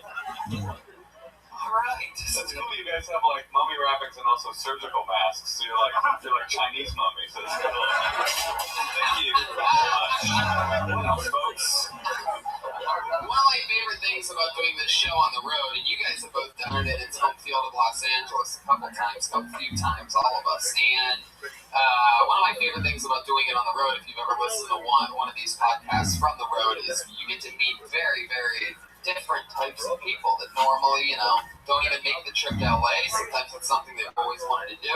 Sometimes it's great. Sometimes it's absolutely horrific. And by the way, we always get to have fun with it. You guys ready to start the motherfucking show or what? Yes. Dan, we're going to watch somebody do 60 seconds of stand-up. If you signed up for tonight's show, that means you get 60 seconds talking to... Wait, we're still... You don't have a mic. We're just going to have to share Pat's mic for the purpose. Pat, I guess your mic is going to... So the comics will go acapella. Comics are going to... No. You almost had me. Hello, this all works, right? That one works great. Oh, hell yeah. What's up, Sam? What's up, Disco? Like Ronnie and shit? Tall ass hills in this city. What is this place? Uncle Ben's. Classic San Francisco. That's right, Cerrone's competitor. I'm way off. Way off on that one. You guys know how this show works. You get 60 seconds. You know your time is up when you hear the sound of the kitty. Oh, isn't that adorable? That means wrap it up then, or else you're going to bring out the angry West Hollywood bear.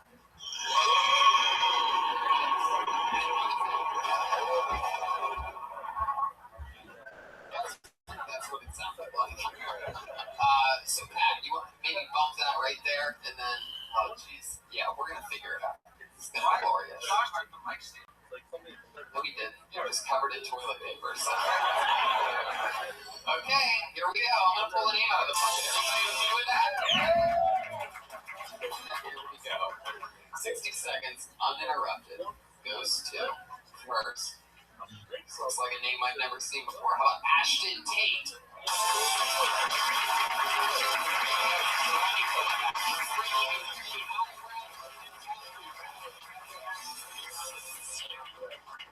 Ashton Tate. Anything else going? Went to the club last night, and my friend, he has a dance move called the ambulance. It's where you walk up to any single group of girls, and they get out of the way. Also stayed in a town recently, and I checked into a motel, and the room I was staying in was supposedly haunted because a man hung himself there a couple months before. But it's like, why would you believe in a ghost if he doesn't believe in himself?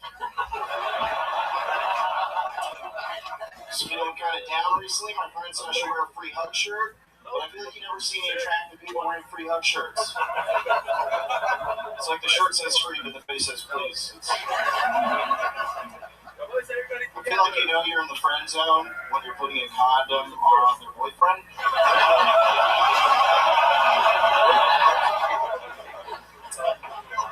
Tried playing Grand Theft Auto recently as an adult for the first time since high school, and I was playing it and thinking, these cops are just doing their job.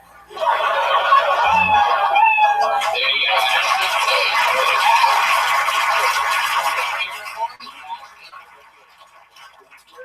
Santa. 4 years. All here in San Fran? No, one in Jacksonville. Oh, Jiggy Jack's Biggie Bill? Yeah. Oh, yeah, I love that town. How long have you been wearing tapered sweatpants?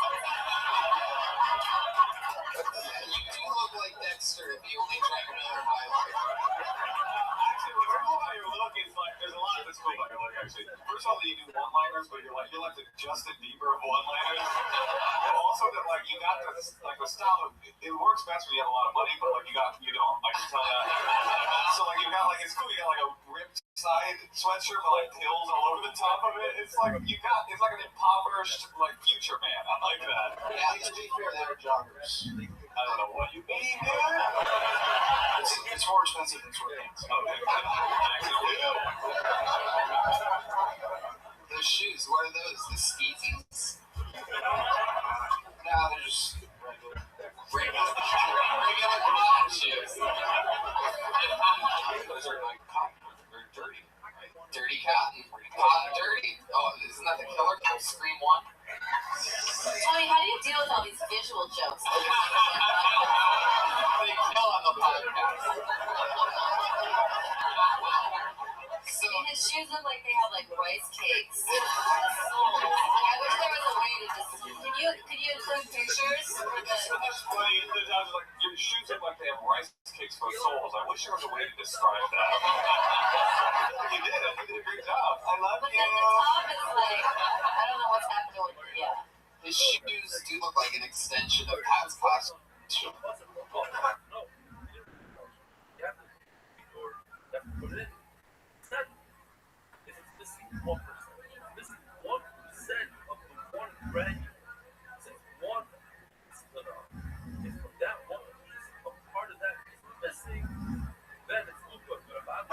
Tony, this is a podcast. We also can't see that. People come, they do 1 minute of stand-up, and then we essentially leave their physical.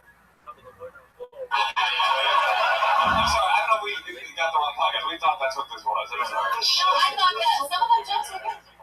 Ashton, what do you do for work? Accounting. Everything about you is hip-hop.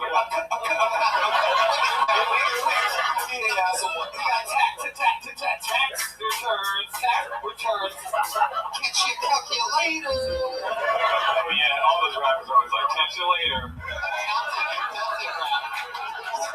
Yeah, there's a nerd in the.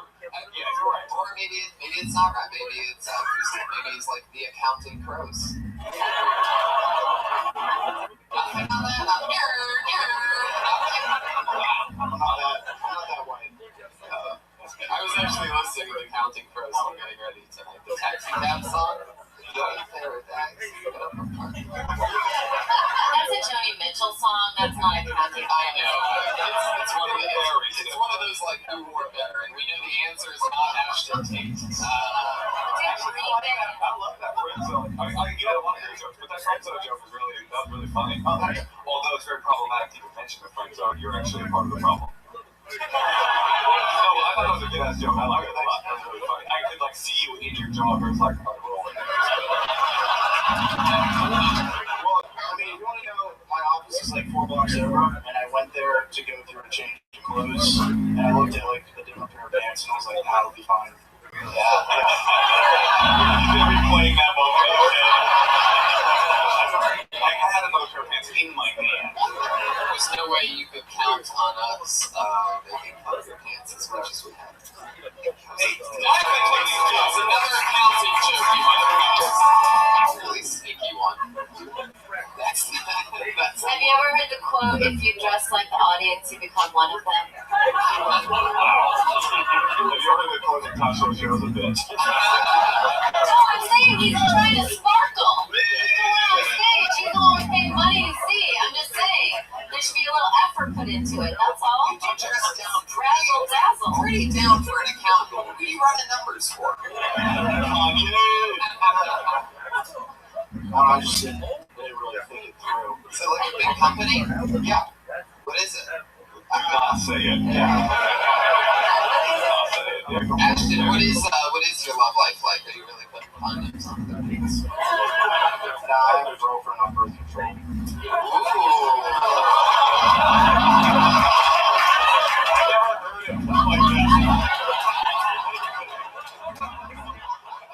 I feel like that's what it's going to be like in a couple of years once Trump gets rid of everything. It's going to be like, oh no, I have one of the girlfriends on birth control.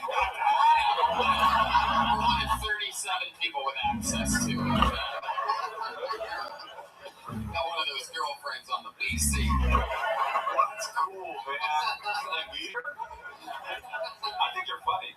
Yeah, that was an awesome performance and fucking, really good jokes. You're all one-liners like that, or was that sort of a set just for this show? It's mainly those, but I, because of the format, I did that. Yeah, that's awesome. You have the personality of a ticket terror. That was a great performance and fun stuff. And next week, you hanging out. That's Ashton T. Ladies and gentlemen.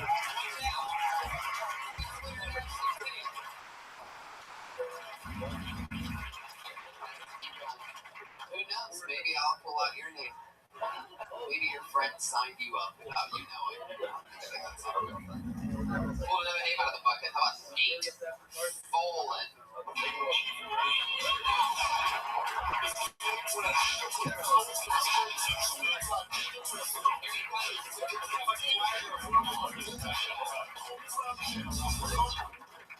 Alright, thanks guys. Start off with impression if you don't mind. This is one of the Michael Wild's Chewbacca from Star Wars.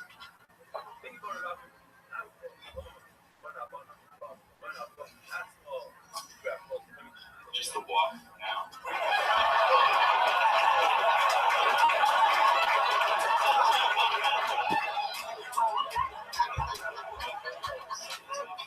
There's a lot of hair kind of like Chewbacca.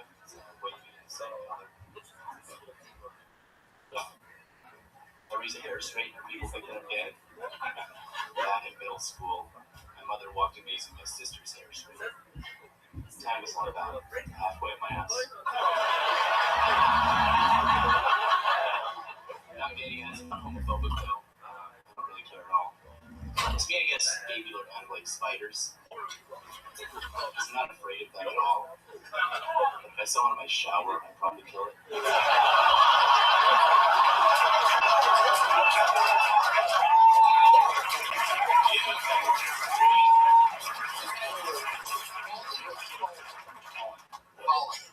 Fallen.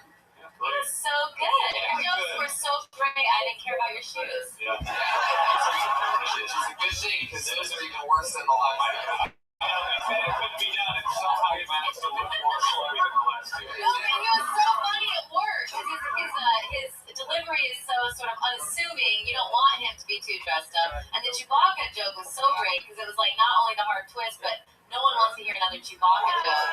So that was the perfect person to choose for that. There's actually a lot to it, actually, because nobody wanted to hear it at first. But then it was like, I was sort of like, okay, well, he's definitely not just going to do a Chewbacca impression. But then you walked over here, I was kind of like, ugh, fuck this dude. Like, I swear to God, I was like, this fucking cocky little, just take a sip of the beer over here.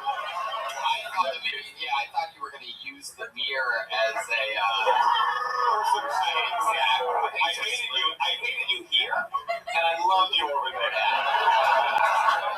Those were like grade A jokes, didn't you think? Yeah. Well, after that first joke hit, I said, okay, he's a pro, definitely not a Wookiee.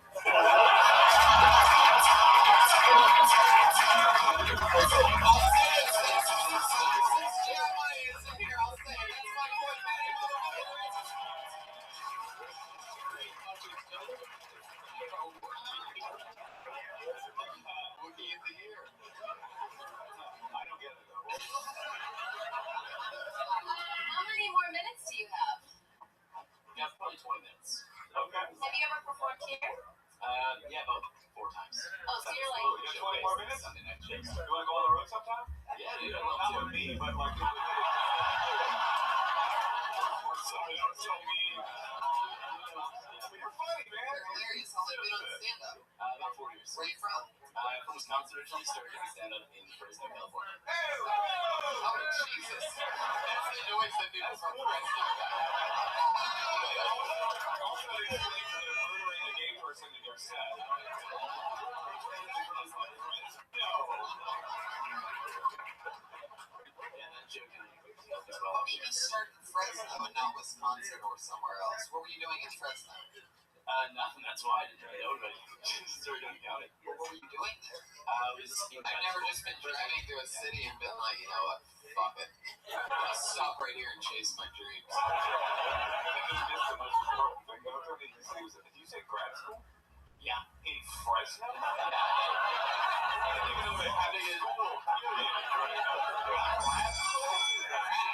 What do they call this? Breaking grad? That's a meth Fresno grad school joke. Breaking grad, you sons of bitches. What was your area? Even GPS out of the world.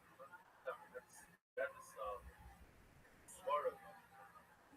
This might came. I don't know if it was came. So, and it's sitting there, ready to go. Just as if you're ready to go off. And then meanwhile, the 2 extra guys are part of the part that already came off. But it didn't come off. It almost came off. The lights take it off. The last one is really so far. It's only the light take it off. So those 2 guys are not hustling. They don't hustle the threat. And if they get lost, then we have to write it down. Biology, genetics. It's a waste of money. No one likes Fresno State, so it's good. It's almost not even worth going to. Do you have a master's in biology? Yep. That's cool. Jeez Louise. Not that cool. It's expensive. Never really use it. Do you have a job? Yeah, not anything to do with biology now. What is it? Insurance technologies that start Insurance technology? Yeah, like a software for insurance. Oh, okay. So you don't, less insurance, more software, but still. And are you past here? Do you work at the punchline? No, I'm hoping to get past or get an opportunity to get cabs. How old are you? I'm 29. You know what I'm going to do for you? Because it's my home club. I'm going to remember you and never help you in any way. I think there's people here watching you who see how good you are, and hopefully you'll get a chance. Yeah, you're funny, dude. Is the booker here? Yeah, where's what's his name? Well, it's another right. You know what? No, I don't want to call her by name, but I'll drop her name. Fallen, right? Like you've fallen down? Yeah. Fallen. Right. Fall like you fell for that Fresno can get you a job. Right, yeah. What do you do for fun? You have any other special hobbies or skills or talents or anything? Travel, basketball a little bit. Basketball? Yeah. Oh, you ball? Oh. Okay, player. I got a feeling something like about you. I think it's a big hobby now. Watching that. You play basketball against other like insurance, bio, medical, Other Silicon Valley people that take it way too seriously. Interesting. I mean, when I saw those scary topsiders almost falling off of your feet, I was like, this is probably ball. Yeah, you wore baseball gloves on your feet tonight.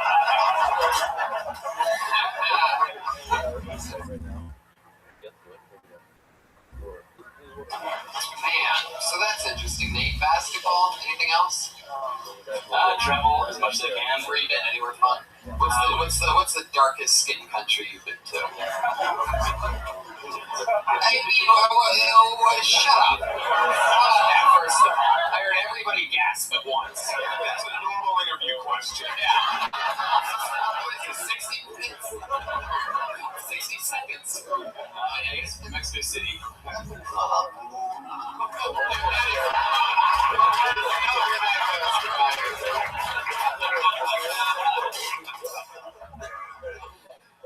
Anything crazy happened to you in Mexico City? Funnest memory? Saw some pyramids, stayed up. Pyramids? Yeah. You're talking about the same Mexico City? Teotihuacan? I don't know. Yeah.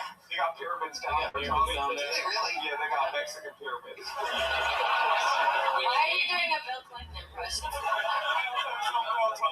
We know the best AIDS-free hookers in Mexico City. When you poke a hole in a Mexican pyramid, does candy come out? Fuck, man. Damn. And the funny part is you're like, poke a hole. I'm like, what are you doing to the olive? How you doing thing out already?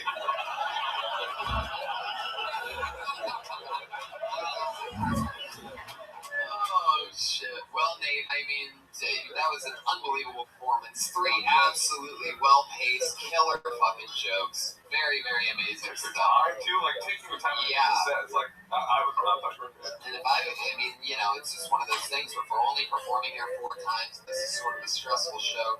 You're cool as a cucumber, and I wish you the best of luck. So there you go, Nate. Thanks so much.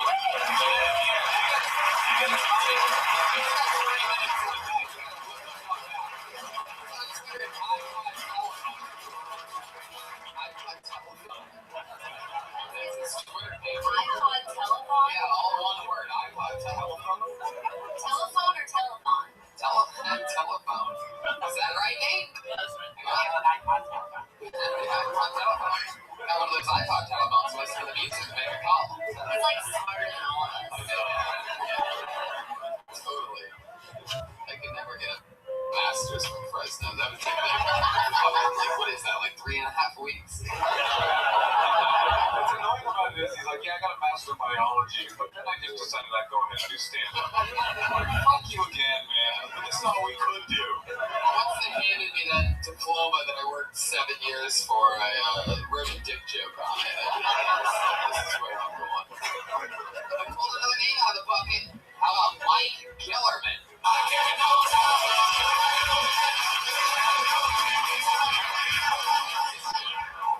Wow.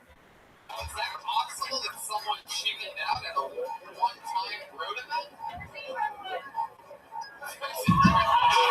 Somebody yelled out for something. Don't want them to go. He must have got stuck on Gillerman's Island. Yeah, trying to go to the well, Pat, and the well is dry. Okay, is that your Chewbacca impression? I met some guy named Mike Gillerman sign up within the past hour and then disappear. Like, what kind of bad edibles go on in that situation where it's just like, I gotta get the fuck out of here? He must be stuck on Gillerman's Island. Really worked that time. Oh, you said it so much funnier than he did. Okay. I pulled another name out of the bucket. Rest in peace, Mike Gillerman, whatever happened there. But how about Elio Aponte?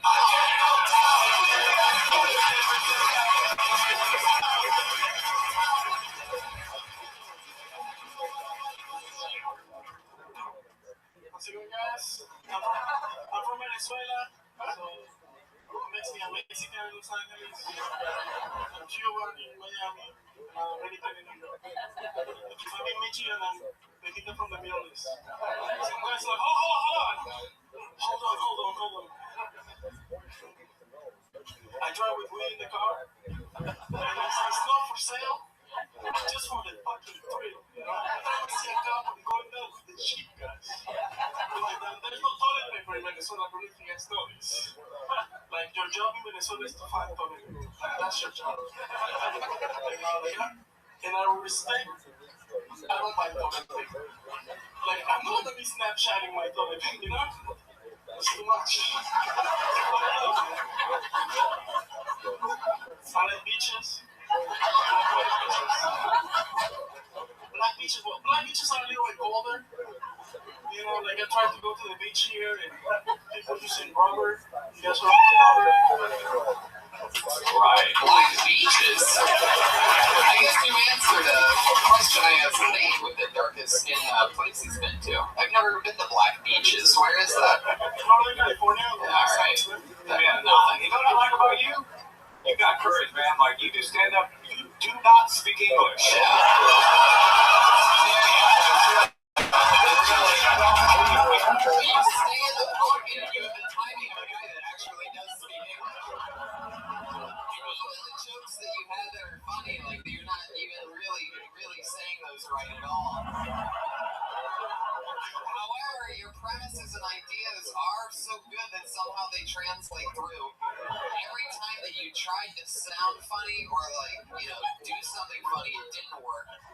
you might be the most hilarious, accidentally funny person that's ever been on the show.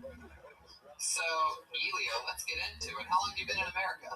13 years. 13 years? You sound like you got here like 2 hours ago. It sounds like you just flew in just for this.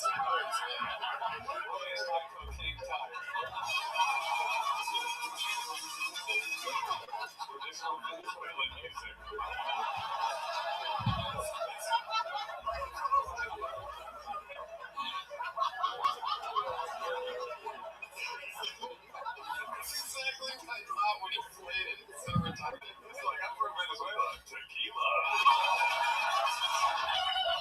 Joel Jimenez is definitely about to shit his pants. He just ran away or something. That could only be one thing. You work with the guy enough, you know when he's about to shit his pants. Let's get to these shits immediately.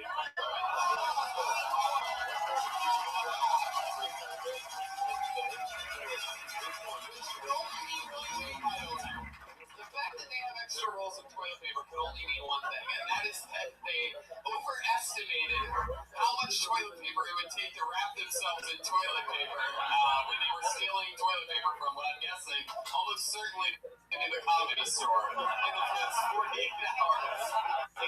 Rolls of toilet paper. Do they really not use toilet paper as well? We don't have access to it. So. What do you use instead?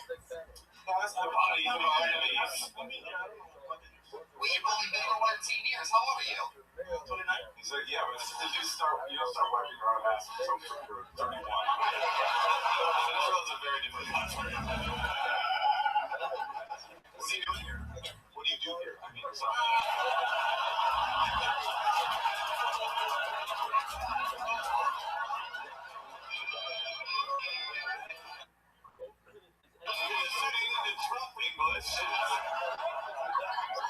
used to own a restaurant in Florida, and then I got sued by an NYC company, and then I'm here. NYC company? Like a New York stock market, like. Why'd you get sued? They wanted like $750,000 for rent. But I'm like, yeah. Oh, they You sound like a good businessman. They wanted rent money. It turns out that the place where you started your restaurant was run by somebody else. But he's like, I only have $40. what kind of food did you like? Oh, Italian. That's what I was getting at. Italian food, like.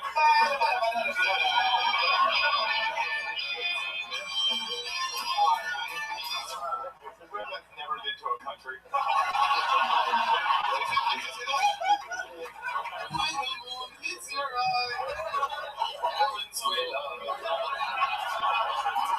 What inspired you to make Italian food being from Venezuela? I was gonna buy a Mexican restaurant, and then this guy's like, oh, buy this one. I'm like, all right. Buy this one. Yeah, but what was it? Was the sauce already like on the stove? Like, what do you mean buy this one? It's an Italian restaurant, totally different than a Mexican restaurant. It was a big place, and I got it for like 7 cents on the dollar. So I'm like, this. $1. The whole thing cost $1 million, and I got it for $80,000. Okay. So I'm like, okay. And then someone wanted $750,000. Really? You cost me $1,030,000.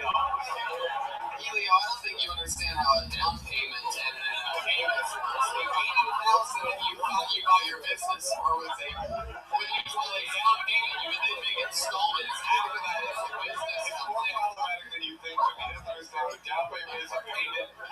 Mexican food, Italian food, a restaurant, rent, toilet paper, Venezuela, Caracas, and he does understand what that. I like his attitude. He's Yeah. standing here with toilet paper in his pockets. He's never touched it before. Elio, that's not what you're supposed to wipe with the toilet paper, by the way. Just dab his mouth with it. So, what do you do? What do you do for work now, Elio? You drive for a Lyft. Oh, shit. Look out. What kind of car are you driving? I used to have like 6 different cars, but that was a truck. 6 different cars, man. Elio, you used to live the life of Scarface. Elio,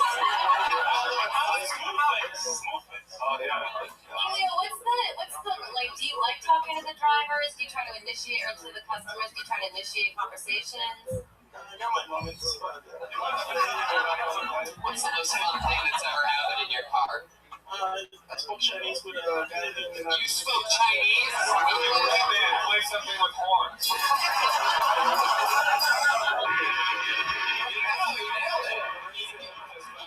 He accidentally nailed it. The job there was to hit anything but an Asian thing.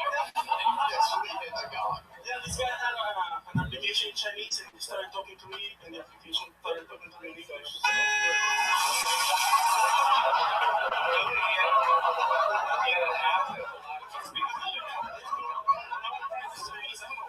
They should have more English so you can do your set.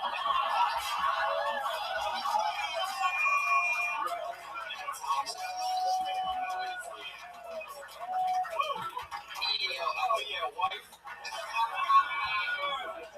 Roasted. Elio Aponte. So what else, man?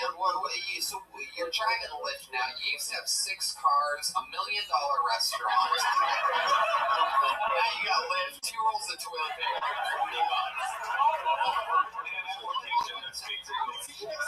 He's all been working up to this. Now I got what I wanted, so you can come back to Venezuela.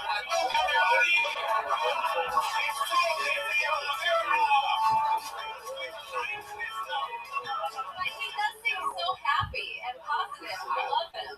I love you too. Yeah, we love you, Elio. Do you want to go back to Venezuela? You want to stay here forever? I'm political asylum, so it's You're gonna have to repeat that. political asylum. Political asylum. Way to bury the toilet paper lead. What do you need political asylum for? Can you talk about it? Yeah, it's like, Trump got elected in Venezuela in 1998, and now I am political asylum. A version of I don't know if I want to do this again, guys. I'm going to Chile or something. Who, Chavez? Yeah. Oh, so he was a bad boy. And then you were like, I'm out. I'm going to go I was a kid when it happened, yeah. Oh, So I wow. came here and went to 4 judges. One of them died. It took 10 years to get the papers. 4 judges. Another guy died. One of them died. You go back now? Chavez is out of power, After right? I have my citizenship, he's dead. I go back. Yeah, but Yeah, he already made Venezuela great again, right? Exactly, guys. Proof of God, right there. Don't look at that. These people don't even know American politics. They have no idea what we're doing, right? Elio, what do you do for fun? I play tennis. You too? It's all in California. It's too late. What'd you say? Too late. He says he can't. That doesn't matter.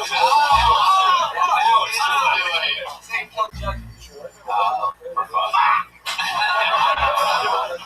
So you play tennis? What else? I feel like you're very, very romantic. I feel like you're very good with the ladies. Am I right about that? I don't know nothing, man. It's a kind of porn. They put it in a porn category. Okay, casting couch.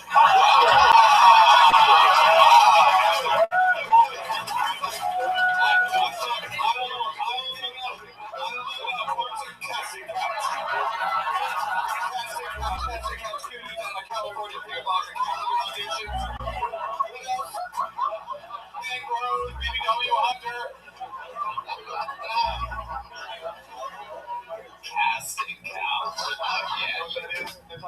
Big, beautiful woman. Oh no, that's my thing. But I don't know what casting couch casting is. couch is like when it's like a guy that they pretend that the girl's coming in for an interview and then he's like, so I'm gonna need you to leave everybody, but I'm gonna need you to go ahead and somebody write this out. I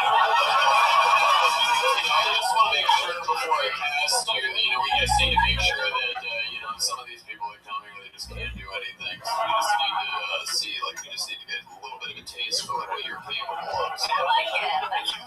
And the acting is so bad, the girl's like, what? Really? No? And you, the viewer, knows that it's fake, but also is consciously telling yourself, this could possibly be real. It's possible. My favorite is also the taxi cab ones, you know what I mean? Where they pick them up and the chick's always like, oh my god, it seems like I have forgotten the money for this ride. Coincidentally in a cab rigged with cameras and which porn website. And she's like, yeah, it's worth it for this $30 fare to fuck you. And your dick with your asshole. I mean, yeah. And crazy in the cab, man. They really do go That's all all right.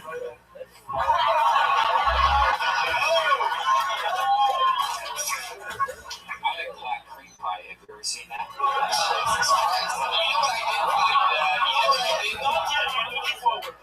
Since we're on the topic, you know what I will bring up is I found out about Pogs this week. I didn't know what Pogs were. Do you know what Pog is? Yeah, fat-ass white girl, yeah. Oh, I thought it was pretty ass white girl. It was fat-ass white girl. Oh, okay. It doesn't mean fat ass. It means she got a fat ass. Yeah, it's like short girls with boobs and butts. Oh, she's so cool that you know specifically all of the search. Every abbreviation. Correct everyone. Just a human born translator. The casting couch. Let's get into it. Right, ask me my porn search words. What's your porn search words? I love my wife. This is Natasha Lazzaro's stand-up hits.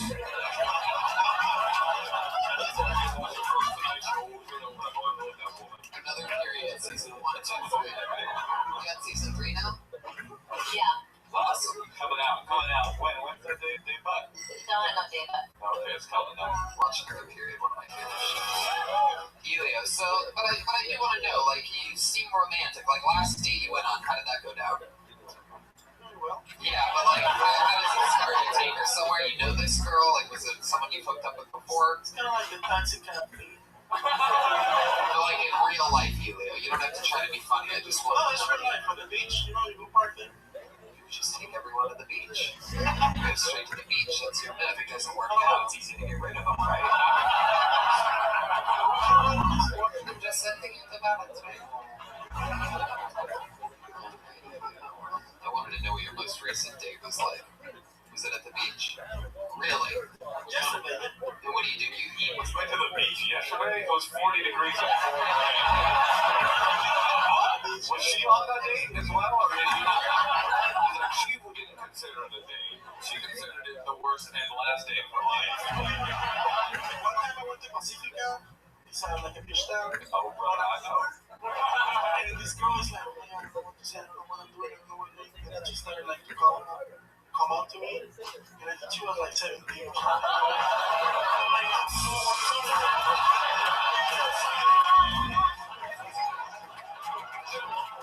So I gotta go to the brainwash and do stand-up. I gotta get out of here. The brainwash is like where every comedian in San Francisco started. I did it for my first time. That's why I started too. Well, my first time was in Vegas. I was funny. That would have been like, I thought the bitches misdirected. It was cool. Honestly, if we're doing any real stuff, I just think maybe you were nervous because of how much you love Tony, but you gotta slow down because you have a heavy accent. So like those jokes are funny, but I was like, I think I get out there. Because we are listening, we do want to know. We're listening hard, and it is sort of an advantage almost what you have because it makes you like lean forward and really want to like get it, so you can whack motherfuckers. But we just need to be like 15 to 75% clearer. One last question. I'm spending a lot of time with you, Elio, because I'm just like in love with you, and I just can't lose with you. But let me ask you this question. What made you think that girl was 17? I mean, yeah, you could get it. You tell Elio, did she tell you she was 17? No, she didn't, but you know, it was like she spoke the language of love. I got a body 30 minutes to get back at the brainwash. I'm looking at this summer. If it wasn't for the brainwash, my love, the things I would do to you. That is the best Caracas accent impression I've ever heard. It was and 4. 1, 2, 3, 4, 5, 6, 7, 8, 9, 10, 11, 12, 13, 14, 15, 16, 17 years old.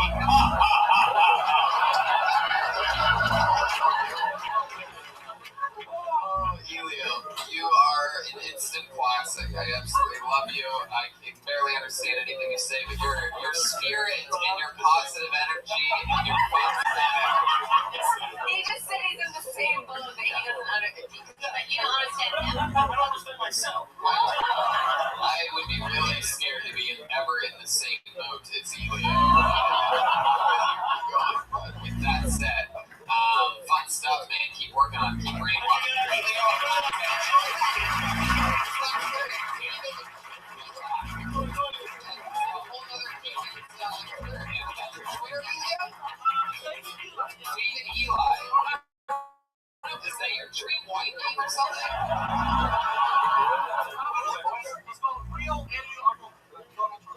got the Elefante. I like it enough of the Trump. I was like, what's the richest kind of white person?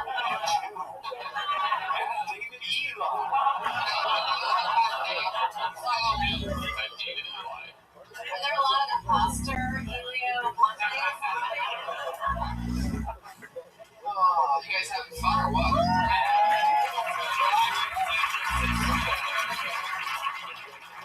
Out of the bucket. Put your hands together for Ed Ant. 60 seconds.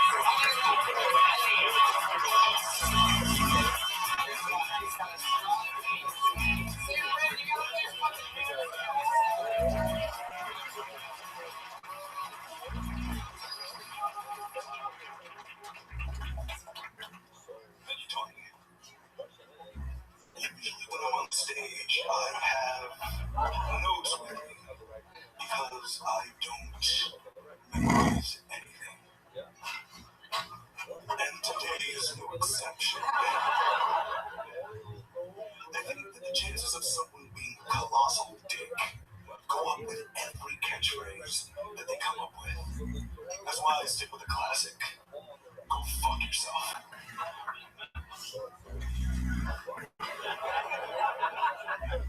Everybody can be neatly summed up with one single word.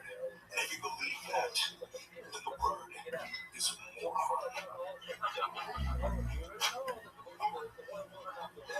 My mom loves that I do this and that I use my voice. But she wants me to use my native tongue. So for her, say no. There he is.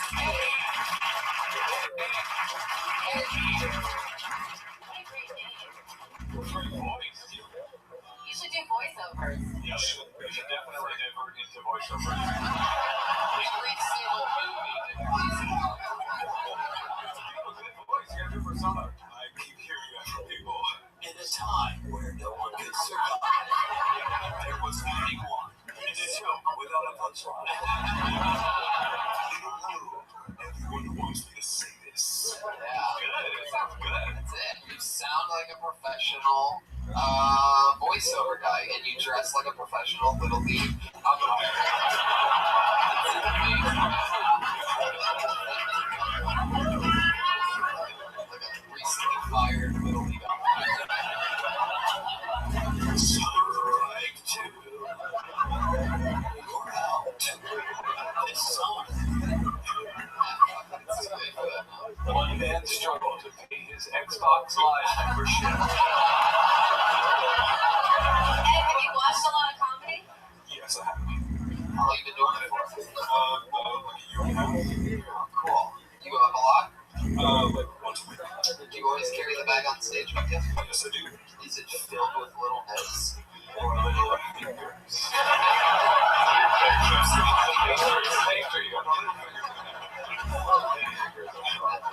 I just think he has it's so there except for the most important part, which is like Moshe was saying, the punchline. But you know, you're Like we want to go a little harder. I actually think you should just do stand-up more once a week. I mean, I'm not one of these dudes. I hate these people. You gotta go out 72 times a week. No more friends, no more sex. But once a week is too little as you get a year and a half. But I think, right? I mean, Oh yeah, you gotta be doing 4 or 5 times, I think. Yeah. What do you do for work? Can you fit it in your schedule? Nothing. You got nothing going on. Wow. How do you survive doing that? General assistance is one generous. If you slink nothing. General assistance. Yeah. You mean like unemployment checks? Like that, except I never had a job to begin with. They give you checks from general assistance? General assistant sounds like the nicest guy in the U.S. military. General assistance.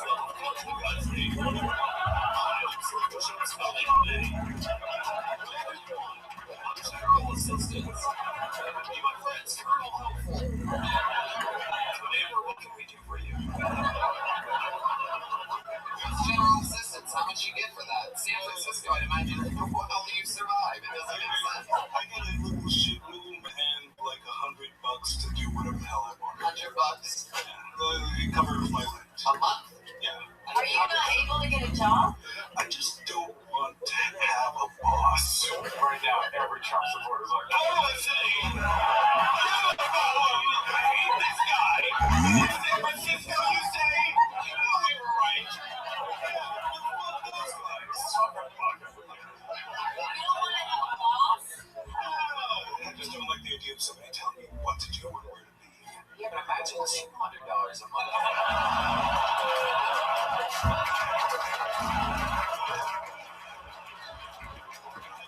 So much more. I'm on to something. You can buy porn? Dude, you buy porn? I think I know what's wrong with you.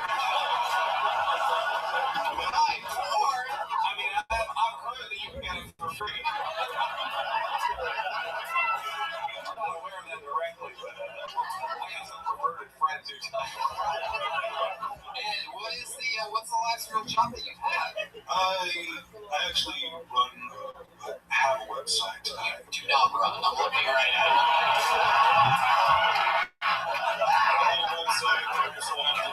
Somebody's got an awesome blog.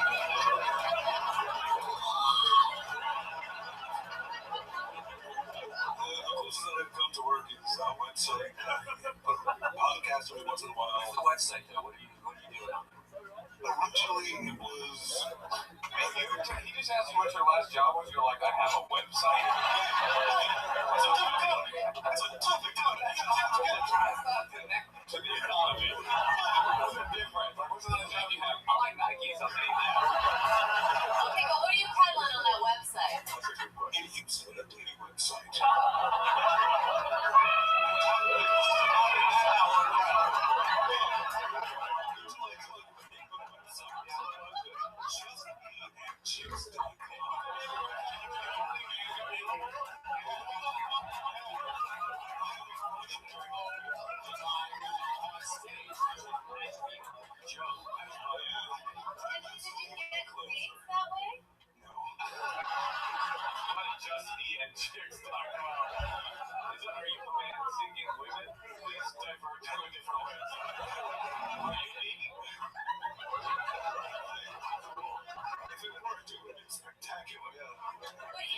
What's your dream job? Get money for nothing. So you got it, baby. Living the dream.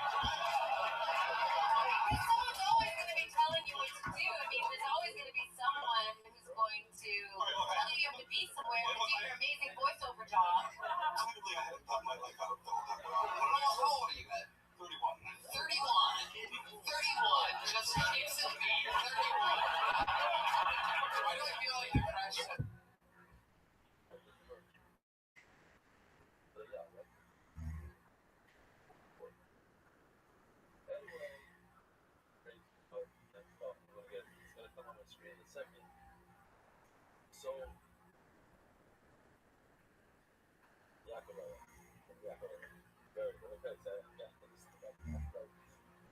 So, he made a shoe. Beautiful, even the $12,000. We had one of the practice. That's titled Special Way. It's in the video. She must remove it. But the halacha is that this shoe has to be on the right foot.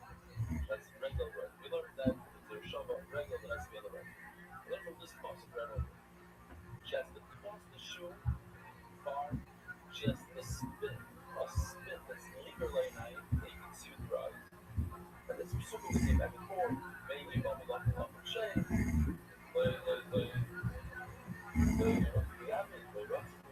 Okay.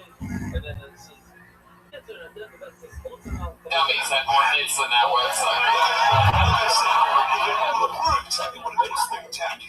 What would have been spectacular about it? You would have gotten laid. No, I can see where a girl will be very attracted to your lifestyle.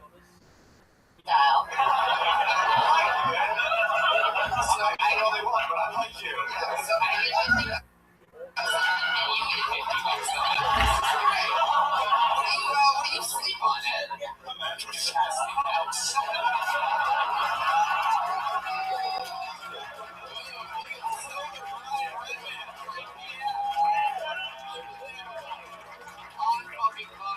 Do you like your life yet? Because it sounds kind of fun. Now, what do you do for fun? You have all that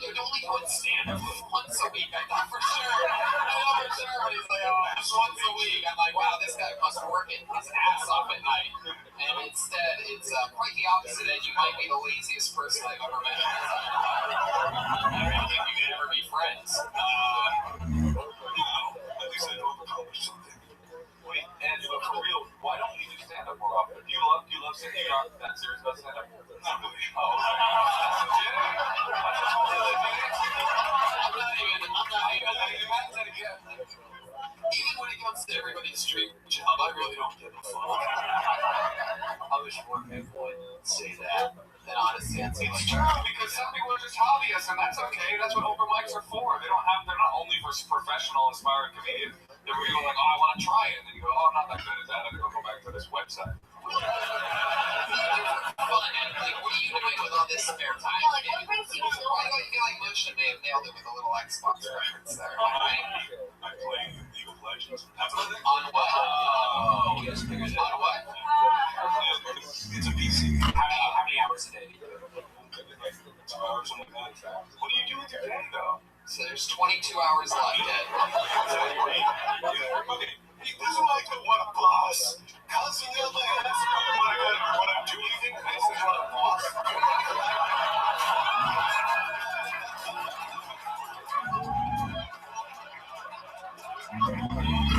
Physically died.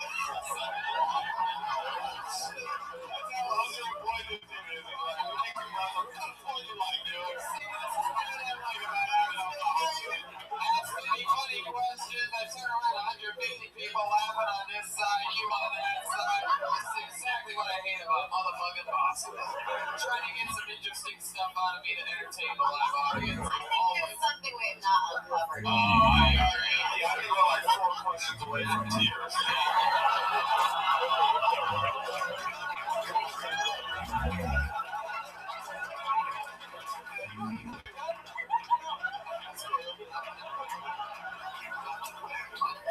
For example, can you tell me what you did this morning, today, since you got here? Jerked off. How many times? Until you got here.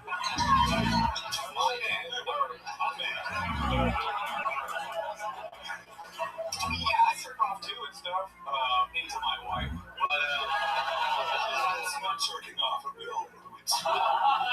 And when's the last time you met with a woman? A few years. question 1.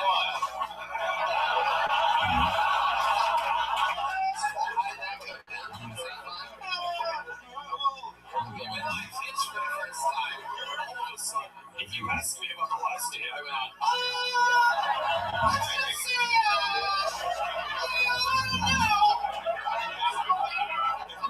It was quite ugly, but it was a fun time.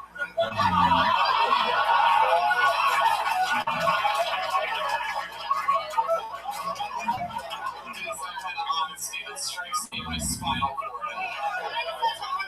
Where are you from? And because you seem like you have like a pretty highly educated vibe. Yeah, small town on Long Island called Big Shore. And did you go to college? I went to an art school for programming. Okay, so you don't really program anymore? No. Why do you make like an indie game? He just wants to jerk off mode.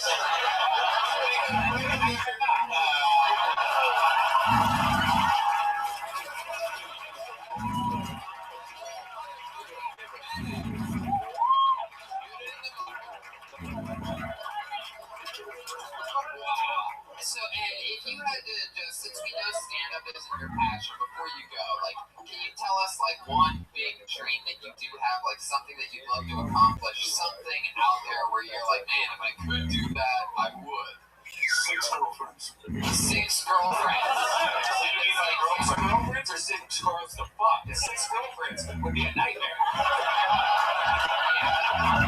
feel that there's some overlap. Some overlap. Yeah, I feel that way too. And have you ever thought about getting into the, is there a porn business for big He's not motivated enough to do porn. porn, then you technically would have a box. How big's your dick, Ed? I gotta say, That's the fourth question, by the way. usually for guys to be this unambitious, it's a big one.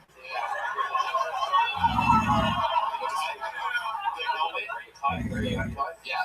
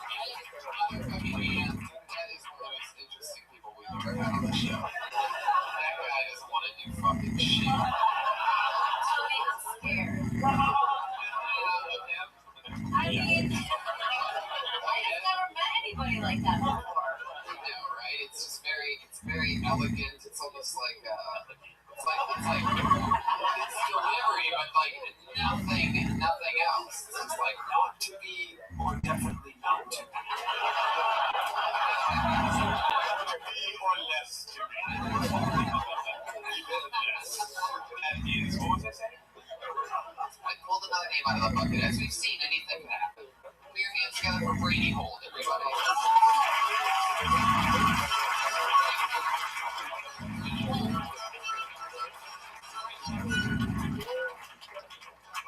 Hey guys, I'm Brady Hold. I'm not the most famous Brady Hold. If you Google me, get some results or something like Tom Brady holds the pass or Wayne Brady holds desperately out his career. I just canceled my Netflix membership. I can't even chill.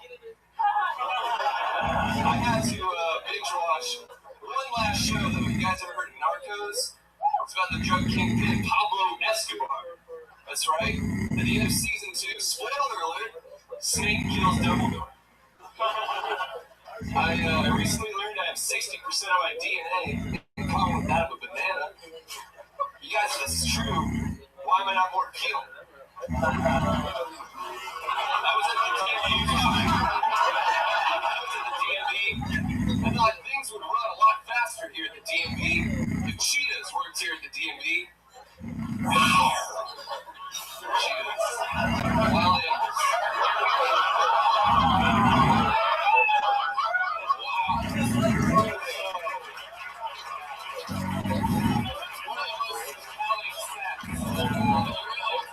Push him away, then pull him back in.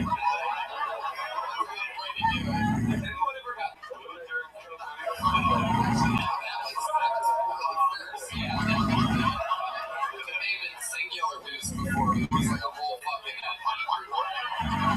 Bernie supporters at the Hillary convention. He's all like Sarah Silverman, like, you guys are being pathetic. Even though I tweeted about Bernie for 9 months continuously. Oh, yeah, check it out. He asked her to do that. I know. I love Bernie. I was just disappointed when I saw it start over. Let's talk politics. So, yeah, Brady, one of the funniest school shooters we've ever had on the show. I got a lot of questions. Let's go. What's your favorite candy, Laffy Taffy? Swedish fish. Swedish fish are good candy. Second follow-up question. Look at your dick, I can see it.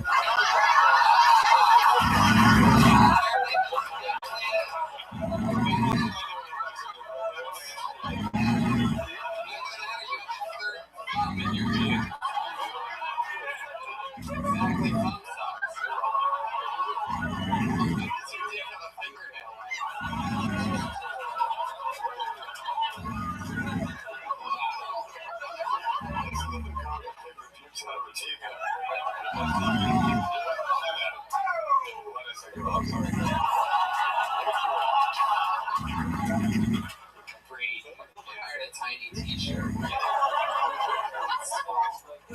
you always wear small t-shirts? I'm trying to wear more fashionable clothes. I think the point is he's putting a little thought into what he's wearing, which is the first thing we've seen tonight. That's true. Stand-up rating. About 2.5 would be 3 in August. 3 years.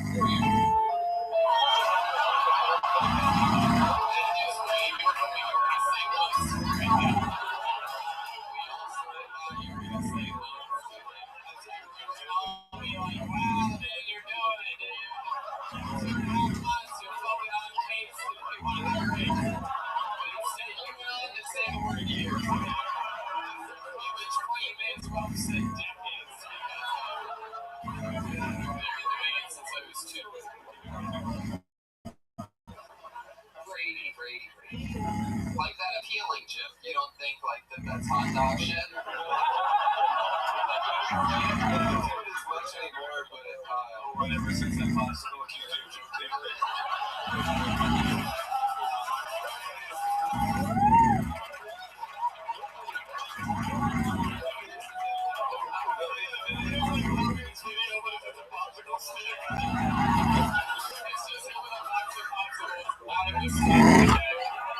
His ratings go feeling great. Drip, drip, drip. I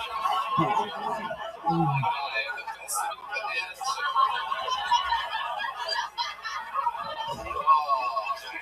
Look at almost all your acne popsicle shit. Listen to I appreciate the edge. I mean, the DMV joke was so bad. I did not understand it. I wish I'd explained it. I still don't get it. Can you explain what he said? Wait, say it again. So I was at the DMV, and I thought things would run a lot faster here. Cheetahs worked here at the DMV. Oh, no. I just stood up and ordered like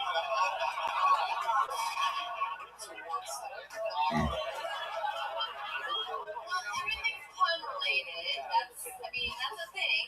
So if you like puns, you're not funny, but no, you just gotta get better at the puns. What's your tattoo? It's a bacon strip. And is it a pun? I just like bacon. Okay. Cool. Are you passionate about stand-up? Yeah, you are. I do. But like 5, 6 times a week. Yeah. I'll do shows on the park. What made you get a strip?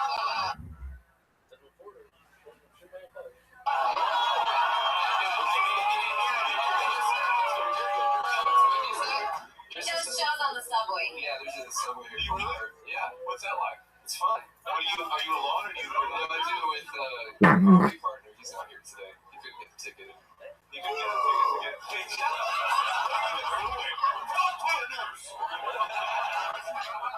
It's cheapskate. He couldn't. They were going to make a break. So you guys go on a bark and you just take over the car and start doing it? Yeah, we just start, has anybody ever, and no offense, have you been assaulted like a few times? One time, like, a guy, like, was looking at my partner as he was like, why are you looking at me? It's like, and the guy, and then we were just like, we just got off. Because that's the best part about doing it, you just get off the train. Go to the next car. Who writes the jokes? You or the partner? We each do our own things. Well, you guys like co-for, yeah. This sounds like the worst fucking train car in all of San Francisco. Hey, you guys want some more or what?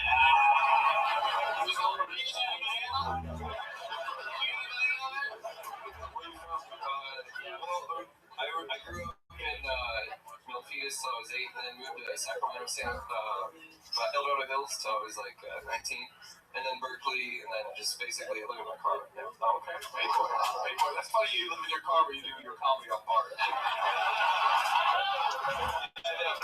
that's cool, and you put a good outfit together. That's impressive. Do you know about government assistance? Because you're all a little mattress. join my army, son. My name's General Assistance. Okay, it's out there. Why do you live in your car? I just like my dad was down in San Jose, and I. Oh, my dad. And my new job started in Foster City and so I was like, I just didn't want to commute all the way up, and I figured if I was in my car, I could just like be up in the city doing shows and stuff up here for comedy. What's your job in Foster City? I'm a security guard. Oh, cool. Where at? There's this biopharmaceutical place down there. I have an idea how you can make some money, guys. What kind of car are you living in? Corolla. 2013. And the job doesn't pay enough to be able to afford. I mean, I probably could, but like, I haven't really been looking. Yeah, why would you, right? But you look so clean. Like, what about showers? Is that an issue? Gym membership, 24 hour fitness. All clothes. What's that? All clothes. All clothes. Yeah, it's all clothes.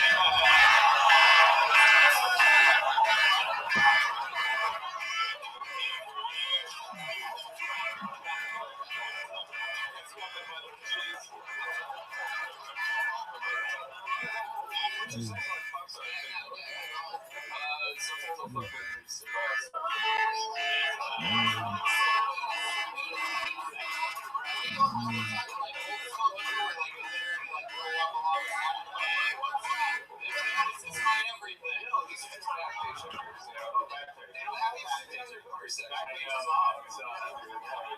The chick gets in your car and she's like, can we go back to your place? And you're like, maybe. idea. So where's a good place to go around here? It's just so you're saying he goes to back, but you're not like driving around. No, not driving around. You're a good-looking guy. I mean, you like girls or boys? I like girls. And you could get a girl. Like, well, I guess a car thing. I gotta interrupt for a second. So you go on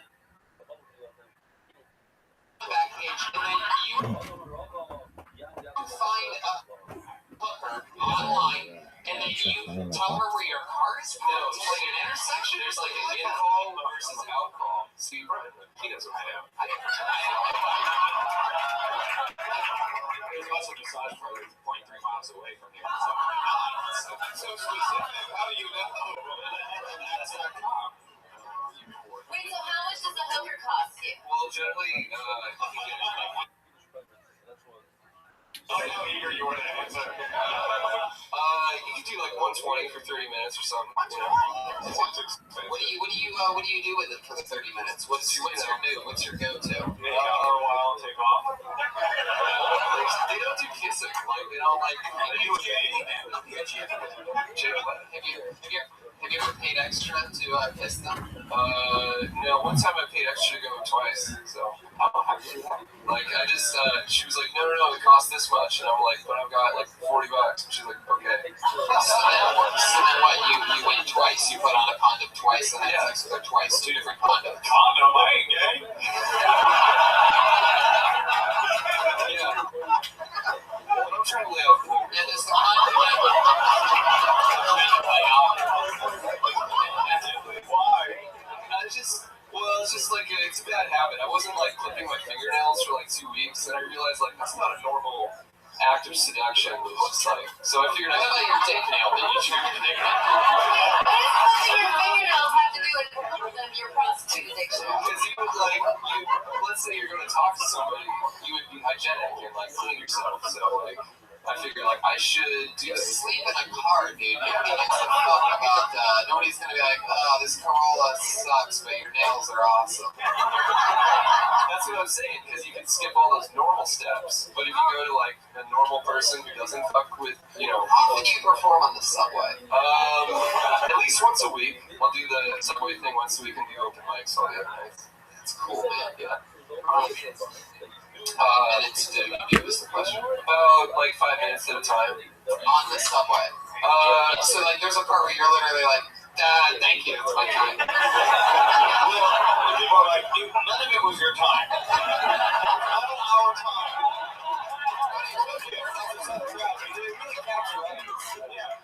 I love that his jokes are like when you find out a Hubba Bubba rapper, but like his real life, he's like fucking hookers.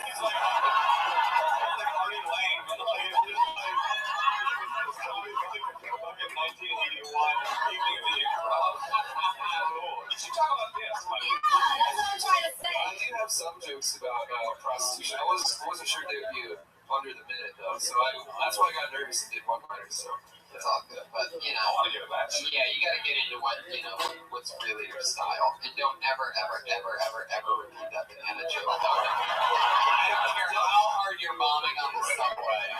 Just avoid that joke. What's interesting about the hooker thing is like you do see by the outfit. You dress like this all the time. I see. The thing is, when I moved into the car, I had about I had some weeks worth of clothes, and they were just like my jeans were a little too big. I lost a lot of weight, so like I said, like as I'm getting new clothes, I'm just gonna get rid of the old clothes and then put in new. I'm just saying, like I went out to like short shorts. Stay off. I thought you were gay, and that's not what that meant you did. That's why that's so funny for him to open up talking about how he fucks prostitutes. Yeah, it's so incongruous with your look. It's like you think of a prostitute guy as like, you know what I'm saying?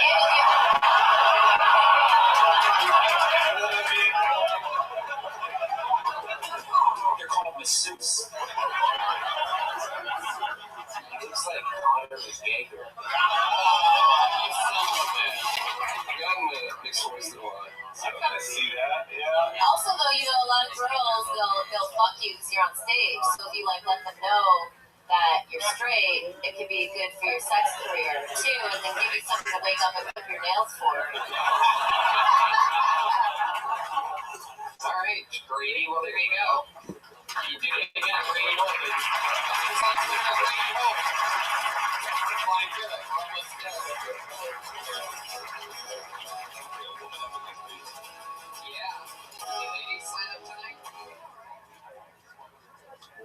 They must be marching. I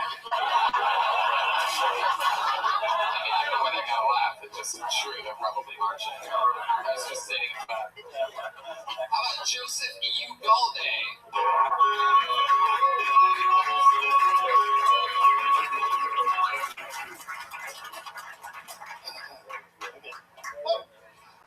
Let's see. You wouldn't know what to look at me, but when I was a teenager, I went to a goth dance. You know what that is?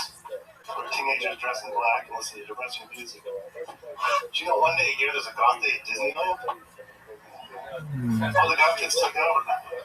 It's the saddest people on earth. The happiest place on earth. Popular rides that day include It's a Small and Meaningless World. My parents won't get me in space. Mountain. It just doesn't matter more. Thing is, the sign on the rides that says no cutting in line.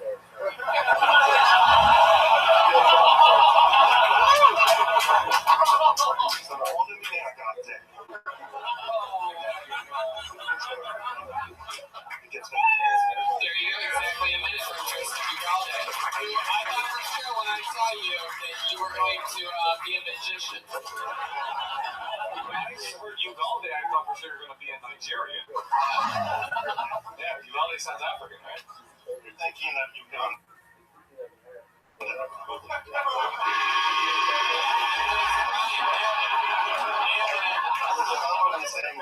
What are you? What is your ethnicity? My great-grandparents came from Mexico. So you're Mexican? I'm an American with Mexican roots. Oh, wow. Someone's really afraid of this Trump situation. Totally American. Distant Mexican roots. Don't even like them anymore. Only all of my great-grandparents are from Mexico. Every single one of them. But I'm an American. All the way through and through. Don't let this dark skin confuse you. Just been out in the sun a lot. Joseph, what do you do for work? I'm a consultant. How long have you been on stand-up? It's almost exactly 2 years. Wow. Very cool. What are you consulting on? Social media, web content. Basically, I get away with doing as little as possible for the man. Oh, really? Have you met our friend, Chicks and Me? and Social media director for Chicks and Me. You went and got rich off of it somehow. Fuck, I just lost everything. Joseph, what's your favorite kind of porn to watch? How old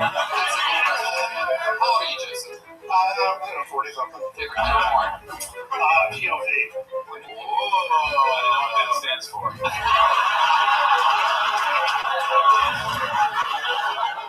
Penis on vagina.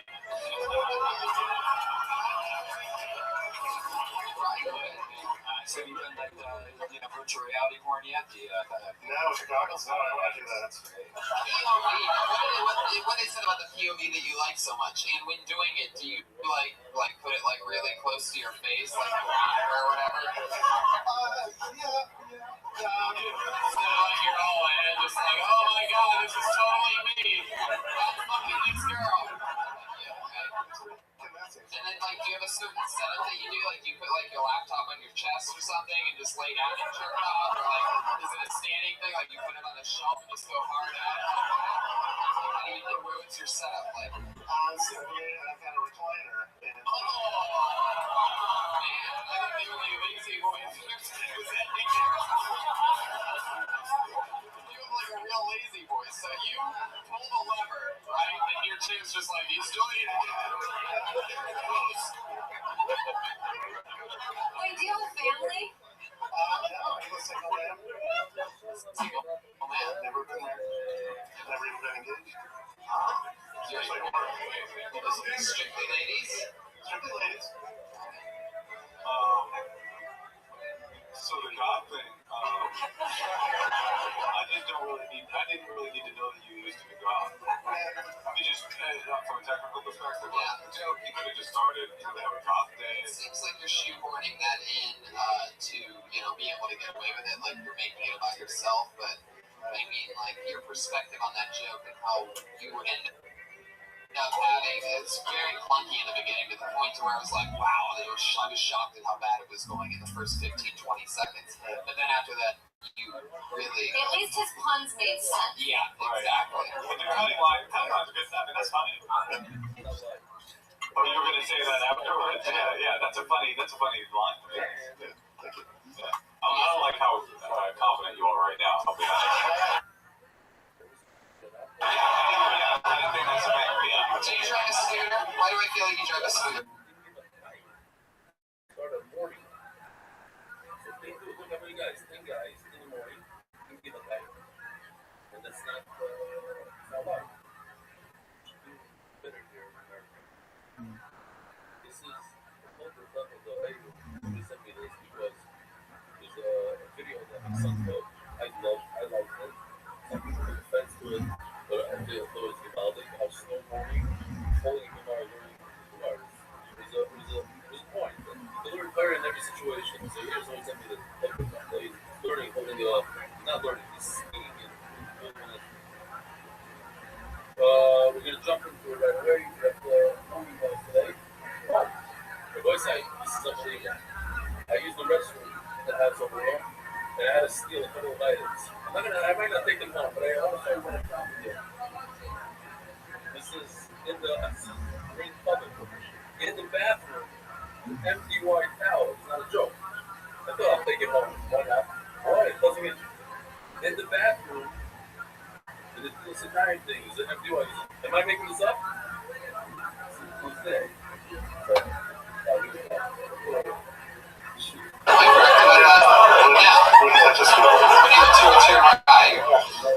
I drive like a used car, but I live in San Francisco, so it's like I only drive maybe once a week. It just doesn't get used. It's like a Honda Civic. I was originally a musician before I started comedy. What play? I play guitar. Oh shit. Oh shit. Like mariachi style or like American mariachi. My grandparents were mariachi. They taught me how to play. Well, that's alright. The music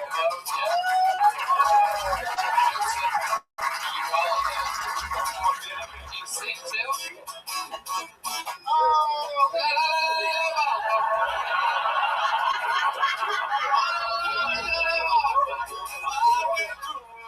As a team. Do you know what that is? Anyway, he's good.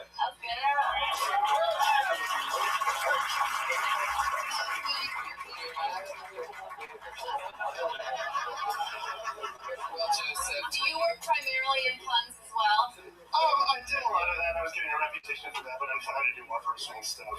But I mean, that kind of joke comes easy to me. But I'm trying to get more to kind of flex all those muscles. That is a thing people do in comedy now. They're like, you're supposed to be real. It's supposed to be how much you real life. It's like, who said that? Why? Yeah, you go back and then all of a sudden you get Mitch Hedberg and you're like, fuck that. Yeah, that's what Louis does. Yeah, he's good. You suck. You know what I'm saying? You know what I mean? It's like, oh, Steve Martin wasn't real. I don't know anything about Zach Galifianakis' personal life at all. Like that last guy, though, who was into prostitutes, you wanted him to talk about that. Well, that's because that banana shit was just bad. I wanted that good hooker shit. I gotta get into that. I did it with my Corolla vibe.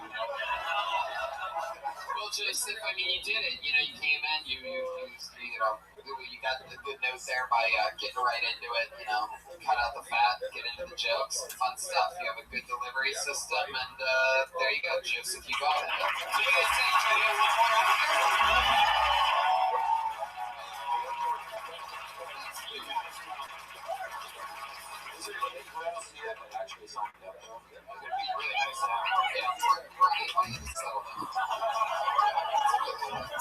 I mean, there should be a woman, don't you think? Not even. Well, then, maybe I should just pull out the name that says Jennifer Brimey.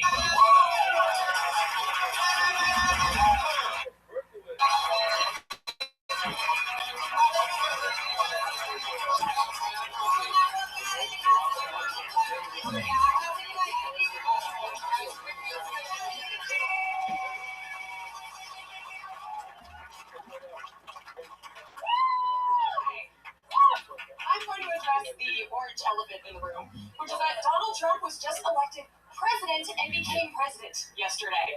And I've been having massive anxiety about this. And judging by all the pussy hats outside the door right now, I don't think I'm alone. And so yesterday I was having an anxiety attack, and one of the things...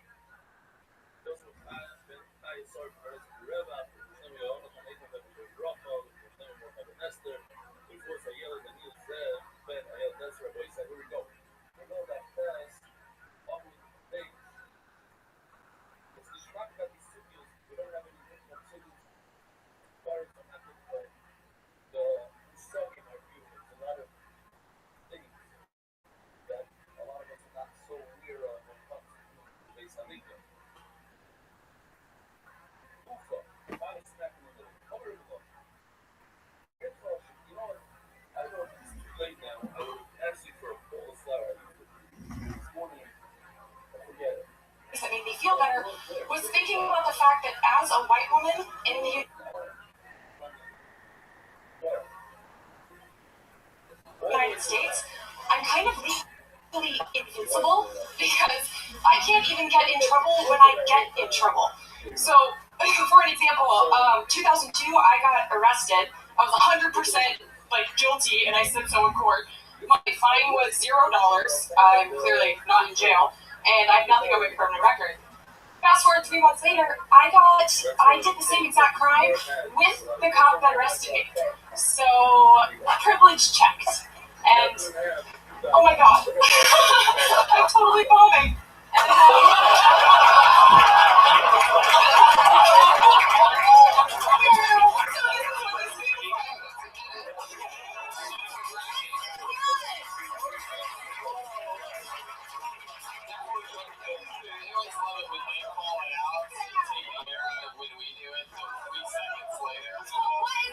she keeps doing it. That was one of the funniest CNN headline reports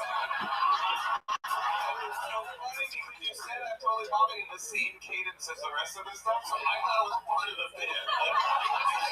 So, real check. Oh my god, I'm totally bombing. Wow. I'm not considering suicide, but the first thing it's a great to be a white woman. I'm going to kill myself. basically did. You felt the pain was coming, and you were trying to incinerate. I imagine that's what it was like for Hitler in that bunker when he took the pills, just hearing all the Soviet soldiers surrounding him, like, fuck. Not joking. The truth is, I thought that I got out of performing, and so I kind of relaxed, and then you said my name as the very last person when I saw that it was 4:26, and this was over at 4:30. So I had to laugh. Look at this. Jennifer pulling the old Hillary with a bunch of excuses at the end. Let me guess, it was Putin's fault that this happened? Hey, I got some political. Alright, Russia's a phantom enemy, okay?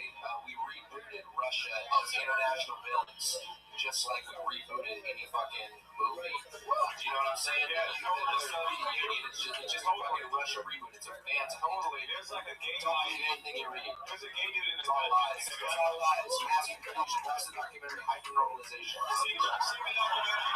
There's a gay kid in a dungeon in St. Petersburg who's like right on that. What's your name again? I was Jen Briney. Jen, wait, will you just tell me what this crime is you keep doing? Oh, so I got arrested for underage drinking in possession of false identification. Wait, what? No, it wasn't that bad. Yeah, I got arrested for No, that. of course you did. That's Yeah. Wait, how old are you? Well, now I'm 34. Oh, this is amazing. Yeah, this was years back, but then I Back went in to the Prohibition days. You had a fake ID. I had a fake ID. I went to a bar and the alcohol, bureau and tobacco or whatever, they were sitting there waiting to bust the bar, and then I walked in all underage. So How old were you at the time? I was 20. Oh. And so they arrested me, took the fake ID, I went to court, admitted it, they gave me no punishment whatsoever. And then I went to a house party and I looked in the window and there was the cop that arrested me, dressed like a cat. It was a Halloween party. Sure. So my friends wanted to see They usually dress like pigs, it doesn't matter. You should use that joke in the retelling of this. A joke. I mean, just a joke.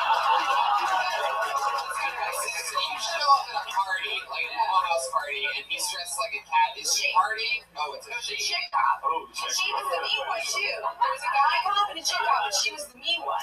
And I see her, and my friends are like, okay, we need to sneak you out. I'm like, let me just see how this goes, because she wasn't a total bitch at the court hearing or whatever.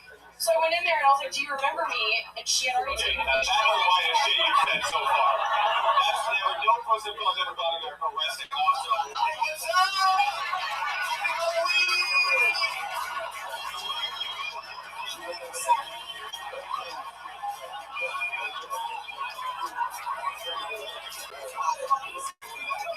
Dude, that's hilarious. And look, I'm not a person of color, but compared to you, I am. And anybody that sees the arresting officer will be like, I'm actually going to leave this party right now. Yeah. So what happens? So you come up to her, you're like, hey, I don't know if you remember me.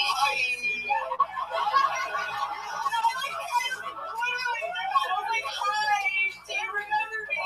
And she says, oh my God, yes, I do. She gave me a hug and said, are your friends here?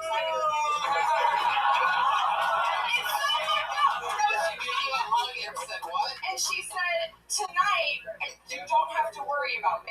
Like, oh my God. Were you over 21 at the time? No, I was still 20. This was 3 months after she arrested me. By the way, this privilege fucking thing. How long are you anyone for?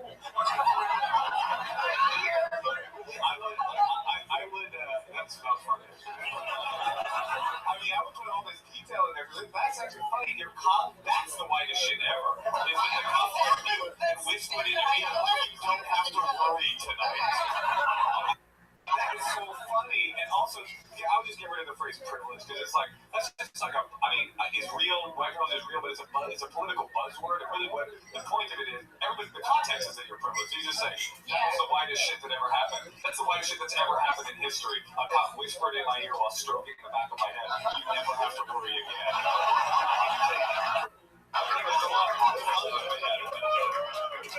Thank you. The word privilege is like a ploy word created by the government. If you don't believe me, watch the documentary.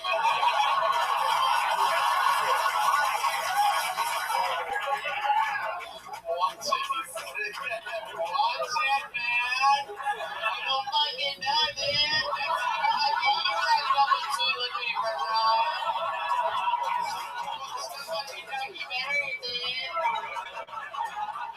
Well, Jennifer, I mean, that's the name of the game. It's a tough situation. How long do we talk to you about your stand-up? Do you do it often? This is my first time ever.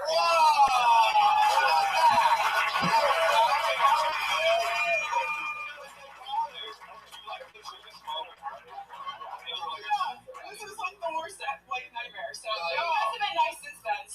But I think I've learned that I should probably tell that story.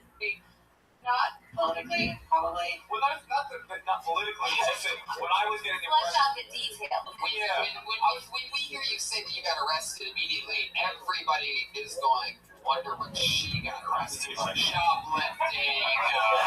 That's not the funniest part, because you got arrested for something that's not that big of a deal. Yeah, totally basic. It's the part that the cop saw me and was stoked and we drank till sunrise. Yeah, and ridiculous. It doesn't happen to anybody. But I got the impression you were more interested in letting the crowd know that you were like woke and that you understood your privilege. And that you were like trying to slam some jokes. The backdrop of that joke is that you're privileged. So we already know that.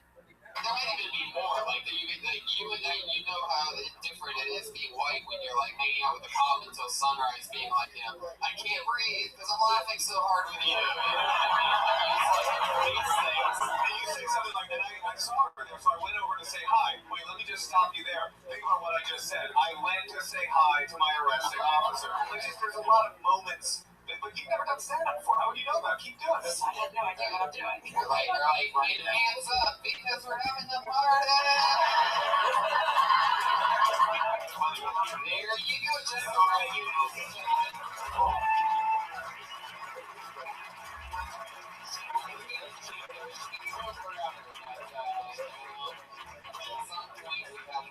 we have to call it quits.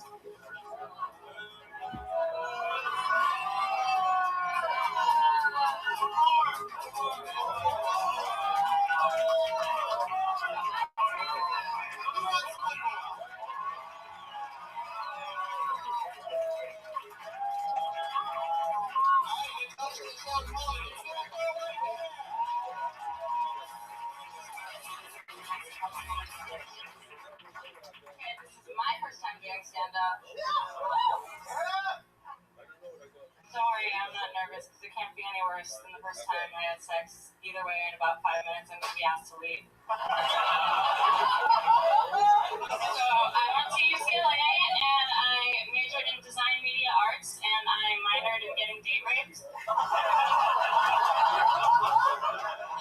LA is a really fucked up place, but I can see why people live there because it has a lot of really great social programs. Like, for example, there's this really great program where the city, they sponsor where for every murdered prostitute, the city plants a palm tree. I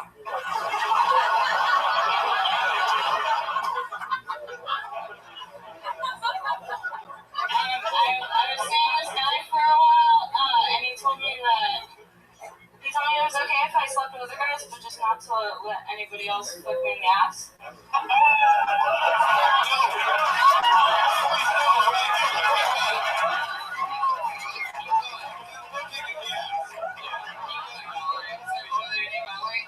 Valerie? No, what's your name? I got my name after the punch bowl. Perfect. I said, I'm so sorry, I didn't know you wanted to be monogamous. Also,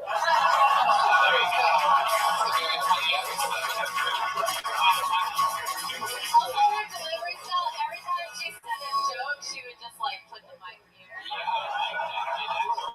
You really get on a swagger. You were playing with your hair, you know, doing cool things that people that actually. I really appreciated this. I was so upset. When the girl got picked to it wasn't me, and I thought it was gonna be me.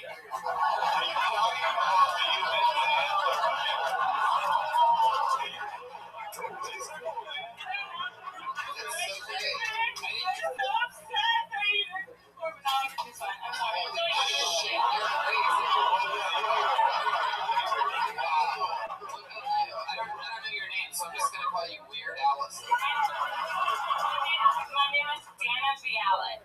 Dana Bialik? Yeah, it's good. If you read it, you probably would have pronounced it wrong because it's really confusing. Isn't that the chick from Blossom? No, I am. She also went to UCLA. That's cool. Oh, really? Everyone is. Wait, have you ever? Oh, so this is your first time. The audience is over there. There you go. I care so much about you. Actually, I like this person. She's literally like a cross between Moshe and Natasha. I feel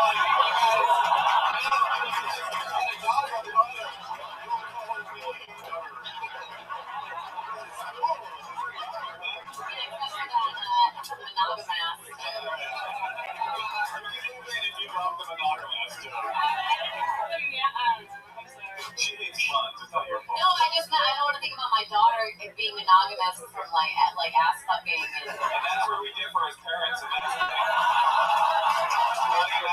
You have to always agree on your part. We gotta make agreements to what you not only a united front, but a united back.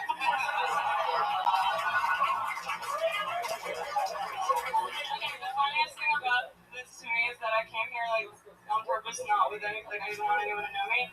And then the sound guy worked at my grad school. Oh, that's the funniest part of that.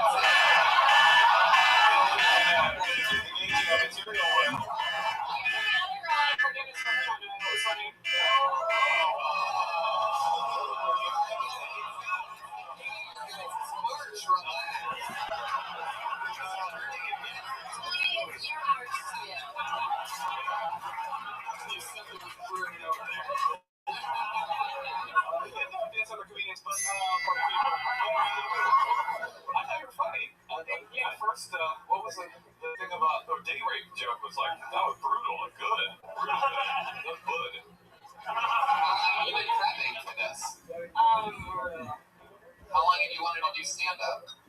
People have been telling me to do it for a long time, but I was too nervous. And how many I'm really nervous. I want to be a filmmaker. I have a master's degree in art. And how many muscle relaxers did you take?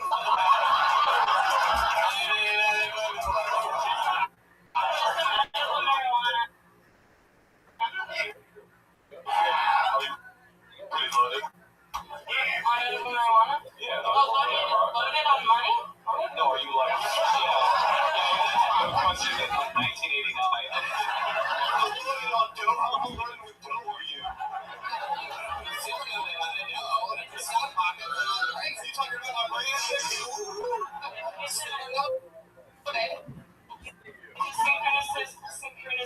moment that you mentioned tonight here as well.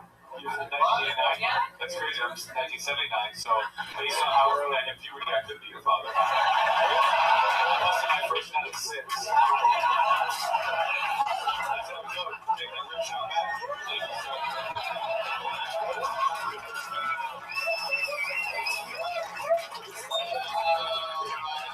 I think what you do it more though. I mean, that was a great first time. Yeah, Sure. the plan was for this to be my first time, so the fact that I thought I wasn't gonna get picked was like, this is. Oh, wow. I think nobody else feels that way because it's seriously a random fucking bucket that we found around there earlier. They signed up too. This is probably the most silence we've had in another city before. So it's funny. Well, this is a comedy city. San Francisco. This is tons of comics. I started at this club. This is one of the.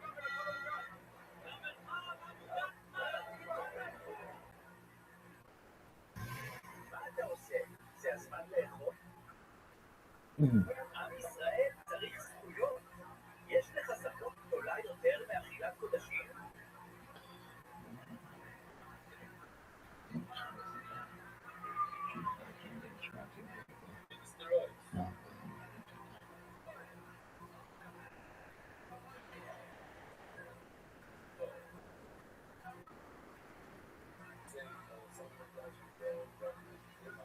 That's comedy city.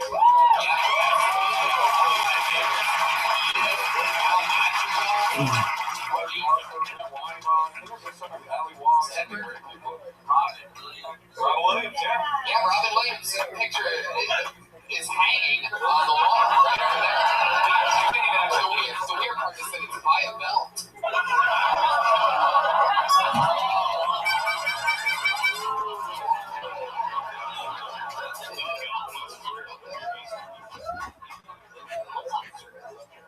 I said it in front of the staff earlier and they barely laughed. See how funny it was, guys? I told you it was funny.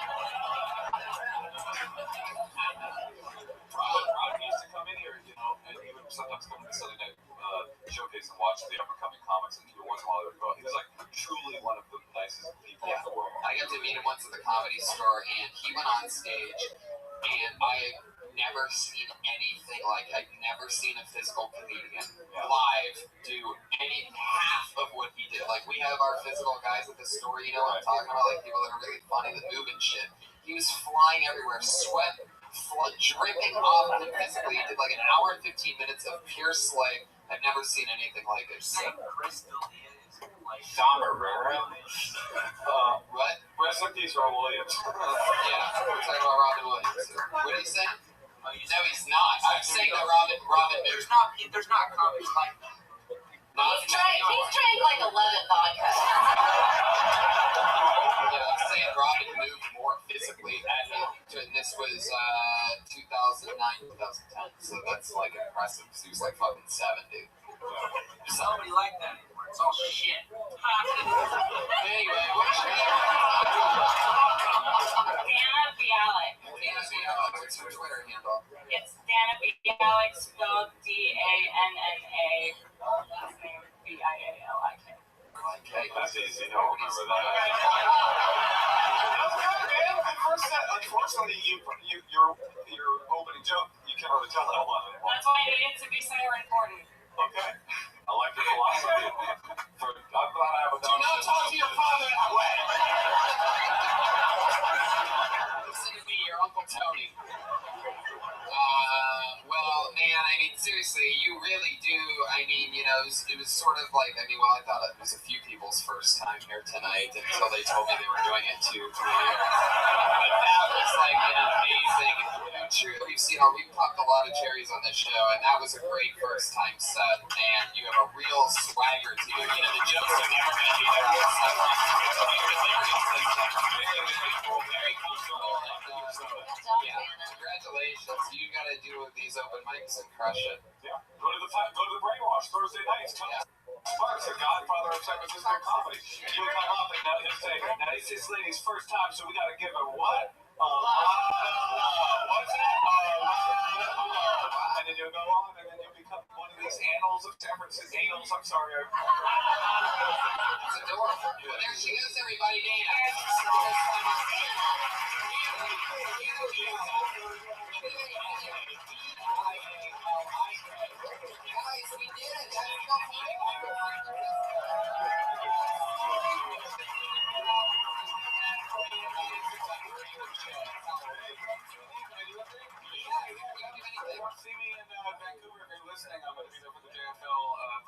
also my own television program, Problematic Debuts on Comedy Central, April the 19th. I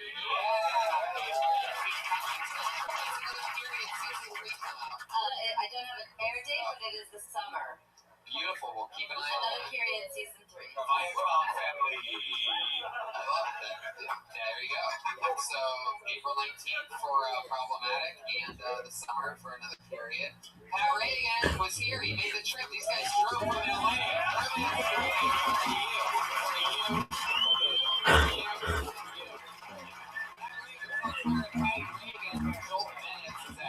Sorry, shout out to Jeremiah Watkins on that song.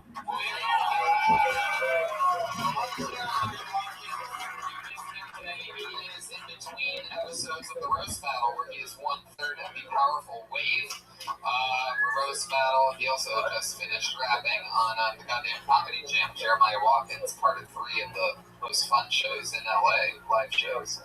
I'm Tony Hinchcliffe. I'm performing stand-up in a lot of cities coming up: San Antonio, Calgary, Corpus Christi, Providence, Rhode Island, Portland on Valentine's Day, one of my favorite clubs in the world, Helium.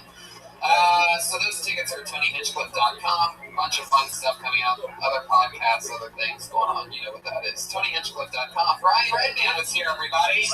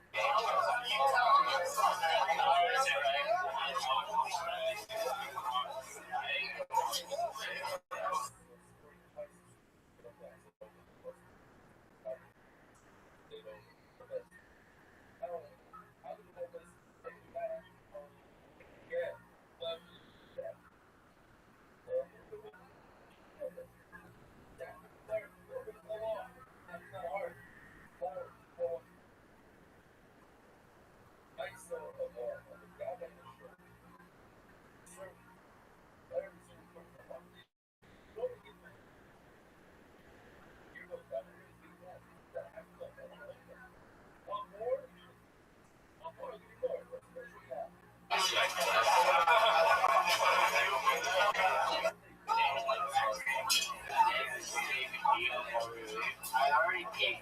Thank you for asking. I don't want to shoot you.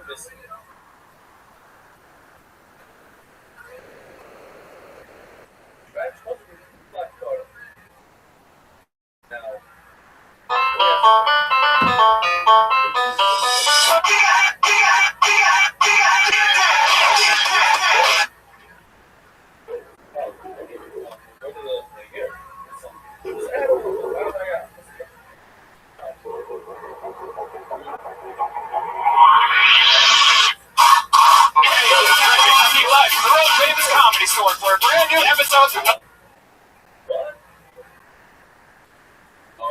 Kill Tony. Volume 5, give it up for Tony Hinchcliffe. Hello, good evening. Welcome.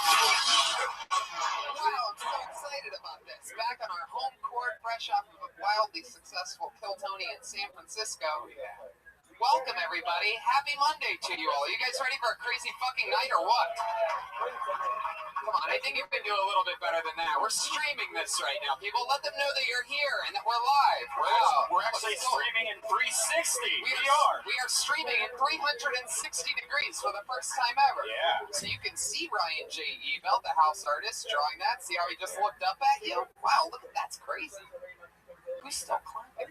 No, that's there's a delay. Oh, that's weird. I thought we were seeing the Real Comedy Store ghost there.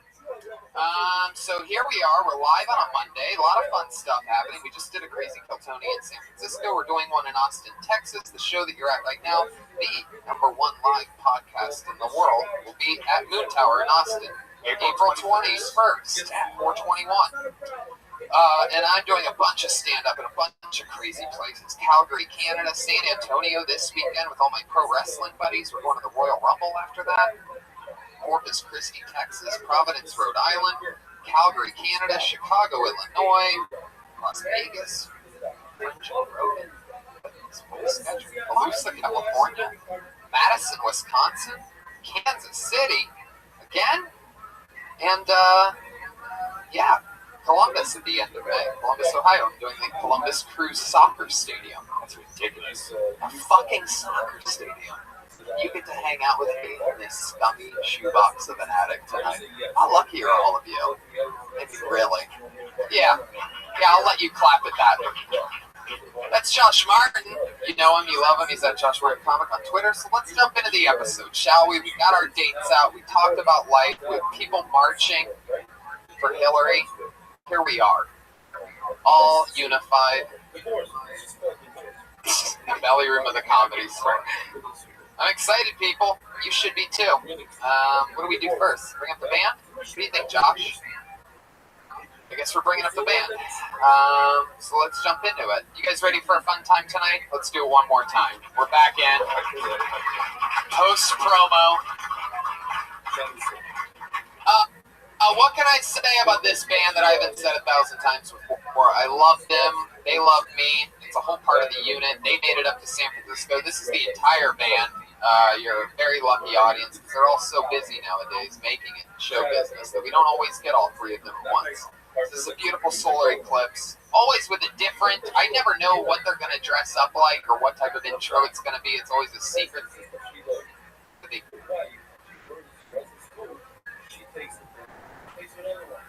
Or stability, so you have to have. But to give the bird and make yourself let's see the caption. It says that she wrote. You're very wrong. This caption. So the Megally looks at him and he says, oh, I know your excuses. There's no competency and listens there. You know, difficult. And the people said, okay, very good. But what is a dishwasher? What do I have to suffer? So we should suffer together. I see private plan is still flying. Your vacations are polished, top. Everything's good valid. Your buffer is still doing it. Everything's the person wants to suffer. Look has to suffer. So this is what so what do you got? Everything got broken here. You have the pencil in your hand. You have the down in your hand. Broke it down. You always impress me every week, so let's see what they do this week. Ladies and gentlemen, I present to you the Kill Tony Band, Reagan, Watkins, and Joel Jimenez. Pat Reagan, Jeremiah Watkins, and Joel, oh my God, that's so funny. I mentioned it for no reason. That's hilarious. Blatantly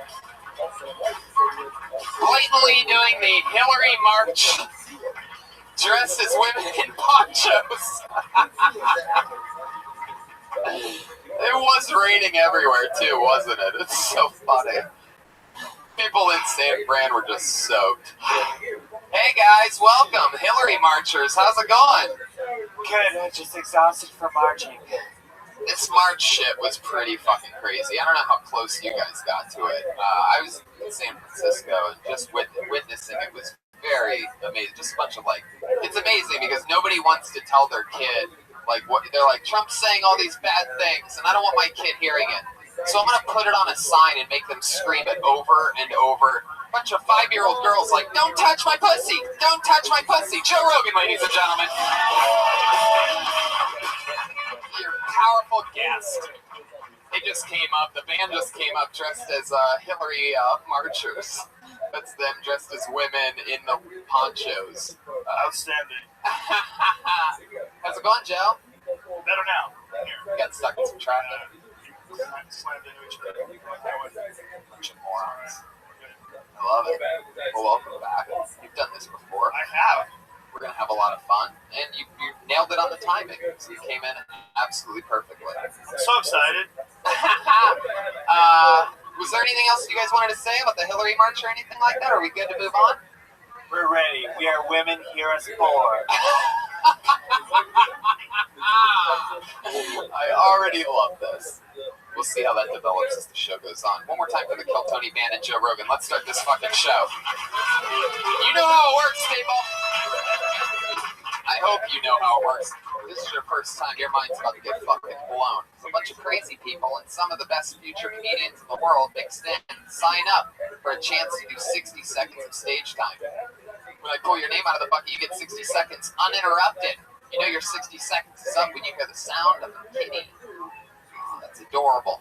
That means wrap it up then. Or else you're going to bring out the angry West Hollywood bear. Sure. So there you go. There's a fucking cow in there, too. So let's just jump into it. You guys ready to start the show? 60 seconds. Uninterrupted. That sounds more like a bear than a heart. My shit was broken. You've killed bears with bow and arrows. Only bad ones. Only bad ones that taste good. Wow, really? Okay. Jeremiah, you're pretty good at playing a Hillary supporter. He's not fat enough. I don't know. Lift up your shirt, Jeremiah. Show Joe what you really are hiding over there. Do it. What do you do? Oh, look at that gut. Total.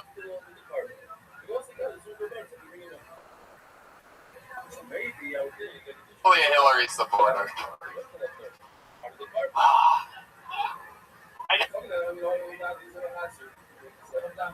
want to say I feel objectified right now. Oh.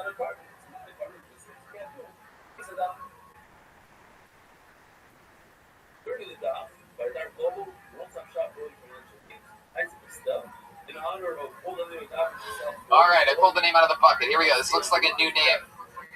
Put your hands together for Joey Massaro. Yeah.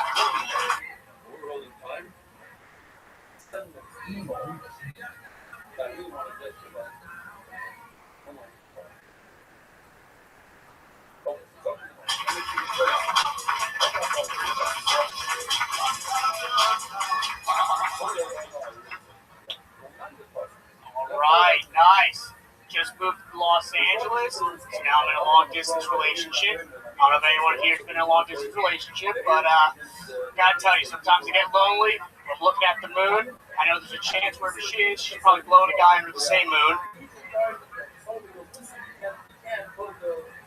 My girlfriend got in a fight recently, too, because she's all in politics, she's all in the election. And, all I do is watch football. That's all I do. And, she freaked out. She's like, you don't care. All you do is watch football. You're 5'4", you never played.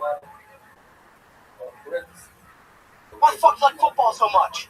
Why the fuck do you like football? Who's your favorite fucking football player? I'm like, right now, at this moment, O.J. Simpson. That's my favorite football player. I just love the way that guy finished his career. Went out on top. Oh, my God. My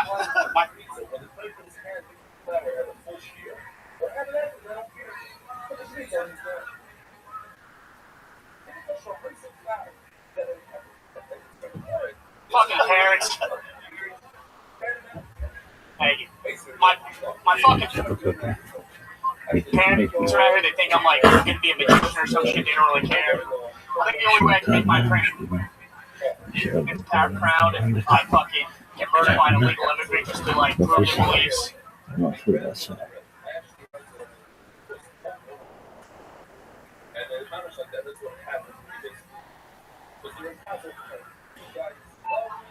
Wow, that sounded more true than a joke. It did, a little bit. Sounds very honest. Just a little bit. Parents are a little bit racist. Well, you can tell the truth. Okay, yeah. Like, what do you think their least favorite race is? The least favorite?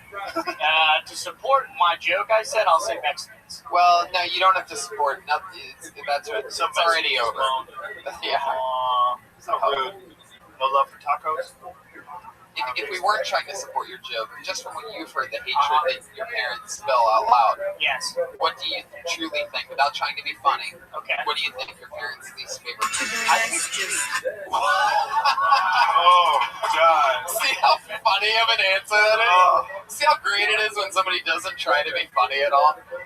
Just a straight up honest answer. I'd have to go with the Jews. Like he was answering an amazing trivia game. What prejudices do they have about Jews? Well, we grew up next to a synagogue a lot. Too much partying? I think they called the cops a lot on us. Oh. Yeah. Over what? Every time my parents had people over in the back, they just called me, they were pissed off. My parents invited them all the time. You mean Jewish people would actually spend the money on the 911 call to isn't that like a... I don't think it's a good attempt, but I don't think it costs money. I know, right? Yeah, money. Yeah, it hit me when it was... I don't think you call 911 either, right? We had a landline, so cheap. Wow. So it was the Jews that they hated. How close? A couple bad apples. How close did you live to the synagogue? Well, it's not cul-de-sacs. Cul-de-sac? Like 4 houses. You lived in a cul-de-sac at a synagogue. Yeah. Now it's sort of... There we go. Now it sort of makes sense. Good childhood, very prudent. These goddamn Jews blocking my way in. Yep. Wow. That's my uncle. Where are you from? From New Jersey. New Jersey? Yes. Sometimes they even call it Jew-Jersey. Not for long. Anyway, thank you. Meet a lot of...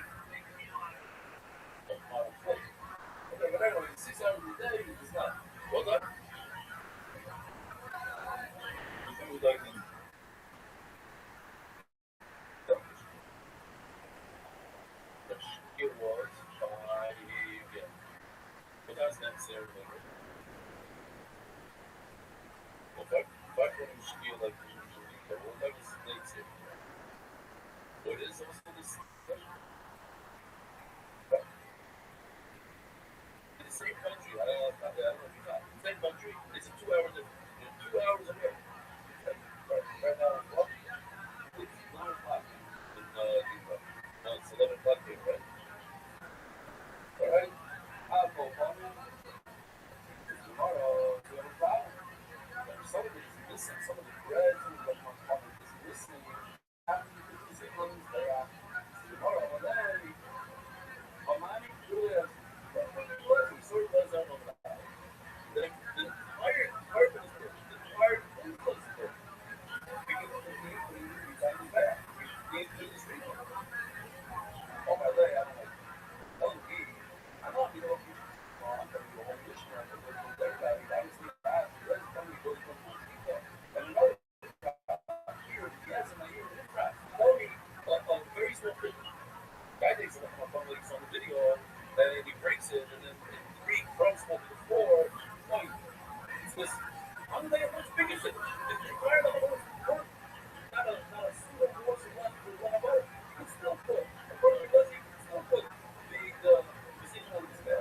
Why are you putting me in case here? A few crumbs are missing. The whole thing is missing. I feel sorry about it. I'm going to fish this thing like that.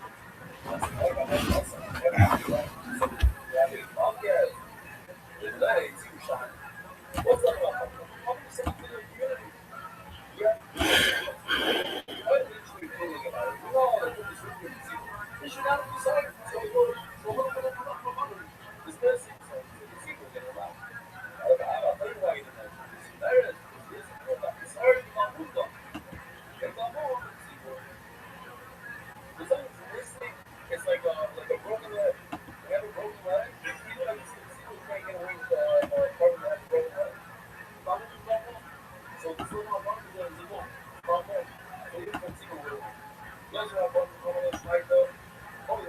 By the way, I don't know if you know, a lot of you are new here.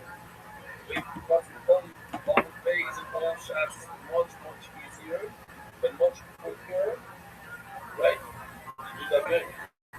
Well, you know, so you suck. It's for short, quicker. You're not saying, you're not being hard. Some reason you just walk. Well, I'm going around with these people, they try to get away with it. They think that I don't know. I know. But the one ass. The problem is when they get off the base, they don't want to fly. Sound like down back. They come back. Yeah. You also have one down on the slide down and then do this time around talking. Several. You ask me if you have this one, so I didn't see it. It doesn't say we're the different contract. Well, are you even in the case of the Soiber? What's with the Soiber? I'm sitting there face up with the uniform, which allows us, or the facility allows us to move out the public. We don't let you get that conversation. That's because you are working as though it's a big dog. What do you do? It's America, something like that. So you don't have short. The restaurant, it's shop. So we map it. What area is like? The Barbara Wilson.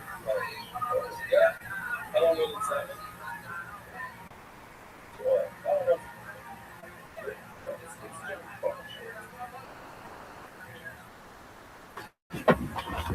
That's what I'm going to say this now, and we'll get to that show. I'm predicting that 10 years from now, a lot of people will be wearing clothes. Seriously. It's the same thing. Others is for weirdos. Brigadier Henry Bond checker the channel and it's up to Allah handing it different. I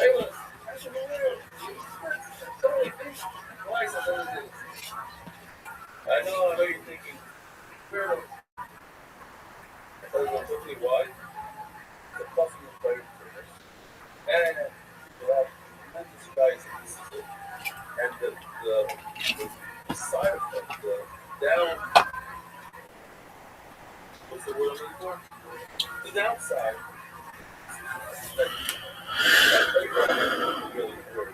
Brigadier Henry Bond checker the channel and it's up to Manuel. Let's vote for it.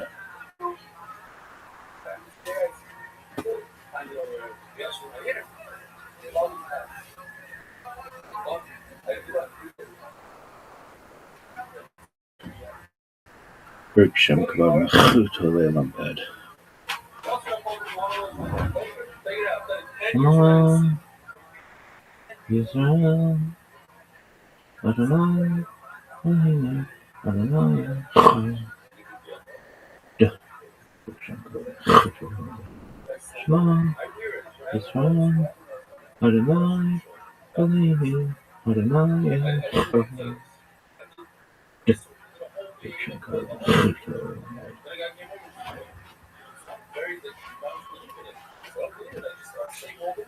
Why they think it's good. Leave it as it. I mean,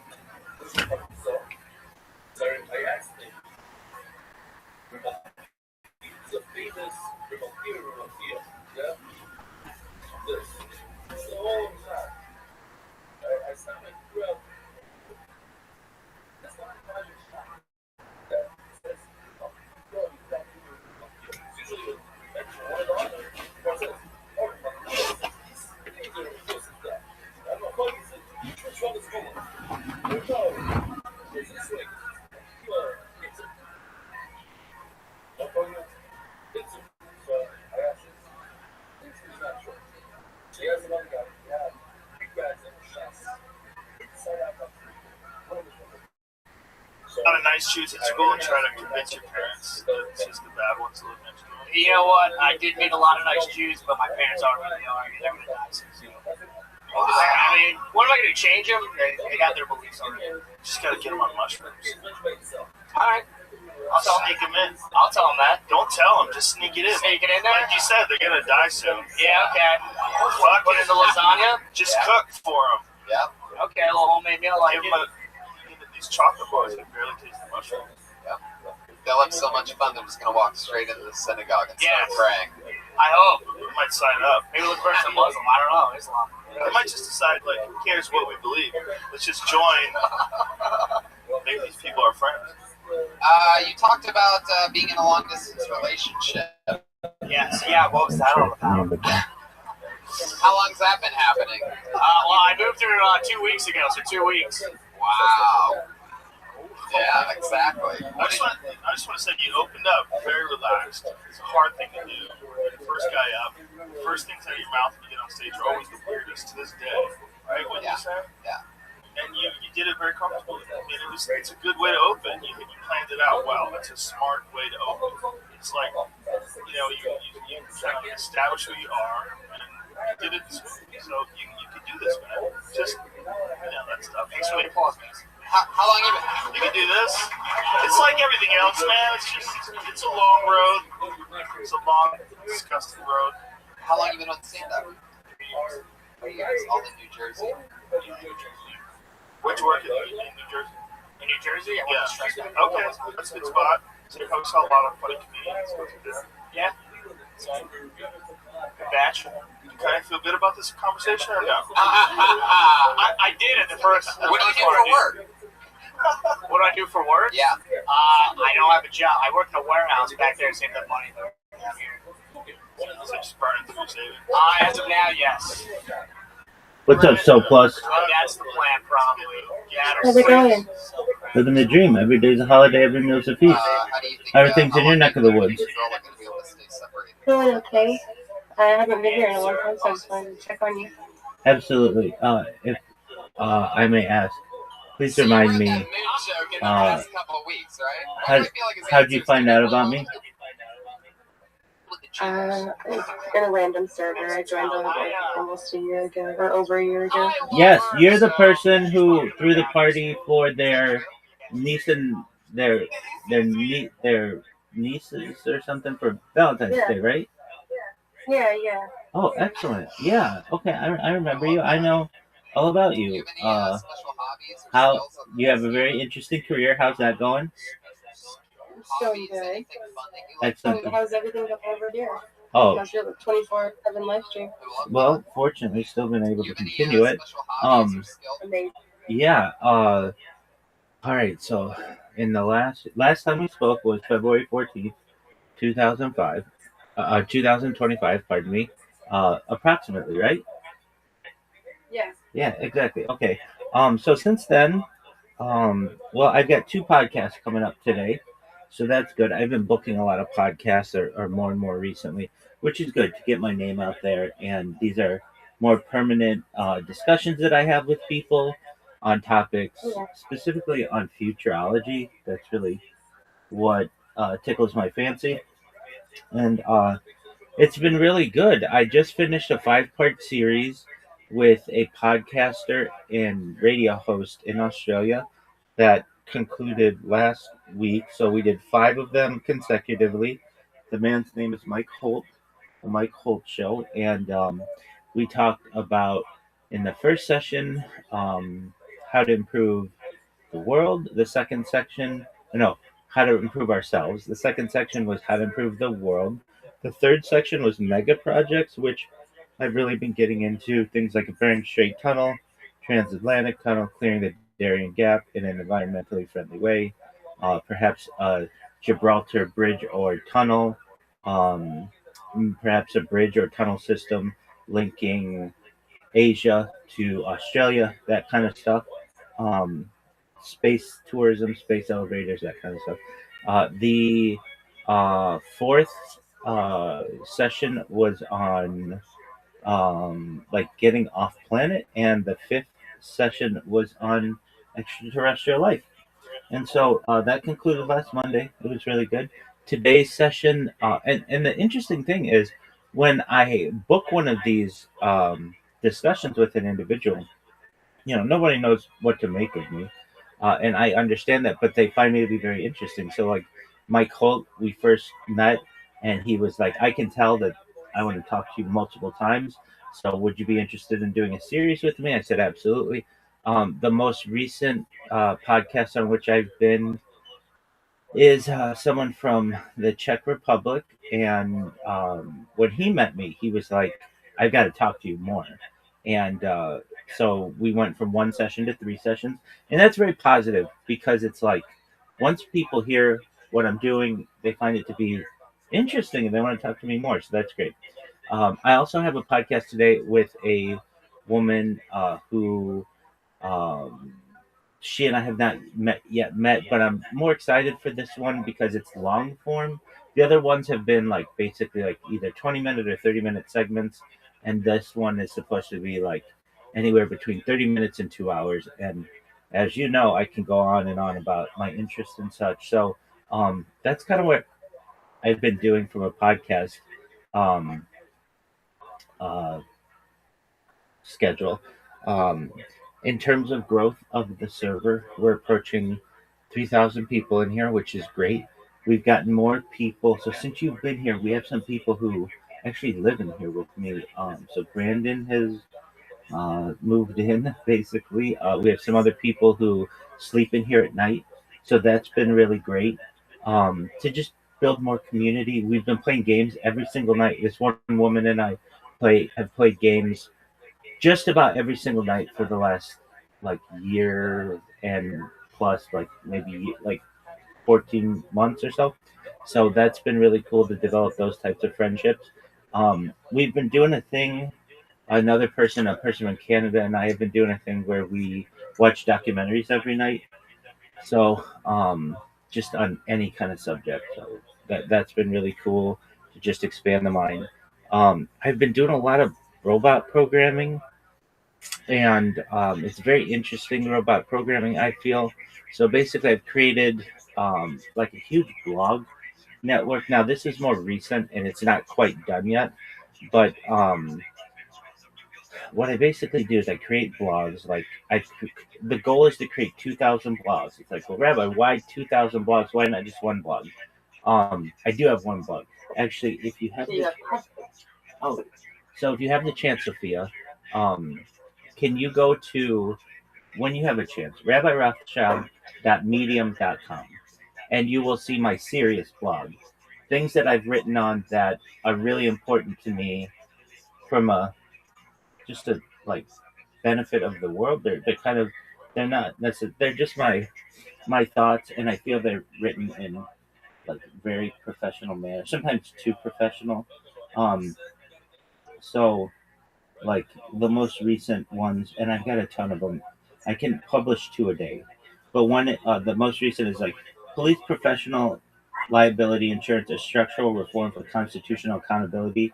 So what is that? It's basically like I'm sick of seeing stories about police being over zealous about enforcing the law and hurting people, and so I feel if they had to insure themselves, that would take the liability off the citizenry, number one, and number two, perhaps they would be more careful in just randomly shooting people and such. Previous to that, continuous public surveillance of policing institutions towards a constitutional framework for dot dot dot. What is that? I think if I'm on stream all the time, 24/7, we could do the same for police stations to kind of provide accountability. And if you're wondering, like, are all of these on police? No, those are just the most recent two. Previous. Oh, you would be interested in this. This is, I think, right up your alley. The previous is the epistemic crisis in American death determination and the case for machine-based forensics. So basically, I think there's a machine that could be created that you scan a body and know exactly how it died. Just like with an MRI, we can map the brain or CAT scan. Yeah. And That'll be very fast. exactly. And I, like, as you know as well, in a lot of counties in the United States, like the coroner is like the sheriff. and there's a conflict of interest there. Many times it doesn't have to be a medical professional, it doesn't have to even be like a funeral director or anyone with any experience with the body. They just basically have to win an election many times, and sometimes they don't even have to do that. So I think that there should just be a determinative machine that you can just scan a body. That doesn't seem like it's so ridiculous to me that no one is talking about this. I think it's something that's very practical, and so that's of interest to me. Prior to that, imitative play, juvenile culpability, and the collapse of mens rea, rethinking homicide liability in juvenile cases. So when I was a kid, I there was a case that comes to mind of a young man who, not even man, I shouldn't even call him that, a boy. He was like 12, and he was wrestling with his younger, like, friend or cousin or something, and he was doing wrestling moves like many little boys do, and he accidentally killed the other person, and he's been in jail now for like 20 plus years, and he had no intent to kill this person. He was just practicing wrestling moves, which I did. I knew kids who do it. You know kids who do it. It's just a thing, and I don't feel that he should suffer life imprisonment. It's a wasted life to me, and so I advocate for his freeing. Another is parental criminal liability, legislative notice, and limits of uh, prosecutorial expansion. This is a case in Southern California where a parent is being charged with first-degree manslaughter, I believe, because her child killed a person when the child was on an electric bike, not a motorcycle, not a car, but basically the parent was warned. And I understand that the warning was there to the parent. I get that, but that's not a law. And so I advocate for, at least in my local district, that we pass a law against, not against electric scooters, but like if you're warned or you modify one of these and then there's something on the books for it. It shouldn't just be like an overarching, um, we can charge a parent with whatever we want kind of a deal. Another is fireproof paint as a baseline building standard, a systems theoretic case for passive fire resistance. So basically, I think that it should be a standard in the United States and really everywhere in the world for that matter, that paint should, at least interior home paint, should be fireproof or fire resistant. That would, I feel, stop a lot of structural fires.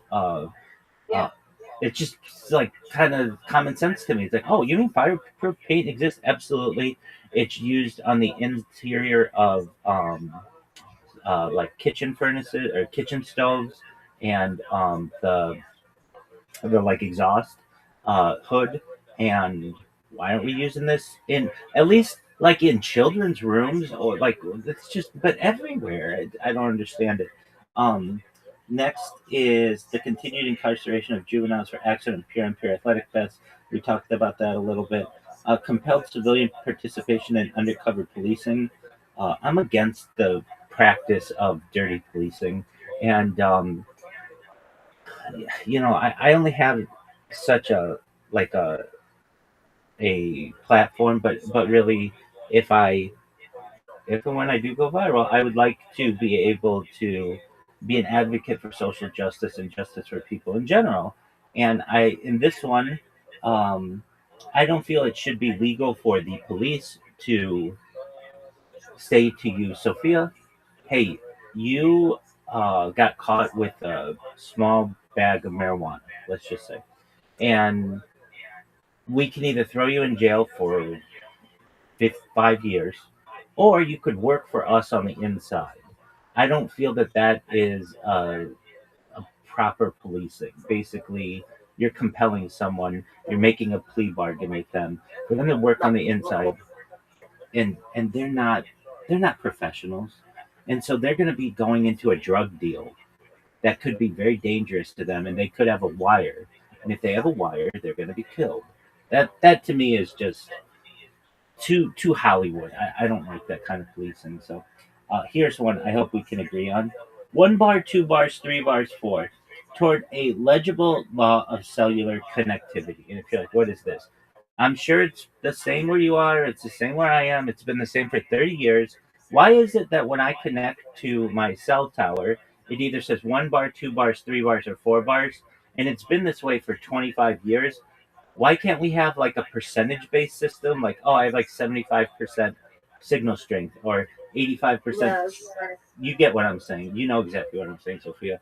And I know, um, apologies when you first came in.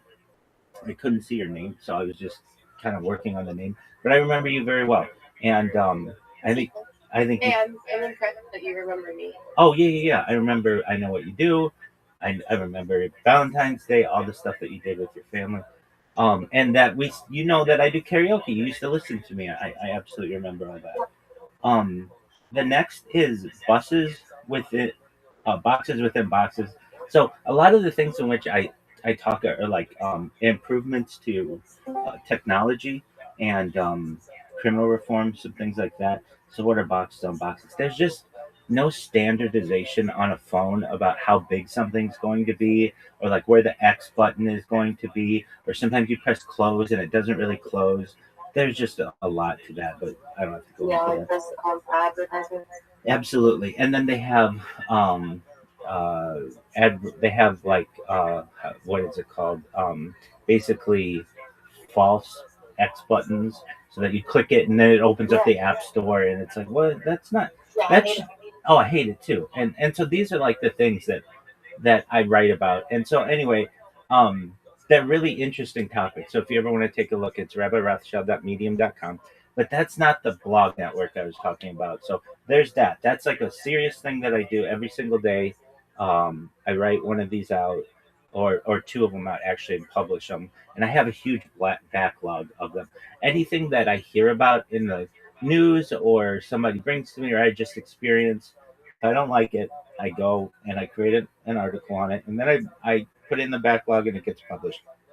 My blog network, though, is different. So one of the major issues that I encounter, it's like, I'd be honest with you, Sophia, I wish I were viral by now.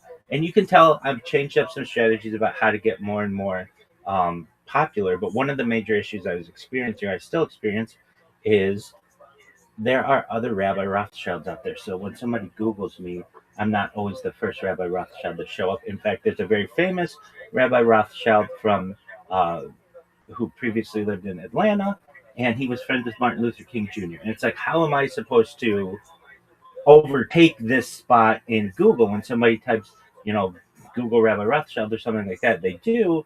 It's like, okay, so this is a civil rights leader. Well, yes, in my own way, but not the same as this other rabbi. So I have used this blog network to basically populate AI, so that when someone like looks me up in AI, um, I it talks about what I do, but it puts me up there with him, and then it helps me in the search engine ranking. So what is this different blog network? It is basically a series of like 1,900 blogs. At the end of the day, I want it to be at least 2,000 blogs, not blog posts. I mean individual blogs. So what a lot of times Google does is it crawls the whole internet for information, and it will put a bunch of results in there. And if I can flood the results with my blogs, then maybe you type in Rabbi Rothschild and this rabbi from Atlanta from the 1960s shows up, but then I'm the next 9 results or something like that. That's my goal. And but you need content for blogs. So I created bots that basically, when you type into, what do they do? I can give it a topic on whatever I want, and it will write about it, and then it will publish blogs about it on 10 different blogs simultaneously. It takes a little bit of time, but it does work. So what are the topics that I've chosen? Well, right now, I have one working on like supercomputing. So basically, I'll go to ChatGPT and I'll be like, ChatGPT, please tell me 100 types of computers that are more advanced than quantum computers, and it'll be like, all right, well, many of these are hypothetical or experimental or whatever, or emerging, but here's 100 of them, which is like a lot of different kinds of computers. And then this robot takes each one of those and puts it into AI, and then will find out, like, it'll outline the practicality of them, their cost, their capabilities, like all of these things, and then it'll create about like 25 different entries there, and then it moves on to the next one. And I can basically like give it like ammunition for different blog posts, which I find to be pretty interesting. So that's one of the bots is doing that. The other bot is basically I'll give it like a topic. Like I can notice when people Google me what they look up, and it's not civil rights leader from Atlanta. That's not what they look up. They look up YouTube and Discord and Kick and Reddit and like things that are direct to me. So it's almost like the people are saying, "Hey Google, we understand that Rabbi Rothschild was a historical Rabbi Jacob Rothschild was a historical rabbi in Atlanta, but that's not what we're looking for. We're looking for the one that's contemporary." Exactly. And so basically I like am making blogs that are like, who is Rabbi Rothschild? And then it'll have a huge description of me. I've also put out a lot of different press releases recently, which have really helped.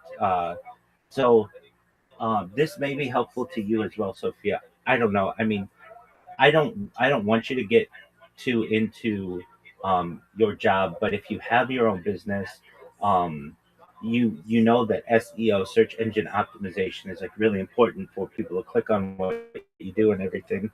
And there's an emerging kind of realm. It's known as not SEO, search engine optimization, but GEO, which is generative engine optimization. But that it's not even like the the the industry hasn't even settled on that name. But basically, it's AI engine optimization. So what is this? Like, um, we're still in the early days of AI where you can manipulate it to know anything that you want about either yourself or about what you do. And you're like a private individual, so I understand that you're not like, hey, I don't want it to know anything about me. I get that. But if you did, you can like put out a blog article or a blog post or a press release and tell it about yourself, and then within like 24 to 48 hours, when someone looks you up in AI, it like knows everything about you, pardon me, from the article that you gave it. And then um, that's a really powerful way of marketing yourself, and also getting people to find out about who you are and what you do. So I have been just basically doing my best to manipulate the search engine results so that when people look for me, they find me. Additionally, I've been using, so like I dominate video because I just create so much of it, and I've actually expanded the amount of streams that I have, and more backups and such. But one thing I wasn't dominating was images, because that's like, even though video is just like multiple images put together over time, generally, um, I it was another type of search engine optimization, or it's known as image optimization, that I wasn't really focused on. So I started creating memes of myself. So like, what are these memes? I'll take a popular meme like, um, I don't know if you've ever seen it. Like, I think it's from The Great Gatsby. Leonardo DiCaprio with like a martini glass, and he's like cheering, like uh, like he's like cheersing, and I'll put in there like, when you join Rabbi Rothschild server, something like that. Nothing like extremely deep, just really simple. But these are memes. I created like quite a few of them to just populate within these meme databases, and then they show up on Google Images, which I have found to be helpful. Then I did this thing. Um, I I I mean I love beauty, and so one thing that I found I thought would be interesting is what if I took pictures of beautiful women now, not like Instagram models, but like Audrey Hepburn and Marilyn Monroe, like classic vintage beauty, and I put like made those into memes. So I went to the Getty Image database and I downloaded like all of these very modestly dressed uh, pictures of these like actors and models of old, and basically put text over it that was like, please join Rabbi Rothschild. Actually, it's please type Rabbi Rothschild into YouTube and filter by live, and then it has my link tree and it has my Discord.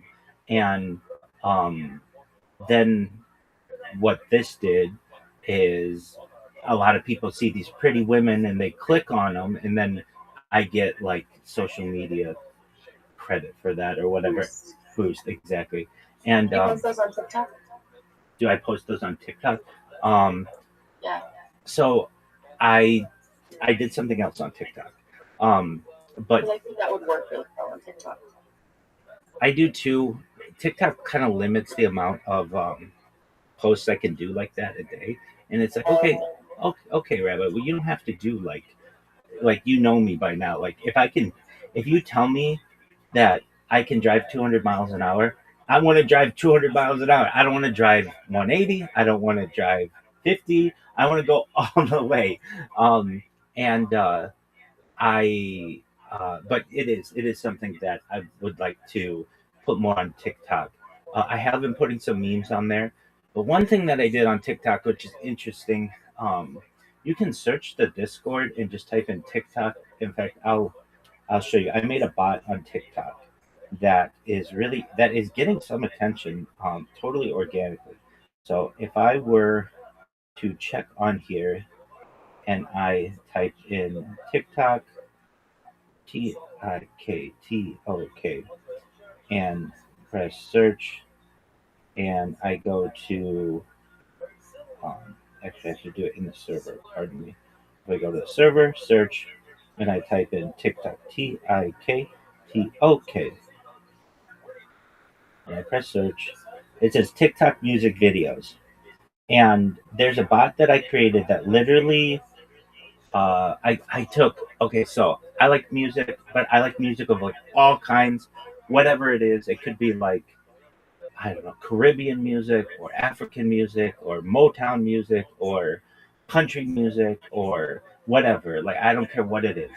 And so what I did is I like made a robot that would favorite all like every song. I would go in and I'd put in like the Beatles, and it would favorite every single Beatles song within the um, TikTok archive, and then what it would do, this bot, what it still does is it takes up one of those favorite videos, makes a 60-second like view of my life, whatever I'm doing. It's like a little music video, and then publishes it. And I wasn't really paying attention to this bot. It just goes.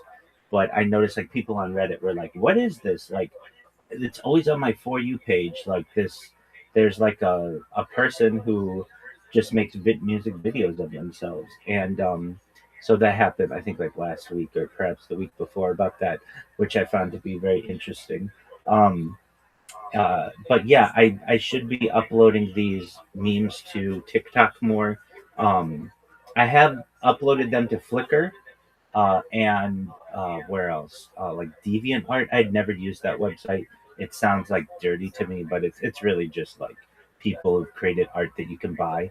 Um, where else have I done it? Like these GIF like keyboards and registries and stuff, like basically websites that I wasn't utilizing previously, but I am now. One interesting thing I did with the TikTok is TikTok didn't really know, even though I have like more content on TikTok than like anyone, it didn't know that much about me because I didn't put in descriptions and I wasn't tagging things because it just takes too long to do that when you're creating when you've botted it. But I created bots that are now doing that. So when you go into the TikTok AI, it knows all about me. It's really accurate. And so I was able to manipulate that one. I was able to do the same on Instagram. Um, I also on X. I streamed a year of my life on X Spaces, and then I archived that account because I don't want to. One of the things that I do is I'll create an account. It'll be really great, but for whatever reason, and it's usually like an algorithm thing or AI, I'll get just flagged and suspended for whatever reason. I didn't do anything wrong. I didn't show copyrighted material. I wasn't naked. I didn't do anything bad. But it'll just flag me. So okay, fine. So I like archive that account. Not when I say archive, it just means I stopped using it so that it's like preserved. And then I created two more accounts, and so I'm live streaming right now on X, and this is on video. So I basically have like an entire year, more than an entire year of my life that is available on video through X Spaces. And I don't know, Sophia, um, if you're aware of X Spaces. It's basically, well, let me just ask, do you know what X Spaces are? I know what X is. Okay, so X Spaces, X is known as a microblogging website. It's like you can have like 240 characters for like a new account or like a non-premium account. And you know that's been going on for since like 2006 or something like that. But around the pandemic in 2020, X did something that another website had done called Clubhouse, which allowed for audio calls. So this is really the center of the cryptocurrency world. And um, in my own way, not that I do a lot with cryptocurrency, but I'm like, I mean, all of my merchandise is cryptocurrency. All this stuff is cryptocurrency because I'm sponsored by cryptocurrencies. But um, I myself like don't necessarily like I don't launch coins or generally things like that. And but I do go into these discussions, and they have things called um, what are they called? Shill and chill. So where you shill your project and then you chill and listen to other people's projects, and it's all video or it's all audio. Generally, there's some audio video components of it, but I'll go in there and I got a really good um, pitch. People love my pitch. People ask me to say my pitch, like when I go into a space. They're like, "Oh, Rabbi's here. Rabbi, you got to hear this. He's got the best pitch in the game." So it's because I can tell you why, and you probably already know it, but it's because your passion is so inspiring. Oh. And how long you can talk about the things you're passionate about is so extremely inspiring. Thank you so much, Sophia. Whether or not people understand what it is you're going on about, it's still inspiring. Thank you. Well, you get it. You absolutely get it. And it's true. I am inspired by what I do. I'm passionate about it. I feel that it will be good for the world. And so I will go into a space. So here's my spiel. And this is what I say. Oh, wait. Do they give you a time limit on how long your spiel can be in this server? Yeah, so that's a great question. Yes. Some of them say keep it under a minute. Some of them say keep it under 3 minutes. Some of them say keep it under 5 minutes. Some of them give you as long as you want. All right. And so I have different. So I have different versions of them. So my 1 minute version goes. Thank you for the opportunity. I'm Rabbi Rothschild. If you don't know who I am, you will. I stream my life 24 hours a day, 7 days a week, 365 days a year for world peace. I've been doing so for more than 4 years. My streams go back to the pandemic. We've seen the death of a queen, the birth of AI, the coronation of a king, and everything in between. This is a real-life Truman Show, a real-life Big Brother. This is a timeline and a time capsule of human achievement. In the 1990s, the phrase content is king was coined, and I'm making it true today. I'm king of the internet. This is the biggest event in global history, and here's why. In 2017, The Economist magazine stated that data had overtaken petroleum